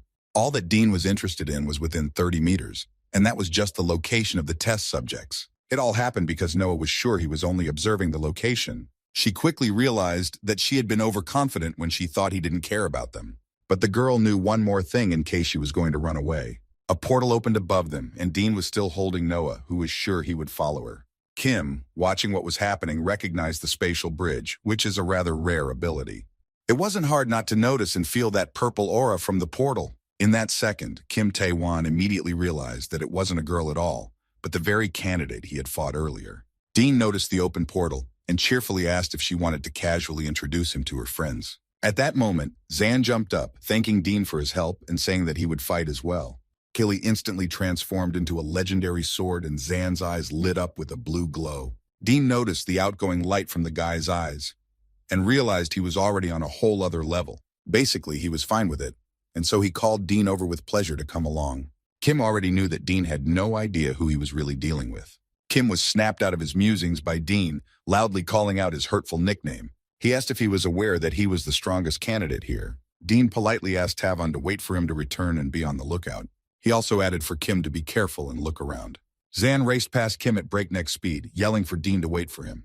All the candidates watched as Zan ran last into the spatial bridge. Kim Tae-wan, in his usual manner, decided that this was Zan's way of avoiding meeting him. An unknown player jumped out of nowhere and shouted to someone to start the mission. He landed with a clatter in front of the other candidates, who thought it was another monster. He quickly asked if the newcomers had time to prepare well. He also apologized, which really surprised the guys, saying that this was the first time he was available. For that reason, he had one request: that everyone die as soon as possible. Before he could do anything, Pastis' partner was already flying at him, throwing out fireballs.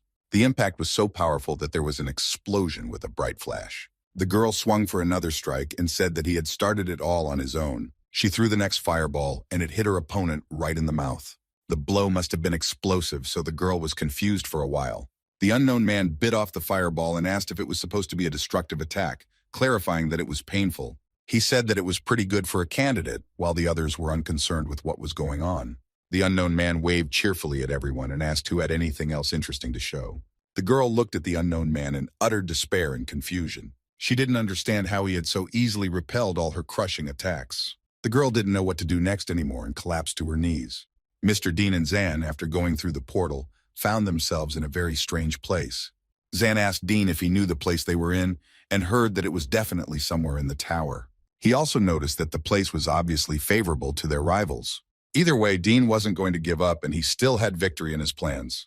There are times when some abilities are too strong even for its possessor. It happens rarely, but it still happens, and that was the reason why the following happened.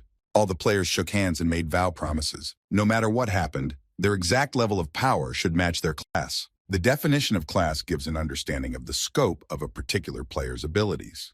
This allows one to understand what super measures can be taken in emergency situations. This is how the ranking system was born, which is why the strength of player classes and requires standards. This is necessary to maintain balance within the game and to measure strength. Such a promise was made a long time ago for a reason, and to keep the Terrarium Tower of Heaven safe. Unfortunately, there are some people who break promises and do not want to show their strength to everyone. They are called rankless. Such a rankless player was that unknown person who attacked the candidates during the exam. He stood there and smirked eagerly, asking if anyone would attack next. The girl named Taya frantically thought that this was not a player, but a very real monster. Suddenly, Pastis ran up to her and clapped her on the back, asking her to gather herself quickly. He suggested that she not worry and just think that the target on the exam had changed to another. The guy reminded her that from the moment she entered the tower, she had to be ready to fight any monsters. These words from Pastis visibly calmed the girl down and put her in order. Kim Tae-won picked up on the meaning of his partner's conversation and immediately agreed with them. The rankless player watched as Tae-won directed an attack in his direction, unable to put up a defense in time. A loud, blinding explosion occurred in his place, startling everyone. Kim noticed this and said that if they were still scared, they could get the hell out of here. He clarified that otherwise, they should fight back with him. After his words, the guy furiously delivered the next crushing blow. A moment later, when everyone thought he was at least half finished, someone's hand appeared on the rock. The candidates watched with bated breath as the rankless player walked up to them. He appeared with a satisfied smirk, showing everyone that he would not be defeated so easily. Even Kim Tae-won himself realized that his plan had failed completely in this situation. He pulled himself together and remembered that he could last about 30 seconds with this ability. The guy decided that the monster wouldn't be able to get away from him, and the situation would be a slim chance of defeat. He envisioned his fight with Pastis, only in an improved winning version. Kim realized that he needed to avoid 5 minutes of contact with his opponent and focus on getting information. The guy was determined that he could do it, and he would definitely succeed. Except what he didn't take into account was that his opponent wasn't Pastis at all, but a bad guy. As the rangeless player swung to attack, Kim realized he was too late. The unknown player threw a powerful punch for all at once, hitting the ground violently. There was another majestic explosion on the field, scattering the candidates in different directions. At this moment, Kim was lying on the ground alive and realized that someone had clearly helped him. He turned around and saw that everyone had come out to fight their common enemy. Tae-won was extremely surprised at this turn of events and asked confusedly why they were here. Unexpectedly, Lilith came to him and helped him up quickly. He wondered why she was suddenly here too, or if she had decided to try it too. Lilith asked in response if he even knew what a raid was, and added that it wasn't because they could to him. Kim still didn't understand what she was talking about, and Lilith sternly asked him not to be a hero. This was important in order to collectively defeat the rankless player. Lilith's henchman entered the duel with the unknown, gripping his opponent tightly. He was very surprised that this player was calmly touching his wow, and could obviously take it. The minion would have loved to increase his firepower, but the player was already pushing it. While the opponent questioned if this was all that the player was capable of, Lilith put her hand out. A second later, she raised her index finger upward, signifying something. The minion lit up even brighter and powerfully threw the rankless one backwards. He himself was surprised at such strength and figured it was because of the reward in the dungeon. Lilith was already standing with 2 fingers raised, and the minion wondered what she was going to do. The girl was terribly angry and began to yell loudly how everything annoyed her. She didn't understand why the other candidates were either standing or acting alone. Lilith began to scream that she couldn't take it anymore and ignited her palm. The minion was surprised to see the fire in the girl's hand and didn't understand how she used his fire. The chief of the rankless marveled at the magnificent power of the fire and said, standing here for them was a waste of time. He also added that the man just wanted to play around with the candidates, but where did that get him in the end? The man assumed that the fiery handshake had sent him to Vanguard and would turn to the newcomer standing behind him. He meant to address him by his first name, but forgot, just as he said it was even better that way. The henchman pondered how the opponent was able to withstand such a temperature, and that perhaps he had a conditioned ability. Lilith reported that the fire was somehow warm, and she felt that the energy was somehow low. She decided that since she couldn't sizzle it, she would at least fry it for sure. The henchman didn't want Lilith to use her skill, because everyone present would just burn. He shouted to the girl that a battle of attrition was a bad idea, and that they needed to remove the fire to understand its capabilities. Lilith wasn't going to stop at all and apologized to the minion for that. He called the girl by her full name and sternly asked her how many times she had been told not to use that power. Suddenly, to everyone, the rankless player was able to get through the fire and was already running at Lilith. The henchman noticed this and rushed to her aid, though he was not in time. The player got as close to Lilith as possible and congratulated her on something. He had already swung his hand to strike, and the girl could only see his palm in front of her. The unexpected happened for all the candidates, especially for Lilith. Kim Tae-won rushed to attack the player. He slammed into the rankless one with all his might with a stream of his crushing energy. Kim said that as expected, he had realized his ability and now he was definitely finished. It wasn't long before Lilith, in the dissipating smoke, asked Kim to calm down as he only had a minute. Kim didn't understand her, and she clarified that they would need 5 minutes, but they wouldn't last that long. It was for that reason that he had to find a way to destroy him as soon as possible. They both remembered Zan, who would be very helpful right now, but he was gone. Tavin turned sternly to the other candidates who were sitting and playing amongst themselves. Taya yelled for Pastis to get up and think of something, but he was only shaking and couldn't think of anything. Kim walked over to his partners and said that he had finally found the conditional ability. He turned to Pastis to tell him how to defeat the monster. The partners were surprised and negative, not wanting to tell Kim anything. Tavan heard something about Avalon and clarified that he was just always watching him to make sure he was suitable for the role of enforcer in their guild. Pastis still didn't understand why Kim had asked him that question. Kim honestly answered that he thought he was the most honest and trustworthy person in the group. Tavan also added that he might need him in the plan he'd come up with. Kim assured Pastis that he would do whatever he told him to do just to win. Pastis began to say that he had some thoughts about that player's ability. He also clarified that Kim could probably win easily if he recognized them. Pastis also added that he had a few conditions before telling his theory. As it turned out, the kid had only 3 conditions, and they weren't complicated. The first was that Pastis wanted Kim to call him by his first name and respectfully. The second condition was to follow strictly his instructions in this battle. And the third condition was that Kim must tell all about his abilities to Pastis, which he did. Peerless didn't understand how Kim had figured out his ability so quickly, though he didn't care what he did, since he was only a candidate. He guessed that Kim had been tipped off by someone, and he was going to find that chatty candidate. The reason why Pastis realized the ability of the rankless player named Shingal was because he had reached that 23rd rank. That rank wasn't considered low, but there was a catch to it. Although Pastis didn't even know the player's name, the number 23 was known far beyond just Pastis, but also by many of the people present.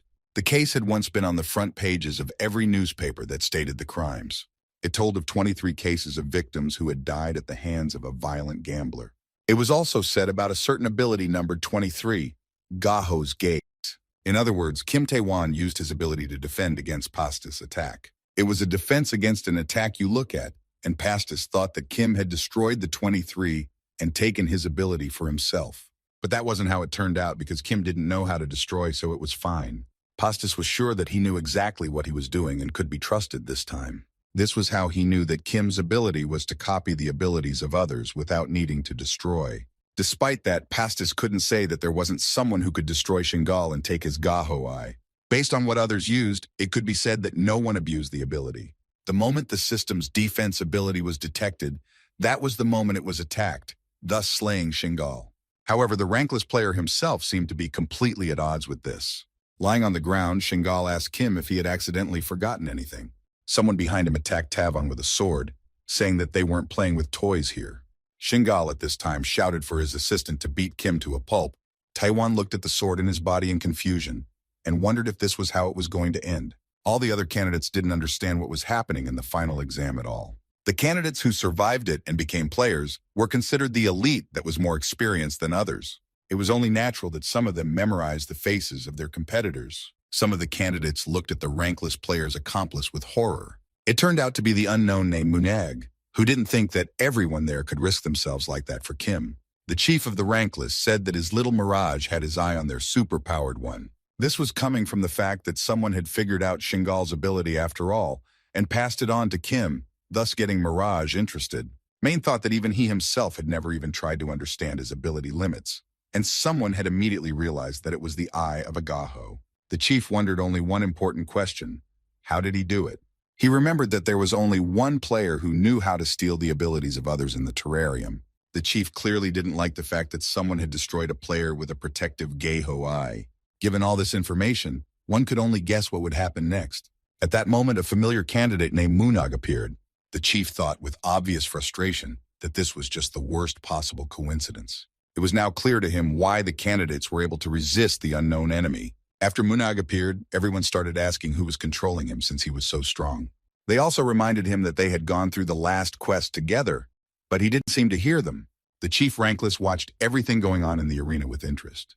Pastis couldn't think about anything else and was furious with the situation. He decided that if one more enemy came here, he would not be able to stand it any longer. Pastis looked at Munag again, with his sword striking Kim, and realized that they were finished. Bezrang came to his senses a bit and stood up, telling Munag to stop. He asked him not to destroy Kim, as one of their men had plans for him. Shingal saw the furious looks of the candidates and asked them not to look at him like that because he was having trouble holding back too. He pointed his index finger at someone in the audience and began to speak. With a broad smile, Shingal suggested that instead of Kim, he should destroy the frightened chickens. With this gesture of his, the rankless player was pointing at the candidates, which included Lilith. Kim Tae-won, still lying on the ground, was breathing, but could no longer fight. Kina Lilith also looked tired, most likely because she was trying to buy time. They had essentially lost the strongest members of the group, and it was taking away their ability to crush their opponents. Pastis sadly thought that this would be the end of their fight, and not in their favor. The enemy's ability was unusual, and the candidates excelled in battle with him, not understanding why no one was intimidated. Pastis had time for a little recuperation to use the ability, as did the others. Shingal quickly began searching through the crowd of candidates for the character he needed. He met his gaze with Pastis, saying that he had found the last hope of their group. Pastis said through gritted teeth that it wasn't the end, but the head of the rankless thought the opposite. Pastis and his team only laughed out loud at their rival's words. Shingal reminded the candidate of Dean's words about leaving for 5 minutes. Lilith listened angrily as her rival repeated that it was still a full 5 minutes until the second ranker returned. Shingal clarified that he was sure the second rank would return within 5 minutes as there was no more time left. Looking furtively at the injured Kim Tae-wan, he said that there was one important but left. The rankless player asked the candidates how many of them would even live to see Dean's return. The main rankless one turned out to be a girl who said she couldn't get enough no matter how much she looked at it. She slowly pulled off her hood and said that they might want to become players, because they believe they are special.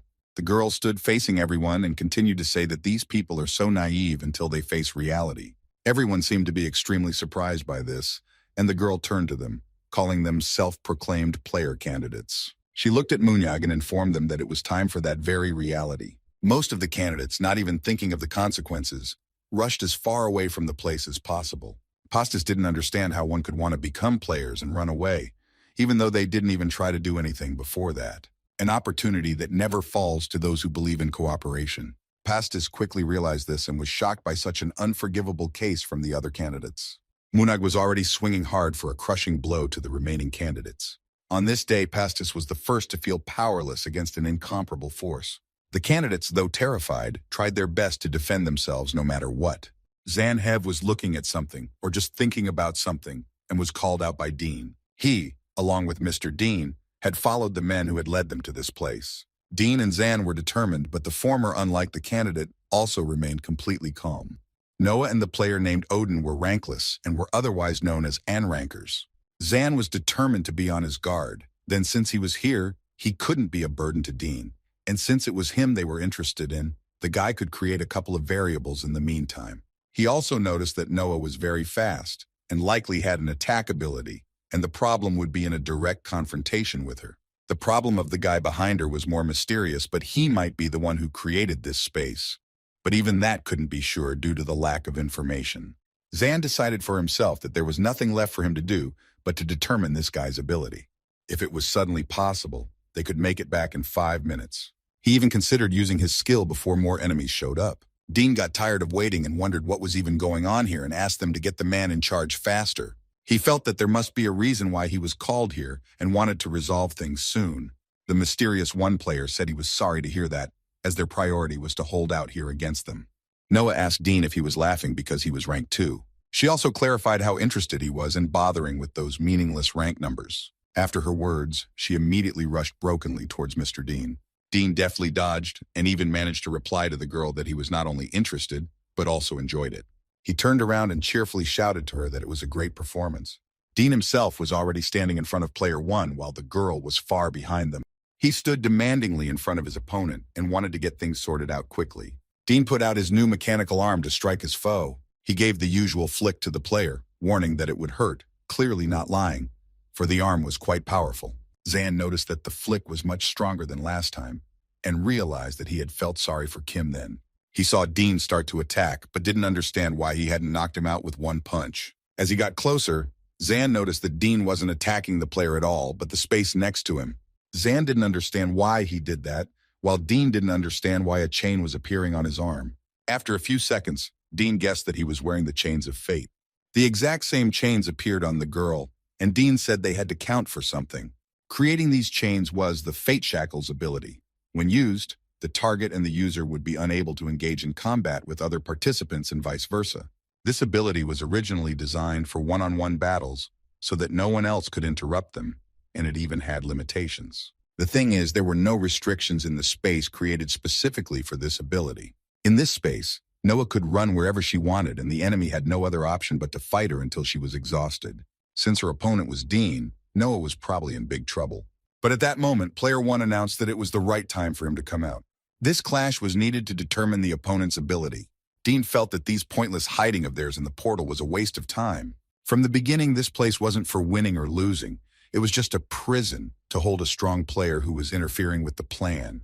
Otherwise, this portal was also called the Prison of Endless Hardship. Noah wondered to Dean how long it would take him to find out what he could do here. The girl really wanted to see his real power and tried her best to provoke him. Dean listened to the girl carefully and, smiling, asked her to see for herself. He only had time to warn her to look back, while Zan was already attacking in a powerful attack. Zan almost reached Noah and struck her, but his attack stopped for some reason. He quickly realized what had happened and informed Dean that the hooded guy had stopped his attack. Zan also added that he would deal with him, and Player 1 already felt it. The rankless player immediately started yelling something to Noah, and the latter said she already knew everything. Zan noticed how fast the girl was running away and warned Dean that she might be about to attack. Dean replied to Zan not to worry about him. The Watcher also clarified that in case anyone forgot, he was actually a second-ranked player. Zan realized that he could stand up for himself and turned around to look at Player 1. He realized he was up to something, but he didn't have time to say anything. Player 1 smirked merrily, and a second later there was a massive explosion. Noah quickly ran as far away from the blast site as possible as she saw what happened there. Dean had somehow managed to attack Player 1 and was already sitting on top of him, pinning him to the ground. He cheerfully informed Zan that the fun part was about to begin. Dean knew that their boss was about to appear, and someone was already entering the dimensional bridge. Coming out of the glowing portal was the same player named Mirage who had a connection to Munyag and all the rankless players. Once upon a time, little Dean was a nameless trash child in a nameless trash town. Someone around him said that the people close to him had simply abandoned him. Even as a child, he tried to figure out exactly who had done it: the country, family, friends. He realized that most likely, none of these things could be true. The reason for this was that he had none of the above from the beginning. The little boy was desperate to understand. Who had abandoned him then? The boy really wanted to know if there was even a god or something like that in this world. That was what the little boy's goal was, to conquer the Tower of Heaven one day. He tried every way he could to get the answer, but unfortunately, it wasn't that easy. No matter how high he climbed the tower, no matter what rank he got, he could never find the answer to his main question. That is why the boy made a purely logical conclusion that there was nothing like a god or himself in this world. Yes, the most conscious age. Even when he reached the second rank, Dean was very lost. One day, he was walking down the street with Ran and noticed something interesting. There were two homeless orphans sitting on the ground in an alleyway, wrapped in old worn plaids. Dean was lost until he looked into their clear, huge eyes, and it was then that he finally realized one thing. None of them had ever been abandoned by anyone, and instead had yet to be chosen by anyone.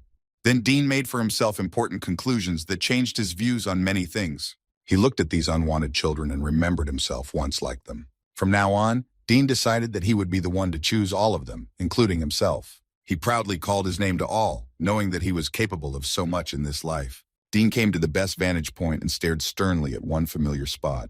He gazed intently at the sky tower and the village around the tower. To Dean, this was a place equal to all, and the village was the place of his choice. Player Mirage had completely emerged from the spatial bridge with his assistant. He looked rather strange. He had a blindfold on his eyes, and as he stepped out of the portal, he immediately called out a second rank. Mirage smiled widely and suggested that Dean just talk quietly. Before he could finish speaking, Dean was already in his face with his fist, saying he didn't feel like talking at all. It seemed Mirage wasn't even going to dodge and just stayed standing where he was, waiting for the blow. Dean's fist flew into his opponent's face, immediately throwing him back a few meters. Dean was surprised that this guy didn't try to repel the attack in any way, but just caught the blow. He said with a chuckle that he was too weak, but Mirage countered, clarifying that that was the reason Dean couldn't take the top spot. Mirage said that he was aware of Dean's great strength and equally couldn't beat him. He added that it doesn't mean he wants to lose or give up at all. Dean interrogated his opponent if he was sure of his words and was already preparing his hand for the next attack. He unfurled his arm into a powerful wheel and clarified that he would win, after all. The guardian of the forest of the defeated sat and looked sadly at the tower. She thought that it had been 3 days since her children had left, and purely logically she realized that the time spent in the tower had increased. The more the teacher thought, the more she felt, worried and regretted. The girl put her palm out in the air, as if trying to grab something, and after a second she squeezed it hard. None of the kids would ever come back to her again, and she had nothing to hold on to. The teacher was very frustrated, but still knew she had to try a little harder still. During their training session with Zan and Kaylee, The teacher informed them that there was something she hadn't told them. She apologized and said that the whole time she had been teaching them had been a series of coincidences. When they would take the test, they would begin to realize that the tower was a much better teacher than she was. The girl knew that they would definitely become stronger and would definitely forget her. She looked mysteriously at the very top of the celestial tower and wished they would climb up there. Somehow the teacher was sure that Zanhev and Kaylee would definitely live up to her expectations. The whole time they were taking the test, the teacher's theory was confirmed. Zan and Kaylee were constantly growing and becoming stronger physically and mentally. The teacher, though she hadn't seen them, was sure that they were stronger than before. At this time, Dean continued to powerfully attack the Mirage player, splitting the rocks of space. Zan and Kaylee realized that all they could do now was stand there and just watch. Dean flew at breakneck speed at his opponent in another attack, creating a whirlwind with his hand. Mirage didn't stand idly by and prepared to attack as well, holding his sword at the ready. Dean leaped at his opponent, delivering fiery blows that he deftly cut with his sharp sword, leaving blinding marks. Dean asked with a chuckle why he'd brought his stick if he wasn't attacking, and added that he was disappointed in him. He really wanted to see some ability from the rangeless player who was in charge of their entire gang. Suddenly, Mirage began to smile widely and even chuckle, misleading Dean. He mockingly asked the Watcher if he had already lost his temper as he attacked him. Dean didn't quite understand what he was talking about, and Mirage, seeing this, clarified that it was no surprise to anyone, since the answer wasn't him. For some reason, Mirage was amused by the fact that Dean hadn't even heard of him. He also added that he couldn't verify that he knew much more about the Celestial Tower than his opponent, even though he had reached the second rank. Mirage thought it was a rather pathetic sight, and would definitely report it to him. Zanhev just stood there silently watching the whole thing, deciding what to do next. He thought that perhaps now was the right moment to help Mr. Dean. He began to quickly think over the plan of further actions while Dean blocked his opponent's movements. Zan was confused for a while, wondering if he could even do such a thing. He couldn't help but notice how after Mirage stopped any movements, Dean's face became sterner. The guy was very curious about what the players were talking about, but they were too far away for Zan to hear anything. Zanhev had already gone over every possible scenario and settled on one. Suddenly, it just so happened that Mr. Ding would lose to his opponent, but there was no way to know that for sure. The guy was full of doubts and uncertainty, and because of that, he didn't know what was best to do now. One thing Zan knew with 100% certainty: he had to help Dean somehow. He also knew that he could always rely on his faithful partner. He decided that they were perfect in everything and had to do what was right. Zan vowed to Dean that he would be sure to remember a few things after this moment. The guy took Kaylee's hand and menacingly informed her that they would both be much stronger from that second on. Dean definitely heard Zan's conversation and cheerfully turned around, saying that he had finally waited for the right moment. Zan threw a fireball towards the rangeless player, exploding while still in flight. Mirage smiled and immediately realized why Dean had brought the kid with him. Zan had stripped Mirage of his arm with his punch, and Dean was on his way to finish the job. He accelerated abruptly and motioned for his partners to keep a close eye on what he was about to do. Kaylee and Zan stared at the gentleman, who rather clarified that he was showing it once. Once a year, the terrarium has a demonstration competition, and there was a reason so many players were watching. The competitions were more than just entertainment and a place for spectators to relax. The fact was that the ranks would battle each other, and the true goal of the players was to see the top at least once. Depending on what players can do, they are divided into those who feel the peak and those who don't. In this very battle in the enemy-created space, Kaylee and Zan became players for the first time. The partners became not just players, but those who felt the peak. Mirage already realized that he could no longer withstand such an attack, and he had no choice but to use it. While he was in his musings, Dean gave him a lightning-fast, crushing blow, splitting his body in two. Mirage immediately sensed what was happening and laughed ambiguously. He looked after the departing Dean, and the situation amused him for some reason. Watcher Dean looked back at his defeated opponent and folded the mechanism of his hands back. He thought it would be nice to name his legendary strike something, like an instant cut. But there was something that confused Dean, like the fact that there was no such definition. At any rate, it was the secret to achieving the absolute realm, and a long way to go. But the blow was given to Dean so instantly and easily that he was simply lost in speculation as to what to call it. His partners continued to watch from afar, unmoving. It was somehow not very clear whether they were happy about this outcome of events or not. Only one thing was obvious. The guys were a little confused by Dean's madness. Lying on the ground after the defeat, Mirage called out to Zane for some reason. Dean jumped up to him and spoke out about how he was just dirty trash, and a worm that he had once stomped on as a kid without a second thought. He was going to end it all once and for all with one punch and asked Mirage not to move. Mirage only laughed at Dean's request not to move and said that those words were definitely worthy of the second rank. He was even able to stop Dean's punch and surprise him for a moment by saying that he acknowledges everything. Mirage laughed loudly and nervously and said that he had effectively lost to him.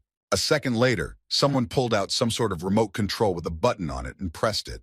It was Mirage's assistant, triggering the spatial bridge and clarifying that the door was open. A disheveled Mirage was still laughing and said words of thanks to his assistant named Kiki for doing so. Dean stood up and covered the remains of Mirage's body with sand, who wondered what he would do if he did destroy him. Mirage started to ask Dean to stop it as the dust from the sand was getting inside him, and Kiki told Zane that she was giving up. Mirage also asked Dean if it was hard to use the sword, but Kiki ordered him to stop fooling around if he didn't want to die. Zan and Kaylee watched the whole thing and simultaneously felt as if something was wrong. The guy felt his hostility towards the player disappear abruptly after Kiki's words. Kiki picked up half of the rankless player and stood in front of Dean while Zan wondered what was going to happen next. Mirage bounced off Kiki and cheerfully thanked everyone there for waiting. He asked Dean what they were going to do now and if he should die, to which Kiki told Dean that he wasn't himself and it wasn't a good idea to touch him at all. Dean thought about Kiki's words and was in no hurry to take any action. After thinking about it for a bit, he decided to still ask the player what he ultimately wanted. Mirage replied that it was actually very simple and easy. He wanted to spoil people he didn't like. Smiling wryly, he looked at Dean and asked if he wanted the same thing. They both knew that there were some characters that just did what needed to be done. As if to summarize, Mirage pointed his finger at Dean and said that he was just like him. In his opinion, they both hated people who made excuses like that. At that moment, Zan suddenly realized something to himself and decided to do something urgently. Without saying anything specific, he quickly summoned Kaylee to transform, and she, as always, understood without further ado. Zan's eyes were already flashing with lightning and knew exactly what he was going to do, calling out loudly to Dean. The guy was already running with Excalibur with fury towards Dean, who sharply put out his hand as if to let him know to stop. Mr. Dean did stop Zan, informing him that he had some request. The boy froze in anticipation and heard something he didn't expect to hear. Dean asked him to leave now. The watcher gestured to the spatial bridge and apologized to Zane. Dean saw the guy's surprised face and assured him that it was actually okay. Mirage agreed to send them back, clarifying that he and Dean were in the same boat now and he had a lot to tell him, but not all at once.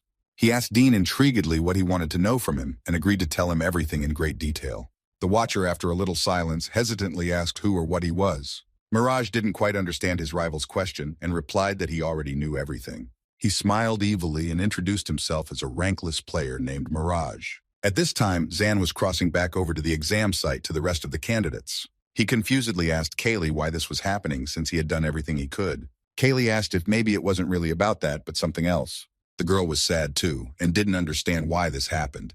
After all, she had given her best too. At that moment, the same feelings that had overcome her while waiting in the other world came over her. As they traveled back, they noticed how long it had been happening to them. Zan called softly to Kaylee again, but he didn't even have time to say anything, for she already understood him. The girl interrupted his words and suggested they get stronger once more. Kim Tae-won in the arena was already close to passing away, and at that moment, Zanhev reappeared. Wang Zimund, who was watching the broadcast of the exam, said that everything was going according to plan so far. He turned to Avalon based on his reasoning of the situation. Since Avalon had a good amount of experience and background in such situations, Van asked who he thought would win. Avalon thought for a few seconds and fell silent, trying to consider all the circumstances. He remembered Zanhev and his power again, and informed him that it was too early to judge. Zanhev and Excalibur finally finished passing through the dimensional bridge. He stepped out of the portal and abruptly grabbed the rankless Shingal's leg. The player turned around and grinned, wondering where he had lost his second rank.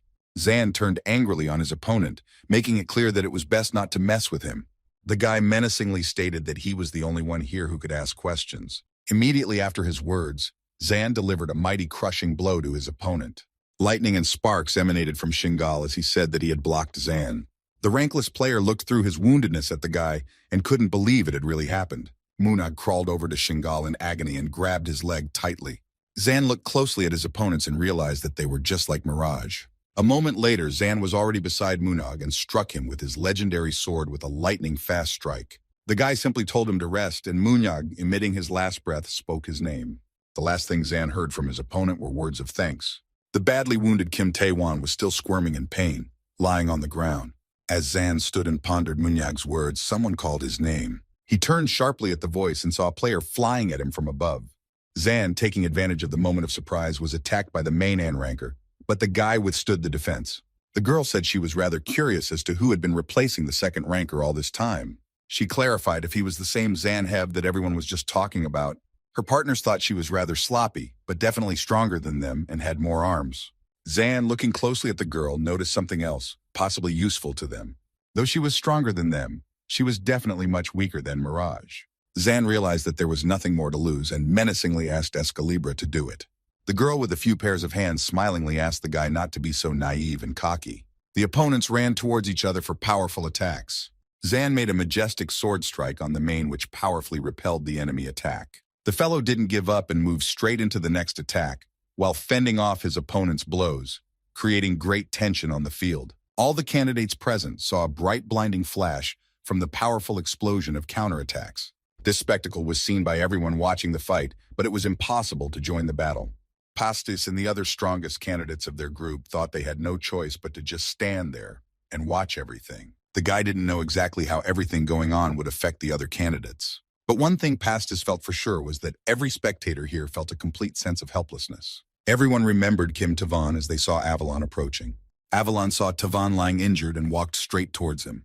Kim tried to get up and so far only sat up, holding on to the injured spot. He was angry with himself for everyone seeing his helpless state and desperately wanted to prove to everyone that he was different. Kim thought to himself that the situation he was in was ridiculous, and the guy started to stand up to let everyone know that he wasn't weak.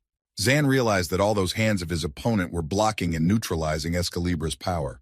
He also noticed that the only thing that could block his attack was her hands too. The main wondered if Zan could do anything better than swinging his sword, just wasting their time. She also asked him not to tell her that he couldn't do anything without his divine sword. The girl asked the guy if he had many friends here willing to stand in his defense. As she got close to Zan, she said hello to Excalibur, surprising and pissing the guy off. He didn't want to put up with the insolent rival anymore and shoved her back sharply. Zan turned to her, saying he had no idea who she was or what she wanted. The only thing that annoyed him the most was that she was pretending to know him, and he found that disgusting. The main one didn't react to his words in any way, and just rolled her eyes, folding her arms. She informed him that she hated that look, but it was too early for anything special.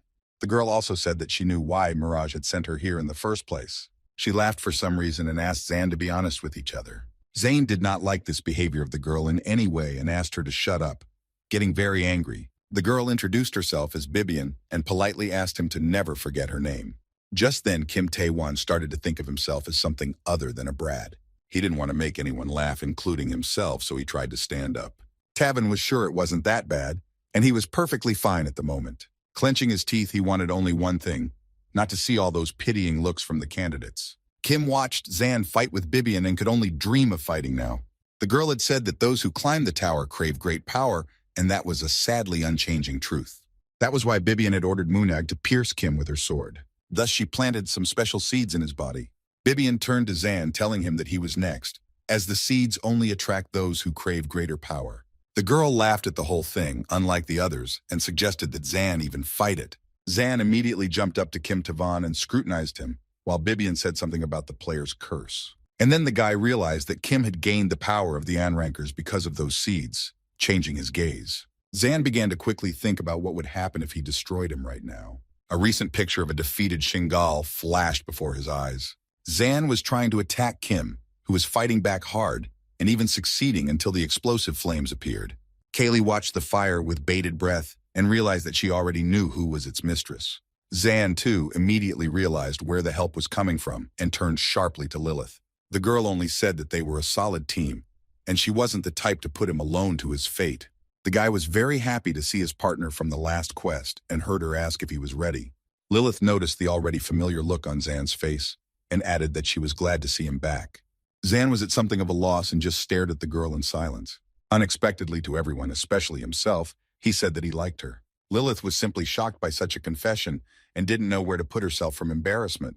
She quickly noticed Kim approaching him and shouted to him to pull himself together immediately. Zan quickly pulled himself together and rushed to fend off Kim's attack. Calling himself goofy, Pasta shouted to his partner that it was time for them to find a way to contact the outside world already. He asked Lilith not to get angry, even though he could see that it wasn't easy at all. But she urgently needed to pull herself together before the end of the fight, and also asked if she would help. Without a second thought, Lilith replied that of course she would help and lit a fire in her hand. Pastis was a little shocked that he was able to calm Lilith down so easily, though he was sure he didn't have any special communication skills. Either way, everything was going according to plan, and he was going to turn to the others. Guy also called out to Zan and Kaylee, who were still fighting Kim.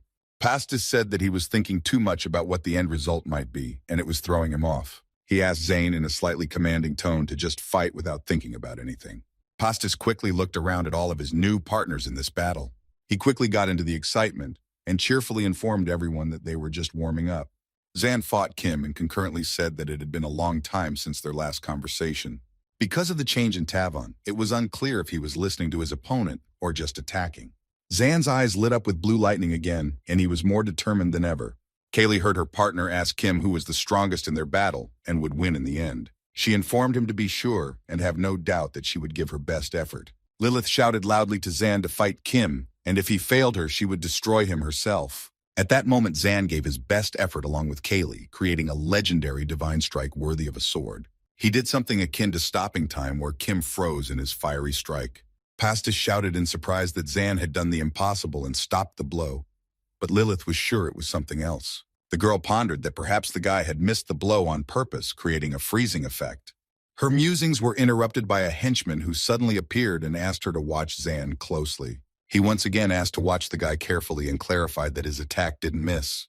Zan's powerful punch hit right into Kim Taewon's body, paralyzing him. Avalon, looking at everything that was happening, now understood everything that Kim Taewon himself didn't know. He revealed that the new recruit really didn't know how big Zanahev's heart was. Most likely at this point, Kim was feeling very insulted. He was just furious and told Zaina that even at a moment like this, he was taking so long to do it. By that, Kim meant that Zan was once again looking down on him.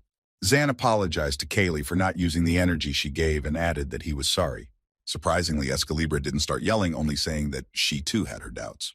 The girl also said that when she cut, she had his memories from the other world flash back to her. Zan still had some doubts about what she had done and was confused. Kaylee seriously told him that she didn't think he had done anything wrong at all. After these words, they rushed back to attack Tavon, who managed to fend her off with a powerful punch. Zan was determined to finish off his opponent's unknown evil power. Not only was Kim not going to back down, but he produced a new skill in the form of a magic flower. Zan shouted in rage that there was no way the seed curse was backing down, and it had also sprouted. He attacks Kim again at a frantic pace and tries to destroy the flower of power. But Tavon only gets more angry, making Zan angry, shouting at him that he's crazy and doesn't know what he's doing. Kim didn't care what his opponent said, but he told him not to worry about him and to keep his mouth shut. Picking up his pace, he added that he himself would make sure the battle ended successfully. Kim wanted to own everything and got angry at the Mirage player who dared to play such a joke on him and prevent him from fully wielding his power. He looked in rage at the flower that had sprouted from the seeds of evil and wished for only one thing. By all means, Kim promised himself to master this power completely and take it within himself. Zan, as well as everyone else, had seen Kim's complete insanity and didn't even know how to help him anymore. Tavon thanked his opponent for waiting and decided to show him something. He swung angrily and summoned all the majestic power of a flower, saying that he was about to show a real burning sword. Pastis quickly guessed that the sneaky Kim had just copied this skill. On the battlefield, there were two sides of the forces. One side had Kim, who had copied rank 1 skills. On the other side of the field was Zanhev, who possessed the burning sword ability. It was all about the fact that Zan couldn't attack Kim's copying ability. Pastis was sure that Zan knew all of this very well himself and would not make any mistakes. Zan watched his opponent carefully, trying to figure out what he was going to do. Kim merged with his mighty power and shouted in the light of the bright flames that he was already expecting a battle. For a moment, it was as if the whole world stopped and only Zan and Kaylee remained. He reminded his partner of how they had been taught that a skill was just an image. The girl had already realized that Kim was just imitating the ability. After a bit of silence, Zan suggested to Kaylee that they should get this place over with as soon as possible. He also specified to Escalibur to show now everything they were capable of. Kaylee visualized their power and wondered if they could use it to stop Kim. Zan answered without hesitation that they could, and added that in any case, their ability was all he had. The only thing their teacher had taught them in case they faced stronger opponents. Avalon was secretly reporting to someone that things were a bit delayed, but still going according to plan. He also reported that this was the awakening of a powerful force. By that, Avalon meant the incredible ability of Zane Hev, which he had just used. Meanwhile, he was standing there completely powerless and didn't understand why the attack was still going on, since he had blocked Kim, but perhaps he just didn't have enough strength. Then Zan felt a familiar feeling, noticing that everything around him was a blur, and he didn't even want to think about the fact that he was about to fall. He fought desperately against himself, but he couldn't do anything and just rolled off his feet. Zan said he only needed a second, but immediately collapsed to the ground with a thud. He didn't have time to fall completely, as Kaylee reverted back to human form and caught him. She realized that he had used all of his power and it was too much for him. The girl decided to cheer her partner up somehow and quietly told him that he fought well. Suddenly, she heard a voice saying that she was helping Zan a lot and was it normal to try so hard for him. The voice went on to say that his body wouldn't last long if he kept fighting like this. Out of the shroud of thick smoke, Kim Tae-won himself emerged towards the partners.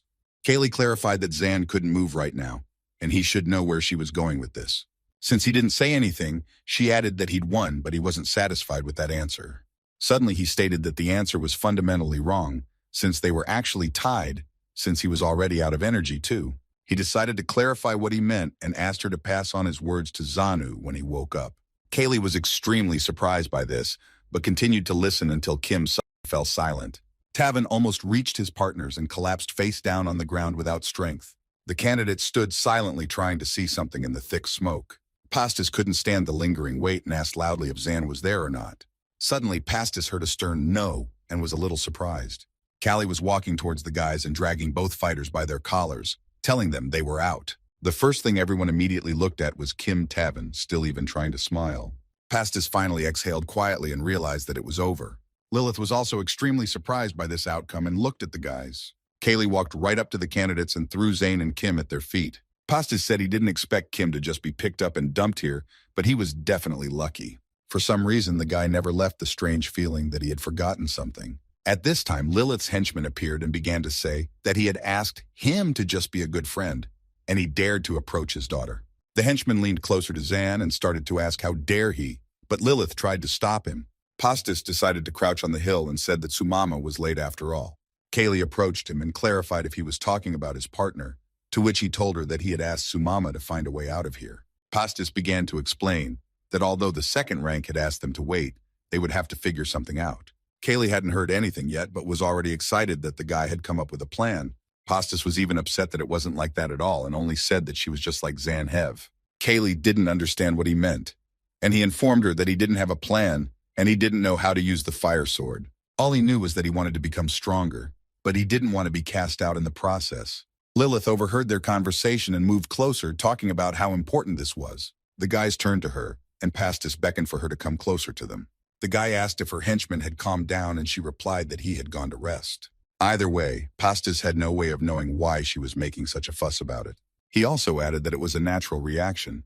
After all, she had confessed in front of him. Lilith became furious because she had never confessed to anything and was trying to prove it to Pastis. The girl began to shake the guy violently, and he asked her to calm down a bit. Lilith stepped back a bit and said that it wasn't a confession at all, and he just doesn't know Zane. She went on to say that he didn't even know what he was talking about when she heard a familiar voice at her back. Lilith visibly became nervous and worried and asked him to explain everything to Pastis himself. Zan, for some reason, wasn't going to explain anything to anyone and just asked her to give him some time alone. The boy caught the girl off guard with such a request, and she felt both shame, fear, and excitement at the same time. Without waiting for an answer, Zan took Lilith's hand and led her to find a comfortable place to talk. They came to one of the cliffs and stopped, not knowing where to begin. Pastis led Callie to a hill and hid behind one of the rocks, but the girl didn't understand why he wanted to eavesdrop on their conversation if they wanted to talk in private. The boy playfully asked what was going on between Lilith and Zan after all. Suddenly, Pastis cried and said that baby Lilith has grown up too fast, and he's actually happy for her. He turns to Kaylee and said that he would be sad about it if he were her.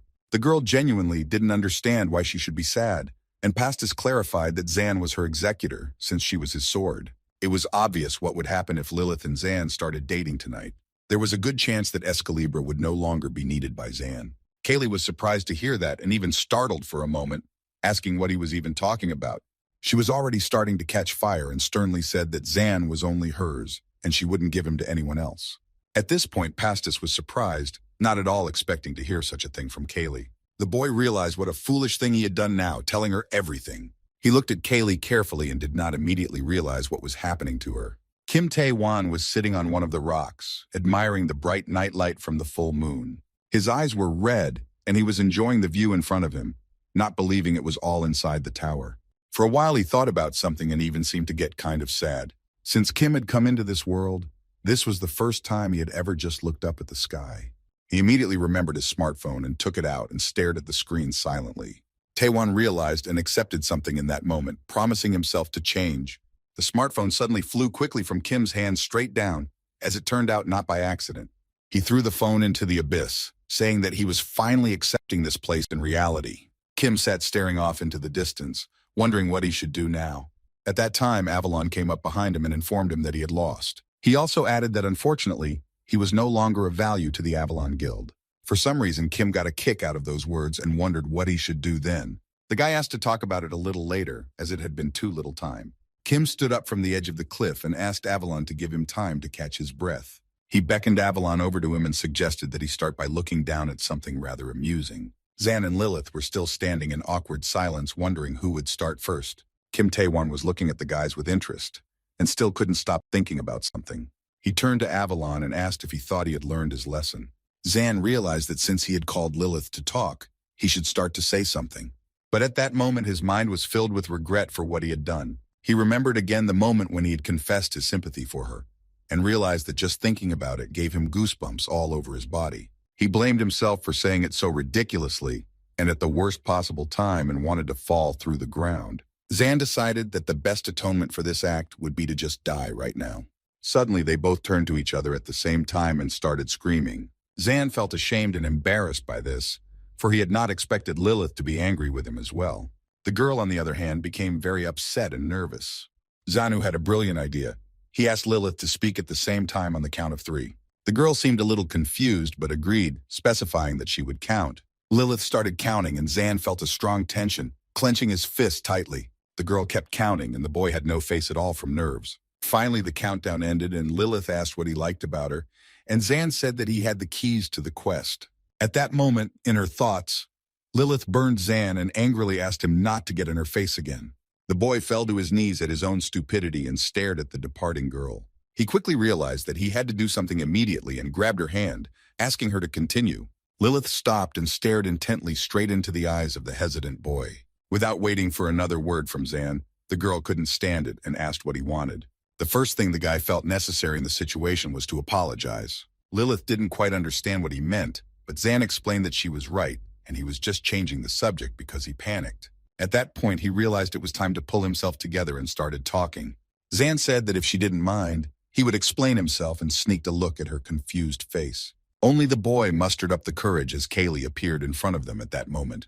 Madness flashed in her eyes, and she wondered what they were doing here without her. On the ground lay a disassembled Mochiko drone that was broadcasting to the audience. Sumama picked it up and examined it, realizing why the examiners had done nothing. The girl stood in front of the huge mountain of downed drones and was mildly shocked by it. No matter how accurately the drones were modeled after Mokiki, unless you went crazy, you couldn't do it. Sumama quickly guessed who could have done it, remembering the evil flower from the seed. The girl made her way to Pastis and informed him that she realized why the raid wasn't over. As she was saying all this, the guy stood casually eating popcorn while peeking at the guys on the cliff. Pastis seemed to only be interested in the unfolding drama at that moment.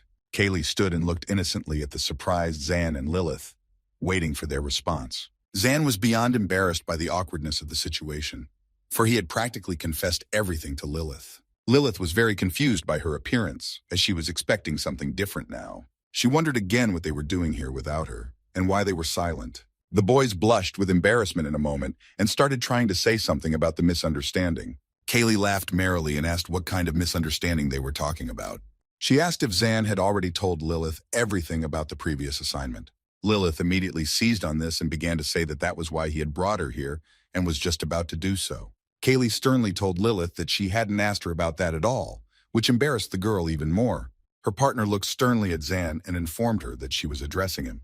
Zanhev saw the look on Kaylee's face and asked why she was so angry. The girl didn't answer him anything and just grabbed his arm tightly. Kaylee dragged the guy somewhere and clarified that they needed to leave right away. Zan wasn't about to just leave without explaining himself to Lilith and yelled to Kaylee that it would be too rude. Escalibra squeezed her partner's hand even tighter and dragged him further forward. She called him by his full name and informed him that he was her enforcer as her hand began to ignite. After saying that, Zan looked at the girl who was still enraged and saw that she was all on fire.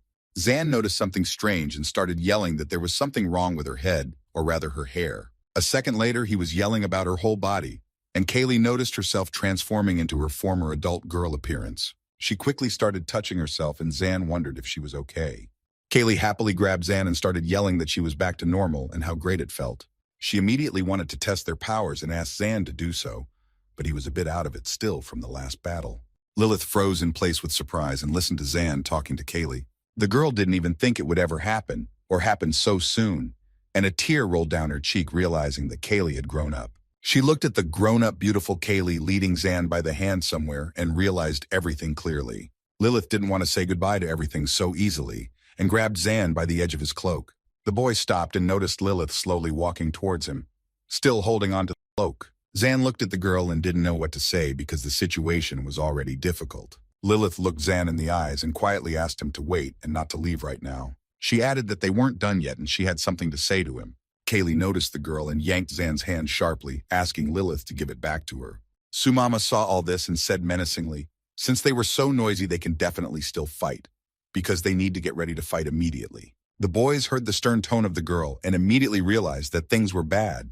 Sumama shouted that they were coming, and Kim noticed a crowd of angry eyes running at them. Tavin gave them a quick look around and didn't understand what the hell they were doing here, or where the judges were coming from. In any case, dealing with everything would have to be dealt with later, but right now what matters most is the fight.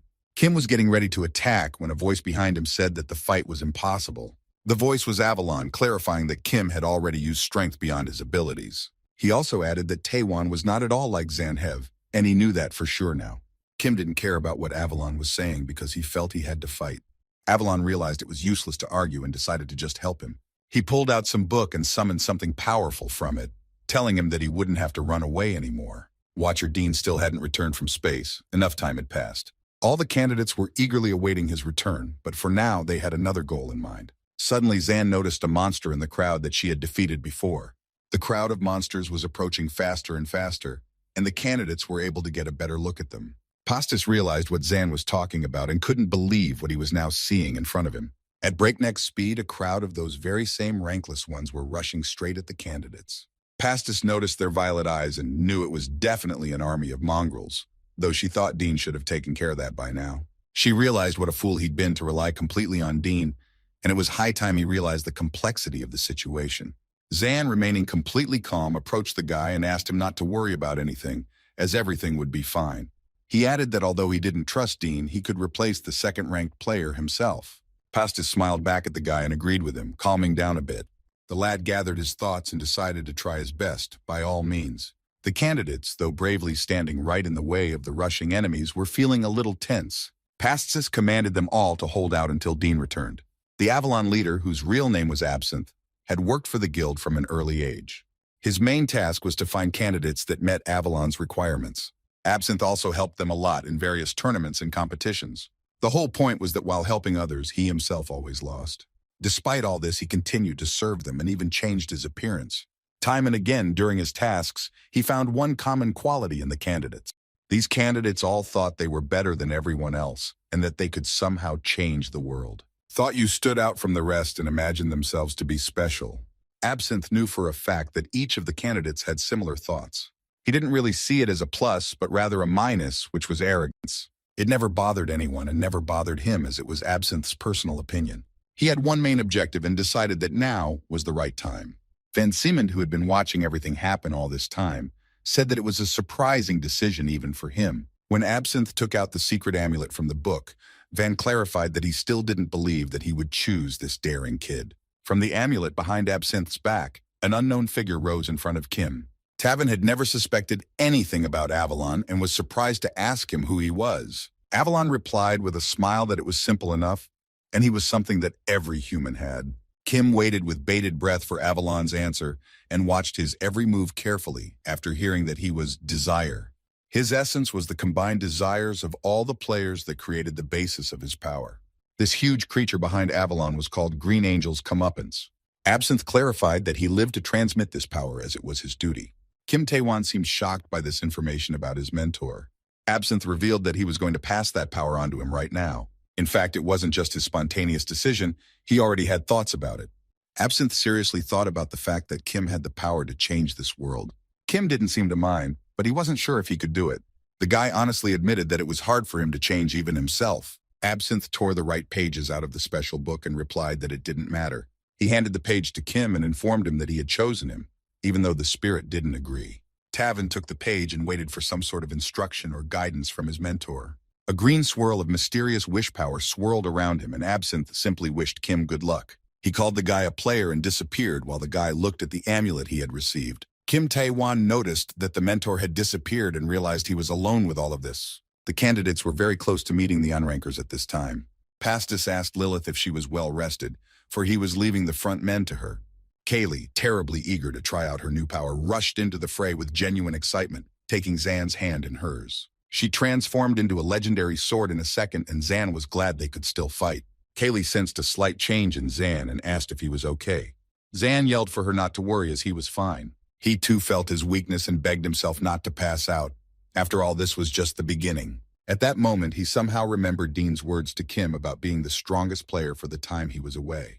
Zan stopped with all his might and stuck his sword into the ground, hearing someone tell him that he was overdoing it. The guy looked up and saw Kim Tavin safe and sound in front of him. Tavin said he would take care of everything and Zan could rest. Tavin walked forward, and as he took step after step, the ground beneath his feet split into small pieces. He was literally burning and smoking, calling it his skill number 392. Everyone saw Kim suddenly push off and powerfully jump up to the very sky, naming this skill Earth Crust Movement. Even Zan Hev didn't expect such a mighty power from his old buddy. Kim created some kind of circle in the air, saying that this was skill number 29. From the circle, a huge block called Ice Spear was formed. Kim created several of these blocks and brought them down on the rankless opponents with all his might. The ice lances came crashing down on all the Anrankers at once and froze them for a while. Pastis realized that despite his injury, Kim was kicking their opponents' asses. He looked closely at Tavin and guessed that he had definitely gotten stronger. Kim looked at one of the enemies and said that it was as tough as the legendary boss in the last level.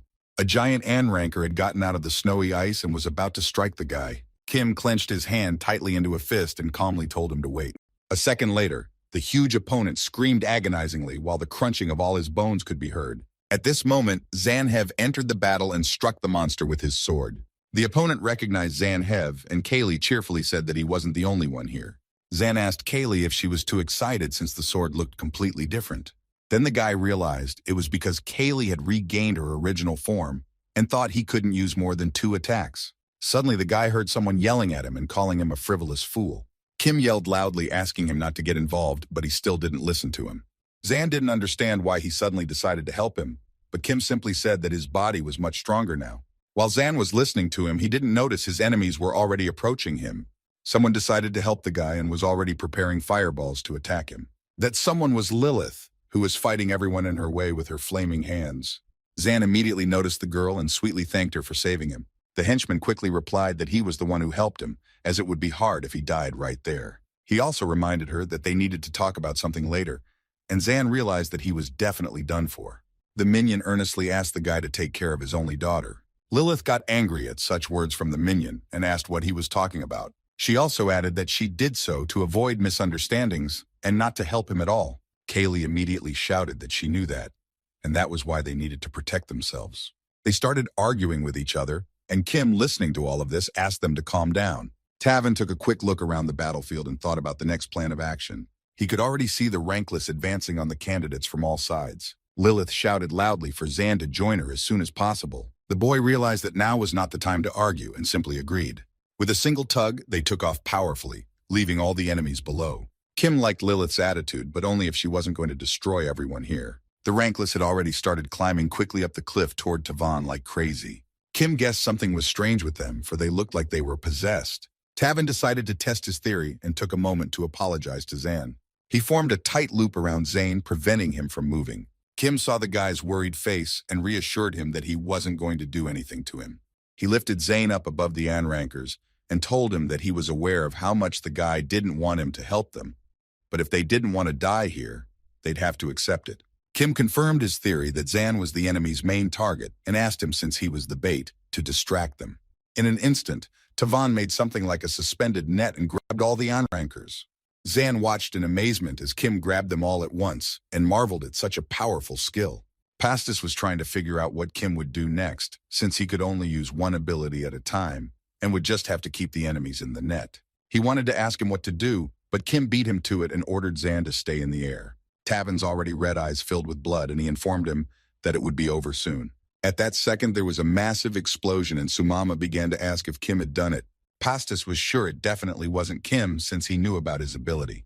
Tavan spotted someone and shouted cheerfully that he was too late for the best part. In a shroud of thick dissipating smoke, Watcher Dean himself finally appeared. The Lord immediately went towards the rankless players for crushing attacks. All of the remaining candidates were overwhelmed with different feelings from what was happening. Dean literally snaked through all the Anrankers in a second and dealt each one a powerful blow.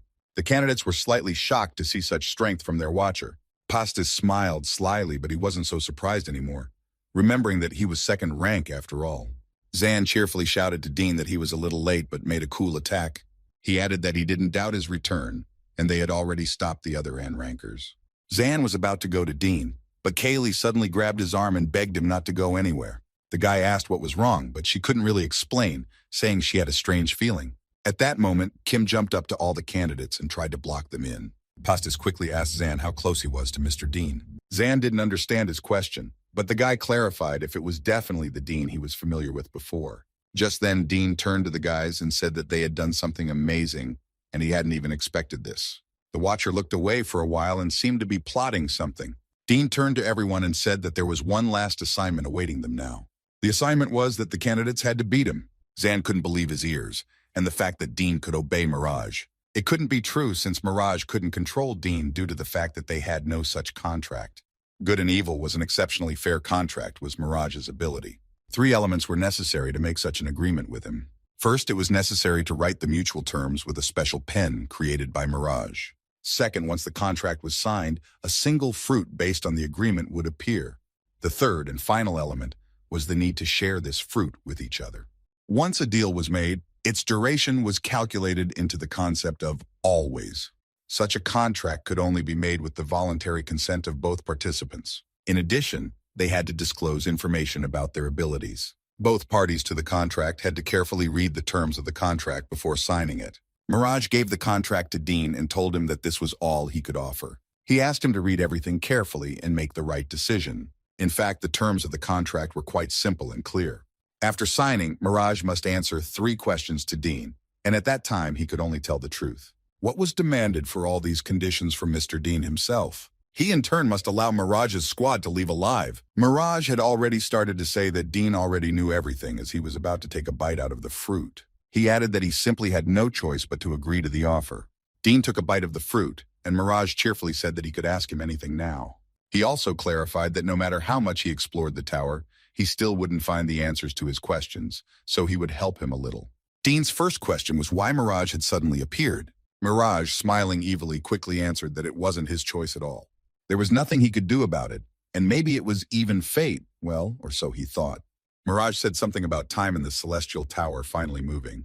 He tried to explain in a simpler way and said that this was how the game started. It was all about finally having a real player in the tower. Mirage went on to say that if everything has a beginning, there is an end. He added that if it continued like this, the whole world would fall into darkness. That was the reason the rangeless players came into existence, to prevent this from happening. Their mission was pretty clear and simple, to destroy this player. Dean was someone who was close to the top of the tower and therefore had to understand something. By that something, Mirage meant that there wasn't a single lie in his words. He knew perfectly well that Dean understood that too, because that was his nature. Mirage asked the Watcher if he was going to ask a second question. Dean was still trying to step back from such a flood of information, shrouded in mystery and riddles. His second question was already fully formulated, and he was determined. Dean asked Mirage who was the player that was the reason they were all here. Mirage crumpled and mumbled a bit, for this was really classified information. But he clearly knew that he couldn't hide it from Dean, because their contract didn't allow it. Mirage replied that the Watcher had known him for a long time, because he was his close friend. Just after the contract was finalized, Dean returned to the candidates and gave them their final assignment. The assignment that struck Zane the most, according to which they had to defeat Dean. He was already heading towards the candidates when Zan called out to him. Dean went past all the frozen anrankers and removed the effect of the skill. The guys at this point became nervous and anxious, not understanding anything. Pastis said that he now understood how he felt by looking at this main character. In fact, it was quite easy to understand the feelings of the candidates because just Dean's steps made them feel scared. All of them at that moment thought about only one thing: we definitely cannot escape. The guys realized that they had no other choice but to fight him. They moved towards Dean to attack, and Lilith asked everyone to close their eyes. Several fireballs flew towards Dean, but not at him, but near him. He stopped for a moment and looked at the explosions, thinking about something. Dean guessed that Lilith had missed on purpose, and that meant one thing. He looked up at the fire spirit and asked the boys what they were up to. The henchman thought about Dean being faster than anyone he'd ever met. The watcher decided to make a sharp jump to avoid the next attack. Though he was cunning and agile, the henchman already knew this and prepared himself by commanding someone to act right away. Kim Taewon put a tight noose on Dean, who swept up his good plan at the same second. Taewon yelled that it was too early to be surprised and summoned a fire spear. Dean was extremely surprised because before this, Kim couldn't use two abilities at the same time. He thought it was impossible, but now he realized how wrong he was. Dean looked into Kim's eyes and had to admit that he had become much stronger. He told Tavin that he didn't expect to ever fight him one-on-one again. But in the end, Kim still lost to Dean, falling to the ground without strength. Dean noticed Pastis trying to attack him and said he could use as much force as he wanted if he could stand it. Pastis was kneeling in front of Dean with his spirit in the light of active power. The guy realized he wouldn't be able to stand like that for long and was quite disappointed about it. Dean knew that the conditions had finally been met, but he couldn't accept the fact that he was stronger than he was. He pondered the fact that if he had a little more strength, things would have worked out. While he was thinking about that, behind him, Sumama was already preparing to attack, and Pastis noticed it. She said that it was finally time for her 9th attack skill to be used. Sumama flew and could already see below her as Dean stepped back and wrapped his attack around her. The girl slammed powerfully into Pastis and sealed herself into the ground with him. From their impact, there was a massive blinding explosion with a bright flash. Unconscious and with no visible signs of life, Sumama lay on top of Pastis after the attack had occurred. Dean turned around to look at them and afterward noticed another opponent. Standing across from Dean was Zan Hev with a legendary sword and a minion of Lilith. The Watcher, without thinking, immediately moved quickly towards the guys. Kaylee became visibly anxious and nervous, for she did not know how to behave. The henchman promised Zan to do everything he could to stop Dean. At that moment, the guy realized for sure that Dean had come here just for him. Zanhev wondered with fear whether he would destroy him or come up with something else. The guy realized exactly one thing. Whatever decision Dean made, he had to face it. Even if he did something Zan didn't understand, nothing could be changed. Zan was sure it was because the Watcher hadn't told them everything at once. He quickly thought back to all the moments with Dean and just thanked him for being his friend for so long.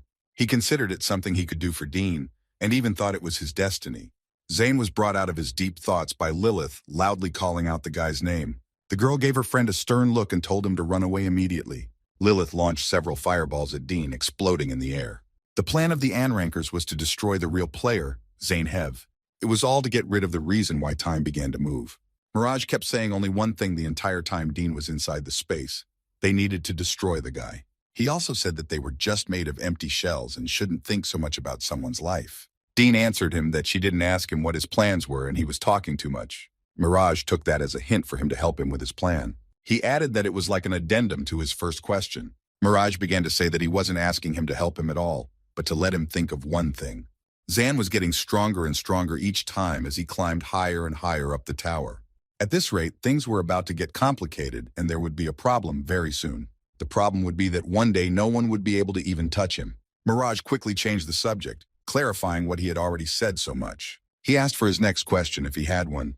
It was Mirage's third and final question, and Dean thought for a moment. The Watcher was standing in the field across from Zane, where the guy's friends lay unconscious around them. The guy was scared and didn't want it to end like this at all. He called his name, but Dean didn't say anything back and just stared at him silently. Lilith was exhausted, but managed to yell to Dean not to dare run away. She said that if he was going to do it, let him destroy her first. Zan noticed the concerned look on Dean's face and rushed over to him. He started begging to destroy him, but just not to hurt any of his friends. Dean didn't believe he was serious, and Zan stated that he was his target and accepted it. Lilith saw Zan bow humbly and asked him not to hurt anyone else. The candidates slowly came to their senses and saw Dean's hand slowly reach for Zan's. Kim tried to get up, but to no avail, and cursed himself for not being able to do anything. Pastis was also furious that there was no strength left at all and only wished Zan wouldn't give up. Unexpectedly, Dean hugged Zan, putting a hand on his shoulder, and told him that he was sorry. He added that, as expected, it was too much for him to become a villain. Dean's time for the third question came up, and Mirage humbly awaited it. He clarified for Dean that he could ask him anything, since it was the last question. Dean hesitated a bit, but still asked what Mirage himself believed in. Anranker was quite surprised by such a strange question, and even got confused for a while. He said cheerfully that Dean could have asked him that without a contract, since he wasn't a coward and would have easily answered, and asked him to think hard, since it was his last chance. Dean didn't seem interested in anything else, and he insisted that Mirage answer that very question. He insisted time and time again that the Anranker not be silent and answer. For some reason, it was very important for the watcher to know what his opponent believed after all. Mirage hesitated and smirked, probably not wanting to answer Dean at all.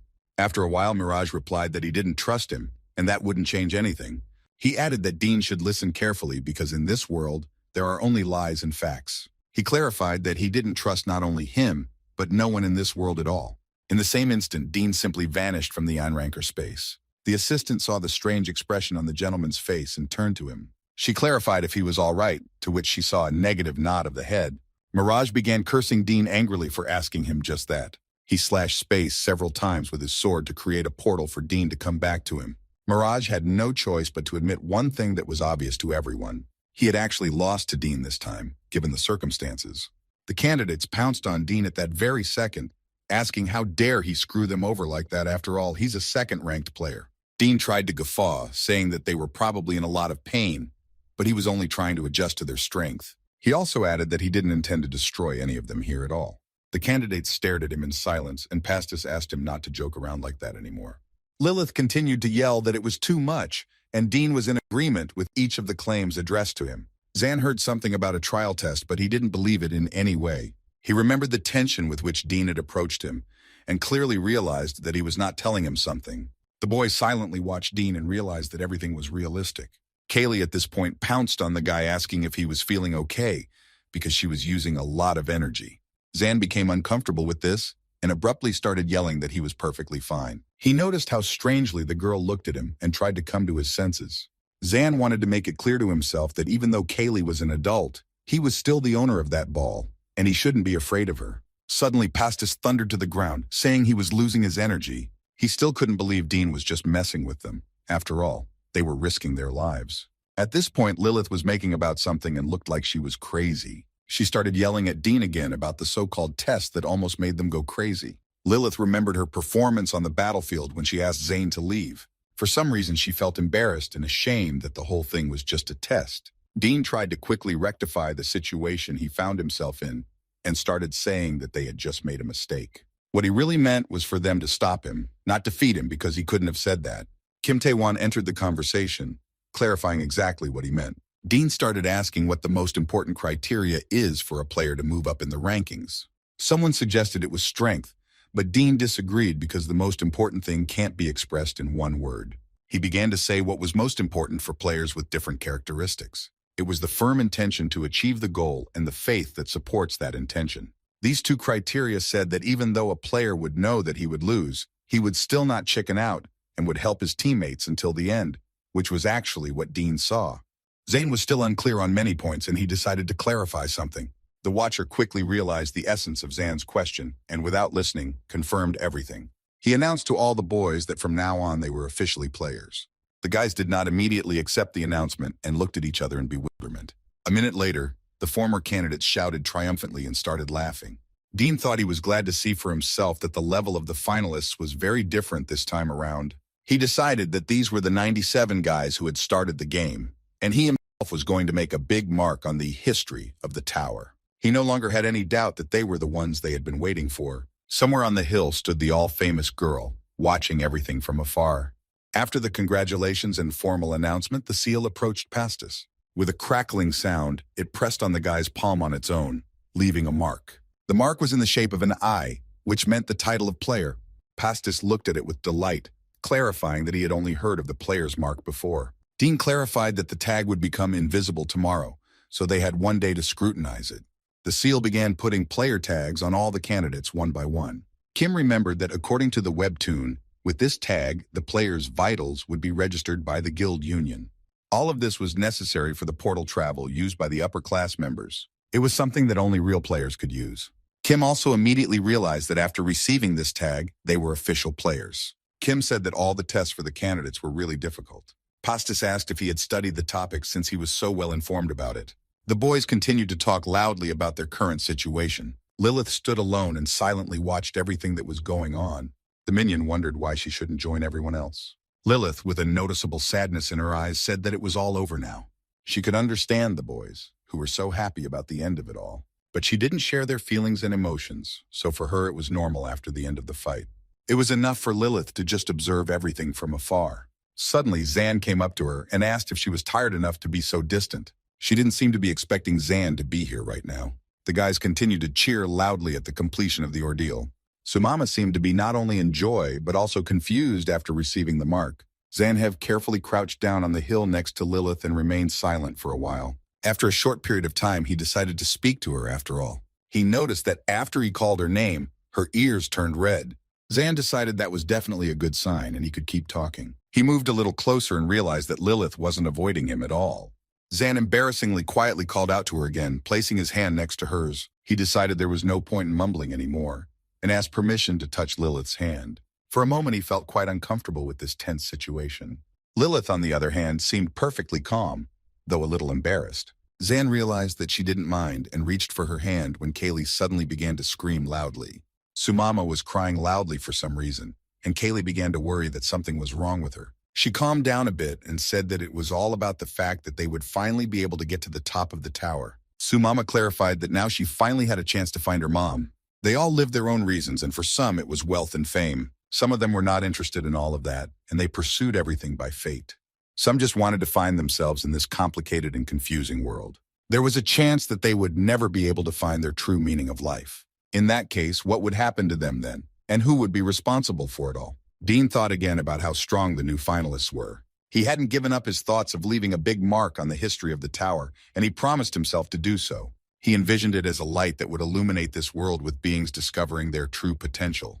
If they couldn't find the meaning of life, Dean had no choice but to protect them all. He realized for sure to himself that he would do his best, even if he had to risk his life. Dean was adamant that there was no way he was going to let Mirage run this world. He knew exactly what he was capable of for the sake of his rescue mission. Van Zeeman was not left out of all the events either, and he knew something. He said that he had once seen the future, and today the one here would die. Dean looked at all the candidates, or rather already players, and knew that his future was now dedicated to these kids. He kept thinking about what he could usefully do for them now. The first priority was to determine the nature of this purple power. The Watcher went closer to the changeless ones and began to scrutinize them. He noticed that this purple thing was still active, and the cracks had not stopped spreading. But the most important thing of all was that they were continuing to put roots in the body. Dean realized that his meddling could do a lot of damage and decided to show all of this to Marie's mechanic. He was also curious about how much the Avalon Guild knew about all this. They could actually be hiding something as horrible as all of this here after all. Dean was pulled out of his musings by a familiar voice greeting him. Dean turned around and saw Zeeman in front of him, wondering if he was having a hard time dealing with everything alone. Without waiting for an answer, the enigmatic Van Zeeman informed him that he was glad to see them.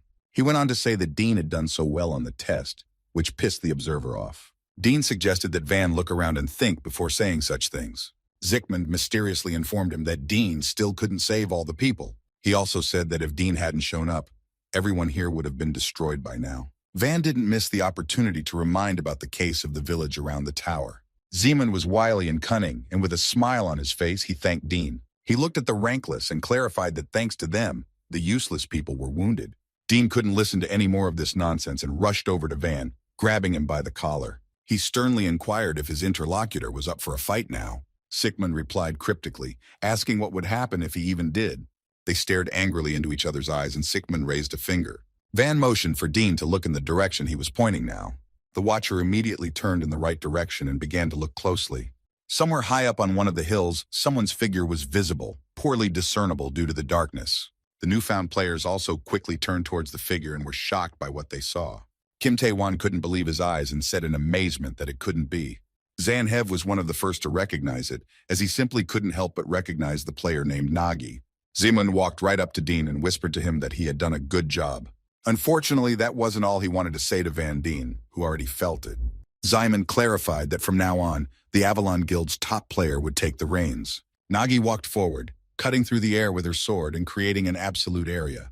Dean immediately guessed where this was going and was scared shitless for his boys. He quickly remembered the words of the predictions and realized that this was exactly how it was going to go. Van Zeman asked Nagi to destroy Zanhev for Avalon right now. Nagi didn't stop for a second until she reached Zan.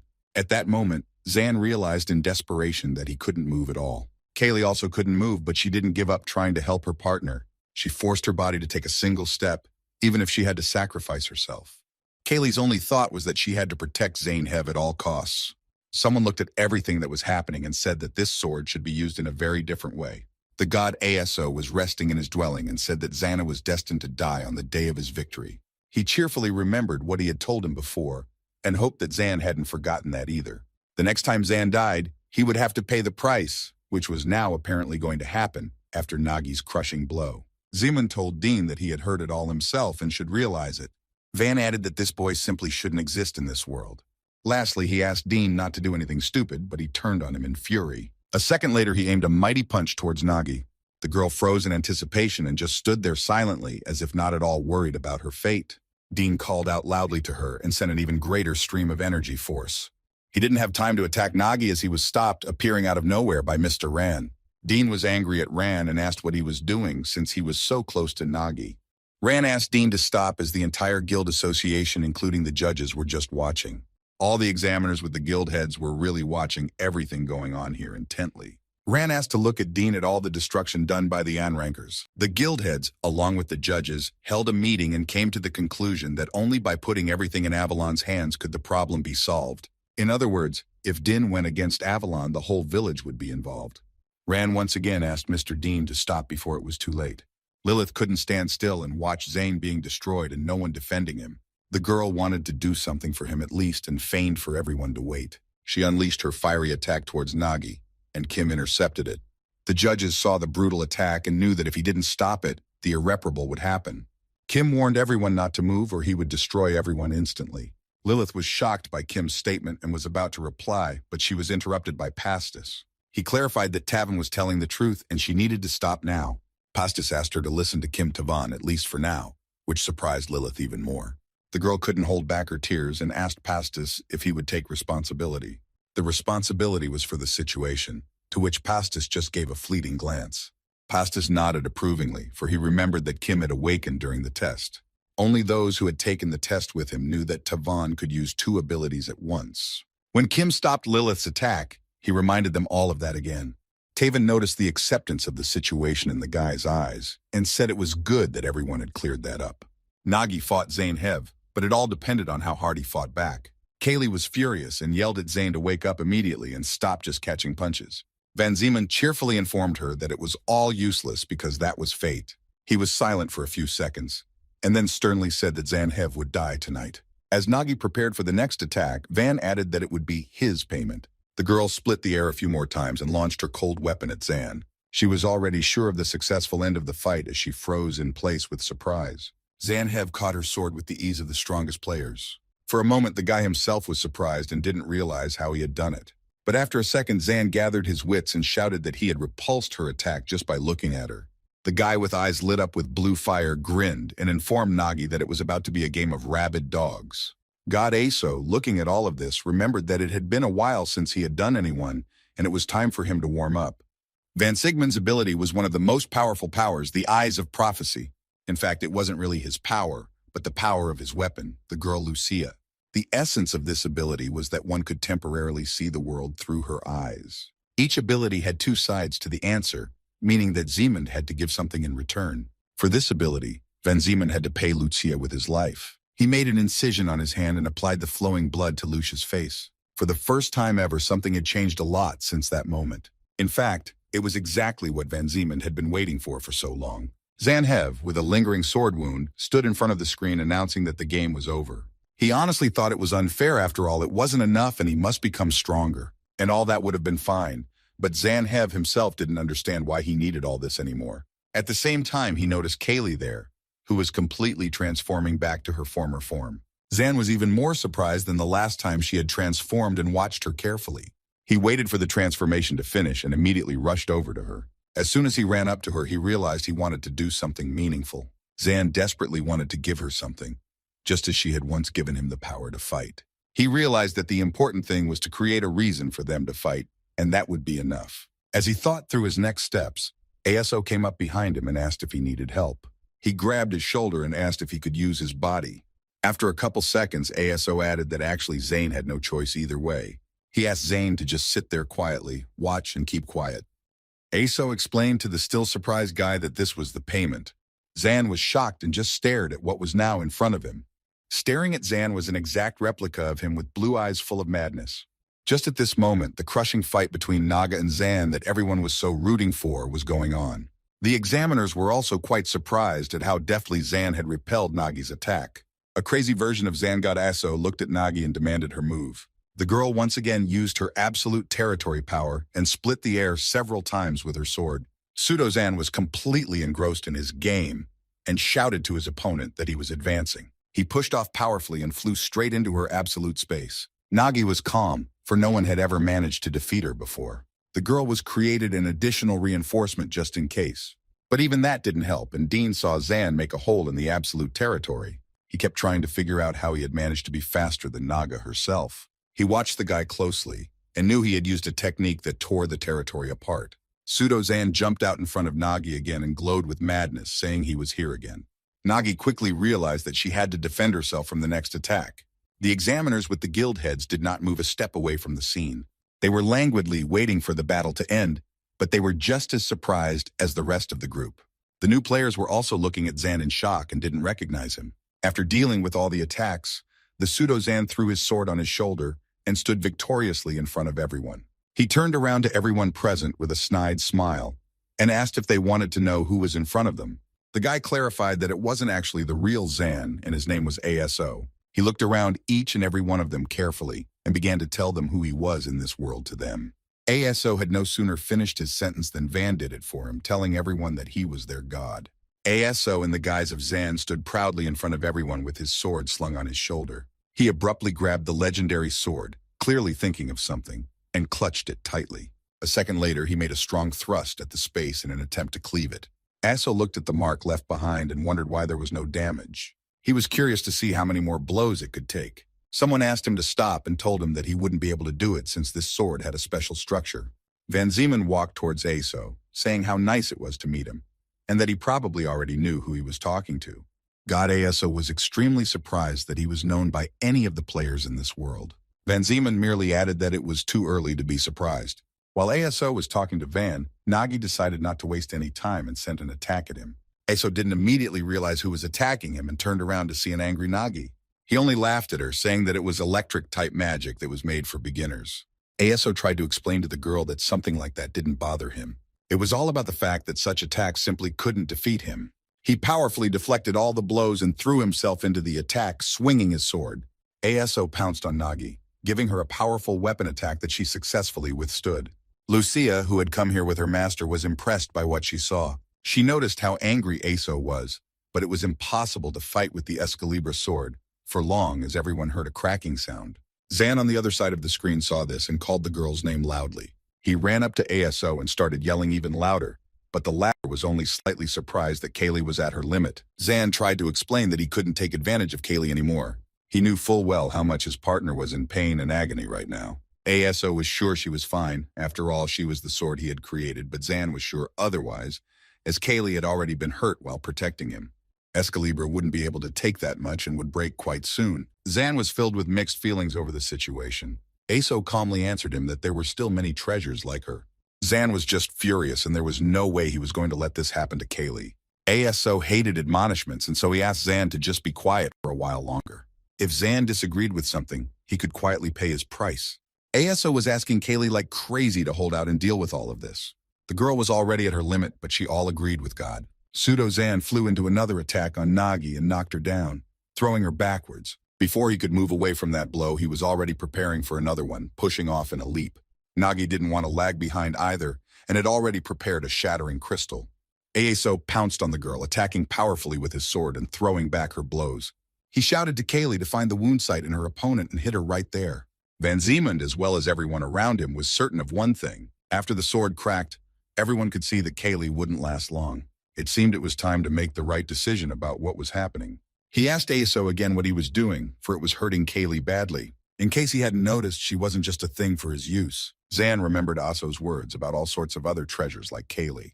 But the boy was certain of one thing.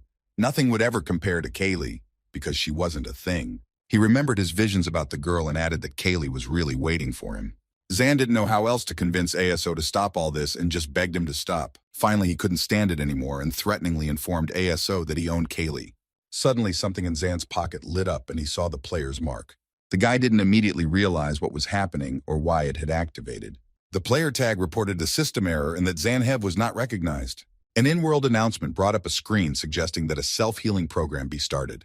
The screen next showed a choice to confirm or decline the offer. Zanhev didn't hesitate for a second and immediately chose confirmation. The girl examiners continued to watch the scene unfold. They saw Van Ziemend's ability in action and remembered that the last time he had used it was about 30 years ago. One of the guild heads clarified that it was exactly 34 years ago, which surprised the girls. He clarified that Van Ziemend was still quite young at that time. The head wasn't going to give all the details, but the fact that Van had demonstrated his strength today showed how much he was concerned about it. It could only mean one thing, that Wang was desperately trying to hide something. Kim Tae-wan immediately realized that since God ASO was here, Zanhev was in danger somewhere right now. He didn't know exactly what he could do, but he decided he had to help. Tae-wan gathered his wits and summoned his most powerful force. Suddenly someone tried to stop him, telling him that now was not a good time. It was the voice of the spirit of his power, asking him to wait as it was not the right time. Waiting was necessary for Zanhev to be able to grow. Zanhev, meanwhile, in the space of God ASO, was fully adopting his power. He heard ASO say that this power didn't match him at all. ASO also said that he shouldn't rely on this power because there would be consequences, and the consequences would be that it would consume Zan and he would not be able to return to his world. What Aso-san meant was that it would be better for Zan to transfer this power back to him. It was clear from the look on Zan's face alone that he wasn't going to give anything back to anyone. ASO chuckled and realized that the boy considered this power to be his own now, jokingly calling him greedy. He also added that it was a surprise to himself that the power would respond to Zan. Zan felt his body begin to weaken and give up with this power. He looked at ASO and realized that his vision was beginning to fail him. ASO cheerfully suggested that he should enjoy it, since it was actually a curse, not a gift. Suddenly, Zan looked up somewhere and thought about something. The boy finally got back into his body and called out to Kaylee. He held her unconscious, wounded body in his arms next to Nagi. Suddenly, everyone saw some kind of incomprehensible glow and got ready. Kim Tae-wan decided to be ready too in case they needed to fight. The examiners were just being stern, but they weren't expecting anything serious. Zanhev reflected an unknown glow, drawing attention to himself. An in-world announcement announced that the test for the players was over. The newly minted players gathered at the gates of the Celestial Tower. The day after the trial, the Avalon Guild gathered to make an announcement. They hung an information poster on the main gate at the entrance of the tower and announced their official position. Due to the interference of the mysterious Anrankers who were hiding their identities, something happened. Nagi, as the president of Avalon, and Van Ziemend, as the vice president, found the power of the judge to be inconsequential. Without any special meetings, they took control of the situation on their own. In the process, some candidates began to show deviations. In the Avalon Guild, this gruesome process was called monsterization. Since there was no known way to stop it, measures were taken to prevent it from spreading. By these measures, Avalon meant the use of force. They put up an informational poster with news about the 97th generation of players. Without a doubt, these strange facts caused numerous disputes among the residents and players. But despite all this, no one dared to oppose the Avalon Guild. There was another reason for this, which was that no one wanted to become a monster. There was also the fact that all 9 candidates were not resurrected in the tower, even though there was an unchangeable law that said that all players were revived in the tower when they died. Also, the fear of a player like Zanhev had not escaped everyone. It was because of all of this that Avalon released the 97th generation incident. Rumors of it spread widely within the tower outside of it. All of these changes combined to set time in the tower in motion. Kim Tae-wan was sitting on one of the rooftops of a building in the village around the tower, as if he was contemplating some sort of plan. Outside the Sky Tower, there was one meeting scheduled in one of the alleyways. Someone was gathering there for a conversation and reported that they were just about there. Pastis, Lilith, and Sumama went to the secret meeting with Kim Tavan already waiting for them. Pastis stated to Kim that they hadn't seen him in a while, and why he was dressed so gloomily. Tavan didn't understand why the boy didn't like his appearance so much. He changed the subject and asked if they were really going to wait for Zane to return, even if it took forever. Sumama replied that there was nothing else they could do, so they were just waiting. She also added that there was basically nothing they could do. Pastis couldn't stand it and said that Kim didn't even show up there, so why would he care now? Kim looked at them and sighed heavily, saying that it was all emotionally forced on them. He, in turn, only understands what's in front of him and doesn't want to take that responsibility. Kim Tae-won argued that he doesn't need it at all because it's confusing. Pastis couldn't take it anymore and lashed out at Kim again, asking if he wanted to accidentally fight. The guy was about to punch Kim when he suddenly stopped and stared at him. Pastis started to ask when he had managed to get Zan's cloak and learned that it was right before the other guy disappeared. The boy let Tavan go and step back while Kim asked them to listen to him carefully. He began to tell them that after that incident, he started using one skill at a time. The skill was called Hunter's Compass, and as the name made clear, it was needed for tracking. If a target was within a certain radius, he would immediately see its exact location. Kim also began to explain exactly how the cloak and the ability were connected.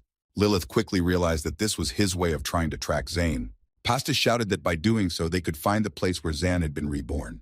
Kim contradicted him, saying that the compass had not responded in any way since that moment. Perhaps there was some condition missing to fully activate the ability, as there was much about it that Kim didn't know. But Tavan was sure of one thing: the ability was still active. If the cloak was responding to the compass, it meant that Zan Hev was still alive. Meanwhile, there was one building located near the Terrarium Celestial Tower. This building belonged to the association of all the existing guilds. On the first floor of the building was a huge meeting room. Someone present raised her hand up and shouted that victory was hers. One of the guild heads announced that she had won, which meant the last candidate was hers. Someone present didn't like this method of choosing candidates and objected, which was met with disgruntled looks from the others. That objecting someone was Sir Sirius, who felt that it was wrong to make the choice using rock, paper, scissors. Sirius had no choice but to simply agree with everyone else. A girl from Avalon named Aram announced that in that case, the distribution of candidates was over. The player named Pastis was going to join the North Street Guild. A Sumama girl was being sent to join the Night of Demons Guild. Without a doubt, a player named Kim Tae-won was sent to the Avalon Guild unanimously. Rather unexpectedly for Lilith herself, she was also sent to the Avalon Guild. One of the judges present was surprised by this choice by Lilith. Kina Lilith didn't seem like someone who craved great power. The judge decided that the girl most likely had some sort of purpose of her own. At this time, the damaged terrarium was undergoing its own series of events. On the first floor was the portal entrance guarded by guards. One of the leaders was telling them that all of the 97th generation candidates had been successfully distributed, and now there were a few things they needed to know before entering this area. First, their inner strength would change slightly, so they needed to enter fully prepared. Secondly, the place they would be transported to was the second floor of the Terrarium Heavenly Rental, and when they arrived, the registered members of their guilds would be waiting for them. The leader finished his explanations regarding this place and wished all the players good luck. Lastly, he asked if anyone had any questions. After waiting patiently for a few minutes, he informed that since there were no questions, we could begin. He invited all the new players present to come forward. The boys simultaneously shuffled towards the leader, coming closer to the entrance. If any of them felt a little anxious, they did not show it in any way. Kim Tae-won walked ahead of everyone and was still thinking about his old buddy Zane Hev. He wasn't the only one of the group of recruits thinking about Zane. Sumama, along with everyone else, wanted to find him and meet him as soon as possible. Lilith, of course, was looking forward to it the most, expecting Zane with the honorary title of player. The leader said that it was very hopeful that they would all reach their goals. Everyone saw a bright flash and welcomed them into the celestial arena of the terrarium. Somewhere at this time was Zan Hev, not quite understanding what was just happening. The destiny of the celestial tower was that whoever died in it would also be reborn in it. Everyone also knew the important condition for revival, partial memory loss. This fact was known to almost all terrarium players. However, a long time ago, some players began to question it. People wondered why they were losing their memories and where they were disappearing to.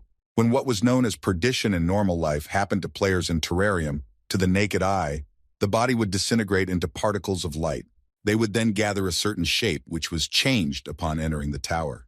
It was believed that it was during this process that memories were lost. There were also some criteria for memory loss, but nothing was known about them. There were some records of a player from the past who had experimented with this using his own body. First, this player outside the tower recorded his memories as much as possible.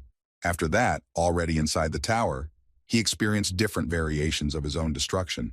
There was always a difference between death on the upper and lower floors, the amount of time before death, and the hands that destroyed the player. In addition to the difference in death from strong or weak hands, there was a difference between human and monster hands. Ultimately, the experiment failed as he found no unity between all the data, no matter how hard he tried. After all his work, he had a huge book of notes on his hands. At the very end of this book, there was only one interesting sentence written. It was written about how stupid he was and that no system in this tower made sense. It also said that if there was any standard, it was clearly not for losers.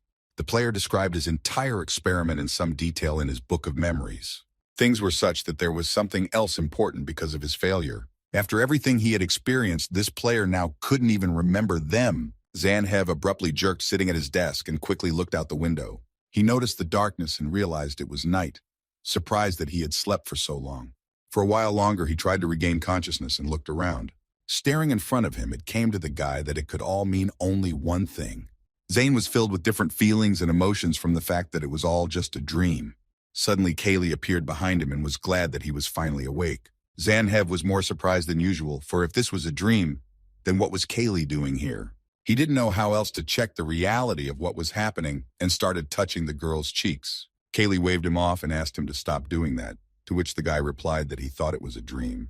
The girl wondered if they were in a place called school, where they were receiving knowledge. Kaylee also wondered why she was dressed in a school uniform and remembered that Zan had been dressed the same way when they first met. She wondered if this was his world, but Zan wasn't sure since he was here with her. The boy offered to look out her window, which might have served as a clue.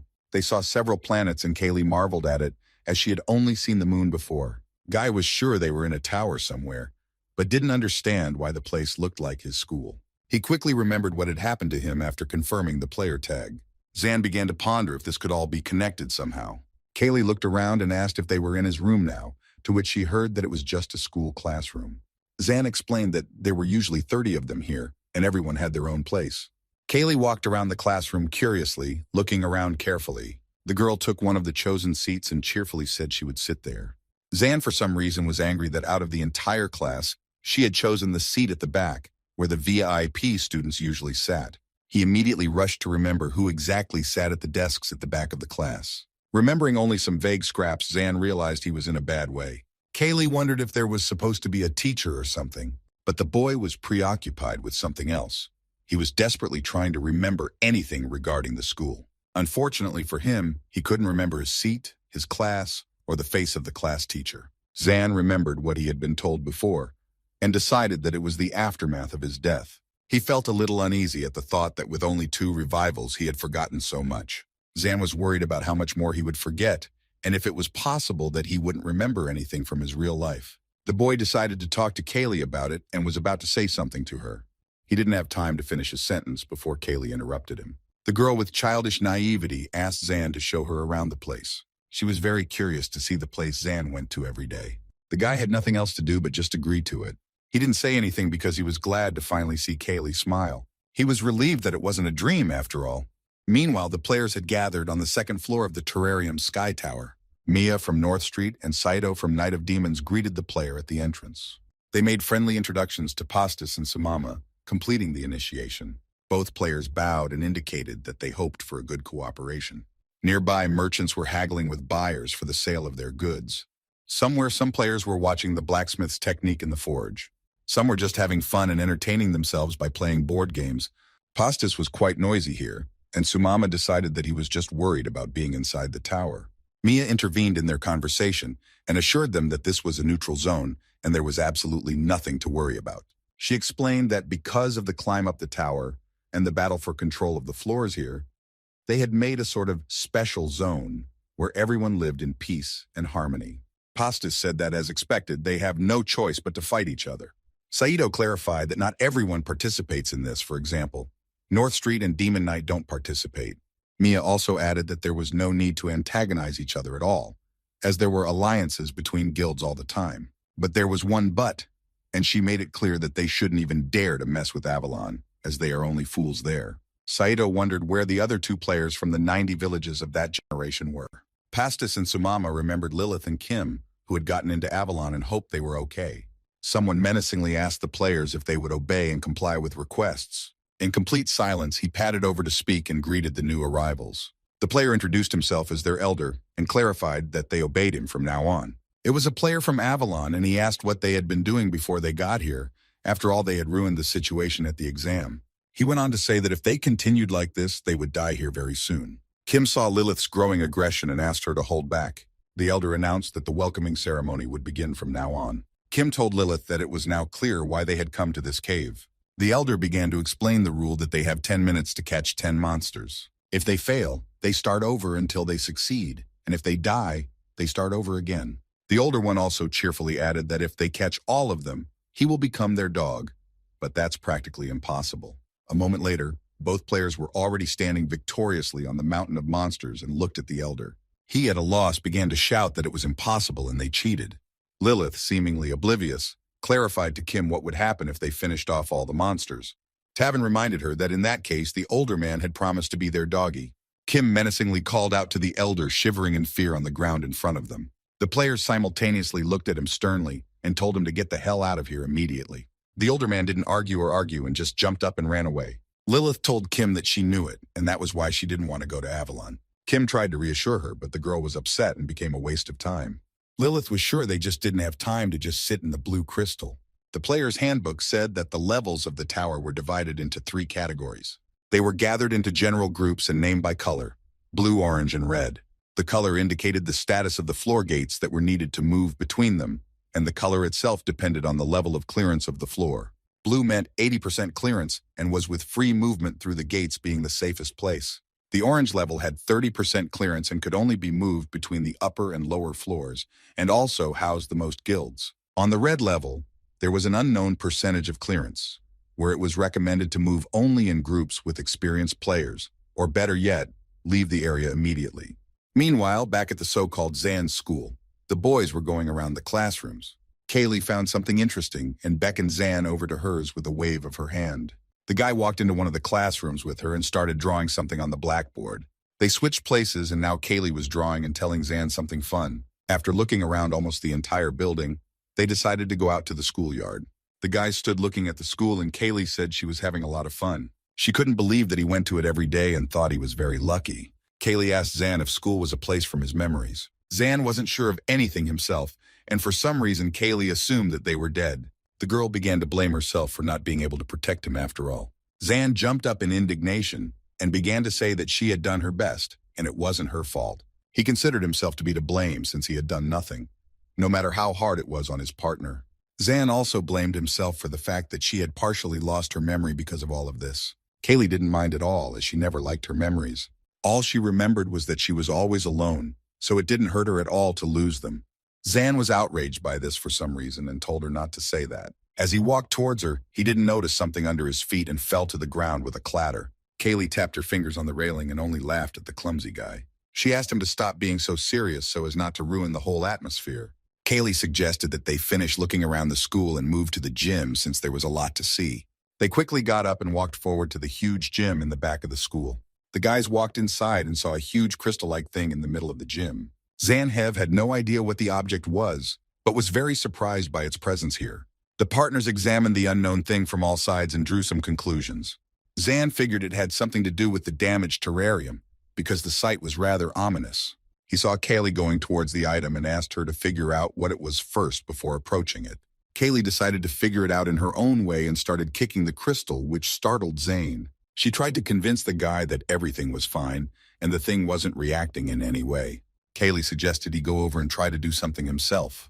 Zan walked over and touched the crystal, and Kaylee asked if something was happening. The guy felt some kind of warmth, and a second later an unknown force threw him back. The system reported the completion of recognizing the user Zanahev. Next came a notification that the hidden condition for the first change of profession quest had been met. A second later, a new notification appeared asking to enter the first level of the former dungeon. Zan realized that they hadn't had a normal conversation with Kaylee after the test. He thought now was the perfect opportunity and told her absolutely everything. Kaylee didn't know about the information windows that only he could see. He also told her about the player class tag she had received earlier in the dungeon. She didn't know about all the stories he had heard from Lilith and the god ASO. The most important thing he considered was his thoughts on ASO hiding something. Surprisingly, Kaylee, remaining completely calm, just listened to him silently. It was somehow unusual for Zan to see her so quiet and calm. She should have asked a bunch of questions, but instead she was too polite. A while later, the girl replied that it was okay and she understood. Kaylee checked with Zan to see if this thing was the entrance to the former dungeon.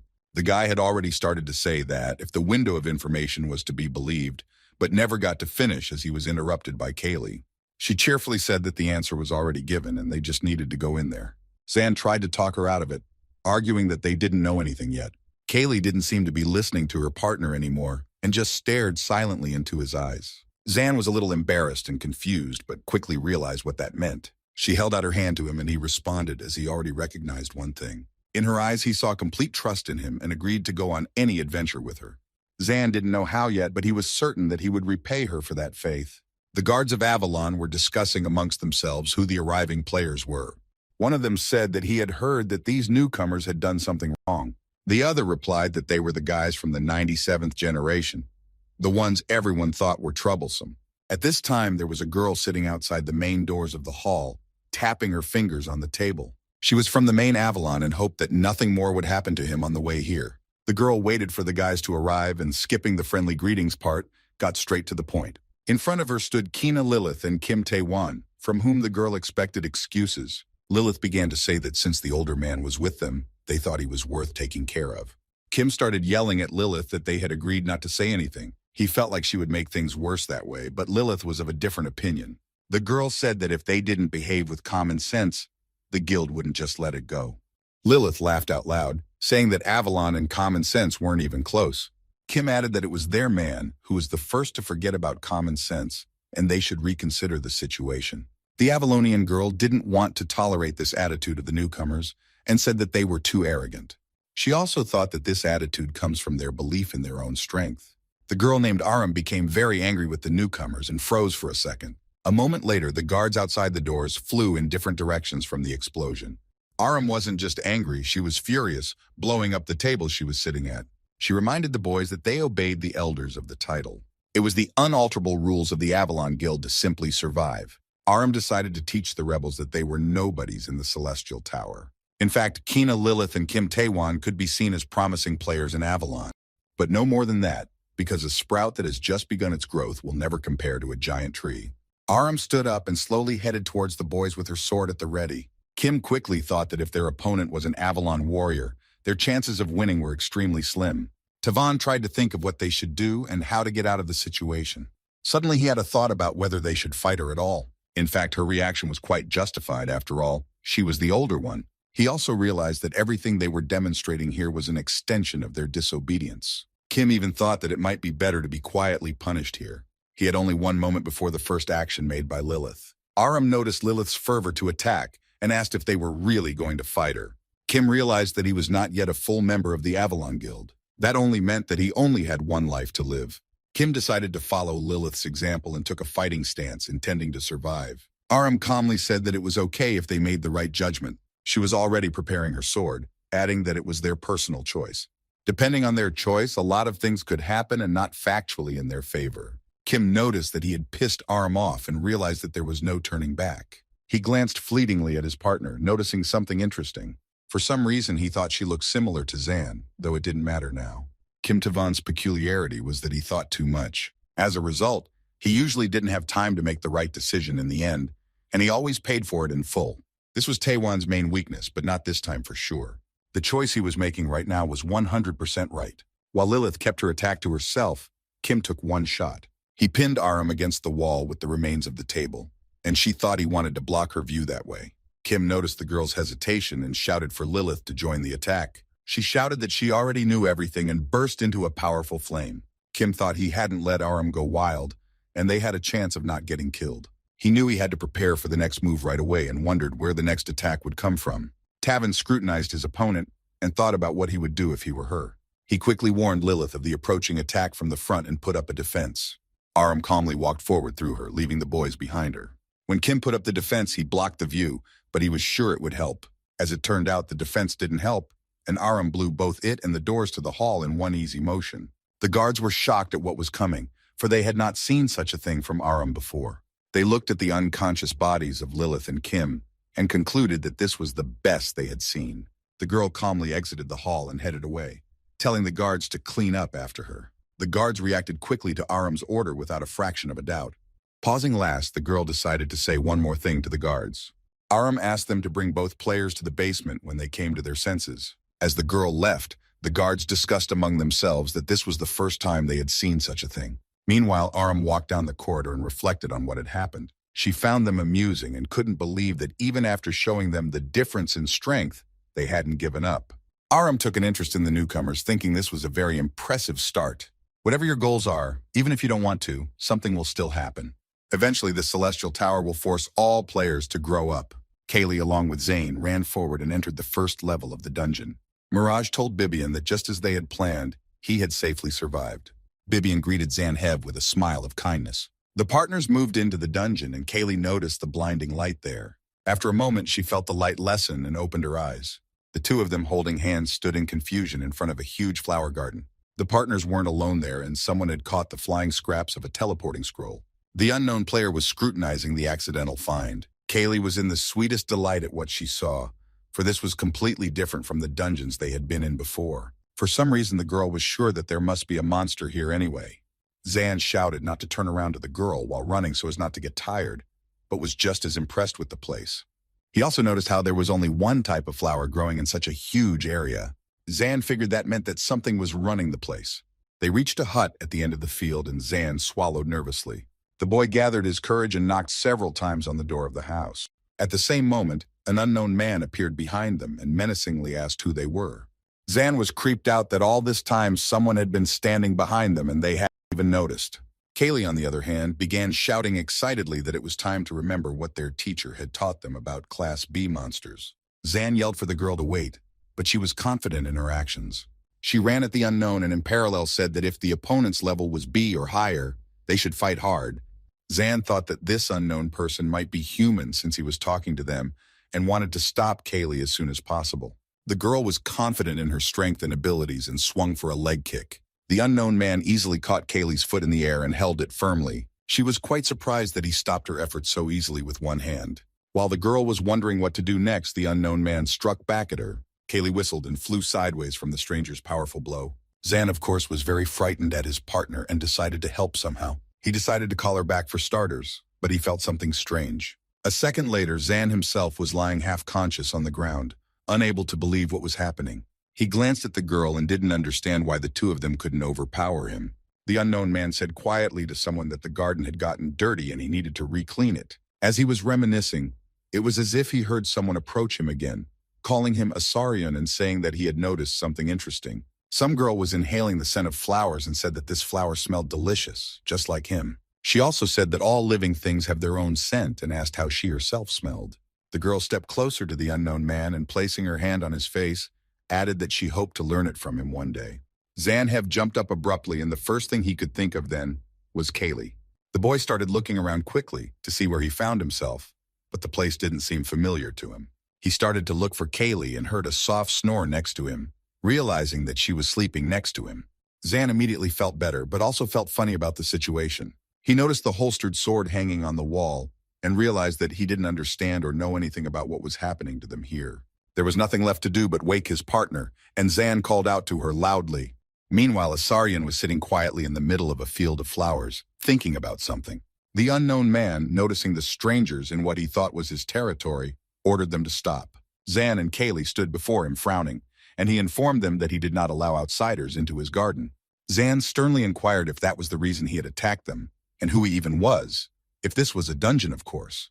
The unknown man exhaled loudly and only said that Zan had too many questions. At that moment, a special container appeared in front of Zan from nowhere. The stranger explained that it was for drinking that was made from the flowers here. He said that they had been sleeping for 3 days, so it would be good for them to restore their energy first. Kaylee was surprised at what she heard, but the stranger suggested they get straight to the point. He told them that he had cleared the entire dungeon, and they would not be able to get anything from here. The partners still didn't understand why he was saying all this, but continued to listen. The unknown man asked them to just quietly leave the place without further questions. Zan felt something again and began to gaze into what he was now seeing. It was a memory where a girl touched a guy's face with her hand, but Zan didn't know any of them. There had already been a few instances where other people's memories had come through him. He looked forward at the unfamiliar mister and quickly guessed that these memories belonged to him. The unknown man sat all alone amongst the flowers and held one in his hands. He tried once again to inhale the fragrance, but once again he felt nothing. Asarion was upset and considered it a sin of his youth and a punishment at the same time. He thought that there were still 15 more days until the full moon, and then the path leading to the other levels would open. Asarion suggested they keep quiet until then and leave afterward, but Kaylee began to shout loudly that it was too long and they were very busy. The man didn't know what else to say to them and just replied that that was it. Zan got a little tired of everything and decided to switch to a more friendly atmosphere, asking if the stranger could give his name. The man turned away and quickly replied that he had given it up a long time ago. He had nothing more to say to the boys, so he took a seat in the middle of the flower field. Asarion noticed someone's piercing gaze and turned around to ask if she had anything else to say. Kaylee just stared at him silently, but Zan already knew that it definitely wouldn't be for long. She started yelling that if he thought she was here because she liked it, he was wrong. And besides, her partner wouldn't stop blaming her for her attack. Asarion nodded silently, and Kaylee was glad they could put this behind them, and wondered if she could ask one more question. The man seemed indifferent to absolutely everything and replied that it was up to her discretion. Kaylee asked with genuine interest what the name of the flowers he was growing were. Asarion replied that those flowers were called Love's Forget-Me-Not, which Kaylee immediately marveled at. After a moment, she added that the potion made from them was completely tasteless. The man only rolled his eyes at that, and the girl asked if he was aware that she was a living weapon. He stopped Zanuhev from summoning her as if he knew it could be dangerous. Kaylee watched Asarion's reaction carefully and noticed that he wasn't surprised at all to hear this. She cheerfully began to ask how he knew about it and if he had ever seen another weapon like it, but the man only rudely interrupted her, saying it was too late. Kaylee realized from his answer that he had seen it and didn't want to fall behind, clarifying where and when it was. She didn't even notice as she got quite close to Asarun, who immediately grabbed her arm. For a moment, Kaylee was scared and thought he wanted to do something to her. But then she saw his eyes full of regret, which he spoke out. He felt sorry that she was just a tool, albeit one with a heart, and added that she was a soul whose freedom had been taken away and she was destined to be used and then discarded forever. Asarion looked directly into Kaylee's eyes and asked her to just walk away from her owner. He clarified that he was just using her like all owners use their weapons. Kaylee was at a loss for words at what she heard and couldn't utter a word. Mr. was leaving, saying lastly that it was the only thing he wanted to say to her. Kaylee wasn't the type to just give up or walk away in the middle of a conversation. She blocked his path, yelling at him for even saying such a thing. Kaylee started repeating his words about her freedom being taken away and being used. The girl clarified that she had no idea what kind of living weapon he had met before her, but she was different. She actually genuinely liked being Zanahev's weapon and liked being Kaylee. Kaylee also said that no matter who or what anyone says about Zane, he always fights for her as she fights for him. Asarion continued to walk further, and the girl shouted to him that they will have a proper talk tomorrow. She was still trying to convince him that she was right and said that they would show him how they really are. Asarion replied that since she was so sure of it, tomorrow was the day they would watch them fight. Meanwhile, somewhere in one of the libraries with a bunch of bookshelves was Kim. Taewon had fallen asleep from exhaustion right at a table with a pile of books taken for study. The boy was snoring loudly and just couldn't hear someone walk up to him. It was Lilith, at first wondering why he had called her and was now asleep, but quickly realizing that he had been working too hard lately. Among all the books lying on the table, the girl noticed something interesting. In one of them were numerous records of all the owners of living weapons. Lilith figured that Kim had guessed Zanahev's player class by doing her own research. She quickly looked at the reports that only mentioned Zan's characteristics as an owner, and given the situation, decided that was even better. Owners of living weapons didn't live long, perhaps for some reason, or maybe because their life energy was gradually being absorbed by their own weapon. There was also a theory that it was because the god ASO hated them, though there were no facts to back that up. In any case, there weren't many owners of living weapons in the celestial arena. That was why there were only 2 registered users among the players of this class who had reached the level of living weapon master. One of them was the universally known Avalon Guild Vice President Van Zymond. The second player, on the other hand, was the legendary and disappeared swordsman Asarion. Asarion, after finishing his conversation with the girl, called for his weapon Hvaran to leave. Zanhev approached Kaylee and told her that she had done everything right and very well. The girl was pleasantly surprised that he had heard everything she was talking about. The only thing she didn't understand was how her apology had gotten her into a fight. but the guy clarified if she had apologized after all. Kaylee nodded, and Zan suggested she go to bed first, telling her that she had done a good thing anyway. Kaylee looked at him and realized something was wrong with him, but what exactly she didn't know. He walked away, leaving the girl alone, and sat down against the wall, thinking about something. Zan decided to check something and quickly pulled his player tag out of his pocket. At the same second, a system screen appeared with the information that the monster boss would appear in the dungeon in 14 days with a few hours. This meant that defeating the boss that would appear here was Zan's main goal in this dungeon. He felt a little crazy because of the huge stream of thoughts in his head about everything that had happened. He tried not to think about who had given him this information and why, because that was completely unimportant right now. All that mattered was that when the monster appeared, Zan would be ready to defeat it. Despite all his worries, he was sure of one thing. He must avoid perdition by any means necessary. In order to make his plan a reality, Zan had to do something useful for himself, such as getting close to Asaryun to become his ally. Aside from avoiding an unnecessary confrontation, if things worked out, the man would be an incredible support for them, as well as trying to figure out why he had instigated the conflict, perhaps to draw Kaylee into it. The main reason was that Zan had been looking to the future all along. Even if they got help from Asaryun now, there was still one big problem. The guy couldn't stop thinking about the first quest for some reason. Zan remembered the floors of the tower again, wondering how far he could go without getting killed. One thing was constant for him. He must continue to stay strong. Zan realized that he must train harder, because that would be the most useful thing for him right now. Asaryun appeared on the field to test the abilities of his partners. The man pulled out his weapon, which looked very much like a stick from the side, and stepped closer to Zan. The guy at this time noticed that Asaryun had gotten a haircut and said that it looked really good on him. The man replied that he did it out of courtesy to Hwoarun, as he didn't want to make the excuse that it was hard for him to look. Zan watched the weapon in Asaryun's hands carefully and decided to defuse the situation. He asked if their training now would be done with this wooden stick. Hearing no response, Zan prepared to attack and swung the Excalibur, which ignited in a flash of blue flame. Asaryun couldn't help but notice the size of the divine weapon and guessed that there was a lot of energy in it. He quickly realized that this was the basis of their confidence in their powers. Zan delivered several sword strikes just in front of the man's face, deftly dodging them. The boy didn't lose hope and flew straight into the next attack on Asaryun. The man dodged this attack as well, and even managed to return a powerful blow to the lad. Zan flew backwards, and it seemed that he would not wake up soon. Asaryun thought that this was the end, and that Zan would be quiet for a while. But he was wrong, because Zan and Excalibur were rushing at full speed with renewed vigor.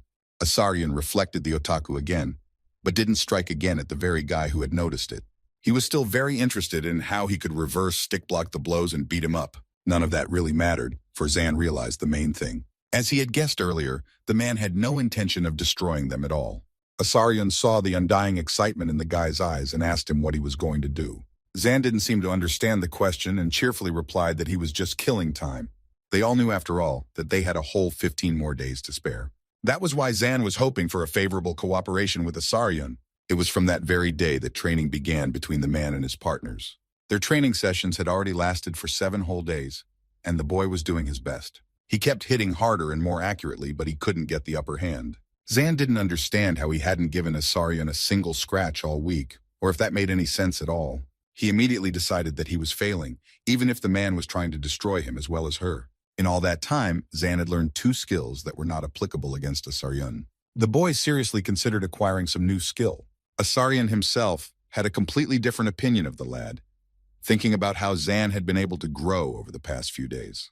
As usual, everything just couldn't do without one important but, or rather several. First, Zan uses living weapons rather than relying on his own strength. Second, he works exclusively with a sword, which also interferes with his focus. And perhaps last, and most importantly, which directly hinders his victory. In addition to all the skills and equipment, the player must have his own strength present. Zan had studied all of Asaryun's requirements well and actively practiced them in training. In one of his regular training sessions, Zan felt that he could do more than usual and made a powerful cut with his sword. It wasn't just a cut like before, but something completely different, or rather, a new form of a blow. The guy furiously tore apart everything in his path, achieving his goal. Mr. Ran asked someone if everything was going to be all right. His interlocutor replied that it should be enough and everything would surely work out. She asked Dean to take care of her babies and to trust her completely. The girl went forward and called all her kids somewhere with her. This one was the partner teacher from the Forest of the Defeated moving towards the tower. She thought a lot about how her babies Zan and Kaylee were doing without her, whether they were being fed. Her heart was already fluttering at the thought of meeting them, for she couldn't wait to see who was the stronger of the two. The only thing she was sure of was that the boys had met the teacher much better than she had. The teacher mentally wished them to take care of themselves until they met again. Zan continued to train hard and work on his strikes with Asarion. At one point after another attack, the boy noticed that his sword had stopped glowing. While Zan was examining his weapon, Asarion took advantage of the moment of surprise and attacked him. Kaylee immediately yelled out if Zan was crazy for taking her out in the middle of the battle. The guy was already on the ground and quickly apologized, saying there was no way he could concentrate. Zan had focused so much on being light and fast that the sword became too thin and disappeared. It was obvious that this way of winning didn't work, and it was a complete failure. Asarion, on the other hand, guessed that this strike of his right now was not a mere coincidence. Perhaps Zan's desire was speed, and he was asking him if the guy would last a little longer. Zan lay there puzzled, wondering why the man suddenly decided to continue, but he quickly agreed. Asarion pointed with a gesture somewhere and asked him to continue with this, which confused the guy. The man noticed the surprise in Zan's eyes and pointed at his sword. The guy quickly stood up, gathered his thoughts, and the sword went back into battle mode. That was the first step to victory, first and foremost over himself. Aram stood in front of someone and sternly asked what they thought about it. Lilith and Kim were kneeling in front of her, and the girl clarified that she meant their first lesson. Tavin realized the eyes on Aram and asked why they had to suffer so much. Lilith supported her partner, saying that it wasn't even related to discipline, and in her opinion, it was just a waste of time. Aram only replied that judging from their frustration, they had no motivation. She began to say that she had heard about the boys sneaking into the Avalon library at night after work. The girl guessed that they didn't just go there to read books. Aram walked a little closer to the boys and asked them who they were looking for. She gave them 2 weeks to complete all of her lessons, and then she would help them find their lost comrade using Avalon's influence. Lilith stood up and quickly discussed something with Kim, preparing an attack just in case. Aram waited a bit and reported that they appeared to be in agreement. Kim Tae-won looked menacingly at Aram and clarified that she had made a promise. Lilith added that she would make sure to keep it. At that moment, someone entered the room jingling keys and asked them to take their time. He would turn to Kina Lilith, clarifying that he, not Aram, was in charge of her. Lilith wasn't ready for such a statement and slowly turned around to see who it was that walked in on them. Seeing who was standing in front of her, the girl was simply shocked at what she heard. Lilith was approached by Trima with a snide smile and wondered if she thought she knew who she really was. Aram's terms were quite simple to keep the arrangement between them intact. It was also necessary to show convincing training results. Kim had one favorite skill, Sword of Light, and Aram considered it stubbornness rather than habit. She also didn't really like his fighting style against a strong player like her. She didn't understand why he only attacked but never defended. In other words, winning was Kim Tae-won's only goal when fighting others. As long as he trained with her, he had to be as flexible as possible in his attacks. There were quite a few other opportunities to win. Aram believed that Kim was intoxicated by his power, and if he didn't get rid of his stubbornness, he would become an even bigger problem in his future mission.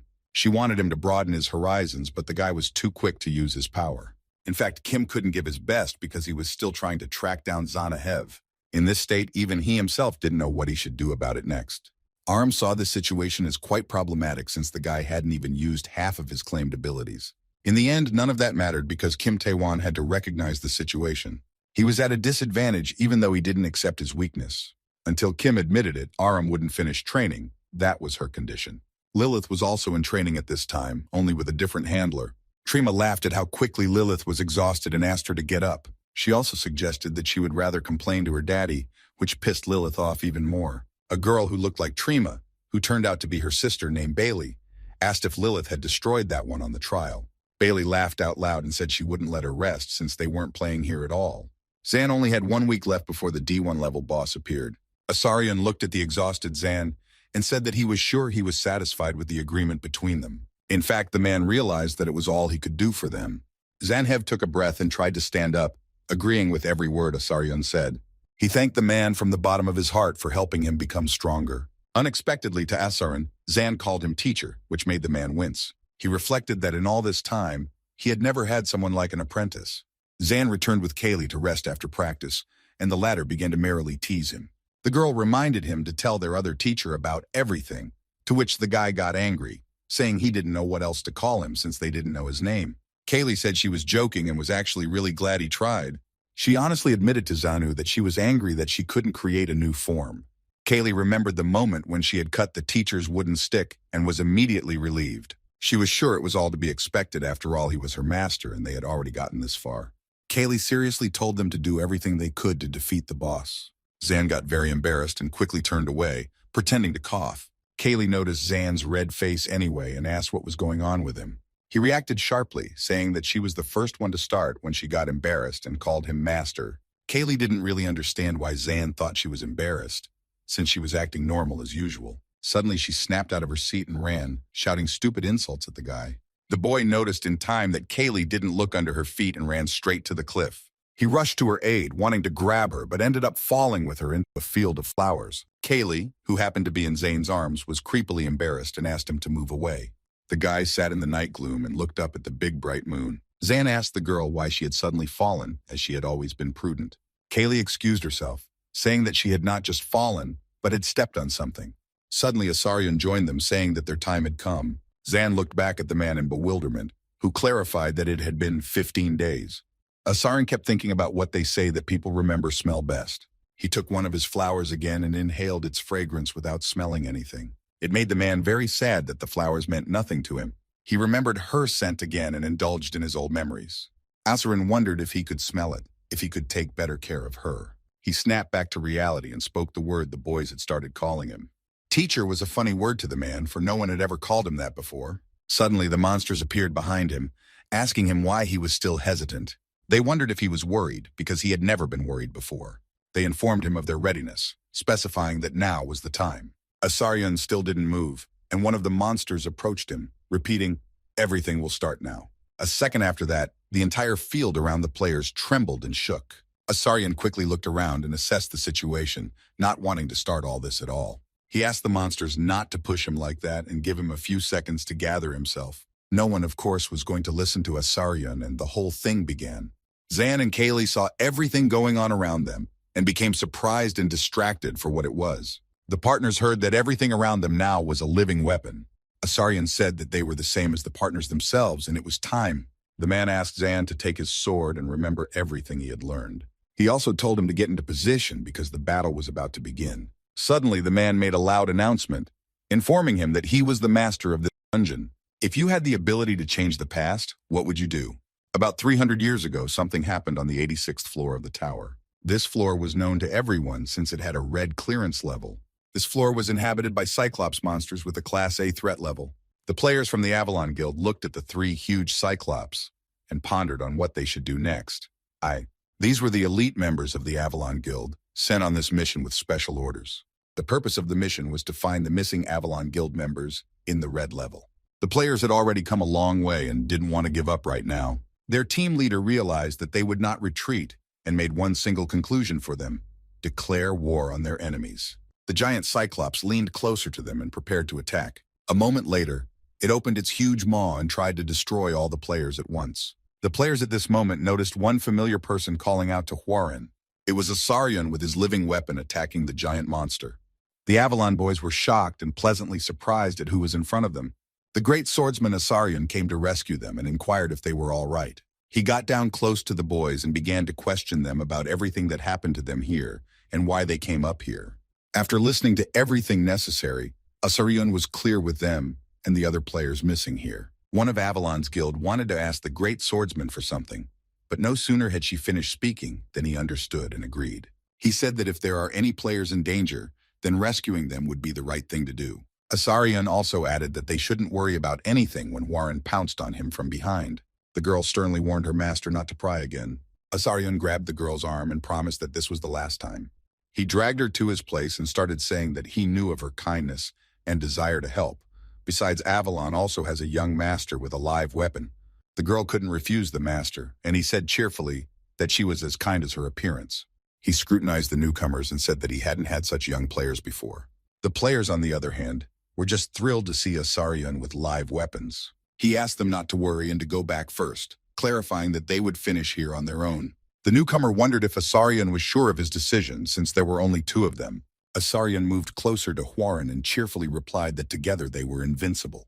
Just after this incident, Asarion and Huaren disappeared from anyone's sight forever. Along with them, the gateway to this level also disappeared and is said to have never reappeared. After this high-profile incident, the necessary qualifications and threat level of the Red class were raised. It was the last story related to the great swordsman Asarion and his Havaran weapon that was on the rumor. Part of the hand that held the Varan sword flew far away from its master. Asarion stood and watched as the mighty dragon easily dealt with all of his blows and attacked him. He was shocked that in so many years of success, this was the first time he couldn't win. Asarion looked at the body of the huge monster and saw the numerous cuts left by his sword. The mere touch of the dragon had corroded Asarion's flesh and part of his sword. At that moment, the great swordsman realized what would happen if the dragon touched him again. If he did it one more time, Asarion would be wiped out forever, meaning he would die. The boy fell to his knees before the mighty enemy and thought that his end had come. At that moment, his living weapon, Varan, reincarnated back into human form. Asarion heard someone calling him and opened his eyes to see Hwaran. The girl stood up for him and asked him to live no matter what happened. So Hwaran was gone, and Asarion, seeing an army of unknown men in front of him, asked if this was fair. The chief of the attackers gathered back all his magical power and said he was done. One of them spotted Asarion and laughing asked who the unfortunate man was. Kneeling before them was a completely lost great swordsman in the past with no arm and a stick instead of a sword. The unknown man continued to taunt and told the others that the poor boy was completely confused. He went out to meet Asarion and decided to tell him what had just happened.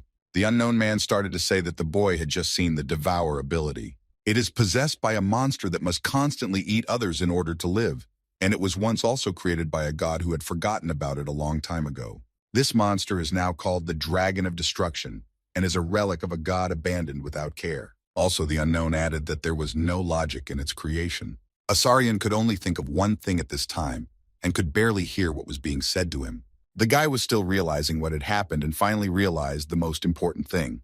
Asarion would never see his good and faithful Hwaran again, ever and anywhere. He was completely broken, and the only thing he could do now was scream in pain and regret. The unknown man also realized that this had finally destroyed Asarion, but he could at least thank him for his rescue. In fact, this all amused the unknown man, and he asked Asarion how much longer he planned on lying around here doing nothing. He also noted that if the one was the best swordsman, he should utilize his potential to the fullest. The unknown man held out his hand with a wooden stick that looked like a sword.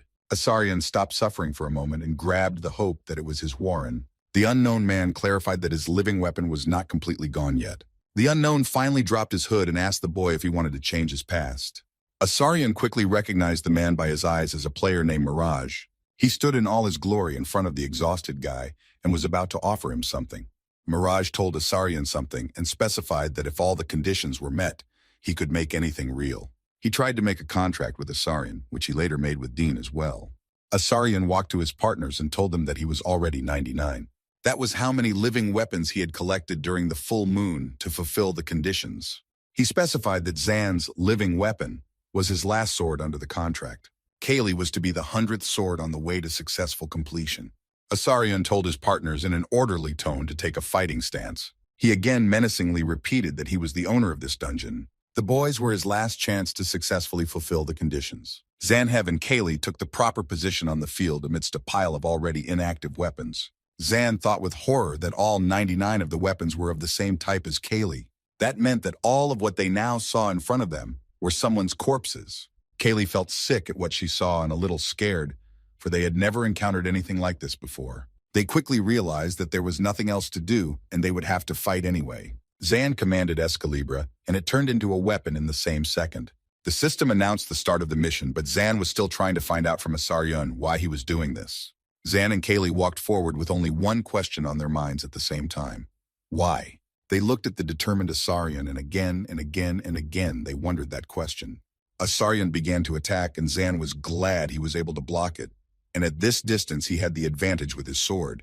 While he was pondering his relatively good position, Asarion had already thrust his spear into him. He looked Zanu in the eye and said that if he wanted a weapon, let him choose any. At that moment, he pointed to a field full of former weapons to choose from. Asarion took the next step and attacked Zan with renewed vigor, throwing him backwards. The guy slowed down at some point and began to cough up after being wounded. Asarion reported that it had been a very long time since he had fought like this officially. The man swung his leg with all his might for a powerful kick to the ground. Taking a hard hit that sent all the weapons flying upwards along with chunks of earth, Asarion added that it was no big deal, and he would fix it. Kaylee started yelling for Zanu to get up immediately and warned that this was going to hurt. Asaryun ran at them with another attack and yelled that this was the end of everything.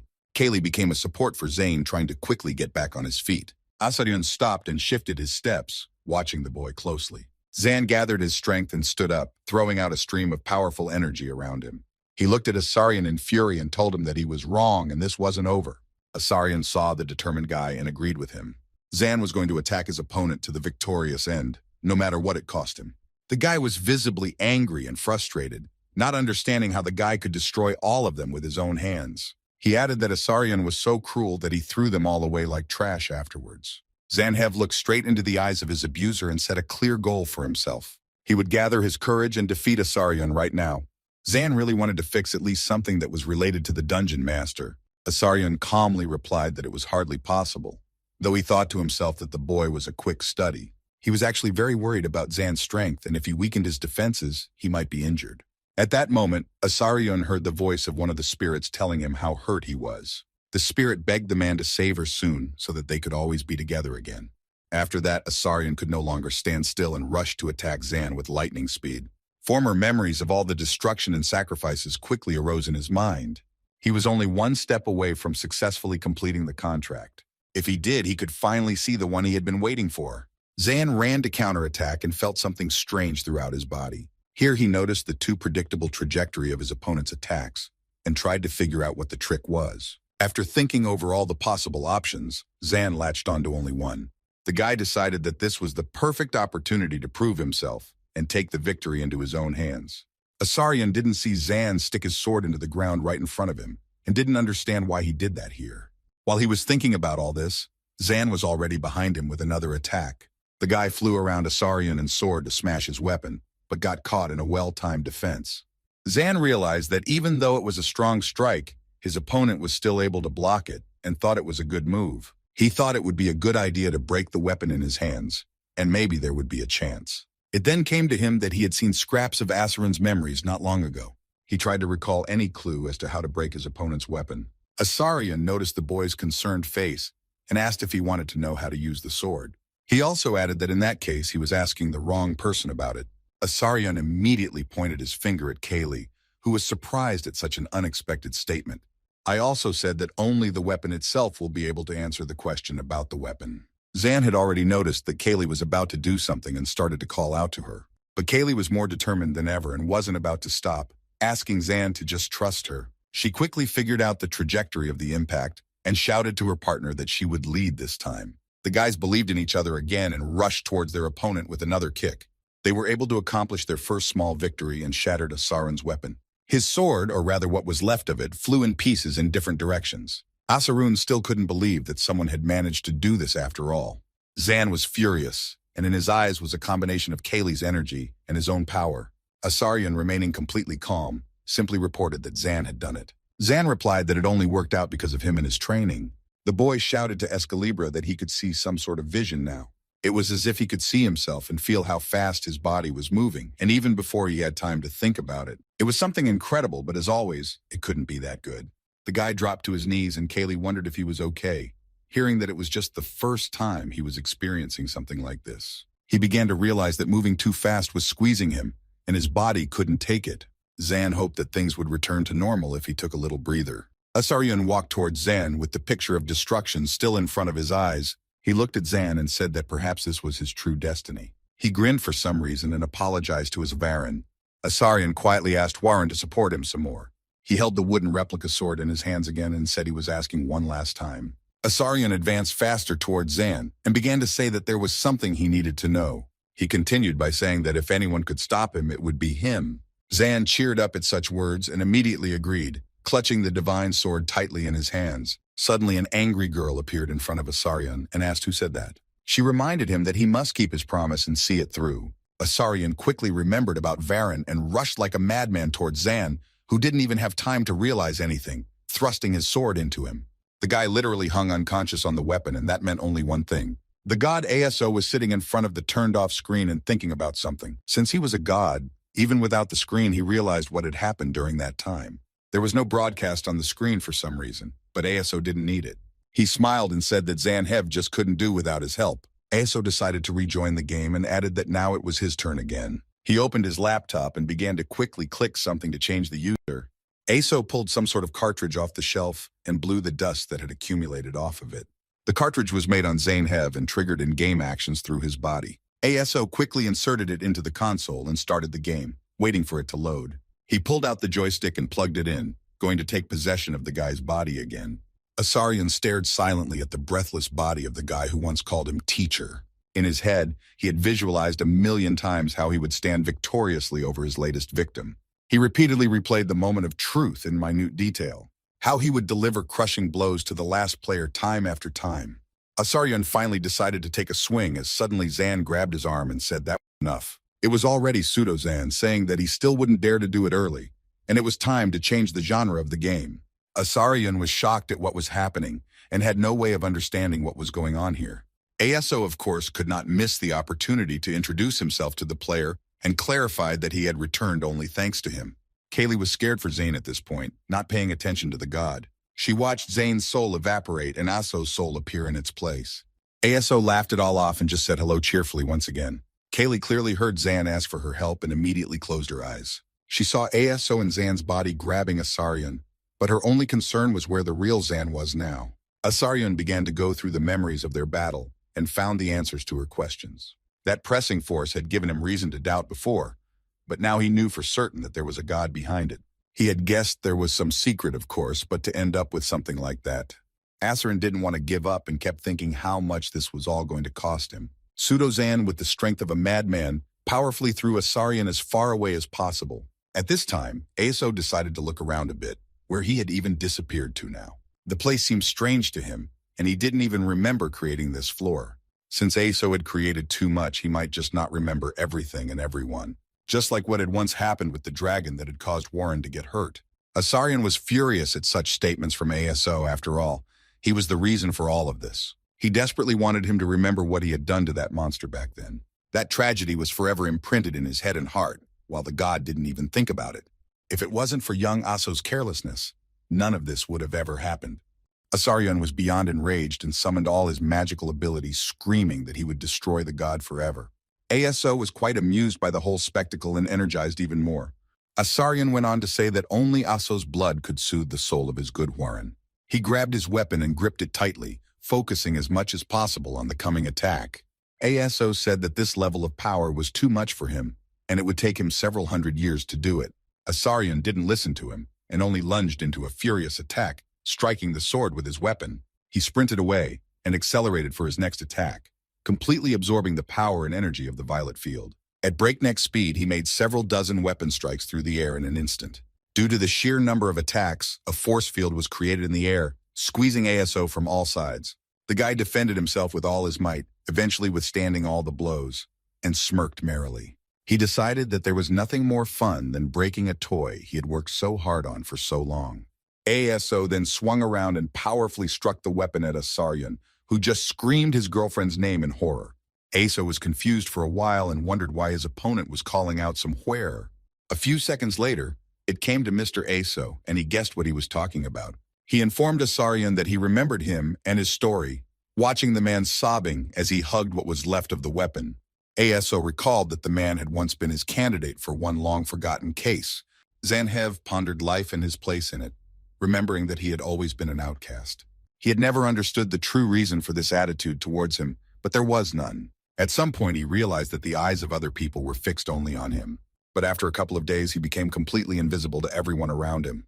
Zan decided that there was nothing left for him to do, but just accept this fact. Since then, the guy was alone, and not only physically, but also deep inside himself felt empty. The exact same state Zan was in now, with ASO playing for him. As he flew somewhere in the void, he thought sadly that it was time to accept reality even here, even considering the fact of how hard he had tried and struggled against all odds here. This game reality was no easier than his real life, and even harder. He remembered the moment of his doom again, and decided that the best option would be to just give up. No sooner had he thought about it than he heard Kaylee's loud voice yelling for him to come to his senses. Zan flew nowhere and clenched his fist tightly with resentment and anger, for there was nothing else he could do. He groaned and began to feel sorry for himself, and told himself that he had had enough and this all had to end. Zan didn't want to live up to anyone's expectations anymore and screamed that he didn't want to make anyone else because there was no point. He shouted in desperation how much he was tired of everything and wanted absolutely nothing anymore. Aso, on the other hand, looking at Asaryun's agony, called him a legendary swordsman and master of living weapons. He remembered the details once and said that in his opinion, everything was just as he had customized it. In general, Aso thought that Asaryun had already died like several hundred years ago, since no one had seen him. He couldn't even seriously believe that all this time the man had been hiding in this place, and today they met, making it clear that the man had thought it out well. Aso got as close to Asaryun as possible and asked what kind of person the man was in general. He took him by the hair and looked up and heard from the changed face that he himself should have guessed by now. Aso looked closely at the familiar face and quickly recognized it as Bibian. The girl smiled sweetly and said a polite hello, saying they hadn't seen each other in a while. Aso bounced off and immediately returned to his fighting stance, preparing for a powerful strike. He flew in his usual frenzy at the girl, asking in parallel how she was doing. Aso grabbed Asaryun by the throat with extreme ferocity and pushed forward to bring him to the ground. At this point, Bibian was already glowering behind him and cheerfully telling him that it was all useless.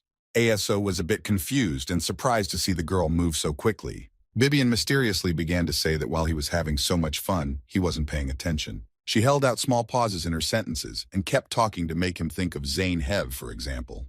Aso tensed up and listened intently to the girl, who wondered if the whole point was getting through to him. She touched his real body and said that it no longer belonged to him at all. Bibian explained why. While he was busy with himself, she managed to put her special seed into him. Very soon, the girl would be able to take this body as a new candidate.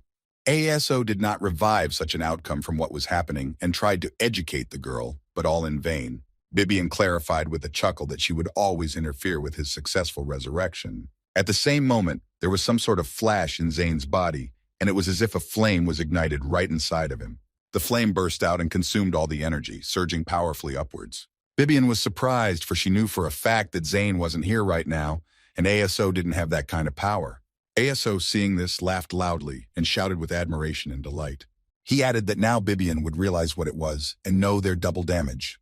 Zanhev knelt in front of the appearing girl in the firelight. He was expecting to be fully realized in human flesh and froze with surprise. Zan quietly wondered if she was the same Huaren, leaning on his scraps of visions.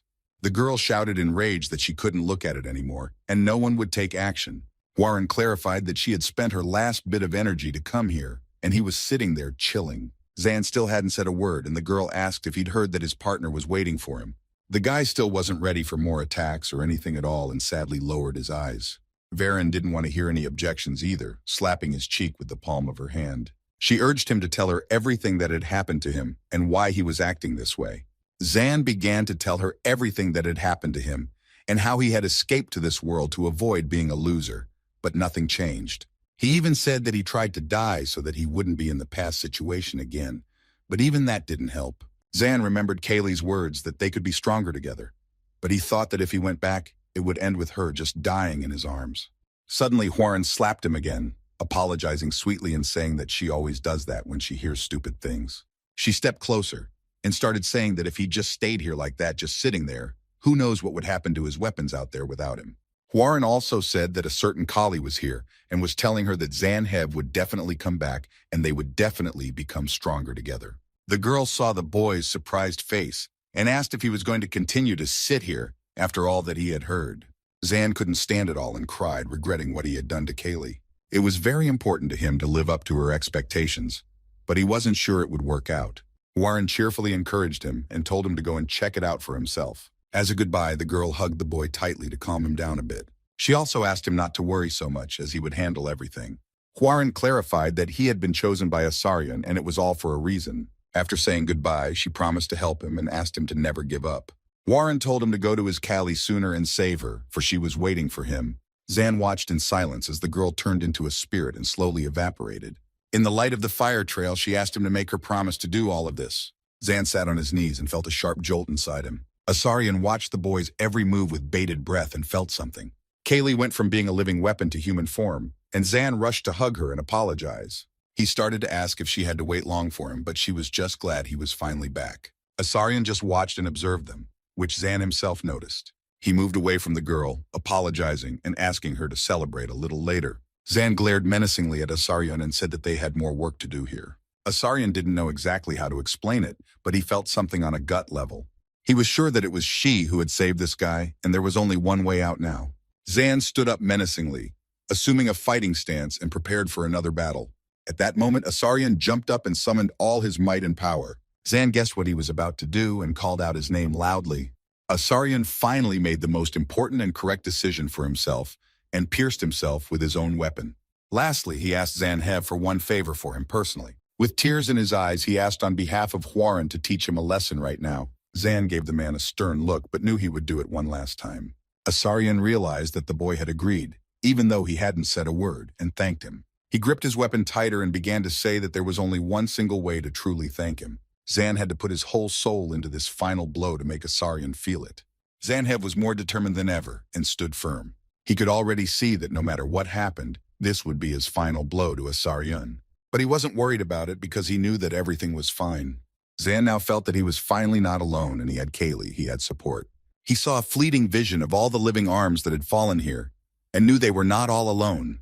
Zan plugged in all his knowledge and skills to fulfill the first goal, to become faster. The next goal was to become sharper, which Kaylee herself would help him do. Zan, along with Kaylee, prepared for a crushing attack, stepping forward confidently. In a second, he delivered such a blow that the ground beneath his feet shattered and scattered in different directions. The astonished Asarian fell to his knees and said quietly that he had a great sword. He closed his eyes and decided to tell something else important to the guy while there was still time. Zan stood not far from Asarian but did not move away, obediently waiting for a message from the man. Asarian seriously asked Zan to beware of the guy named Mirage. He noticed the cracked weapon, but was already calm and said it was fine. The weapon began to disappear in the light of the blue fire, and Asarian added that Zan was the one Huaren had chosen. Zan watched everything that was happening and even regretted something for a moment. Today, Asarian knew for sure that he would never see his Huaren again.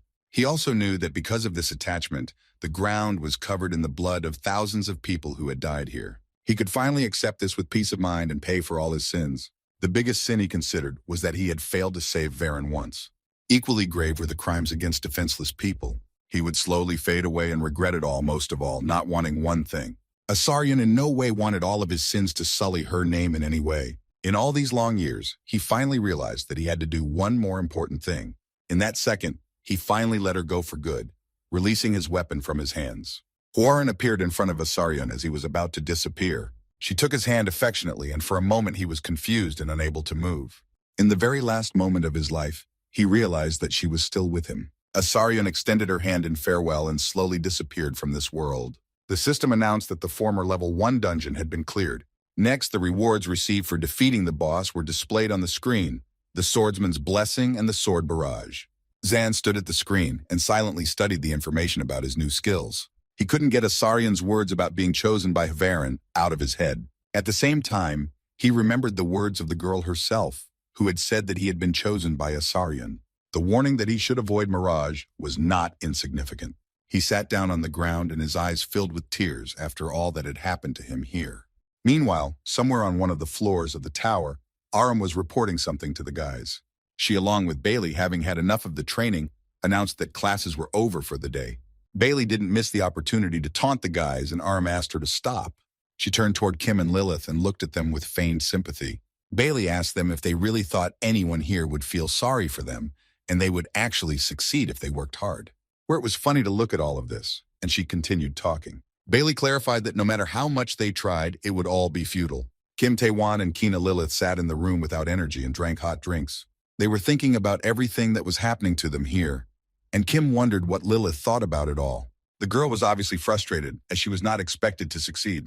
Kim informed Lilith that she hadn't even expected to be in the top 300 players. The girl got angry, reminding her that her cheeky elder had imposed the no summoning spirits condition, and that was why she had lost. Lilith switched to yelling, clarifying how hard it was for a spirit summoner without that ability. She poked at the fact that he was constantly bragging about his results, but no success in the end. Kim sullenly reminded her of the hunter's compass ability that he must maintain throughout the day. That was why he couldn't use more than half of his power, and Aram's rank was a full 100 ranks higher than Bailey's. Lilith took that as humiliation and asked if he was up for a fight. Kim replied with the same sullen face that he thought about it every day. Suddenly, a guard burst into their room, asking if they were here. The guard told them that they had visitors, which surprised them. Lilith shouted menacingly that they were in no mood to have guests right now. The guard began to say quietly that he had heard that these people were important to them. He also added that they knew Zanhev, catching the guys off guard. Someone came into the room and said that according to Dean, he wasn't as bad, even though he still had a long way to go. Mr. Ran entered the room greeted by Kim Taewon, followed by Lilith. It was noticeable that the partners were very surprised at Mr. Ran's arrival. Following him, a teacher from the Forest of the Defeated entered the room saying a polite hello. She asked the boys if they were actually friends of Zanhev. Kim and Lilith looked at each other and asked her the same question in bewilderment. She told them something about herself and how she'd met Zane and Kaylee and moved on to the outcome of the meeting. The teacher reported that she was sure that Zan and Kaylee were still alive. The only thing neither of them knew was the location of their partners. She asked if they were searching for them, and Kim nodded approvingly, clarifying that things were not going as well as she would have liked. Suddenly, the teacher ran up to the boys and hugged them tightly, thanking them for everything. She added that she couldn't believe they were working so hard for them. The teacher said that she was very happy that Kaylee and Zane had such wonderful friends. Mr. Rand stood in the corner and listened as the teacher once again thanked the boys. The girl decided to ask for some information out of personal curiosity. She looked at Lilith and Kim carefully and asked if they were dating. They said they weren't, and the teacher apologized because she thought they were on very good terms. But Lilith contradicted her by saying that she didn't know what she was talking about. Kim immediately agreed with Lilith, clarifying that she was absolutely right this time. He also calmly added that Zan had confessed his feelings to Lilith. Lilith clearly didn't expect that from Kim and was embarrassed and angry at the same time. She started yelling at him for saying it, but he was only reporting what he knew. And at that moment, Lilith's minion appeared, informing him that he was very pleased to meet them. The minion bowed to the teacher and introduced himself as Lilith's father, hearing pleasant words in return. He asked to take care of Lilith and wanted to give his name, but the girl interrupted him in anger. Mr. Rand had stayed out of their conversation all this time and thought things had changed a lot. They moved into the forest and Rand asked if everything was all right, to which the teacher replied that they didn't have many people anyway. It was already a great opportunity for her and she suggested they start. Kim and Lilith were surprised that they would start right now in this strange place. Mr. Rand intervened, clarifying that he had forgotten to tell the guys something. He began to recall how right before the player selection, Zanhev had suddenly grown very strong. Rand clarified to the boys that it was not a fluke at all, but a well-orchestrated plan. He saw Kim and Lilith's concerned faces and told them not to worry. Right behind his back, the teacher turned into a huge monster, and Rand said it was time for them to find out for themselves. Aram was already standing in the training room waiting for Kim Tavan and Kina Lilith. Along with her was Bailey, having noticed that the guys were late for some reason. Aram kept trying to figure out if they had just overslept or if they had just given up. Her next thought was that she might not have taught well, but Bailey immediately dismissed that theory. Bailey also said that from the beginning, they had been honored to have such representatives of Avalon teaching them. She reminded them that in any case, their training had been a success, and they could go get something to eat. Aram couldn't let the situation go that easily, and still thought they had given up. She remembered the guys, and after a second she dismissed those thoughts as they couldn't just give up. Aram was left standing in the hall and came up with a few more theories as to why this happened. At this point, the thought occurred to her that they could have found a better teacher than her. The motor was finally running the partners down, and Kim begged them to stop. He wasn't the only one who was completely exhausted, for Lilith was begging for mercy as well. It was their first day of class, but they didn't even realize it yet. The teacher announced that the first day was complete, and that would be enough to warm them up. Kim and Lilith were completely exhausted and could barely look at the teacher. Ran asked if this game of hide-and-seek would be enough, to which the teacher replied that they didn't have much time, so it was good to have that as well. They told the boys that Zan and Kaylee had been doing it for 3 days, much to Kim and Lilith's surprise. Ran repeated what the teacher said about the missing guys doing it for 3 days straight. Lilith and Kim couldn't believe it, as they immediately heard a question about their readiness for the next class. Rand clarified that they had to learn about their abilities before they could continue with the class. Rand already had the canvases open behind his back and asked for their abilities. Kim wasn't sure it would be okay, even if they launched an attack at the same time. Lilith was somehow in agreement with him and wanted to say something but didn't have time. Many strange rocks that looked like roots abruptly burst out of the ground around the guys. They lashed out powerfully and began to wrap around and knock Lilith and Kim off their feet. Kim quickly guessed the root and Rand's ability to control matter. At this moment, Mr. Rand was already flying at them in an offensive attack. He quickly twisted something spindle-like from his endless belt of dissection. Rand noticed that Kim had already put up a defense and began to attack his partners. He thought this was a great place to train, since they didn't have to worry about injuries at all. Taewon could barely contain himself anymore and thought about how strong his opponent's attack was. He remembered his ability to control the force in past battles. Kim directed a stream of his power at Ran, shattering his own defenses with it. He shouted to Lilith to join the battle, and she was already stoking the fire. The girl mentally apologized in advance in case someone got hurt. But since she was not the one who had started the fight, she decided to give it her best shot. Mr. Rand thought of something and began to spin his cloth rapidly. A fraction of a second later, the cloth in the air turned into a huge face. Rand saw Lilith's flared attack and quickly directed the blade to strike. Lilith was surprised at how deftly he deflected her attack with a simple wind kick. Rand stopped and informed the two that they had done a good job. He finished checking their abilities. As the two players hung on the canvases with no energy, Rand asked them if they had any questions left. The teacher chuckled and said what obedient kids they were, and even the minion didn't expect it. Through this battle, Master Rand decided on the direction of their training. Master revealed the main goal for Kim and Lilith: overcoming weakness. He also said that there was something else they absolutely had to know. It probably didn't make sense to say it, but he was going to train them to hit hard. He also added that no matter who they fought, he would turn them into warriors capable of attacking. Their second day of training ended on the same principle. Meanwhile, somewhere in the sky tower of the terrarium on the 34th floor, in one of the rooms of a small lodge, someone was having a supportive conversation. Inside the lodge, the guild leaders of the North Street and Knight of Demons guilds were standing around. They praised their newcomers and said that perhaps she could find what she had been looking for so long. The mysterious girl replied that anything was possible, but she needed to see them. Players Pastis and Sumama were invited into the room next. Pastis immediately indicated that he was very pleased to meet her. The girl turned out to be the girl who was once the leader of the Avalon trio who had seen the swordsman Asarion. She was all grown up now and looked too serious, and her name was Mrs. Balwini. Kim Taewon and Kina Lilith were still going through their special course at that time. Since then, it had been 4 days since they had been practicing diligently. In a shroud of thick smoke, Rand walked by and asked Kim to stop hiding, because it wasn't like him at all. He also said he was sure that hiding wouldn't accomplish anything, but Kim was of a different opinion. Kim hid behind one of the walls, realizing that he had almost no energy left and had not rested for hours, using his skills all the time. It was for this reason that he hid, to get some rest and regain his strength. It was at this moment that some sort of device buzzed in Kim's pocket. It was an emergency communication system with Pastis, something like a phone from the real world that asked if Kim was here now. Taewon thought angrily, why did everything always happen at such an inopportune time? He quickly answered and heard some idle chatter, getting angry and snapping at the guy. Pastis cheerfully replied that so-and-so would get to the point of his call. He reported that he had a lead on that Asarian swordsman that Kim was looking for. Pastis went on to say that surprisingly, the guards of their guild had a lot to say about that incident. He was telling something else, but Kim was still out of earshot as Rand crept up behind him. Pastis at that moment heard a loud rumble and someone screams through the tube. He wondered what the guys were even doing there and what all that yelling was about. The North Street senior told Pastis that if he was done with his business, they could go. She went on to say that she was very surprised at the interest they had shown. The elder was referring to the information about Asarion's disappearance, which was now being treated like an urban legend. The elder of the Knight of Demons asked why this was so important to them and what they were looking for.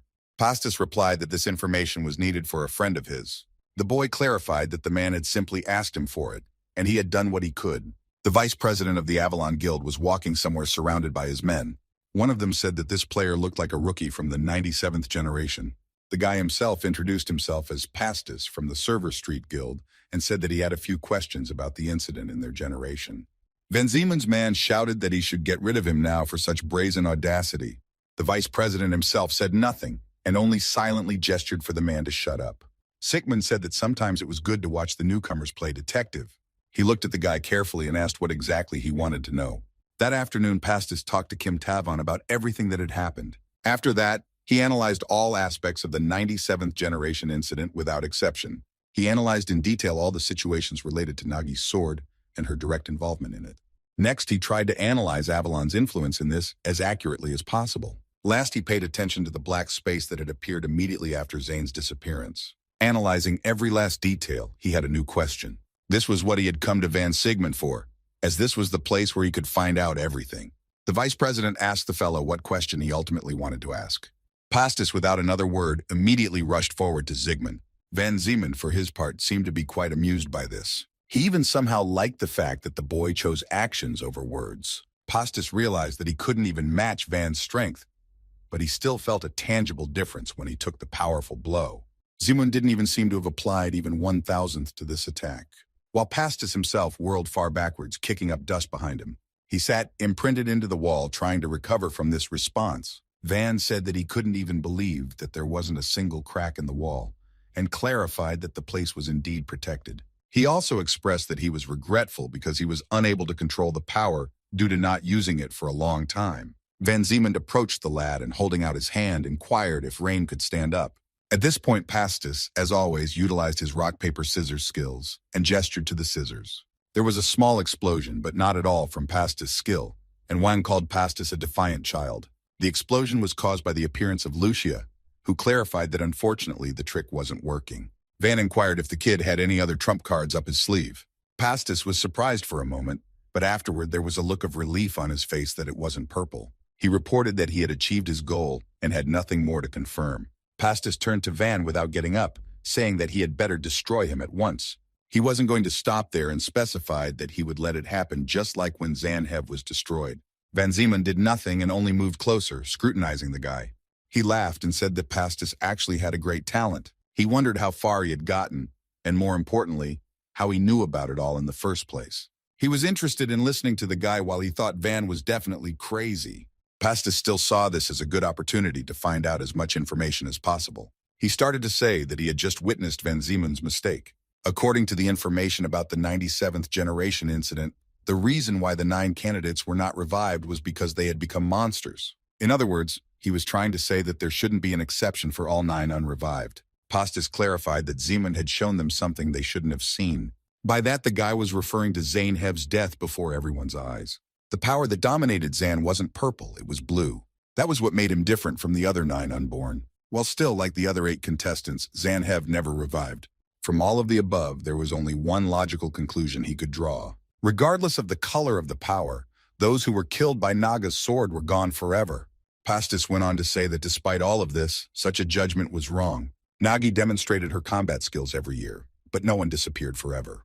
If she had the Eternal Perdition ability, the Avalon Guild would definitely hide it for their own purposes. Pastis had some doubts about Ziemund, but now he made sure the color of his power wasn't purple, and that proved that he wasn't related to this ability. Van Ziemund had been listening to the guy intently the whole time, but at one point, he asked him to stop.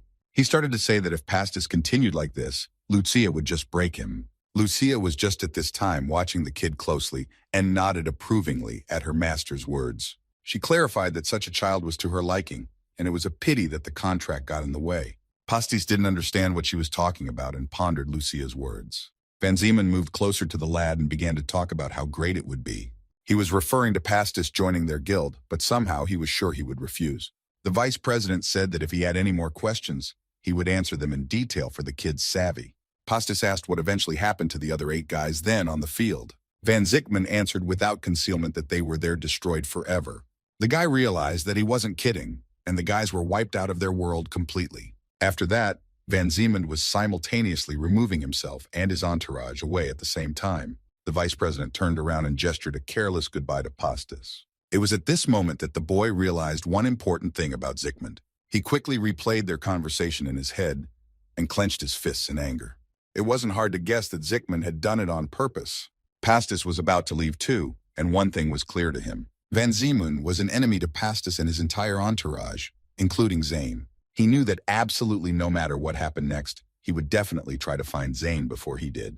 Meanwhile, Zanhev and Kaylee were resting peacefully on the former battlefield.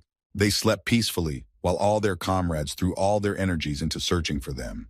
Zan didn't even realize how hard their friends were trying for them. After a while, he woke up and felt a severe headache from his long sleep. Due to the nature of the celestial arena, strength is restored simply by sleeping. Unfortunately, it doesn't help restore mental strength, especially in their situation. Zan thought that he could no longer continue living like this and covered the sleeping Kali. Despite all of this, he knew for sure that he still had a long way to go. He wanted to get closer to the skills and level of swordsmanship of Asarion himself. Zan decided it was time to leave this place and start working even harder. He looked wistfully at the sky and really hoped his friends were all right. Kina Lilith and Kim Taewon had finally deigned to report to their elders for practice. Aram and Bailey were still waiting for them, coming to the gym every day hoping for their return. Aram said they were finally back and wondered if they could start.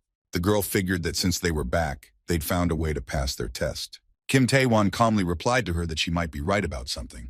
One thing Kim Tae-won was finally 100% sure of. This time it would be different from their last training session, and he would show everything he could do. Kim got ready and took up a fighting stance while Aram prepared for a counterattack. She said it meant she finally didn't have to restrain herself in her attacks anymore. In the other room, a loud rumble could be heard behind the wall, and Bailey reported that it looked like they were getting things started.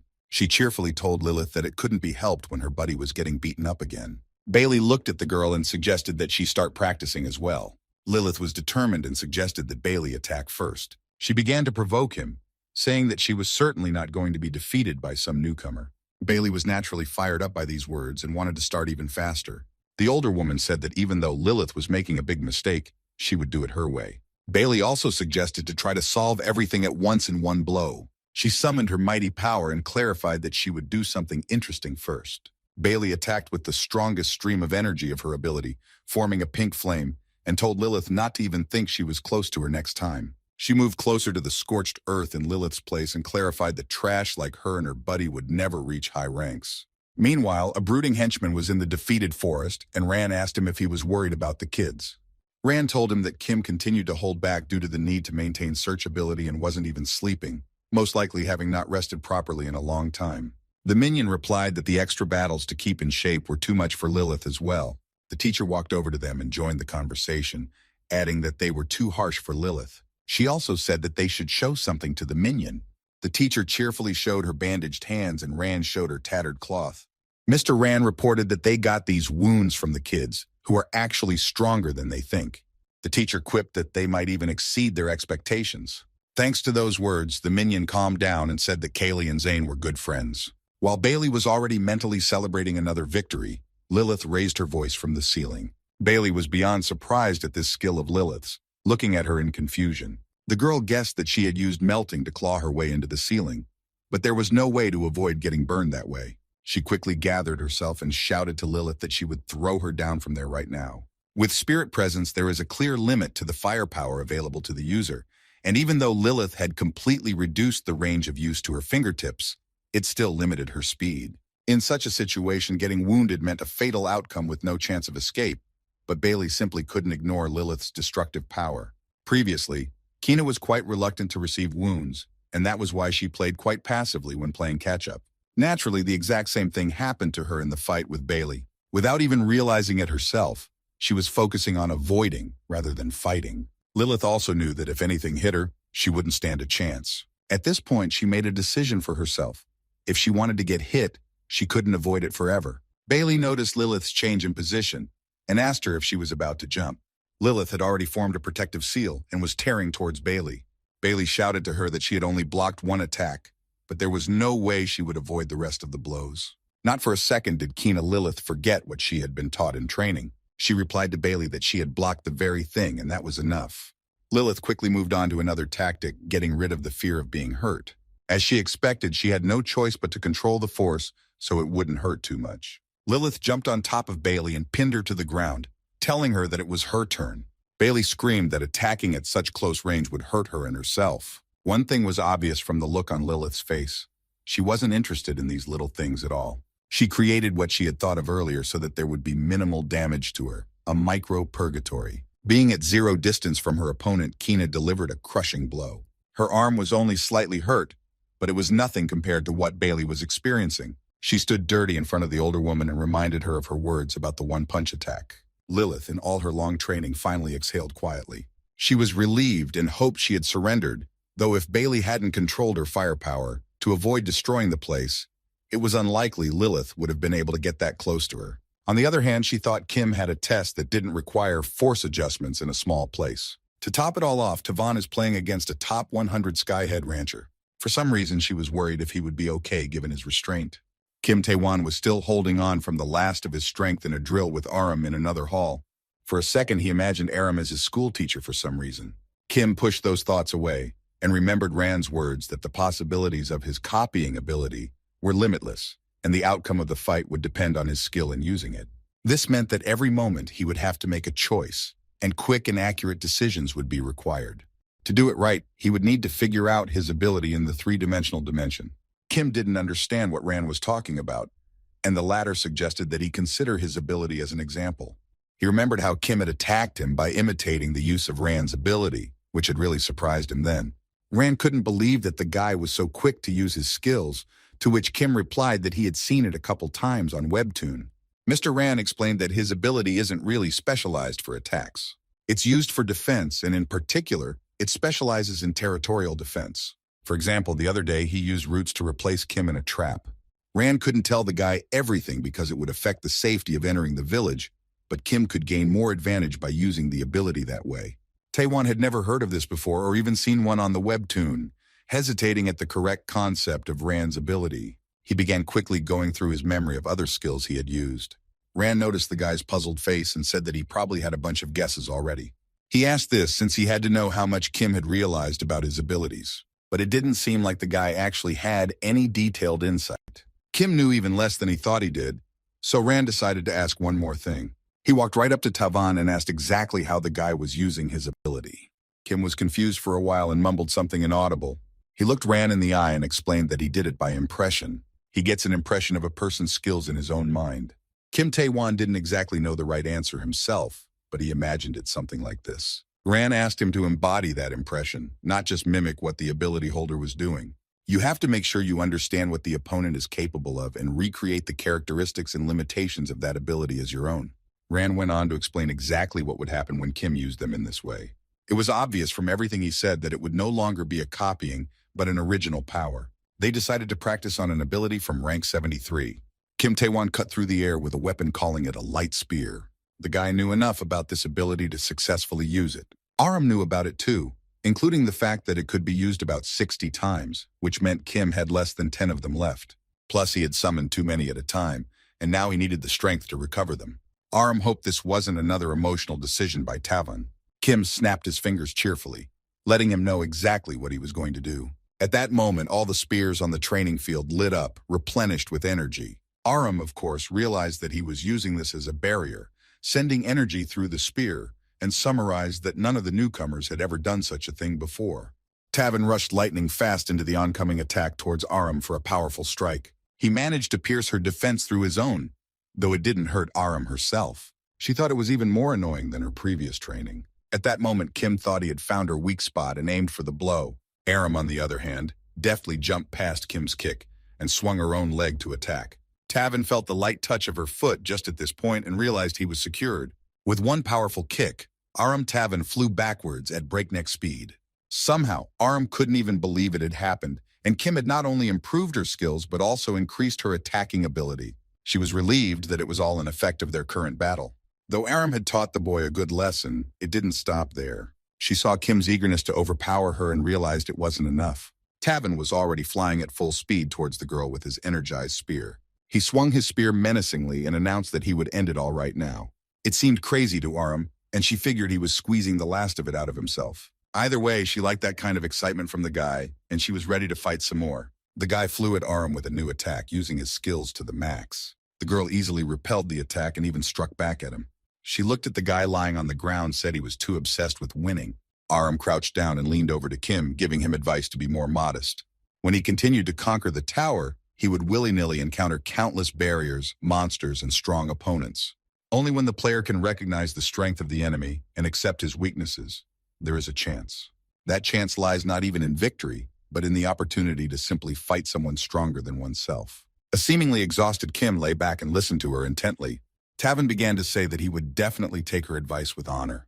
As Aram sat on Kim, sandwiched between her and the floor, she didn't notice a spear flying at her back. When she sensed something and wanted to run away, Tavan immediately grabbed her arms. He pulled himself up and cheerfully asked Aram how she would dodge this time. Aram quickly calculated everything in her mind and realized that the guy was using a self-destruct attack. She had no choice but to admit that he had gotten her. After a bit of silence, Aram said she gave up and agreed with him. Kim stared at her and waited for the cherished words that the girl finally uttered, informing her that she was admitting defeat. Aram chuckled merrily and clarified that the training session had been successfully completed. Kim Taewon was still staring at her in bewilderment, and Aram wondered when he was going to let her go. Meanwhile, near the terrarium sky tower, there were dragons flying around the 7th floor. Several dozen dragons lived there, having their own place called the Wyvern Nest. Aram once again congratulated the boys on passing the exam and clarified that she would keep her promise. She recognized the story, and if the partners wanted to find the missing Zayn Hev, they would have to go through the Red Gate. Kim still didn't understand why they had come to the Wyvern Nest then. Aram smiled and calmly informed everyone that she was already here. Everyone turned around to where Aram was looking, but all they saw was the serving stones. A man who could help in the search for Zayn rumbled to land next to them. In the light of her explosive appearance walked the unknown girl. Kim at this moment felt his body immobilized by the pressure of the approaching player. The girl came closer and closer and asked if Kina, Lilith, and Kim Taewon were looking for their friends. She blurted out a wide smile and clarified that she was very much enjoying it. The next action unfolded in the Sky Tower on the 86th floor. Pastis and Sumama followed Miss Balvini to the entrance of the Cyclops dungeon.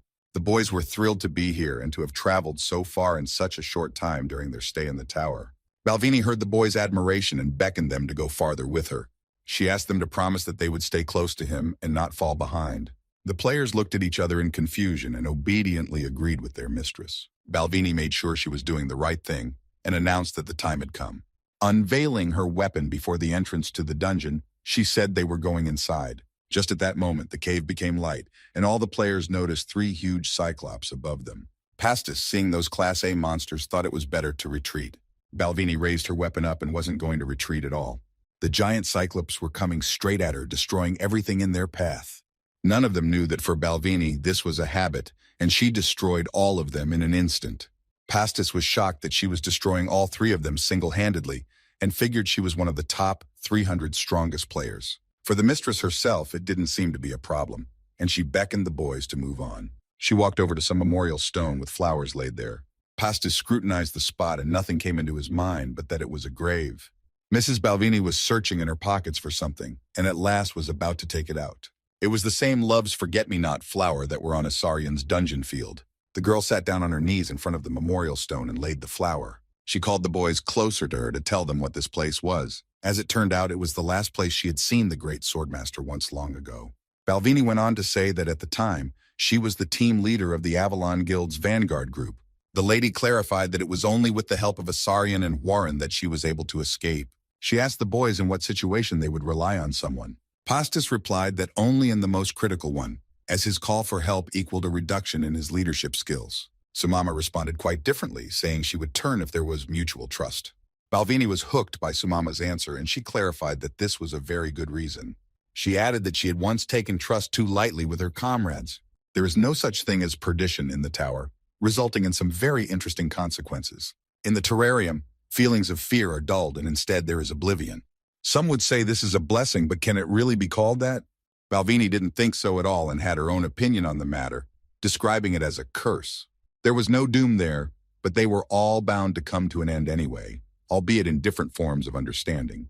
Players who forgot to fear put themselves and their loved ones in danger. Balvini was worried that it might already be too late to talk about it.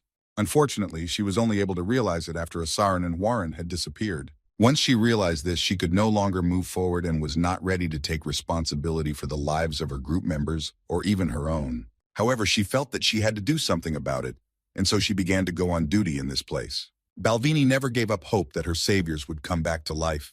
Sumama quietly asked if Madame had brought all these flowers here. Balvini nodded and said that was all she could tell about the Red Gate incident. After a moment, she shifted her gaze to the boys and asked them to answer one question. Without taking her eyes off them, she wondered if her decision was the right one. To stop going forward and stop here was the right thing to do. She looked very confused and sad and asked what she should do.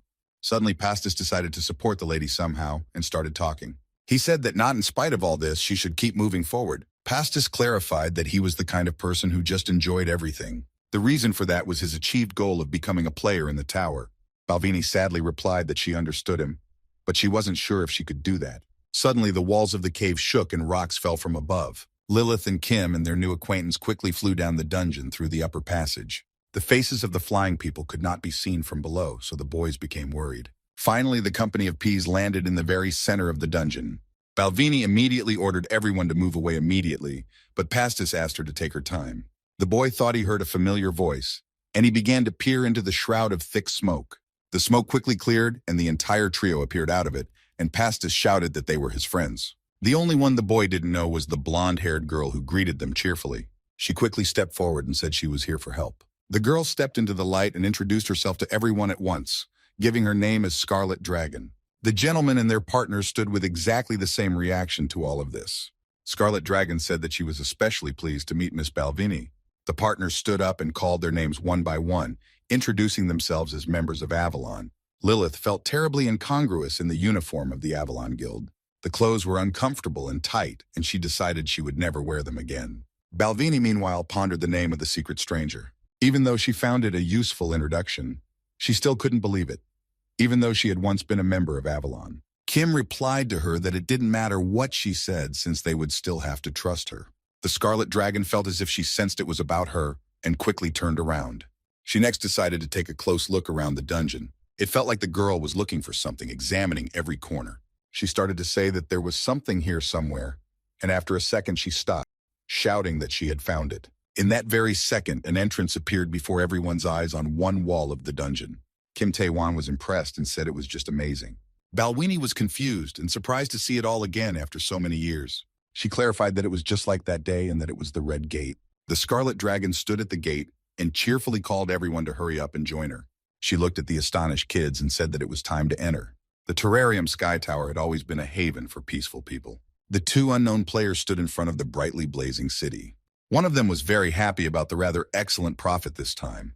The other wasn't quite okay with it as he didn't really like anything. At that moment, a bright purple glow appeared next to them. The player asked if Mirage had finally paid off his debts. That was the call to begin their actions, and one of them announced that they would begin. Mrs. Balvenie didn't really want to dive into old memories and said she would stay in the dungeon. She clarified that the entrance could cause serious problems according to the current rules, and she wasn't going to break them. Sumama thought Balvenie wanted it more than anyone, but Kim agreed, saying that at least one person should stay outside just in case. Someone started to say that in that case she was doing the right thing, and he would contact the Avalon Association just in case. The Scarlet Dragon heard where the voice was coming from and stepped closer to Espastus. Taking a closer look at him, she stopped shouting and even complimented him, which embarrassed the guy. Having decided on all the points, they finally decided to go inside. The players took turns one by one approaching the Red Gate for entry. Miss Balvenie stayed behind to wait for them and silently watched them leave. The girl had rather mixed feelings about everything that was happening. Once the players were inside, they felt a strong spread of power. Lilith noted that there was too much disordered energy in the Red Gate. At this moment, Kim's hand activated, glowing brightly. Thus, his hunter's compass skill was activated. This could only mean one thing. That guy they had already vaguely seen was the right person. Suddenly, the spirit of his mighty power appeared in front of Kim Tae-wan. The spirit said that the guy had grown a lot in ability and it was hard to recognize him now. She had appeared here to warn him since they were coming. The girl showed a fleeting vision to Zan where he saw the purple ones. The boy fell to his knees in despair, and the spirit warned him that this was all she could show him and there was no way he could avoid meeting them. For a moment, he wondered who she even was and why she was helping him. Kim's next question was what purpose he had been summoned to this world for. The spirit decided that there was a lot of confusion in Tavin's memories. In fact, it only proved his power, and that was the only answer she could give. She said goodbye to Kim and wished to meet again someday. Kaylee gazed at something with rapt attention and marveled at how good Zan was. As it turned out, the guy had made an entire tombstone out of destroyed weapons. Kaylee complimented him on it, and Zan smiled back at her in a friendly manner. It had been a full 3 months since the partners had gotten to this place. To some extent, Zan could already handle the abilities he had gotten from Asarion, though he hadn't used them yet. They had tried to leave this place 15 days ago, but it hadn't worked. The boy could clearly feel the moment when he had last fought Asarion again, and the memories were haunting him. In the end, they decided to make the graves, even though it was a mere formality. Kaylee had come up with the idea, and Zan willingly supported it. As of today, they had finished setting up all the graves. They looked out at the bright full moon and were determined to leave this place. Kaylee took Zan's hand and beckoned for them to go ahead so they could get home soon. The boy stopped for a second and thought about something, catching Kaylee's attention. He asked her if it was normal for them to leave like this. She reminded him that he had made them graves, and that should satisfy them. Zan himself realized that he had done all he could and could finally leave this place. He also said that all they had to do was make sure that something like this never happened again. It was at that moment that they saw an incomprehensible bright fiery slash in the air. Zan and Kaylee were startled, and he assumed it was some sort of crack that was only getting bigger. Without hesitation, the girl hugged the guy tightly and yelled that it could be dangerous. Literally a second later, the entire rescue team of partners came out of the portal. They caught a picture of Kaylee holding the confused guy tightly to her. At this point, everyone was confused and embarrassed, keeping their eyes on Kaylee and Zan. Zan quickly pulled away from his partner and awkwardly asked where they were from. Lilith stood silently until a certain point when her patience broke. She looked up at the guy and shouted loudly as to how to make sense of it all. Lilith began to yell even louder that he had no shame or conscience at all, because while they were out there searching for them with the last of their strength, he was sitting here quietly cuddling with Kaylee. Zan started making excuses and saying it was just a misunderstanding and they were just scared. He asked Kaylee to explain everything to Lilith, who already knew it wasn't going to happen. The rest of the guys simultaneously shouted out their partners' names in joy. They rather ran to the guys and began to all hug tightly together.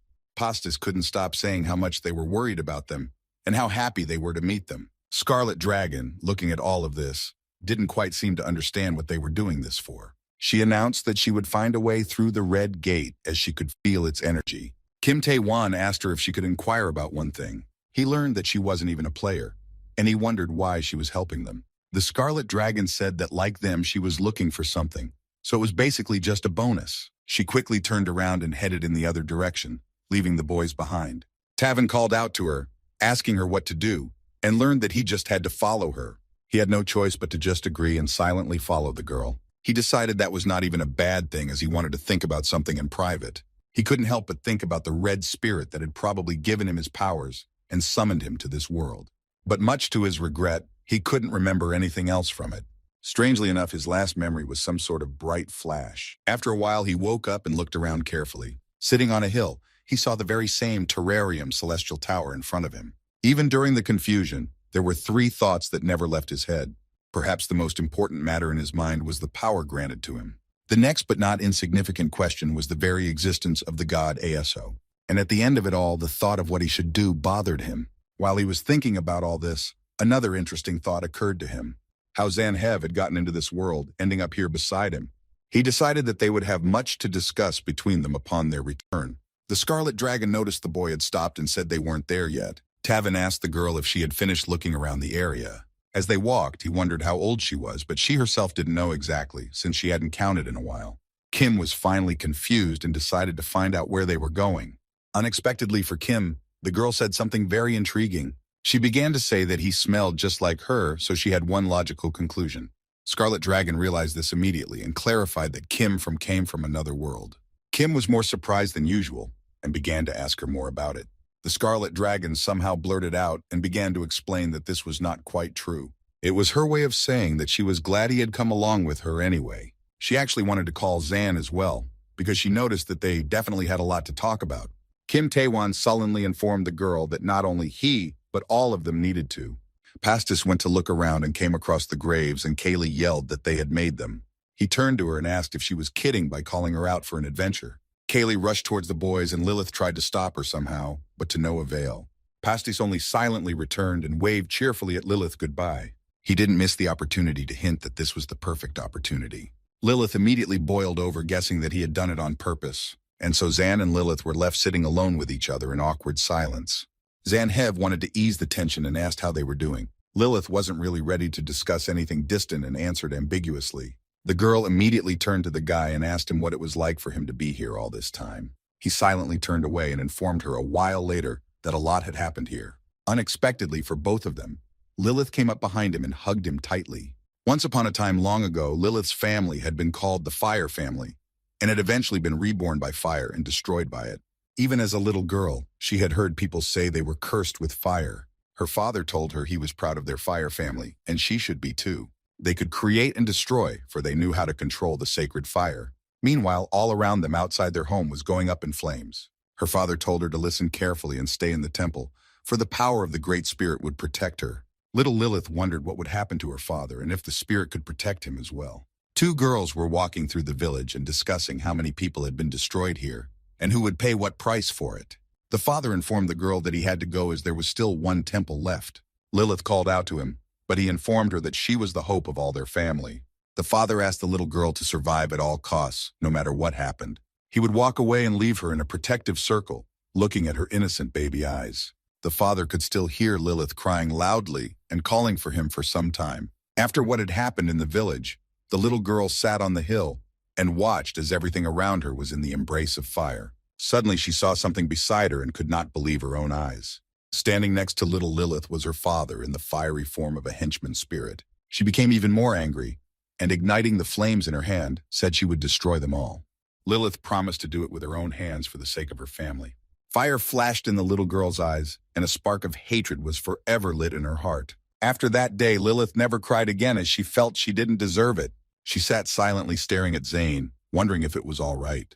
When she hugged him, you didn't want to talk about anything anymore, but just be like this in silence. She cried and said she didn't know what happened here, but it was okay now. Zan felt her tear on his cheek and was very surprised, never knowing that side of Lilith. She offered to let him cry if he wanted to, but he sweetly declined. He pulled away and asked her to give him just a moment to recover. However, that didn't put the girl off, and she hugged him even tighter. At that moment, her henchman appeared and watched all of this sadly. He sincerely apologized to the girl for everything that had happened in her life. The henchman understood more than anyone how much she herself needed a hug. Unfortunately, in this guise, he couldn't give it to her, no matter how much he wanted to. Suddenly, they were all distracted, hearing some sound and seeing a cut in space. A large crack appeared in the sky, looking like another entrance to the dungeon. Kim Tae-won guessed that it wasn't just a crack, but most likely someone was coming towards them. He and Zan remembered what the cut was at the same time, together reporting that it was the purple ones. Zanhev, without another word, quickly ran forward while Lilith called out for him back. He yelled that Kaylee had gone this way, and he needed to check things out right away. The girl was about to get up, but the guy ordered her to stay put. He quickly realized that something was wrong here, because Mirage was appearing differently. It occurred to Zan that it could be another new enemy, which, by the way, he had already met Kaylee. Violet eyed Kaylee curiously, wondering who it was in front of her. She wasn't going to wait for an answer, as she knew it was a living weapon herself, and Kaylee sensed her purple aura. Kaylee immediately sensed that they were bad, since they had such heavy energy coming from them. A second girl also appeared and said that even if it was true, there was nothing wrong with it. The blonde-haired girl said that it had been a long time since she had seen so many dead and felt so many spirits. She also clarified that at least this time, Mirage had kept his promise, except that she hadn't felt the great swordsman's spirit. At the same moment, the girl felt an energy coming from somewhere, about to attack her. Several charged spears flew at the girl at the same second at breakneck speed. The majestic spirit saved her by creating a large defense around her and taking all the blows. Tavin noted to himself that he had never seen this Anranker before. He said that although he was not aware of her purpose, there was no way he would let things go according to her plan. Since the monster with defenses came out of nowhere, it could only be her ability, and perhaps she was a summoner, though it was too early to judge. Fortunately, his attack worked, and though he wasn't sure if he would defeat her or stop her, he knew for sure that he would try to thwart her. And Kim Tae-won was quite determined exactly until he thought that no one else should show up. Just after that thought, another Anranker girl appeared and let him know that she knew what he was thinking. The blonde-haired girl has clarified that she wasn't the only Anranker to come here. They suggested that Kim go to his friends so as not to interfere with their business here. Tavin laughed and said he wasn't going to run away and would handle them both. He also thought it was funny that they were supposedly worried about him. Tavin clarified that they'd done well, of course, but they'd overlooked one important point. He wasn't alone, and his friend was already rushing over there to help him. At that moment, a spirit of doom appeared over Kaylee and the Anranker girl. He started shouting to the Anrankers that they wouldn't make it and nothing would work. Pastis was already running to protect Kali from the purple, while they considered the spirit. Moments later, someone made the first attack on the Anrankers, dropping a bomb. Sumama stepped into the fray, lighting up with wildfire and shouting to Kaylee to watch it. She wasn't kidding this time, and was quite serious, sensing a real threat. Sumama quickly ran up to the Anranker and dealt her a powerful blow. Anranker was sure that Sumama was a beginner, but it was obvious that this was not the first time she had faced players like her. She didn't have time to put up a defense and flew backwards, trying to slow down. For some reason, the girl was really laughed at by the guy's attempts to wrestle with them. Pastis decided that now was a good time and shouted for Sumama to start. The girl jumped up with her sword and delivered a crushing, powerful blow. Zan saw a bright flash from afar and realized that they were already here. Lilith noticed it too, and she didn't like it all at all, even though she was bigger. An Anranker was already rushing at Sumama in a retaliatory attack, saying she wished to return the favor. Sumama barely had time to dodge the blow, thinking how fast her opponent was. Pastis shouted to Kaylee that it was her turn, and she was already flying at the Anranker. Her opponent took Kaylee's brutal blow, and with a whisk, flew away. Pastis shouted to Sumama to attack once more in the 7 o'clock position. When dealing with a strong opponent, do not let him discover your weakness and act firmly and confidently. If you don't have a physical advantage, then just be craftier. Anranker didn't understand what Pastis said about the 7 o'clock position meant, but she was amused by it. Her partner thought Pastis was stressing her out as he gave the others commands only they understood. The guy at this time noticed the piercing stares of both Anrankers, and he felt a little uneasy. It was time for him to demonstrate something as well, though the girls twitched that he had more passive skills. He had conditional abilities that required some conditions to activate. For example, you had to have an idea of your opponent's abilities and feel hostility towards him himself. Therefore, he could not borrow the power of Kali, Sumama, or anyone else. Hence, he had no choice but to find out what ability his opponent had in order to fulfill his conditions. In other words, Pastis had no value as a player right now.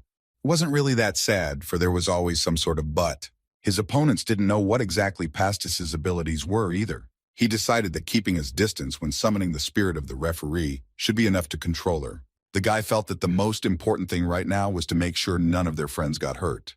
Now was just the right moment as Kaylee held the Anranker for Sumama to strike. Pastis still realized he could be wrong after all. Assumptions don't always come true. That's why the guy was never sure of his theories until the very end. In any case, the main thing was that he trusted his friends completely. Zan, as he made his way to the battle site, only hoped that his friends would hold out a little longer. He didn't care who the battle was against, he was just determined to win. Unfortunately, just as Pastis thought, the situation was not turning out the way he had envisioned. Anranker covered her face with her hands and laughed loudly at the boys. She told them that they were too weak to show anything worthy. The signs pointed both ways, and Lilith didn't know exactly where she wanted to go. As she didn't keep up with Zan, she realized that now was not the time to fall into a stupor and decided to choose randomly. Suddenly, the girl's path was blocked by her henchman, emerging in his most formidable form. Lilith stopped and didn't realize what he was doing, or why he looked like that now. In fact, the minion didn't just appear for no reason. He wanted to tell her something. He told her to listen to him carefully because there was important news. The henchman sensed that those who destroyed their family were very close by. Pastis asked Kaylee and Sumama if they were okay. Sumama replied that they were fine, but felt that they had been let go on purpose. Anranker asked the boys again if they felt their own weakness. The chief Anranker reported that she had perhaps seen all that those were capable of. She summoned her all-powerful purple aura and said it was time to call it a day. At that moment, Pastis realized that she was far more powerful than all of them put together. This meant only one thing to the boys. Unfortunately, their plan wasn't working. As the Anranker directed the flow of her sinister power at them, the guy realized that they wouldn't last that long. He noticed how the other girl was about to use her powers. Pastis, of course, had expected this much earlier, and now was absolutely not the right moment. Anranker was pulling out her mighty sword and was about to make her first strike. The henchmen and Lilith were rushing towards their enemies at breakneck speed and simply could not allow them to do the same thing they had once done to their family. Lilith herself was well aware of this and was hurrying as fast as she could. She knew that after that day the Violet's harvest tree had sprouted. This was the reason why the power of the Violet ones was so powerful. The blonde-haired Anranker stood in front of Kim and let her protective sinister spirit flow. The monster let out a loud roar, but Kim remained completely calm and even said that it was somehow too noisy. Kim saw the spirit of his power making a clue again, but this time found its complete resemblance to Momo's examiner. It was with her help that Tavan had been able to perform the summoning of the giant golem. His opponent, of course, noticed Kim's skill and was even a little surprised. He realized that he couldn't win by completely copying her abilities. Tavan decided to apply them in his own way, considering his strengths and show what he could do. The boy summoned his ability to appear in the guise of a powerful spirit. He also had a trump card up his sleeve in the form of a 7th skill, which he was going to use. Taewon quickly recalled the sequence to properly utilize the skill, activating the gravity field first. The next step was to summon anti-gravity to amplify the effect. There was a powerful explosion from the mixing of energies, and Kim was guided into the energy field. He immersed himself in the field, summoning the next 73rd skill. This skill was the all-too-familiar powerful Spear of Light. Anranker quickly realized that Kim wasn't just any other newbie. She quickly opened her defense fan, as the guy wasn't just blabbering away, but went straight to action. Kim's spear flew at the monster guarding the girl, deflecting the attacks. Tavan's eyes lit up with not only excitement, but also some of the energy power that was summoned by the 29th skill. Immediately on top of the fire attack, Kim aimed an ice spear that froze the blow for a while, thus producing a powerful attack that powerfully exploded upon contact with the target. Anranker saw that she had already reflected enough blows and decided to move to an offensive attack. She summoned a vortex of magical energy using the Spirit Shaman's spell. Kim felt it was time to step up the tactics and activated the 392nd skill. It was one of the strongest earthquake-inducing skills. Anranker resiliently withstood all the blows, and Kim thought that this monster could really take a lot. Kim saw a huge tornado and tried to do something about it by shooting fireballs at it. Anranker laughed loudly at him, telling him that it was too late to do anything about it. She used all of her power, forming a flower seed tree, and clarified that from the moment she appeared, everything was already a foregone conclusion. Standing on her own vortex of fate, the girl beckoned Kim closer to her. She noticed that Kim was not giving up and was trying to appeal to the remaining powers, and added that he was trying in vain. The guy, on the other hand, could sense the incredibly strong aura and knew full well that he wasn't going to stop it with one weak skill. He firmly decided that he had no choice but to use all of his power at once. Anranker unleashed her first attack, calling her first attempt Dragon's Kiss. Kim understood that in order to stabilize this power, he had to use his secret weapon. Lilith was already approaching him at full steam, asking him to do nothing. She wanted him to not touch her anymore, as she was going to do it herself. Anranker, who had seen the fire from afar, felt that it was very familiar to her. She saw the blazing field and began to scrutinize the owner of the sacred fire. Anranker didn't even immediately believe her eyes, easily recognizing Kina Lilith. Lilith, too, recognized without a drop of doubt the Bari Anranker she had been searching for so long. The girl stood before Lilith, just as she had once remembered her in her village as a little girl. Bari had said with a chuckle how lucky she was because she had not been able to take her soul back then, but it had come to her on its own. Anranker scrutinized Lilith, estimating her possible strength, and added that the princess of the Fire clan had grown up. Kina Lilith was in a way even glad that the one still remembered her. It was because of this that the girl could fully concentrate on her revenge. Meanwhile, the second Anranker girl was attacking Pastis, Sumama, and Kay. The guys were simply furious and prepared to fight her with all their might. In that instant, the ground shuddered, and it was as if it threw the guys staring forward a bit. They all saw something very powerful and majestic in the location of the other Anranker. The girl realized that apparently Bari had already started, and even resented her a bit for being in such a hurry. While she was looking at the scene of the battle, she heard something command behind her back. At that moment, all three boys pounced on the Anranker from all sides. The Anranker didn't even seem to be hurt by this, and she only asked with a sort of sadness if they were tired of trying this again. But the guys weren't going to stop there, and launched their strongest attacks one after another. Pastis noticed that his opponent was getting even faster and realized that she was just holding back before. One important thing came to his attention. All this time, she was just playing with them. The girl easily threw all the guys in different directions in one motion. She looked contentedly at her efforts and took an interest in one individual. Anranker slowly approached Kaylee, having a special relationship with living weapons. Sumama managed to get up somehow and called out to her rival, telling her not to approach Kaylee. Anrankera was intrigued by this turn of events, and she just couldn't help but respond. She told Sumama that although she was strong, her brains were weak, and she would never be able to defeat her. The rival said that Sumama should just lie down on the ground and obediently tuck her tail. Sumama herself understood everything and never thought of herself as a strong player. She always thought that she was weak and useless and didn't demand much from herself. But when something like this happened, Sumama was sure that at least for 1 second, but she would become useful. The girl accelerated and with the last of her strength rushed to attack her opponent, who easily countered her with a crushing blow. Pastis knew her best and was very scared for his friend, calling out loudly to her. He began to frantically think how and what to do in the situation. Enemy abilities, inclinations, and goals were all useful to use right now.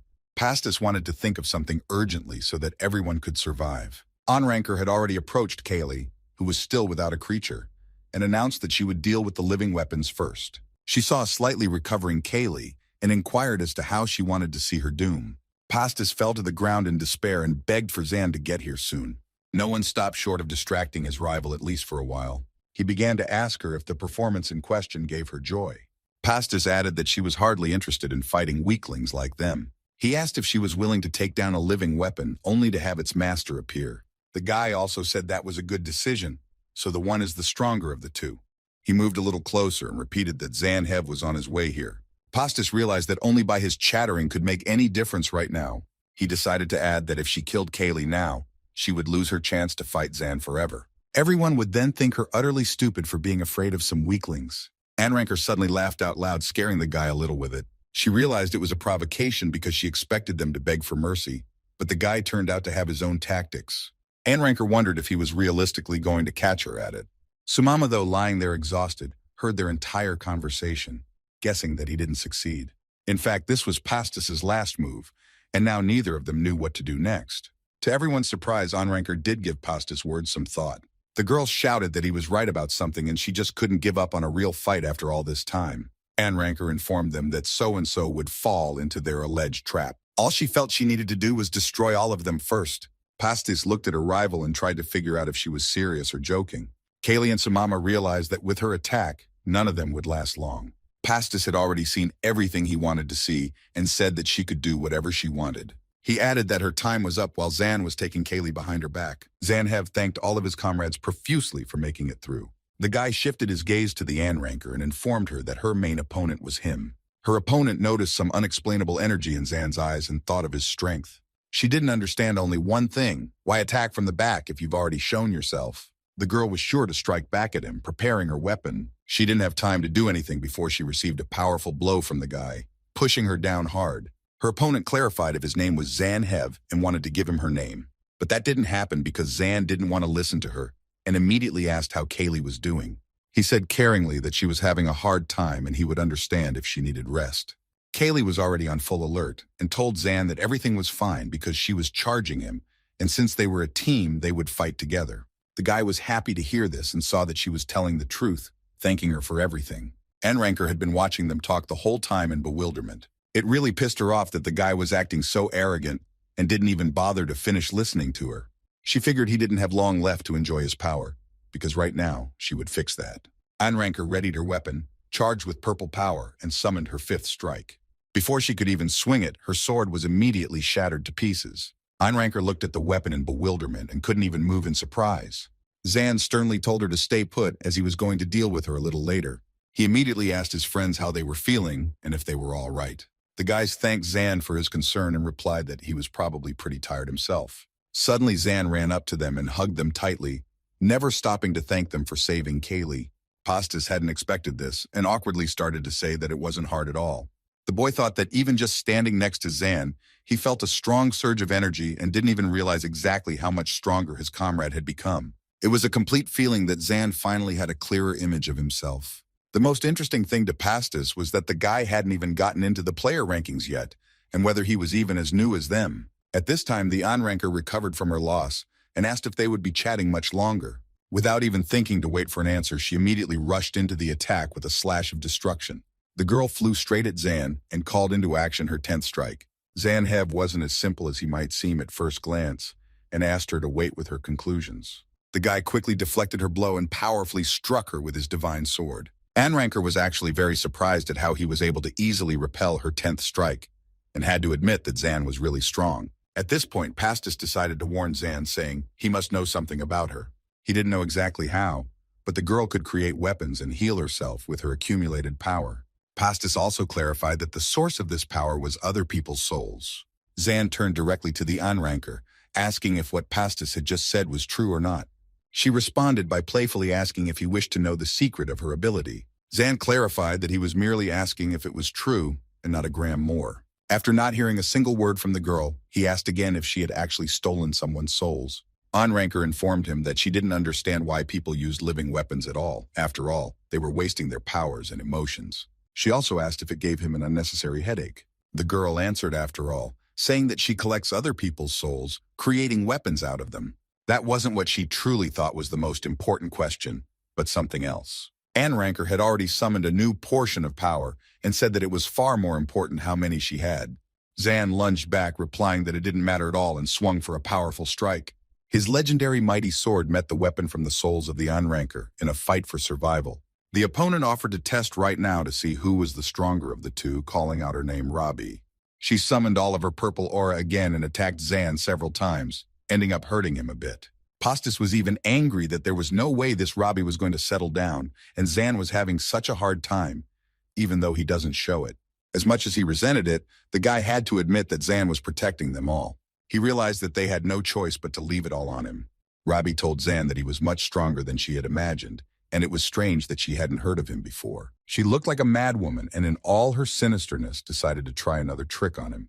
Pastis realized this and shouted loudly to Zan that no matter how strong he was, let him be careful. To everyone's surprise, Zan remained completely calm and suggested that the guys rest. He also told them not to worry about him, as everything was fine. He lit a few lights and sternly said that he wouldn't mind trying out a few things himself. Meanwhile, Kina Lilith was imagining this day and moment over and over again. She kept thinking about how she would set fire to that tree that had gotten her family members killed. The girl had visualized it so many dozens and hundreds of times that she even lost count. It was from all these emotions that Lilith's original skill was formed. Everyone knew that in addition to the sacred fire, the girl also possessed the purgatory ability. Lilith, sparing no effort, fired about 10 shots of fire in a row at her opponent. Bari couldn't help but notice the amount of fire blasts she managed to inflict at once.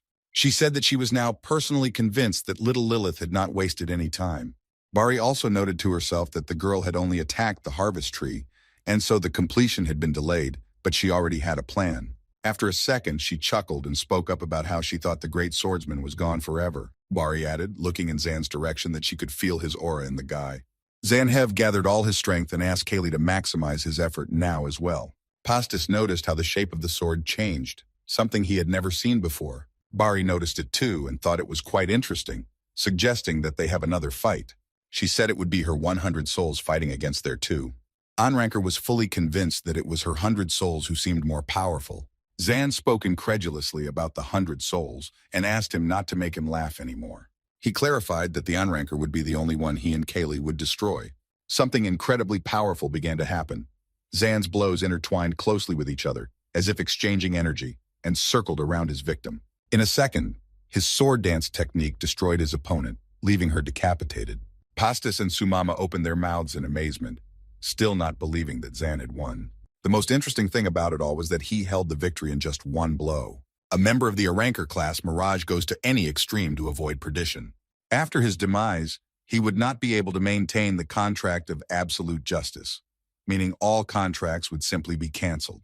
This was the main reason why he was desperate to survive at all costs. Mirage was talking to someone, saying that he hated to even hear about such a thing, as he didn't know a single person who wanted to die voluntarily. He asked why his interlocutor was talking about it so suddenly. Mirage clarified that any battle is only called a battle when their lives are on the line. But if one used Bibian's Seed of Forbidden Fruit ability, one could easily defeat everyone. Mirage knew that through such a seed, one could obtain the desired power in exchange for another gift of true demise. Bibian asked to move his interlocutor closer to the point, for he didn't call for a chat. He wanted to know from the girl if Zanhev had used one of her seeds. On the battlefield in the dungeon, the boys felt some rumblings, like there was an earthquake, and thought it was a tree moving. Suddenly, they all noticed all the energy around them and the magical aura moving somewhere to one place. Pastis looked around to see where it was all moving to, and noticed that it was being drawn to the tree itself. Zan noticed this as well and became eerily angry, turning to the dead girl. He sort of mentally told the Anranker that even after her demise, he would not leave her alone. At this time, Robbie's head was lying nearby and was still able to speak, shouting that the fight wasn't over yet. She tried to hurt him somehow by insulting him and added that she hadn't used even half of her power. Robbie was sure that the victory was unfair and the guy had cheated, because she couldn't believe that a guy whose name she had never heard before had defeated her so easily. At that moment, the girl thought she saw Bibian's shadow behind the guy. Robbie called out to her loudly and started insulting her in every possible way, blaming her for everything that had happened to her here. She specified that she would destroy her own toys with her own hands. Zan didn't understand what she was even talking about and asked her to just accept defeat and disappear finally. It didn't matter to him whether it was Bibian or someone else. Zan invited everyone to visit him. He was firmly convinced of one thing. No matter how many times he had to destroy them, he would eventually end all their souls. A swirl of purple aura rose in the air, and that meant that the opponents had left them. Zan looked and regretfully said that one still managed to escape, and he didn't rush to destroy it. He looked up at the sky for a while longer and turned back to his comrades. The guys weren't just surprised by this version of Zan. They were shocked he called for them to return home. Sumama still hadn't fully realized what had happened here, and checked with Pastis to see if Zan had won in the end after hearing the confirmation. The Scarlet Dragon had been looking for something in the dungeon all this time, but there was no way she could find it. She turned around at the loud rumble and saw a purple aura receding. The girl realized that the battle was over anyway, and hoped that they had won, since because of some contract she couldn't help them in the fight. Lilith stood and watched the disappearing enemies as well, while something else appeared in front of her. The girl did not immediately realize what the image with the flame in its chest meant. Looking closely at the ghost's face, she realized it was the spirit of the fire family. Lilith fell to the ground and began to blame herself for not being able to defeat them despite all her preparation. She cried because she felt that she would not be able to end her family's suffering, let alone take revenge. Lilith kept repeating the same thing over and over again and didn't even notice Kim walking up to her. The guy thought that even though she hadn't been able to defeat her opponent, she had still managed to suppress him for a while. Taewon even wondered that if he himself had come face to face with such an opponent, would he have been able to defeat him? The whole company finally came together and headed for the portal. Kaylee was smiling and couldn't hide her joy at their departure from this place. Pastas was literally dragging Sumama on his back, as the girl still hadn't fully recovered. She could barely walk, but she was able to tell Pastas that she couldn't fight like she should. Sumama wondered how much stronger they had to get to be as powerful as Zan. It was finally over, but many still had something to regret. The boys passed through the portal back into the cave, but no doubt left their mark on the occasion. The influence of the 97th generation of players was certainly huge. They came out of the cave and were immediately pounced upon by people who introduced themselves as reporters from various magazines, eager to learn all about the Red Gate. The reporters jostled and shouted at each other, eager to be the first to capture all the information firsthand. From the crowd, they heard a familiar voice clarifying that everyone had returned unharmed. Standing in front of the boys was a happy Balvini, who had dutifully waited for them here all along. Someone in the crowd asked which of the guys was the famous swordsman everyone had come to see. After another moment, Kaylee and Zan heard a very familiar voice speaking louder and louder. It was their teacher, running out to meet them and hugging them tightly, noticing how much her children had grown. She kept asking if they were hungry, if they were tired, if they wanted to take a break, and so on, until Zan reminded them that there were a bunch of people looking at them right now. Not far away from everyone, Mr. Rand stood aside and said how long it had been since they'd seen each other and how strong the guy had become. Rand thanked the guys for coming back and said that Dean would be very happy about it too. The teacher noticed that Lilith and Kim had also come to help Zane and Kaylee and praised them for that. Only Pastas and Sumama didn't realize how they all knew each other and had already realized that they were all close. The boys were brought out of their musings by someone's loud voices calling out to them. Balvini and her old buddies approached Sumama and Pastas and thanked them, bowing low. They said that the guys had realized their dream that they never dared to realize. The players continued to cry and said that no words of thanks would suffice, so they would always consider them their heroes. Rand brought the Ripples over for a snack and said that although it was good to see them alive, they still had a lot to look forward to. Kaylee quickly devoured the contents of her plate and Zan clarified what Rand meant. The Lord began to explain that since they had not entered the heavenly gates of the terrarium through the normal way, they were considered unauthorized players. Zan didn't quite understand what that meant and looked puzzled at Ran, who clarified that the boys were now considered N-rankers. Ran also said that they probably knew who were considered such players. They were currently protected by the guarantee of their village around the tower, but that was temporary. So tomorrow at the hearing, they would have to prove that they were not an N-ranker like the others. Rand saw the boys' faces full of confusion and tried to explain in other words. After they demonstrated their abilities, they would need to convince some guild to accept them. Unfortunately, this was the only way they would be able to free themselves from the stigma of the N-rankers. After speaking with Mr. Rand, Zan went out for a walk and spotted Lilith on the bridge, asking what she was doing here. The girl jumped up in surprise and awkwardly said hello. She started to ask something like why he was awake, since it was late, and he asked the same thing in return. Lilith said something like nothing and turned away, but of course Zan didn't believe her. Zan ran his hand through the girl's hair, but she jumped up and yelled at him, to which he explained that he just wanted to stroke her head, because she had hugged him once before. Lilith insisted that it was different and didn't count. Zan quickly apologized and said he understood and wouldn't do it again, so she could relax. Lilith calmed down and even asked him not to leave, offering to sit down next to him. She started to talk about what she had heard about the hearing tomorrow, but Zan wanted to believe that things would work themselves out somehow. Lilith also decided to cheer the guy up and said that since it was Zanhev's case, it would definitely go well. They talked for a long time, and Zan even remembered the story of the old man who had given them a ride on the Mokiko to the main gate of the village around the tower. Very quickly, tomorrow came, and here Zan was on the 15th floor of the tower, surrounded by a special jury. Aram was announcing to all present that the special hearing had begun. She activated the player's fate crystal, which exploded with a bright flash. In front of all the jury at the hearing stood a stern Zanhev, determined to prove to everyone who was who. The crystal identified a future opponent for the guy, which was the Queen Lich. Aram announced that the special hearing of Zanhev's N-ranker now begins. Guilds willing to take Zanhev in will have to change the red voting color to green, which will be a pass.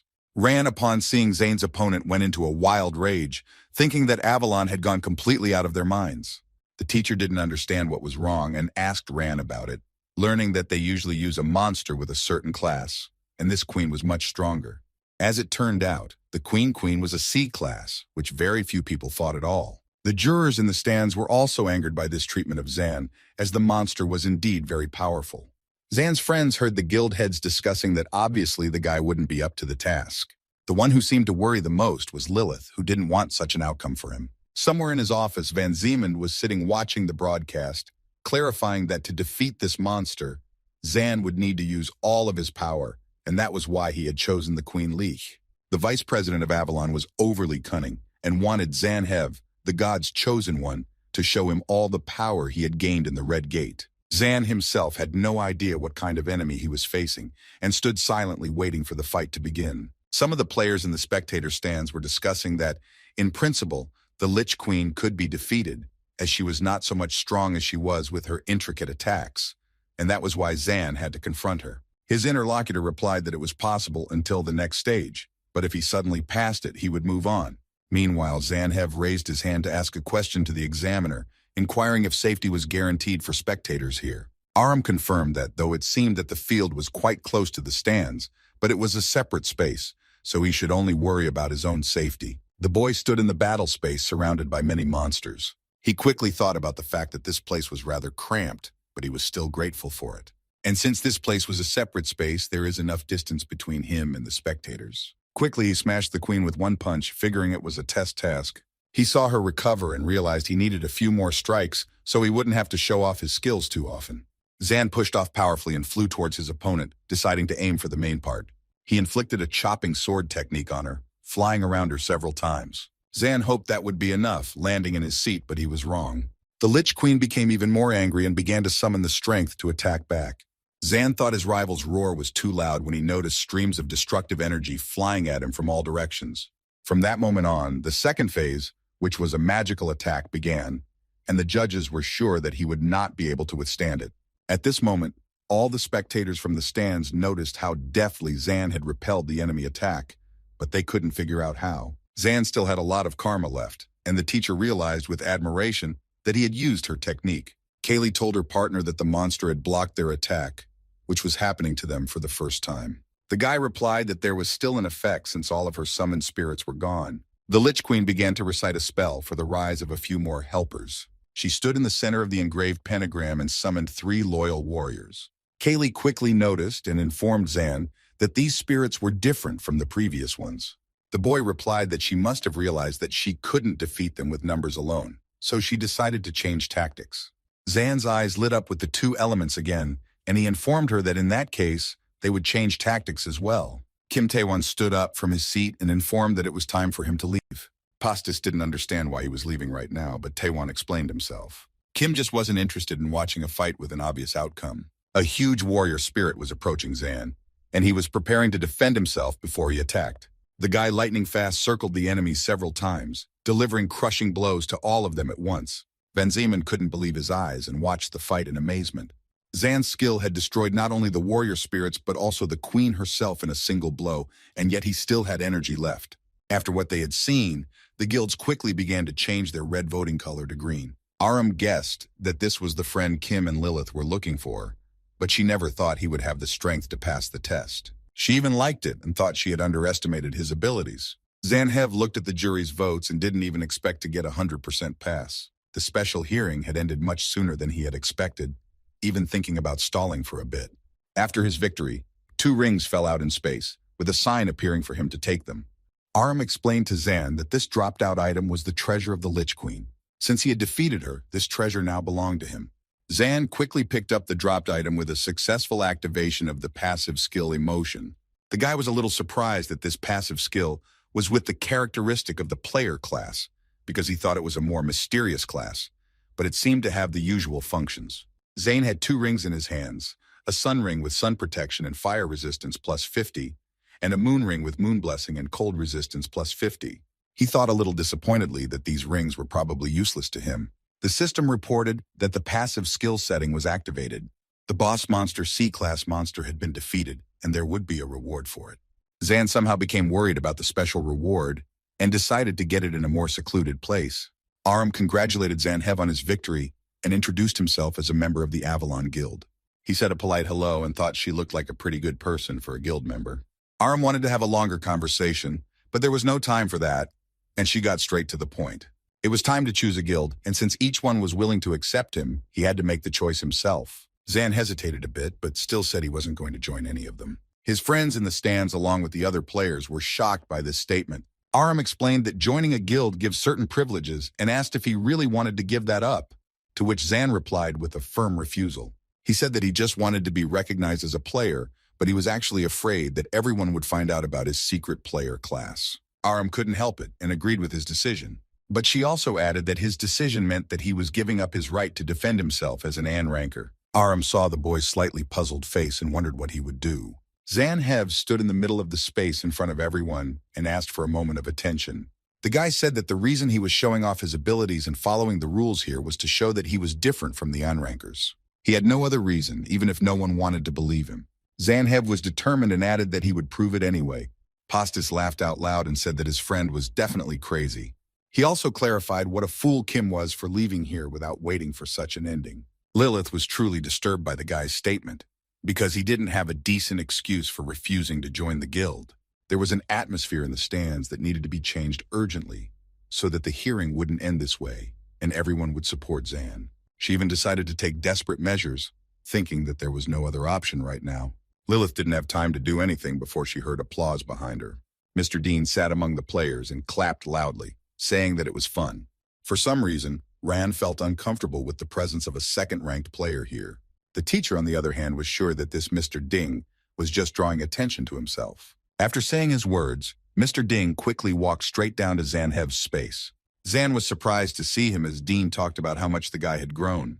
Dean cheerfully hugged him and told him that there was no trace of his childishness left, and he was now a full-fledged player. He suggested moving to the diner for further conversation, but Zan wasn't sure that was appropriate right in the middle of a special hearing. Dean informed everyone that they might as well call it a day right now. He looked around at everyone present and asked if anyone had any complaints. The stands erupted in loud discussion that this guy even knew Dean and could definitely be trusted.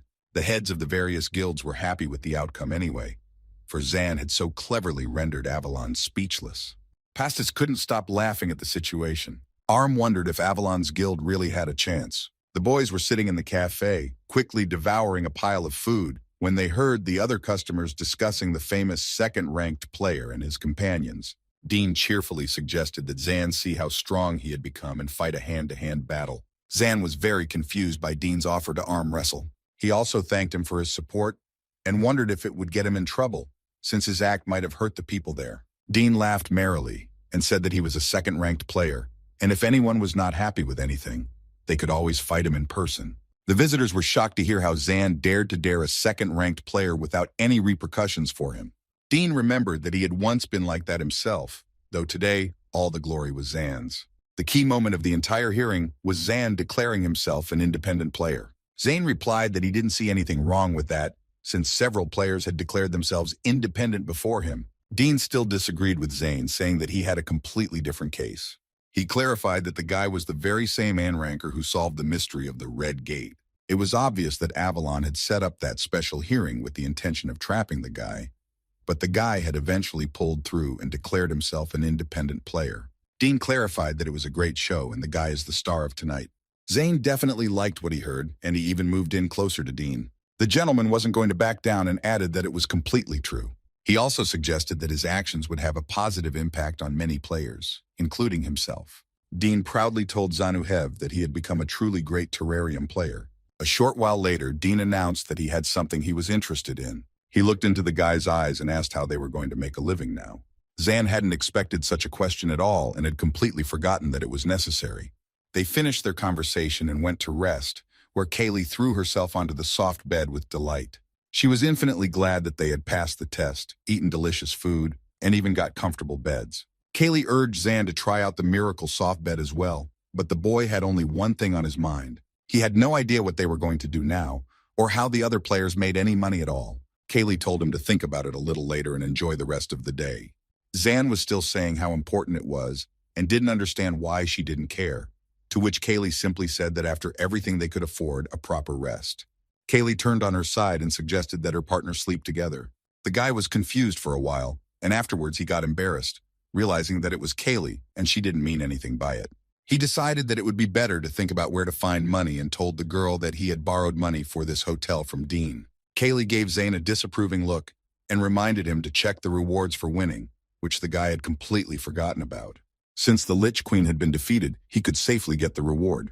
Zan opened it up, and a quest popped up on the screen with the countdown starting, where you had to participate in a large-scale sortie within a week. Next, Zan read what would happen if the conditions were not met. He would receive a death sentence. The guy was literally broken, as he was hoping for a reward, but in the end he was just so cruelly pranked. The system reported that he had managed to get publicity for himself, and the passive skill's special reward was activated. At this moment, a running game machine with numbers appeared on the screen. The values started spinning frantically at the same second and stopped at 3 sevens. For such luck, Zan was promised to receive the biggest prize in history. A moment later, mountains of gold coins sprinkled on the stunned guy. He shouted that it was a fortune of money while Kaylee slept peacefully. The guy shared with his partner everything that had happened to him, and the next day, they decided to visit a place together. The manager of the bank branch on the 15th floor sat in front of them and talked about what an honor it was to serve them. He explained that the boys would be able to withdraw this money at any time at their branch on the other floor, but not a large sum at once. The old man inquired if Zan was a top-ranked player, as he seemed familiar. After a second, he recognized him and shouted out if it was the same player Zanhev was from. After the bank, the partners met Lilith at a cafe reading a newspaper about a local celebrity. She inquired as to what they even had going on right now, but Zan didn't really know. The visitors, of course, also recognized Zanhev and began discussing his large investment in the bank and his two companions. Lilith heard everything perfectly well and, unable to stand it, at some point exploded. Kina asked why he had brought her to such a crowded place after all that had happened and suggested that he wanted to attract even more attention. Zan quickly dismissed that theory to Lilia, who persisted in asking why they were here. She assumed he wanted her to tell him how to participate in a large-scale sortie. Zan nodded, and the girl thought he was being too hasty with that decision. Lilith began to say that she didn't know about it in detail herself, but it was usually guilds that participated, not independent players. She advised him to go to a mercenary guild, but the guy thought that might be a problem. Lilith said that these quests were usually catastrophic-level monster hunts, so entire guilds were involved together. The mercenary guild was different in that they only did things for their own gain. People from this guild are insane, so everyone tries to avoid them. Lilith would have gladly helped Zan, but she had some things of her own to do. She apologized, but the guy replied that the girl had already given a lot of useful information. He knew she was now in Avalon, and he considered it because of revenge issues for her family. Zan realized that despite his workload, Lilith had still come to help him. He suddenly had a very strong urge to do something for her as well. That's when Zan got what he thought was a brilliant idea, remembering the rings. He called out to her and asked her to wait a moment, rummaging through his pockets. Zan walked over and took her hand and slipped the ring onto her finger, much to the girl's embarrassment and confusion. Lilith looked at her hand and saw the ring there, not realizing what was happening. She knew what it meant in normal life and immediately blushed. Lilith wasn't just confused, she was in shock and tried to quickly figure out why he had given her the ring. Zan saw the girl's ambiguous reaction and asked what was going on with her and if she liked the gift. She quickly came to her senses and began to guess that it was probably just a reward for winning. No matter how hard Lilith tried to stay calm, there was still one thing keeping her calm. She was very much concerned about the location of the gift ring on her hand. She decided to let the situation go again. After all, it was just a coincidence. But at the same second, she had an image in her mind of what usually happened when a guy put a ring on a girl's ring finger. Zan, on the other hand, couldn't figure out what he had done wrong that made Lilith's ears redden. He decided to explain that the ring was a reward and had a cold resistance that might come in handy in the future, and Lilith quickly mumbled that that was exactly what she thought it was. She clenched her fist tighter and looked at the ring once more, thanking Zane. She was still pleased to receive the ring from him, and Lilith clarified that she would keep it safe. Kaylee didn't really like the situation and decided to speak up to her partner about it. She explained that she understood, but that it now made her feel like a third extra. Kaylee held out her hand to Zane and said that he could give the ring to her as well. The guy had no choice but to present the second ring to his partner. It had been over 800 years since the celestial terrarium had appeared, but the tower was still not completely taken over. To date, floors 1 through 88 had been captured, despite the fact that the sorties were quite frequent. As the conquest progressed, movement between floors became more frequent, and the use of the blue gate, which was used to move from the 1st to the 50th floors, increased. However, you had to pay a sum proportional to the distance between the floors you had to move through. If you were not a member of the guild, you had to pay an additional fee, and it was quite a hefty one. This was invented by the guilds for power, but Zan couldn't stop that, surprising the girl working at the payment reception. The girl let them pass, and Zan thought it was more expensive, he supposed, and should be saved in the future. The past staff were quietly discussing amongst themselves that they had seen this newcomer's picture in the paper. Zan heard their conversation anyway, and he didn't like it at all that he was attracting so much completely unnecessary attention. Then he thought that it might play into his hands, and he could get into the mercenary guild to participate in a large-scale sortie. On the 10th floor was the mercenary guild, specifically the headquarters of Sirius's unit. It was where they could get information about large-scale raids. The giant guards at the entrance told little guys like them to get out of here. Kaylee was angry and wanted to pick a fight, but Zan stopped her and tried to negotiate. One of the guards recognized the missing 97th generation on-rankers. They laughed and said that this was no place for fans and idols to meet, so they should leave. The bouncers still wondered why such famous players looked so harmless. Kaylee was starting to get annoyed with these guys, but Zan asked her to hold back since he had an ace up his sleeve. He handed them a letter of recommendation from Dean from the Scarlet Wings Guild and asked them to give it to their head. While Zan was saying this, he stealthily walked to the very gates of the guild past them. One guard noticed this and asked who had allowed him to set foot on their land. The bouncers began to smash the place where the partners stood with all their might. One of them said that although he could not overturn the results of the special hearing, he would not go back on his word. Kaylee shouted menacingly at them that they were lawless, for they had the letter. The bouncer rudely and insultingly told her that this wasn't just their guild, but a real battle bowl, and they didn't care about any paperwork. He laughed and added that there was no place for people like them here, especially a stupid girl. Zan would not stand for that, and immediately went on the attack at the speed of light. He asked them to remember that he didn't care what they thought or said about him. The guy specified that he would never allow anyone to insult his partner. With those words, he delivered powerful blows to the bouncers one after another. Zan accelerated and took the combined skill elements in his next move. Zan delivered another majestic blow and both giants fell unconscious to the ground. Other players were already running up to the gate, shouting that the twin brothers were being attacked. They were running and already dreaming that they would definitely be rewarded for that criminal. Zan looked sadly at the fleeing players and thought that everyone was making the same mistake. On the other hand, this was a great opportunity to show himself to them in all his glory. Zan charged with Kaylee and announced that right now they were going to show what they were here for. But he didn't have time to do anything, as he heard a voice behind him saying that it was unlikely they had come here to fight. Zan quickly went over in his head who the familiar voice belonged to. Standing in front of Zan was Senyos Dason himself, apparently having become a member of this guild. The guy said hello to Zan and wondered when he had time to become so strong. Kaylee reminded Zan that this player was a rough and nasty type from the selection, but not mean. The guy remembered that he'd won then only because he'd gotten distracted, but that number might not fly now. If Senyos started fighting for real, things would be bad for them. Senyos yelled to all the players running to attack that they had it all wrong, and they were his friends. He started to say that they were just here to talk. And besides, since they knocked out the twin brothers, they were definitely worthy of joining them. The fat man said with annoyance that he had hoped to have fun today for nothing. The players quickly gathered their weapons and walked back out while Senyos apologized to them. Senyos addressed his partners that he wanted to chat with them, but since they had come here on their own, they wanted to participate in a large-scale raid. He indicated that he would help them, but for some reason Zan wasn't particularly trusting of him. The Avalon Guild was located on the 50th floor of the Sky Tower. Someone was having a conversation with Kim Tae-won, praising him for all the feats he had accomplished.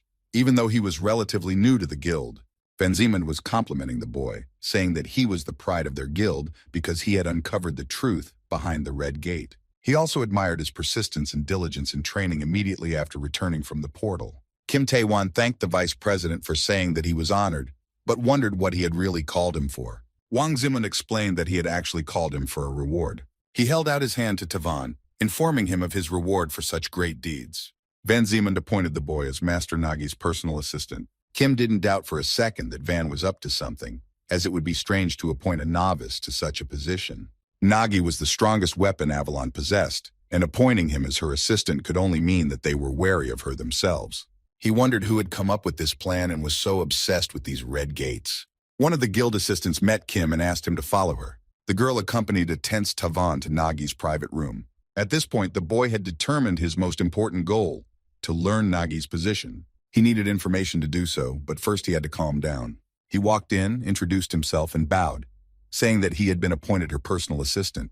Nagi stood at the window and listened as Kim informed her that she could call on him any minute. She didn't even look back at him as she continued to stand by the window and just went along with everything. At that moment, Kim Tae-won realized that it was the first time he was hearing her voice at all. From the moment she had agreed, he had never heard it again. He continued to stand, and a rather awkward atmosphere was created around them. Kim knew enough about Nagi's accomplishments as a primal player from the webtoon and understood that side of her more or less. But as a person, he didn't know her at all. He was curious about her character, voice, appearance, and habits before she came here, and frankly, she was a great curiosity to him. Well, since she hadn't spoken to him, it was hard to find out anything. The only thing he had learned was that she just stared out the window all day long. Kim thought that she lived her life isolated from everyone, and it could be quite boring since there was only a garden outside the window. Suddenly, Nagi turned to him, and he flinched at the thought that she had noticed him staring at her. Surprisingly, the girl simply motioned for Tavan to sit down next to her. After that, they began to watch the happenings outside the window together, silently without speaking. He knew that Zan's main goal was to eliminate her, but now he couldn't imagine it. Kim felt that there was no evil aura or anything coming from Nagi, and he didn't even understand how she could be like that. He dared to speak to her, saying that if she liked to take in the sun waves, they could go for a walk sometime. Kim added that it would be better than just sitting and looking at the garden, which was so beautifully done on this estate.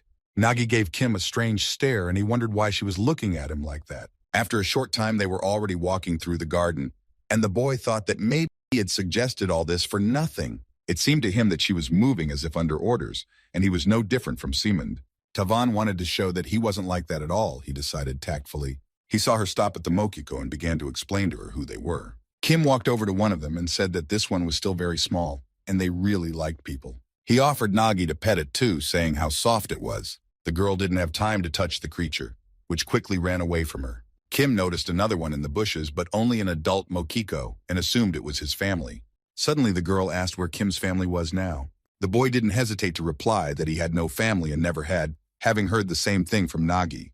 Senyos escorted the boys to his private room and said he got it after the entrance exam for his abilities. Zan still didn't understand how Senyos managed to get into the tower since he had failed the player test. Senyos chuckled in response and asked if Zan meant how he got here. He informed that he was stuck here, but the test was run again not too long ago. That was all. Senyos clarified that the tests were done every 5 years, but this time they decided to make an exception for such a small number of 97th generation players. And since there was still that incident, they were recognizing new players as soon as possible to keep things quiet. Senyos asked if the guys had any more questions for him. Kaylee asked if he had anything else to eat, but the guy was outraged that she had eaten so much. The girl wasn't going to tolerate any objections in her direction and lashed out at him, telling him that he had changed. Senyos only put his hands up in a friendly manner and politely agreed with her. They left the tent and the guy told Zanu that he had indeed changed a lot. He even commented that after losing to Zanu, he had reconsidered his whole attitude towards the world in general. Senyos even clarified that he was just a little monkey who had left his master. He saw Zan's surprised face and said he realized it much faster than he was expected to. They finally got to the point of the conversation, and Senyos started talking about partnership. He also expressed that his desire to prove his abilities to the world had not changed at all. It was for that very purpose that he was going to take part in a large-scale raid. Senyos, using his father's name, had gathered enough necessary information. Zan still couldn't believe that the guy was willing to use everything he had without looking proud. He decided to clarify why the guy had agreed to cooperate with him specifically after all. Senyos answered thoughtfully that Zan was not like the others and was very different from them. The boy added that it was because he had defeated him that he was so confident in his strength. He held out his hand to Zan and said that was why he was offering him cooperation. Senyos actually wanted to go on a large-scale raid with him. After some minor negotiations, they all moved to the 24th floor of the Sky Tower. Around them was a sandy desert with a few pyramids called the Northern Frontier. Senyos began to explain that many relics could be found in this desert. It is through a large-scale raid that they want to solve the situation of too rapid and abnormal desertification. Senyos suggested that they start by getting rid of the monsters below them. Zan had been thinking about something the whole time and said that they would divide the valuables they found 7-3. He decided to make it clear that 7 parts would go to him and 3 to Senyos. Senyos was immediately enraged, shouting that he had done all the work and Zan was doing an unfair division. Zan stepped closer to the guy and clarified that they were done discussing the division. He pushed the boy over the edge into the abyss, wishing him a happy journey. Zan shouted after him that if he realized anything, he should let him know.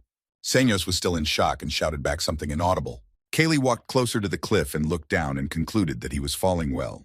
Kaylee wondered if he had to do that, to which she heard the reply that it was to test his abilities. Zan thought that since Senyos had asked him to cooperate, he trusted him, and since he himself would need reliable allies in the future, he should test what he could do. The most interesting part was that Zan actually thought Senyos was one of the most capable players he had ever met.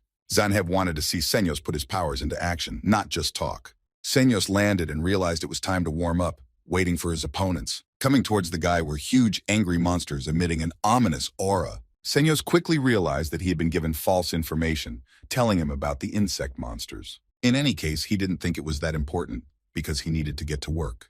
First, it was necessary to concentrate on the enemy in front of him. Senyos used the space-breaking technique, throwing a spear at the monsters. Kaylee noticed that the boy was a good fighter, and Zan agreed with her.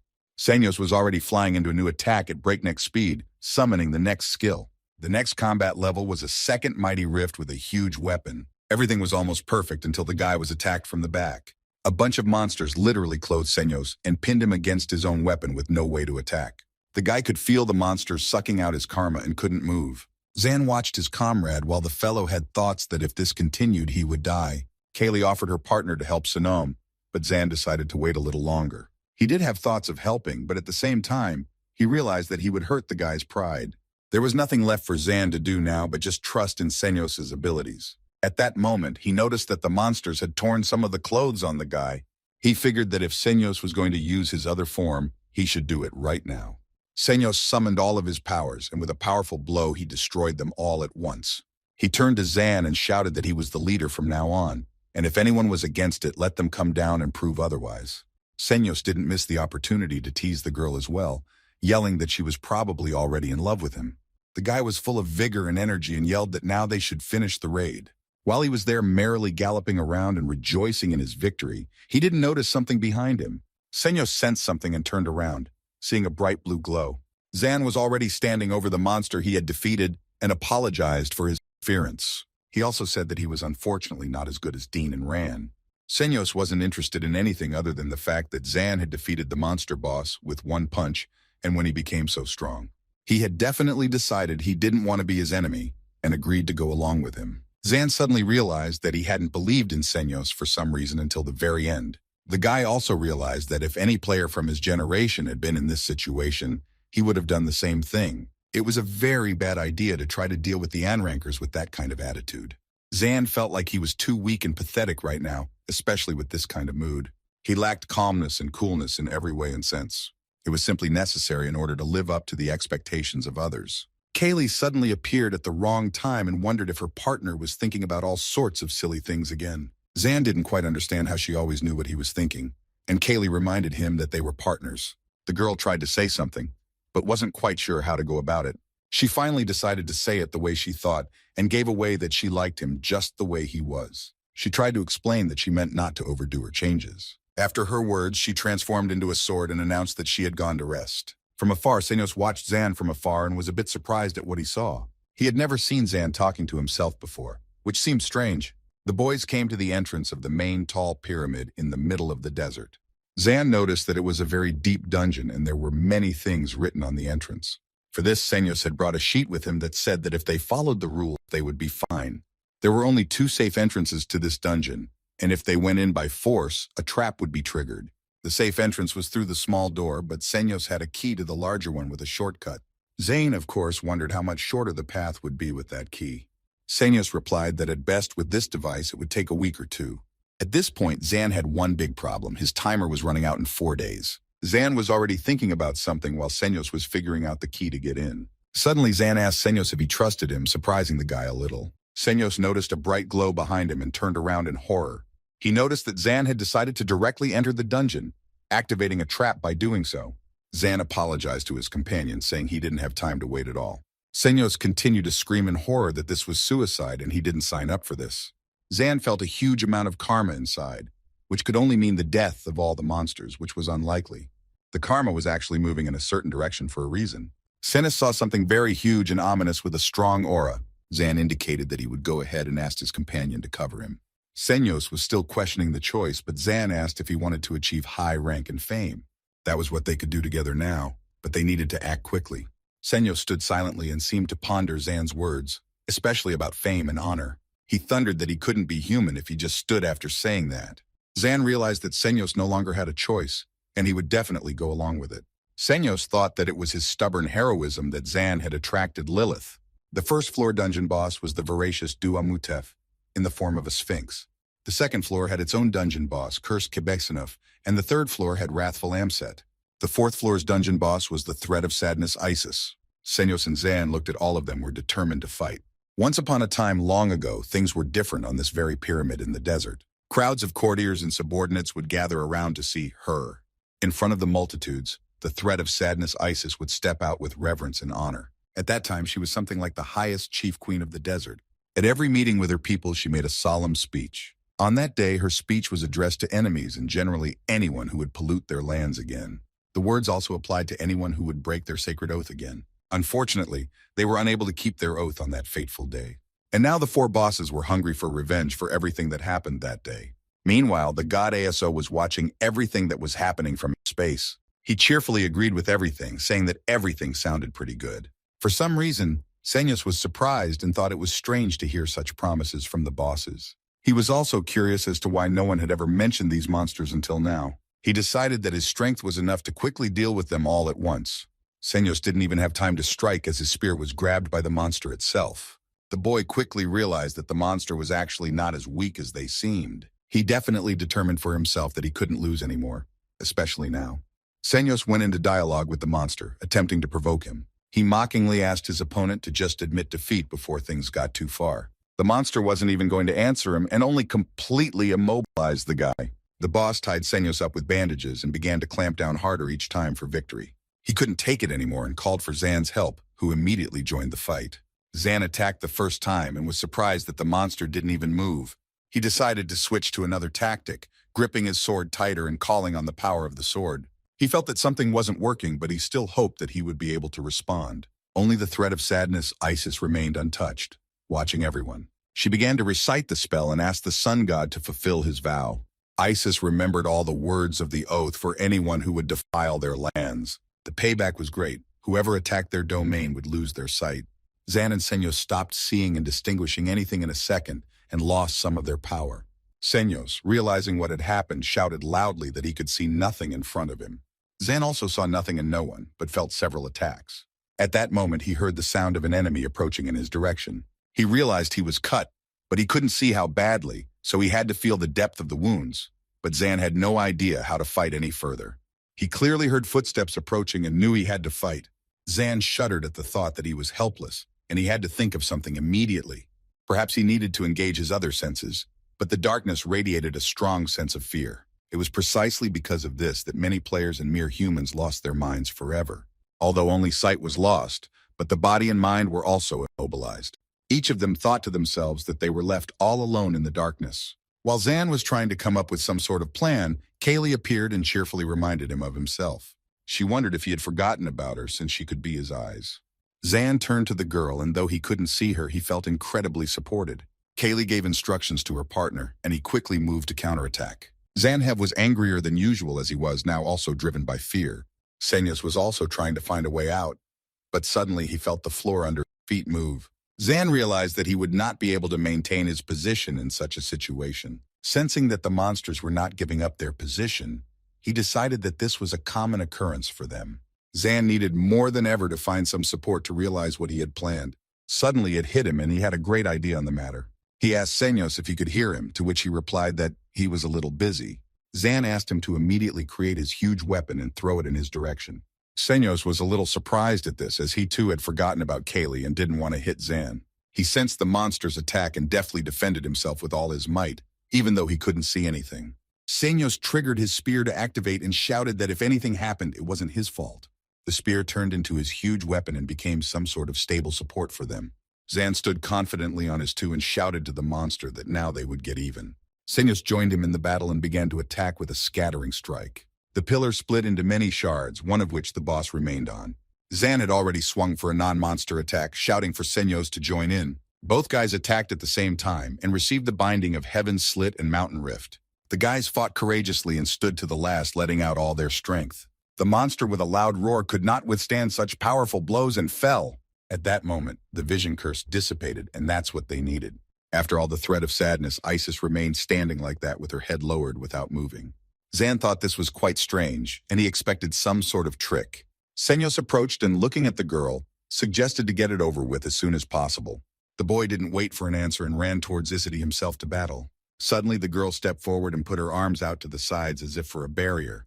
Senyos was a little surprised, but said that even if she didn't fight back, he didn't care. He was about to launch his spear when Zan stopped him, informing him that something was wrong here. Senyos didn't understand what was wrong, as they would soon run out of time and the monsters would recover. Zan reflected on the fact that the two remaining bosses hadn't even attacked them.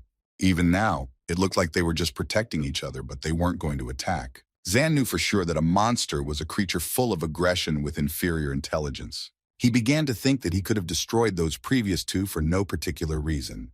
To him, that meant only one thing. He was no different from the purple ones. Zan scooted closer to Isity and decided to talk to her instead of fighting. He wanted the girl to answer what kind of creatures they were and what had happened to them. When the boy touched the girl's shoulder, she showed him everything that had happened to them before, and the spell with the god Aeso. Senyos didn't see the vision, but noticed Zan standing next to her like an enchanted man. Zan asked his companion if he had seen anything, clarifying that these guys had something to do with ASO.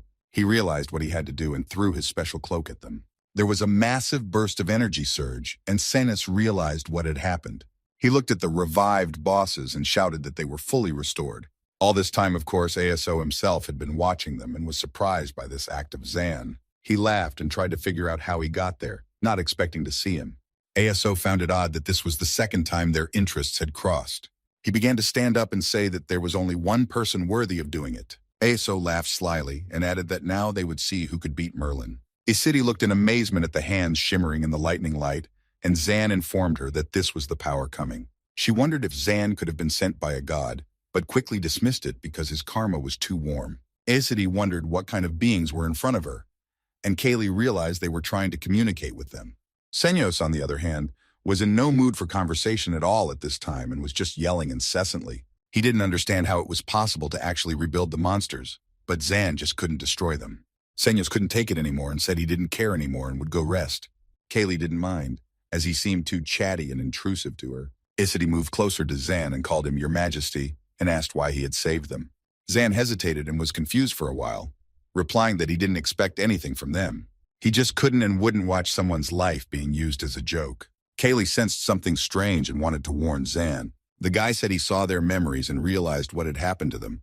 Zan didn't know exactly what they were going to do, but he was sure everything was going to be okay.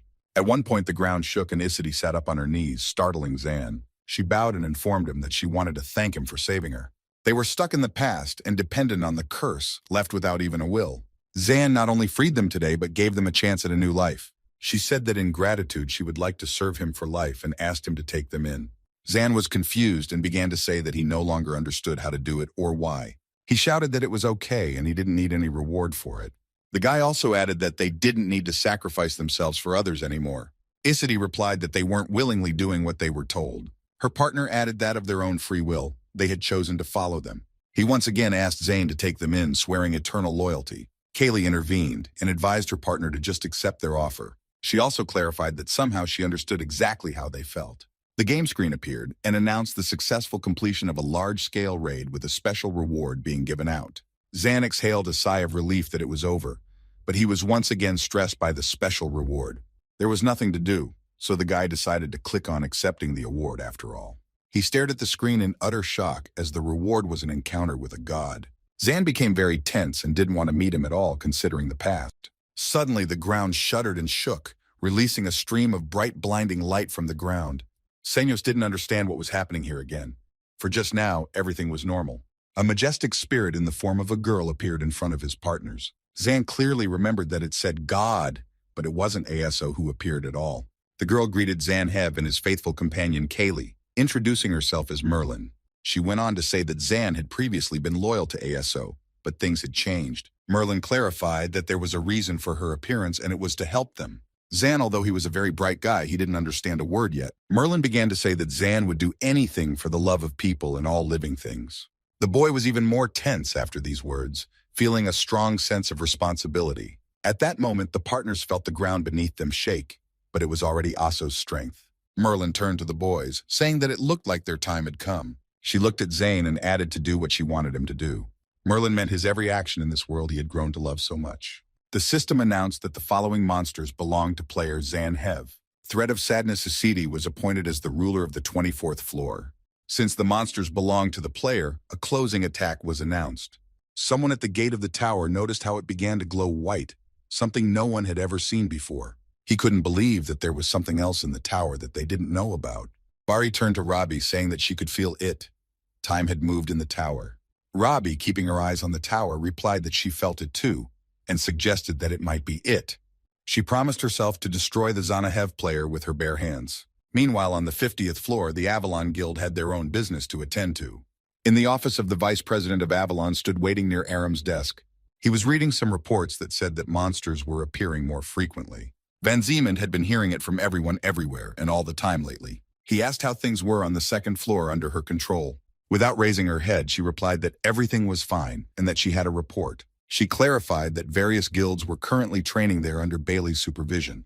Van Zeeman also heard that the second floor was currently the more stable of the two. For some reason, the vice president thought that this was just Aram's guess and nothing more. The girl didn't answer anything, and Sickman said that he was in a good mood. That was why he was ready to tell her an interesting story. The case was a long time ago, when Van had just entered the tower, and even at that time the color of the gate determined the level of risk. The vice president of Avalon was still young and full of ambition back then, being an ordinary player. He asked Aram if she knew that from long ago, the level of risk was determined by color. He had even wondered for a long time who had come up with such a thing, for it made no sense. He also suggested that perhaps the color of the gate had an entirely different meaning. Van Zeeman also touched on the theory of the structure of the tower itself in floors. Aram guessed that this conversation had a direct bearing on the recent incident with the white glow of the gate. Van went on to say that perhaps it was common sense, or perhaps just a ruse. He asked the girl not to delay the notification of the white gate's appearance. Aram guessed that Zeeman wanted all the players to know about it. The girl had no idea how this would further affect the Celestial Tower. One thing she did know for sure was that the tower would become very noisy very soon. Kim Taewon asked to see the vice president, who inquired about the topic of their conversation. Taewon desperately asked Wang Zeeman to give him some kind of assignment. Wang was surprised, since he had just recently sent him to General Nagi's hard service. Kim realized that he wouldn't get results just like that, and Van was just ignoring him. The boy didn't know how else to influence Zeeman, but he had to say something. He started talking about how he had heard that Kina Lilith was on the attack team on the upper floors. Kim confidently stated that he too wanted to contribute to the development of the tower as a player. He literally begged the vice president to give him any mission at all. Taewon shifted gears on the promotion and said he wanted a chance to grow. Wang replied that he thought the guy had already accomplished so much. He also added that power in his hands was not the most important thing to have. Zeeman moved closer and said that if he ran after Zanahev's tail, he would never realize anything. He suggested that Kim look at the existence of the tower with his own eyes. It was for this reason that Zeeman had made him Nagi's personal assistant. Kim was very sorry that he had never been able to say a single word in justification. He decided that Wang was right and he was constantly trying to be like Zanhev. Nagi was making her rounds and at one point ordered all the attendants back. They started yelling that they had been assigned as assistants and they couldn't back out. The girl turned to them and nodded silently with sadness in her eyes. At that moment, she spotted the suited Kim and informed everyone that one would be enough for her. She added that the rest of the people would just get in the way under her feet. Nagi and Kim went to the 34th floor of the Sky Tower. It was gloomy and gray all around, which was not surprising since this was a conflict zone. Kim still didn't understand why Zeeman had sent him on a mission to subdue a monster. Nagi turned to Tavon, thus quickly bringing him out of his musings. She reminded him of his own words about wanting a separate mission. Tavon annoyingly informed her that it hadn't worked out, so she could forget about it. He also added that Wang had ordered him to be her personal assistant and broaden her horizons. Kim didn't know exactly what that meant, and Nagi just called him along. She was going off ahead and told him to keep up, to which Kim quickly responded with action. The monster colony was in the next area, and Nagi figured it wouldn't be a problem for Kim to mop it up and return. Kim remembered that he had new abilities after activating the Hunter's Compass skill. He also didn't understand why Wang had sent a valuable player like Nagi here. Kim finally admitted to himself that he didn't understand this devious type's plans at all. He quickly dismissed all thoughts and decided to concentrate on the task at hand. Someone from hiding reported that the vile players from Avalon were already here. They were outraged that the Avalonians were entering their territory so easily. Someone else came out behind everyone and asked them to calm down immediately. A certain player noticed and informed everyone that the Avalon Doll Queen herself was finally here. He'd wanted to do this for a long time, and so he suggested that the others go talk to them. Meanwhile, Bailey resented the fact that she had to be alone and train guildmates while Aram went somewhere. Sumama lay on the ground with no energy and asked Pastis if they had made it. Pastis suggested that the girl show off her new skills now. With this, the guys wanted to prove that they were not just ordinary players, someone more serious. Sometime after practice, Pastis and Sumama met up with Ron and the teacher. They chatted and exchanged pleasantries, saying they were happy to see each other. The teacher asked to drop by occasionally when they were in the village, and the boys agreed. Ran looked at the boys obliquely and thought that their energy looked more imposing than it appeared at first glance. It was important to him, as these kids would have to fight the unrankers. Ran really regretted that he couldn't spend more time practicing with them, but he had to get back to the village. Now that Dean was gone, he would have to deal with the defense of the village. It was finally time for Mr. Ran to fulfill his destiny as a protector. Somewhere in the depths of the narrow gorges, Nagi was walking, and Kim was following, keeping pace with her. Tavin realized that they had taken the wrong path, and he didn't like it very much, as there could be monsters here. They walked quietly past the other players, and only Kim thought that he didn't expect to see anyone else here. The unknown players were discussing amongst themselves that they had been spotted, but it didn't matter anymore. The player with the glasses reminded everyone that it wasn't the queen they were after, so everyone should be on their guard. Once the battle starts, they'll have to attack the guy and take him hostage. Kim informed him that his feat is highly reactive, so there's probably a boss somewhere nearby. He wouldn't want to meet the monster from behind, so when he saw it up ahead, he rejoiced. Taewon clarified that the ground here was loose, and they could take damage during the battle. He realized from the look in her eyes that there was no need to say anything more, and simply asked her to hurry up. Nagi looked at Tavan for a moment longer, and then went into battle. The huge monster flew straight at the girl who had already pulled out her explosive sword. The glasses player was surprised that Nagi destroyed the monster with one blow. Kim, looking at it, asked himself if it was definitely the same person. The guy guessed that the monster had not been a problem for them from the beginning. He remembered the players they had passed by and decided that they were their main target. Kim also realized that it was impossible to suppress them with some rules, even though they were still players. Hence, it was necessary to show indestructible strength to prove their rank. Nagi was actually a warning from the Avalon Guild. There wasn't an ounce of emotion on her face, and one would think she was stupid, but Kim knew everything. Such an emotionless expression on her face was part of Nagi's perfection. Nagi stared at the guy when she noticed that he kept his eyes on her. The guy quickly came to his senses and said that they should head back. The unknown players began to quickly ask their captain what they should do now. He also thought about the fact that these idiots had mistaken him for one of their own, even though he had no plans to fight against Avalon. In fact, he just wanted to show off his skills and prove that he was worthy of joining them too. But at this moment, he was in trouble since Kim Taewon was with her. The player began to quickly think of a plan for their next move regarding Kim. Meanwhile, Mirage was looking at something and said that all the data was quite accurate. He took off his glasses and said that the guy did a good job, but he forgot his name. Mirage sat in the sewer and looked at a large, nasty-looking creature. The creature looked up and reminded him that his name was Mezcal and he was born in the village. Mezcal also clarified that he grew up here as well, so he could get any information he needed. Mirage refused, and then Mezcal asked him to gain the power of the seed. A moment later, the monster was already lying in a pool of his own blood, as Mirage wasn't even going to fulfill his promise. He knew that giving such a lunatic enormous power was quite dangerous for everyone. Besides, seed power was not available to everyone, but only to those who earned it. He looked at Mezcal's pathetic body and told his assistant that this was the reason he had not left the tower. The assistant informed the Lord that everyone had already gathered and it was time for them to leave. Mirage thought it made sense that everyone had been there for a long time, as it had been a long time since there had been a meeting. The main topic of their discussion was the first step in the coming war. The player with the glasses was quickly thinking of the best course of action to take in this situation. Before he could give a command to anyone, one of the players started shouting something. The player, along with the others, came out of hiding and started telling Kim and Nagi that they were here to destroy everything again. Kim, however, decided that the guys were inconsiderate, since they didn't even thank them for getting rid of the monster. The players rebelled even more, as they already had a lot of things to do. Kim pondered the stranger's words thinking that he might be right about something. A player with glasses came out of hiding, informing them that this was the third time this month. He introduced himself as Ryu Jin, the head of a small alliance of guilds. He wasn't actually going to come out, but he was left with no choice. Kim noticed how arrogant Ryujin was looking at him and decided he had a worthy opponent here. Kim introduced himself and asked the guy what he meant.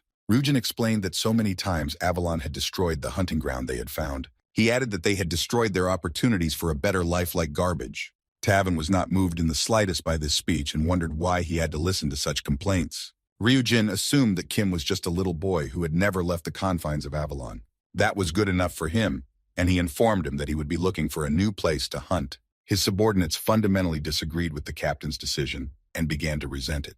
Ryujin only asked them to step back and warned the newcomer of the dangers. He specified that strange things had been happening lately with the monsters and hoped they would keep an eye on the tower. Kim decided that this guy blamed all his failures on Avalon, making you look pathetic. Ryujin suddenly wondered what Nagi thought about that. He looked at her blank face and realized that she didn't care at all. That was the reason why he thought she was a doll, because she always looked like that. With that, the only chance Ryujin had hoped for was gone. There was no way he had expected it to be exactly as Dean had told him earlier. There was a perforated area on the 75th floor of the Sky Tower. There was a cave with a lot of dangerous monsters and demons. Just at this moment, some of them were engaged in a battle of attrition. Lilith's minion was loudly shouting to her to hurry up and tie up all the opponents. The other players were discussing amongst themselves about the new girl from Avalon who had great power. They also knew that it was simply impossible to talk to her, as she was too cold to everyone. The guys quickly stopped talking as they noticed that the girl was approaching. They noticed her arrogant look and realized that they were definitely right. Lilith, as she walked past the guys, once again created her usual Ice Girl atmosphere. The minion thought his daughters were better at interacting with humans. Lilith replied that she had never been distant, and people kept their own distance. Right now, she had no time to socialize and needed to get stronger. Her target was the purple players, to destroy them at any moment.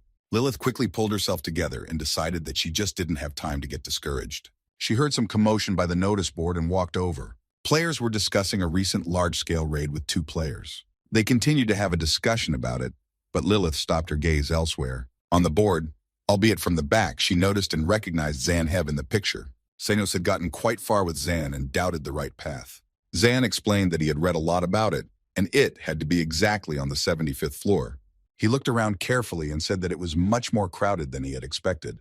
Come to think of it, he remembered hearing that Lilith was somewhere nearby. It was actually important for the guy to know if she was okay. Lilith sat back and thought back to the photo and decided that he was definitely fine. She was also a little surprised that Zanu had managed to convince Senos to go together. Suddenly, she noticed a girl watching her and started yelling out what the hell else was that.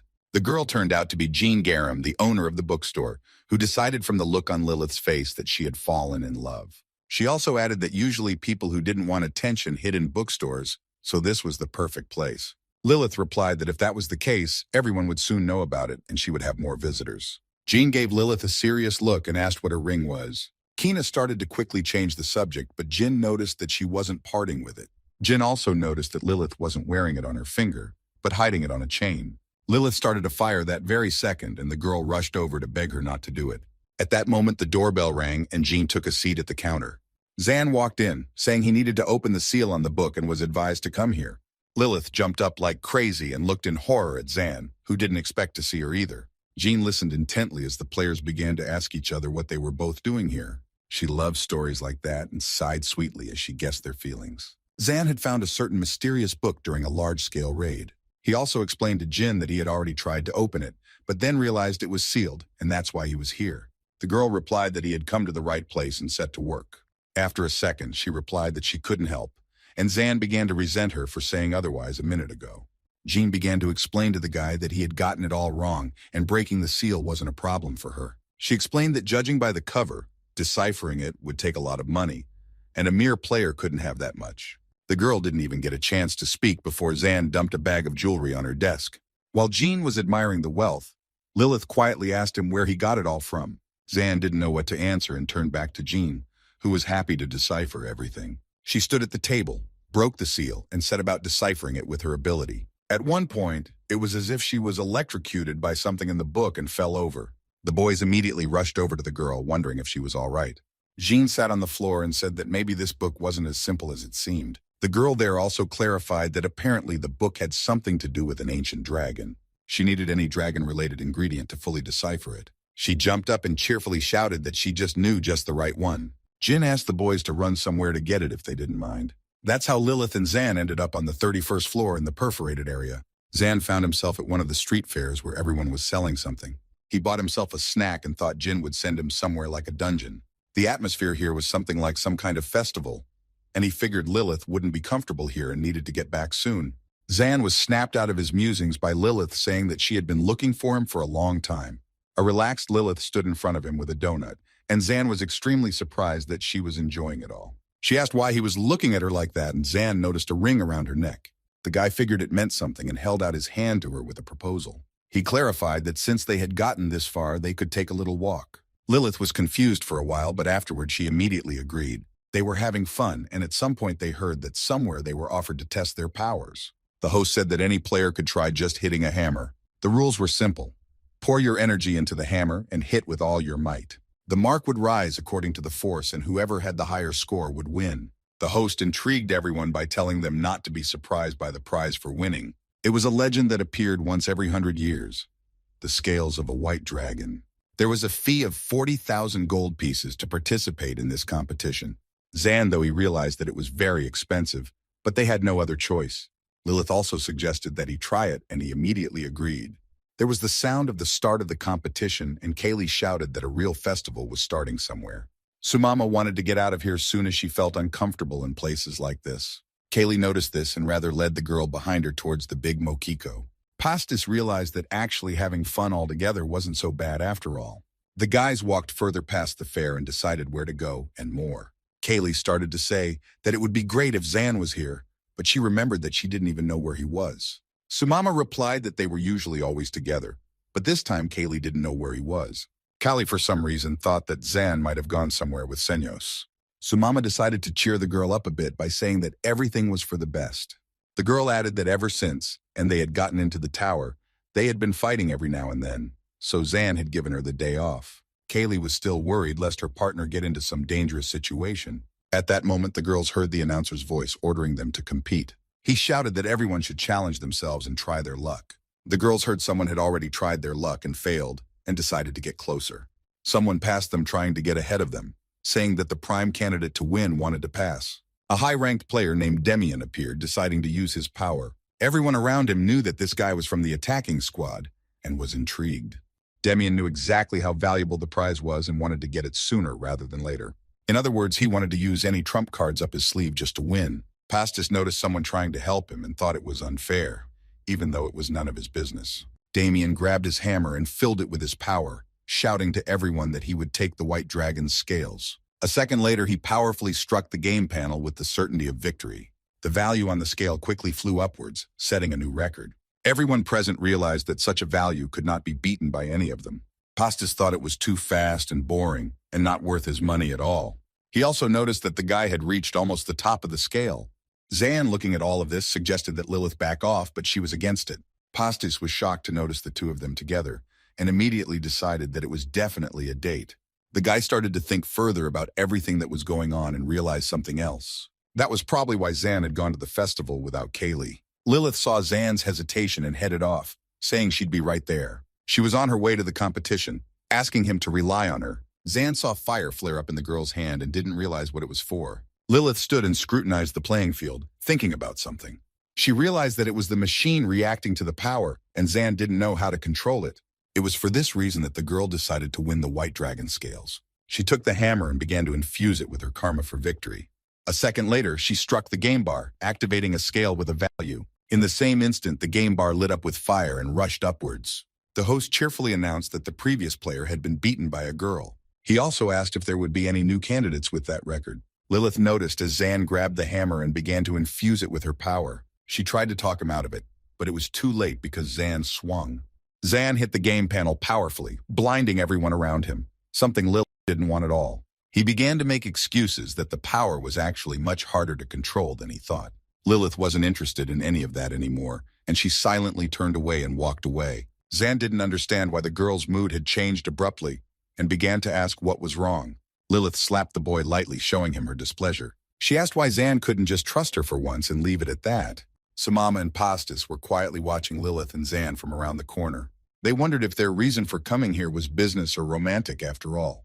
Pastis realized that whatever it was too problematic to keep quiet about it. He looked at Kaylee and decided it would be right to tell her everything. Pastis didn't know exactly what would happen next, but it was up to Kaylee to decide. Kaylee saw everything with her own eyes and was silent for a moment, but after a second she called everyone with her. She walked forward, saying that it was long past time for them to head back. Kaylee immediately walked away and Sumama rushed after her, asking her to wait. Pastis caught up with the girl and asked if she was just going to leave. He wondered if she would regret doing nothing later. Pastis looked at Kaylee demandingly and waited for some sort of response from her. The Escalibra was simply a living weapon once created by a god. After existing in its world for a while, it had learned a few things. She sat there and often thought about what she liked and what she didn't like here. Kaylee loved counting down time, finding treasures, and figuring things out for herself. But there was something else she loved to do more than anything else. She loved brushing her long hair and thinking about God while she did it. Of course, there was also something else that the girl absolutely hated doing here. For a very long time, Kaylee spent a very long time alone, just sitting around waiting. Sometimes she was embarrassed to admit to herself that she had some thoughts. She thought about the fact that she didn't have to wait at all and could go to the god herself. But a second later, she realized that it was a very stupid idea. She realized that there was no way she could do it, so she just kept waiting. Kaylee realized that God was everything in this world to her, and she was nothing to him. She realized that there were many other things in this world besides her. In contrast to all this, she was just a living instrument. Sometimes the girl hated God for giving her a heart and soul. If she didn't have any of that, she wouldn't feel so awful. Every day, Escalibra just waited and waited, not really knowing what it was. At some points, she even had thoughts that she might just be thrown out. Aeso had a completely different view of the situation. He didn't try to justify himself, but he did explain why it was happening. Aeso compared it to a discarded animal on the street or an unwanted item that was sure to be brought home. To everyone's surprise, he couldn't see someone else's suffering, and so he helped. He also knew that most people had these thoughts, but no one did anything about it. That was why he didn't think he was bad and wouldn't let anyone do it. If suddenly Aeso didn't help someone, it was because he didn't go along with his emotions. No one else knew how heavy and important responsibility was. He even had his own thoughts on the matter, which he was happy to express. Aeso didn't understand why take on responsibility if you couldn't carry it to the end.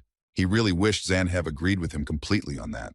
Lilith saw the immobile boy and wondered what was wrong with him. Zan didn't react to that in any way, and the girl asked again if he was okay. He finally came to his senses and began to say that he was just thinking about something. Zan said that he had found everything he needed and hoped they would have fun at the festival. The guys were going to go have some more fun before heading back. Pastis asked Kaylee if she left everything like that, would she have a place to stay? Kaylee continued onward, and Pastis called out if she was even okay. The girl tried to pull her arm out and replied that it was none of his business. The boy tried to say something else, but he was interrupted by Sumama, signaling that it was time to shut up. Pastis honestly admitted that he used to think of her as a child who was just being cranky. So now he didn't understand exactly how Kaylee felt about it. He informed her that he was dying of annoyance, so he would ask directly. Pastis asked Kaylee how she really felt about Xanu. The girl reintroduced the picture she had seen earlier of Lilith and Zane. She continued to stand silently, which annoyed the impatient Pastis even more. The boy decided that silence was also a kind of answer to such a question. He asked her to be honest with herself, but she shouted sharply that she didn't know. Kaylee continued to shout loudly that she herself didn't know how she felt. Such feelings were unknown to her, and she didn't understand how she could know that. Suddenly, the girl rushed forward quickly, not listening to anyone. Pastis was thinking about something when Sumama came closer to him. The girl immediately punched him without warning, knocking him to the ground. Pastis began to resent why she did that and hurt him so badly. Sumama began to scold him that it was all his fault, and now he was responsible for it. He saw the girl running somewhere and started asking where she was going. Pastis still didn't understand, as by his calculations it wasn't Sumama who should have hit him. He realized that he would never get to the truth of someone's feelings that easily. Kaylee sobbed and screamed that she hated the god wherever he was now. If he hadn't created her heart, she wouldn't be having such a hard time going through all of this. Sumama, meanwhile, was running around trying to find the girl. Pastis had no idea where she might have gone either, but he really wanted to find her. It started raining heavily, and the guys hid under an awning, realizing they couldn't search for Kaylee non-stop. Pastis said that there was simply no place they hadn't been already. Suddenly, he ran somewhere, telling the girl to just go ahead. Pastis figured that Lilith and Zan were still at the gate and he would check it out quickly now. Sumama only replied that if it bothered him so much, he didn't even need to start. The girl sincerely hoped that Kaylee wouldn't get caught in the rain and find shelter. Meanwhile, Kaylee didn't even look for a place to hide and just sat in the rain. She realized that nothing had changed, and instead of a god, she was now waiting for Zane. Kaylee was disgusted with herself, thinking she was a pathetic and naive girl. She didn't even understand when exactly this interest had come about. At the beginning of their journey, Zanhev had seemed like a completely unattractive guy. Most interestingly, Kaylee even thought he was a total loser. She saw him as a coward, incapable of doing anything. But in reality, Zanhev was the first person who actually cared about her. He was the first human to appear in the world of Kali, where before there was only a god. That was all she knew about him. But what about her importance to Zan himself? She couldn't stop wondering who she was to him. Kaylee covered her face with her hands and continued to cry, not knowing the answer to that question. She didn't understand why she was crying at all or why she cared so much. At the moment, Kaylee hated everything and everyone, believing it was all Zane's fault. If he hadn't reached out to her once, none of this would have happened. Suddenly a spirit appeared, asking if the girl was waiting for someone again. Kaylee tried to calm down and heard from the spirit that Zan was not coming. The spirit advised the girl to go look for him herself, as it wasn't hard to do. Kaylee continued to sob, saying she was scared and would not do it. The girl was left all alone in the rain with her fear. Pastas finally found Lilith and Zane and asked them to give him a moment. He looked around quickly, and without noticing Zane, he asked the girl where he was. Lilith was surprised by the panting Pastas and replied that Zan had left. Kaylee noticed her partner, and without raising her head, asked why he was here. More than anything, the girl hated it when someone felt sorry for her. She felt like she was nobody to him, and Zan replied that he felt her tears. Kaylee was sure of her assumptions and decided she was acting like a stupid child. At that moment, she hated herself so much that she was ready to laugh. Kaylee told Zane that she realized that she was just a tool for him. She added that she knew that perfectly well, so there was no reason for him to come. Kaylee also knew that she wasn't useless to him since he had come for her. He needed her, and she wished that was actually the case, just in a slightly different way. As it was, she considered herself to be nothing more than his living weapon. Either way, she considered it unimportant since she wasn't human. Kaylee also knew that everything would be fine. It was just that right now he should leave her alone. Zan walked over and held out his hand to her, telling her to get up and walk back. Kaylee jumped up and yelled for him to leave her alone and get out of here immediately. She noticed Zan's sad face and immediately tempered her tone by asking why he looked like that. Kaylee looked him over and immediately added that he was completely soaked to the skin. Zan tried to joke that it was better to have wet clothes than nothing at all. Kaylee got angry again and punched her partner, knocking him back into a puddle. The guy got up and started asking why she did it and what was wrong with her in the first place. Kaylee couldn't hold back any longer and started yelling why he was being so nice to her. She clarified that she was just his tool and didn't need to be like that to her at all. The guy couldn't hold back the tears and replied that he himself didn't know why he was like that. Kaylee expected to hear anything but not that because he was human and should know. She yelled that he was a fool and Zan wasn't even going to deny it. The guy looked her in the eye and replied that she was one since they were both here.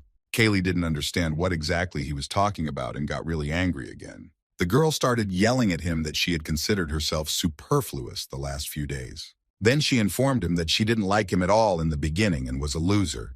Kaylee continued to yell something, but Zan interrupted her after noticing that something was going on with her hair. The girl didn't even pay attention to it and pulled the guy to her. Kaylee, glowing with bright flames, grabbed Zan by his shirt and kissed him. She wove a ring into his braid and informed him that they were bound from now on. Pulling away from him, the girl asked him to come up with a better answer next time. Meanwhile, at the Terrarium Celestial Castle, life was not standing still. The tower had been explored up to the 88th floor, and the next was an unoccupied level. It was there that Dean was now located and fighting the horrible monsters. He realized to himself that no matter how many times he looked at them, there were still goosebumps. For this reason, Dean decided that it was necessary to catch them all at once and calm down. After a while, having defeated all the enemies, he sat quietly and thought about something. He pondered the moment at which time in the tower began to move. It was also impossible not to hint that it didn't stop as Zan grew. That was why they all needed to speed up as quickly as possible. As of today, the tower was completely different from what it was before. Everyone could see that inexplicable and unexpected things were happening in the tower right now. Mr. Ding knew for sure that it was simply vital for him to become stronger. It was necessary in order to be a strong support at the right moment. Dean struck up a conversation with someone after the fight, asking them to get it over with quickly. Standing in front of the second-ranked player was none other than Anranker Mirage himself. He was surprised that Dean had spotted him so quickly, even though he had tried to hide. Dean mockingly wondered if Mirage had lost all fear now that he'd shown up to him. Mirage replied that he hadn't been prepared before, adding that Dean had used a cheap trick last time anyway. He also said that was exactly why Dean was still second. Dean was starting to get annoyed with Mirage in his speeches, so he asked him to move on to the case network. Anranker seemed surprised by such a question, replying that he was here because he was ready. Mirage wanted to fight Dean one more time as a return fight. He began to insult Dean, shouting that he was more confident now than ever. Lilith, Pastis, and Sumama were left standing at the gate, waiting for the guys to return. Kaylee came running in at full speed and spun around in front of everyone, telling them how she had grown up. The boys were amazed at Kaylee's transformation in such a short time. They began to simultaneously ask where she had even been and what had happened to her. The girl laughed merrily and asked them to take turns asking questions. Lilia was the most surprised and asked if anything special had happened. Kaylee hugged Zan and began to say that it was a secret and she couldn't tell. Zan tried to free himself, citing that she had him in too tight a grip. The guys were still puzzled as to how a living weapon had grown so quickly. Kaylee began to explain that it had actually just returned to its original form. Pastis was surprised to hear this and asked if she had been like this before. Kaylee began to say that it was all because of God and her new master, and Zan quickly covered her mouth with his hand. He started yelling that the girl had something on her lips, and he should wipe it off quickly. The guys didn't have time to finish listening to Kaylee's explanation, and were upset about it. Zan took the girl aside and started yelling that he had already talked to her about this topic. He hadn't let her talk to anyone before, and never about the god and their connection to him. At this time, the girl was preoccupied with something else entirely, catching his hand gently. Zan realized that Kadi was doing it on purpose and became even more angry. Lilith sensed that it wasn't just Kaylee's appearance that had changed, but something else as well. The guys went back up to the 75th floor of the terrarium. They brought Jean what was needed to unseal the book. Kaylee was surprised that it required a single scale. Jin realized it all at once and whispered to Lilith that she had a rival. Lilith had already guessed it herself, but still wasn't sure. Jean walked over to the table and announced that she was about to start printing out the book. She used her deciphering ability to transfer knowledge. Lilith saw the book open, but Zan noticed something else. After unsealing the book, a crack appeared in their space. Suddenly, the crack began to widen, forming something like a portal. The terrified boys saw someone's eye from the crack and began to wonder who or what was in front of them. They began to frantically think what kind of immense power they had just summoned. Jin alone began to guess what was just happening. She explained to everyone that dragons could not interfere with the players because of the pact. But against all odds, a white dragon summoned from the scales appeared to them. A voice from the crack spoke up, saying that the girl was quite intelligent. The dragon glanced at the book and clarified that he didn't think the book was still in the tower. He looked at Zane and informed him that he was the one who had summoned him to this world. The dragon offered to let the boy feed himself with his karma, and in return, he would give the most valuable information. He wondered if Zan needed it, though it was still up to him to decide. Zan saw some strange object from the dragon and decided it was a compass. A moment later, a bursting stream of light erupted from the guy's chest. Kaylee yelled that she didn't care if he was a dragon or what, and she would deal with him. Jean suddenly stopped the running girls and asked them to wait. Lilith and Kaylee stopped in bewilderment and asked what she was doing. Jean warned that everything was fine for now, but if they interfered, the consequences would be dire. She suggested that they trust the moment and just wait for the end. Zan fell to his knees, giving most of his karma to the dragon through radiation. The dragon reported that Zan was pretty good, as he was going to take all of his karma. He added that he always keeps his promises, and this time was no exception. The dragon said he informed the mortals where the shame of their clan lived. He was referring to the red dragon, but Lilith didn't understand how that information was valuable to them. But the dragon was merely reading information from Zan, who was guessing at something. Asarion had attacked this particular red dragon with Huaran's help some time ago. The white dragon began to search for the monster's location and was silent for a moment. After a moment, he reported that the red dragon was in the closest area to the tower. On the hill in the village around the tower were the three worst players of this world. It was the purple trio, Bibian, Bari, and Robbie, who had come for revenge. They felt someone peeking at them for a moment and immediately realized what it could be. No one had founded that only Zanu Hev was subject to such a powerful aura. Bibian thought that it wouldn't be long before she could track him thanks to his class. She realized that the boy was forming as a player too quickly, even outpacing them. Though she realized it, she knew it was still too soon. She asked her partners what they usually said in these situations. Bibian meant from the player's point of view, how would the player resolve the issue at hand? Zan, taking Kaylee with him, ran headlong in search of the Anrankers. He realized that even if he got there in time, nothing would change, so he decided to tell Dean about it. It seemed to Zan that Mr. Dean would definitely be able to do something about it. Dragon stopped Zane with a shout. telling him that nothing would change in 1 minute. He explained to the guy that the exchange of valuable information wasn't over yet. Dragon began to say that unfortunately this is the first time he's ever seen such a thing, and another one is here. This second one is right now on the 89th floor. He's standing in front of the second strongest player, preparing for something. Zan had already changed his mind about running somewhere and looked at the dragon in confusion. The dragon clarified that Zan was at a crossroads and must make his own choice. Meanwhile, Mirage and Dean were already in a fight. Mirage once again swung his club at Dean, but Dean caught it deftly. Anranker laughed, forgetting about Dean's incredible new custom-made arm. Dean prepared to strike with his free hand, clarifying that it was none of his business.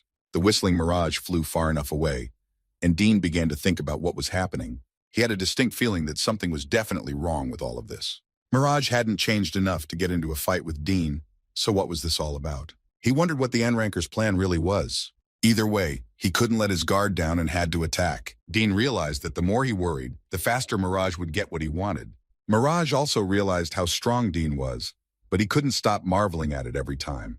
There was nothing to do, so he decided it was time to use it. Dean was just accelerating and was about to take a powerful swing for a punch. He launched an attack, but it was blocked, or rather paused. Dean at first thought it was part of Mirage's skill, but quickly realized it was the power of his weapon.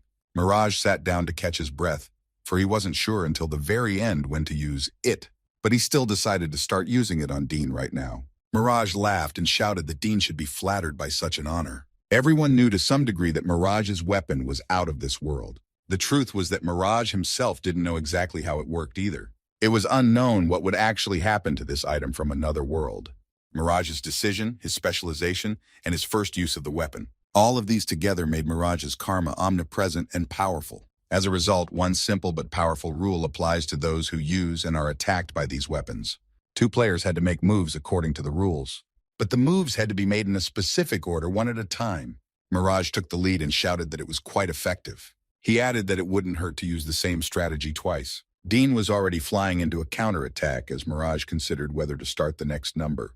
Anranker brought up his contract of absolute honor again. Mirage summoned the number slot machine and started it up, getting a combination of 3 sixes. Dean realized that if he attacked too soon, he could get hurt. 2 magical cloths fell out of the slot machine, which Mirage took. One cloth wounded the Anranker and the other immediately healed him, granting him special powers. Dean stared at the 2 things that made wounds in Mirage and then healed them. He didn't immediately realize what was happening, but then it hit him.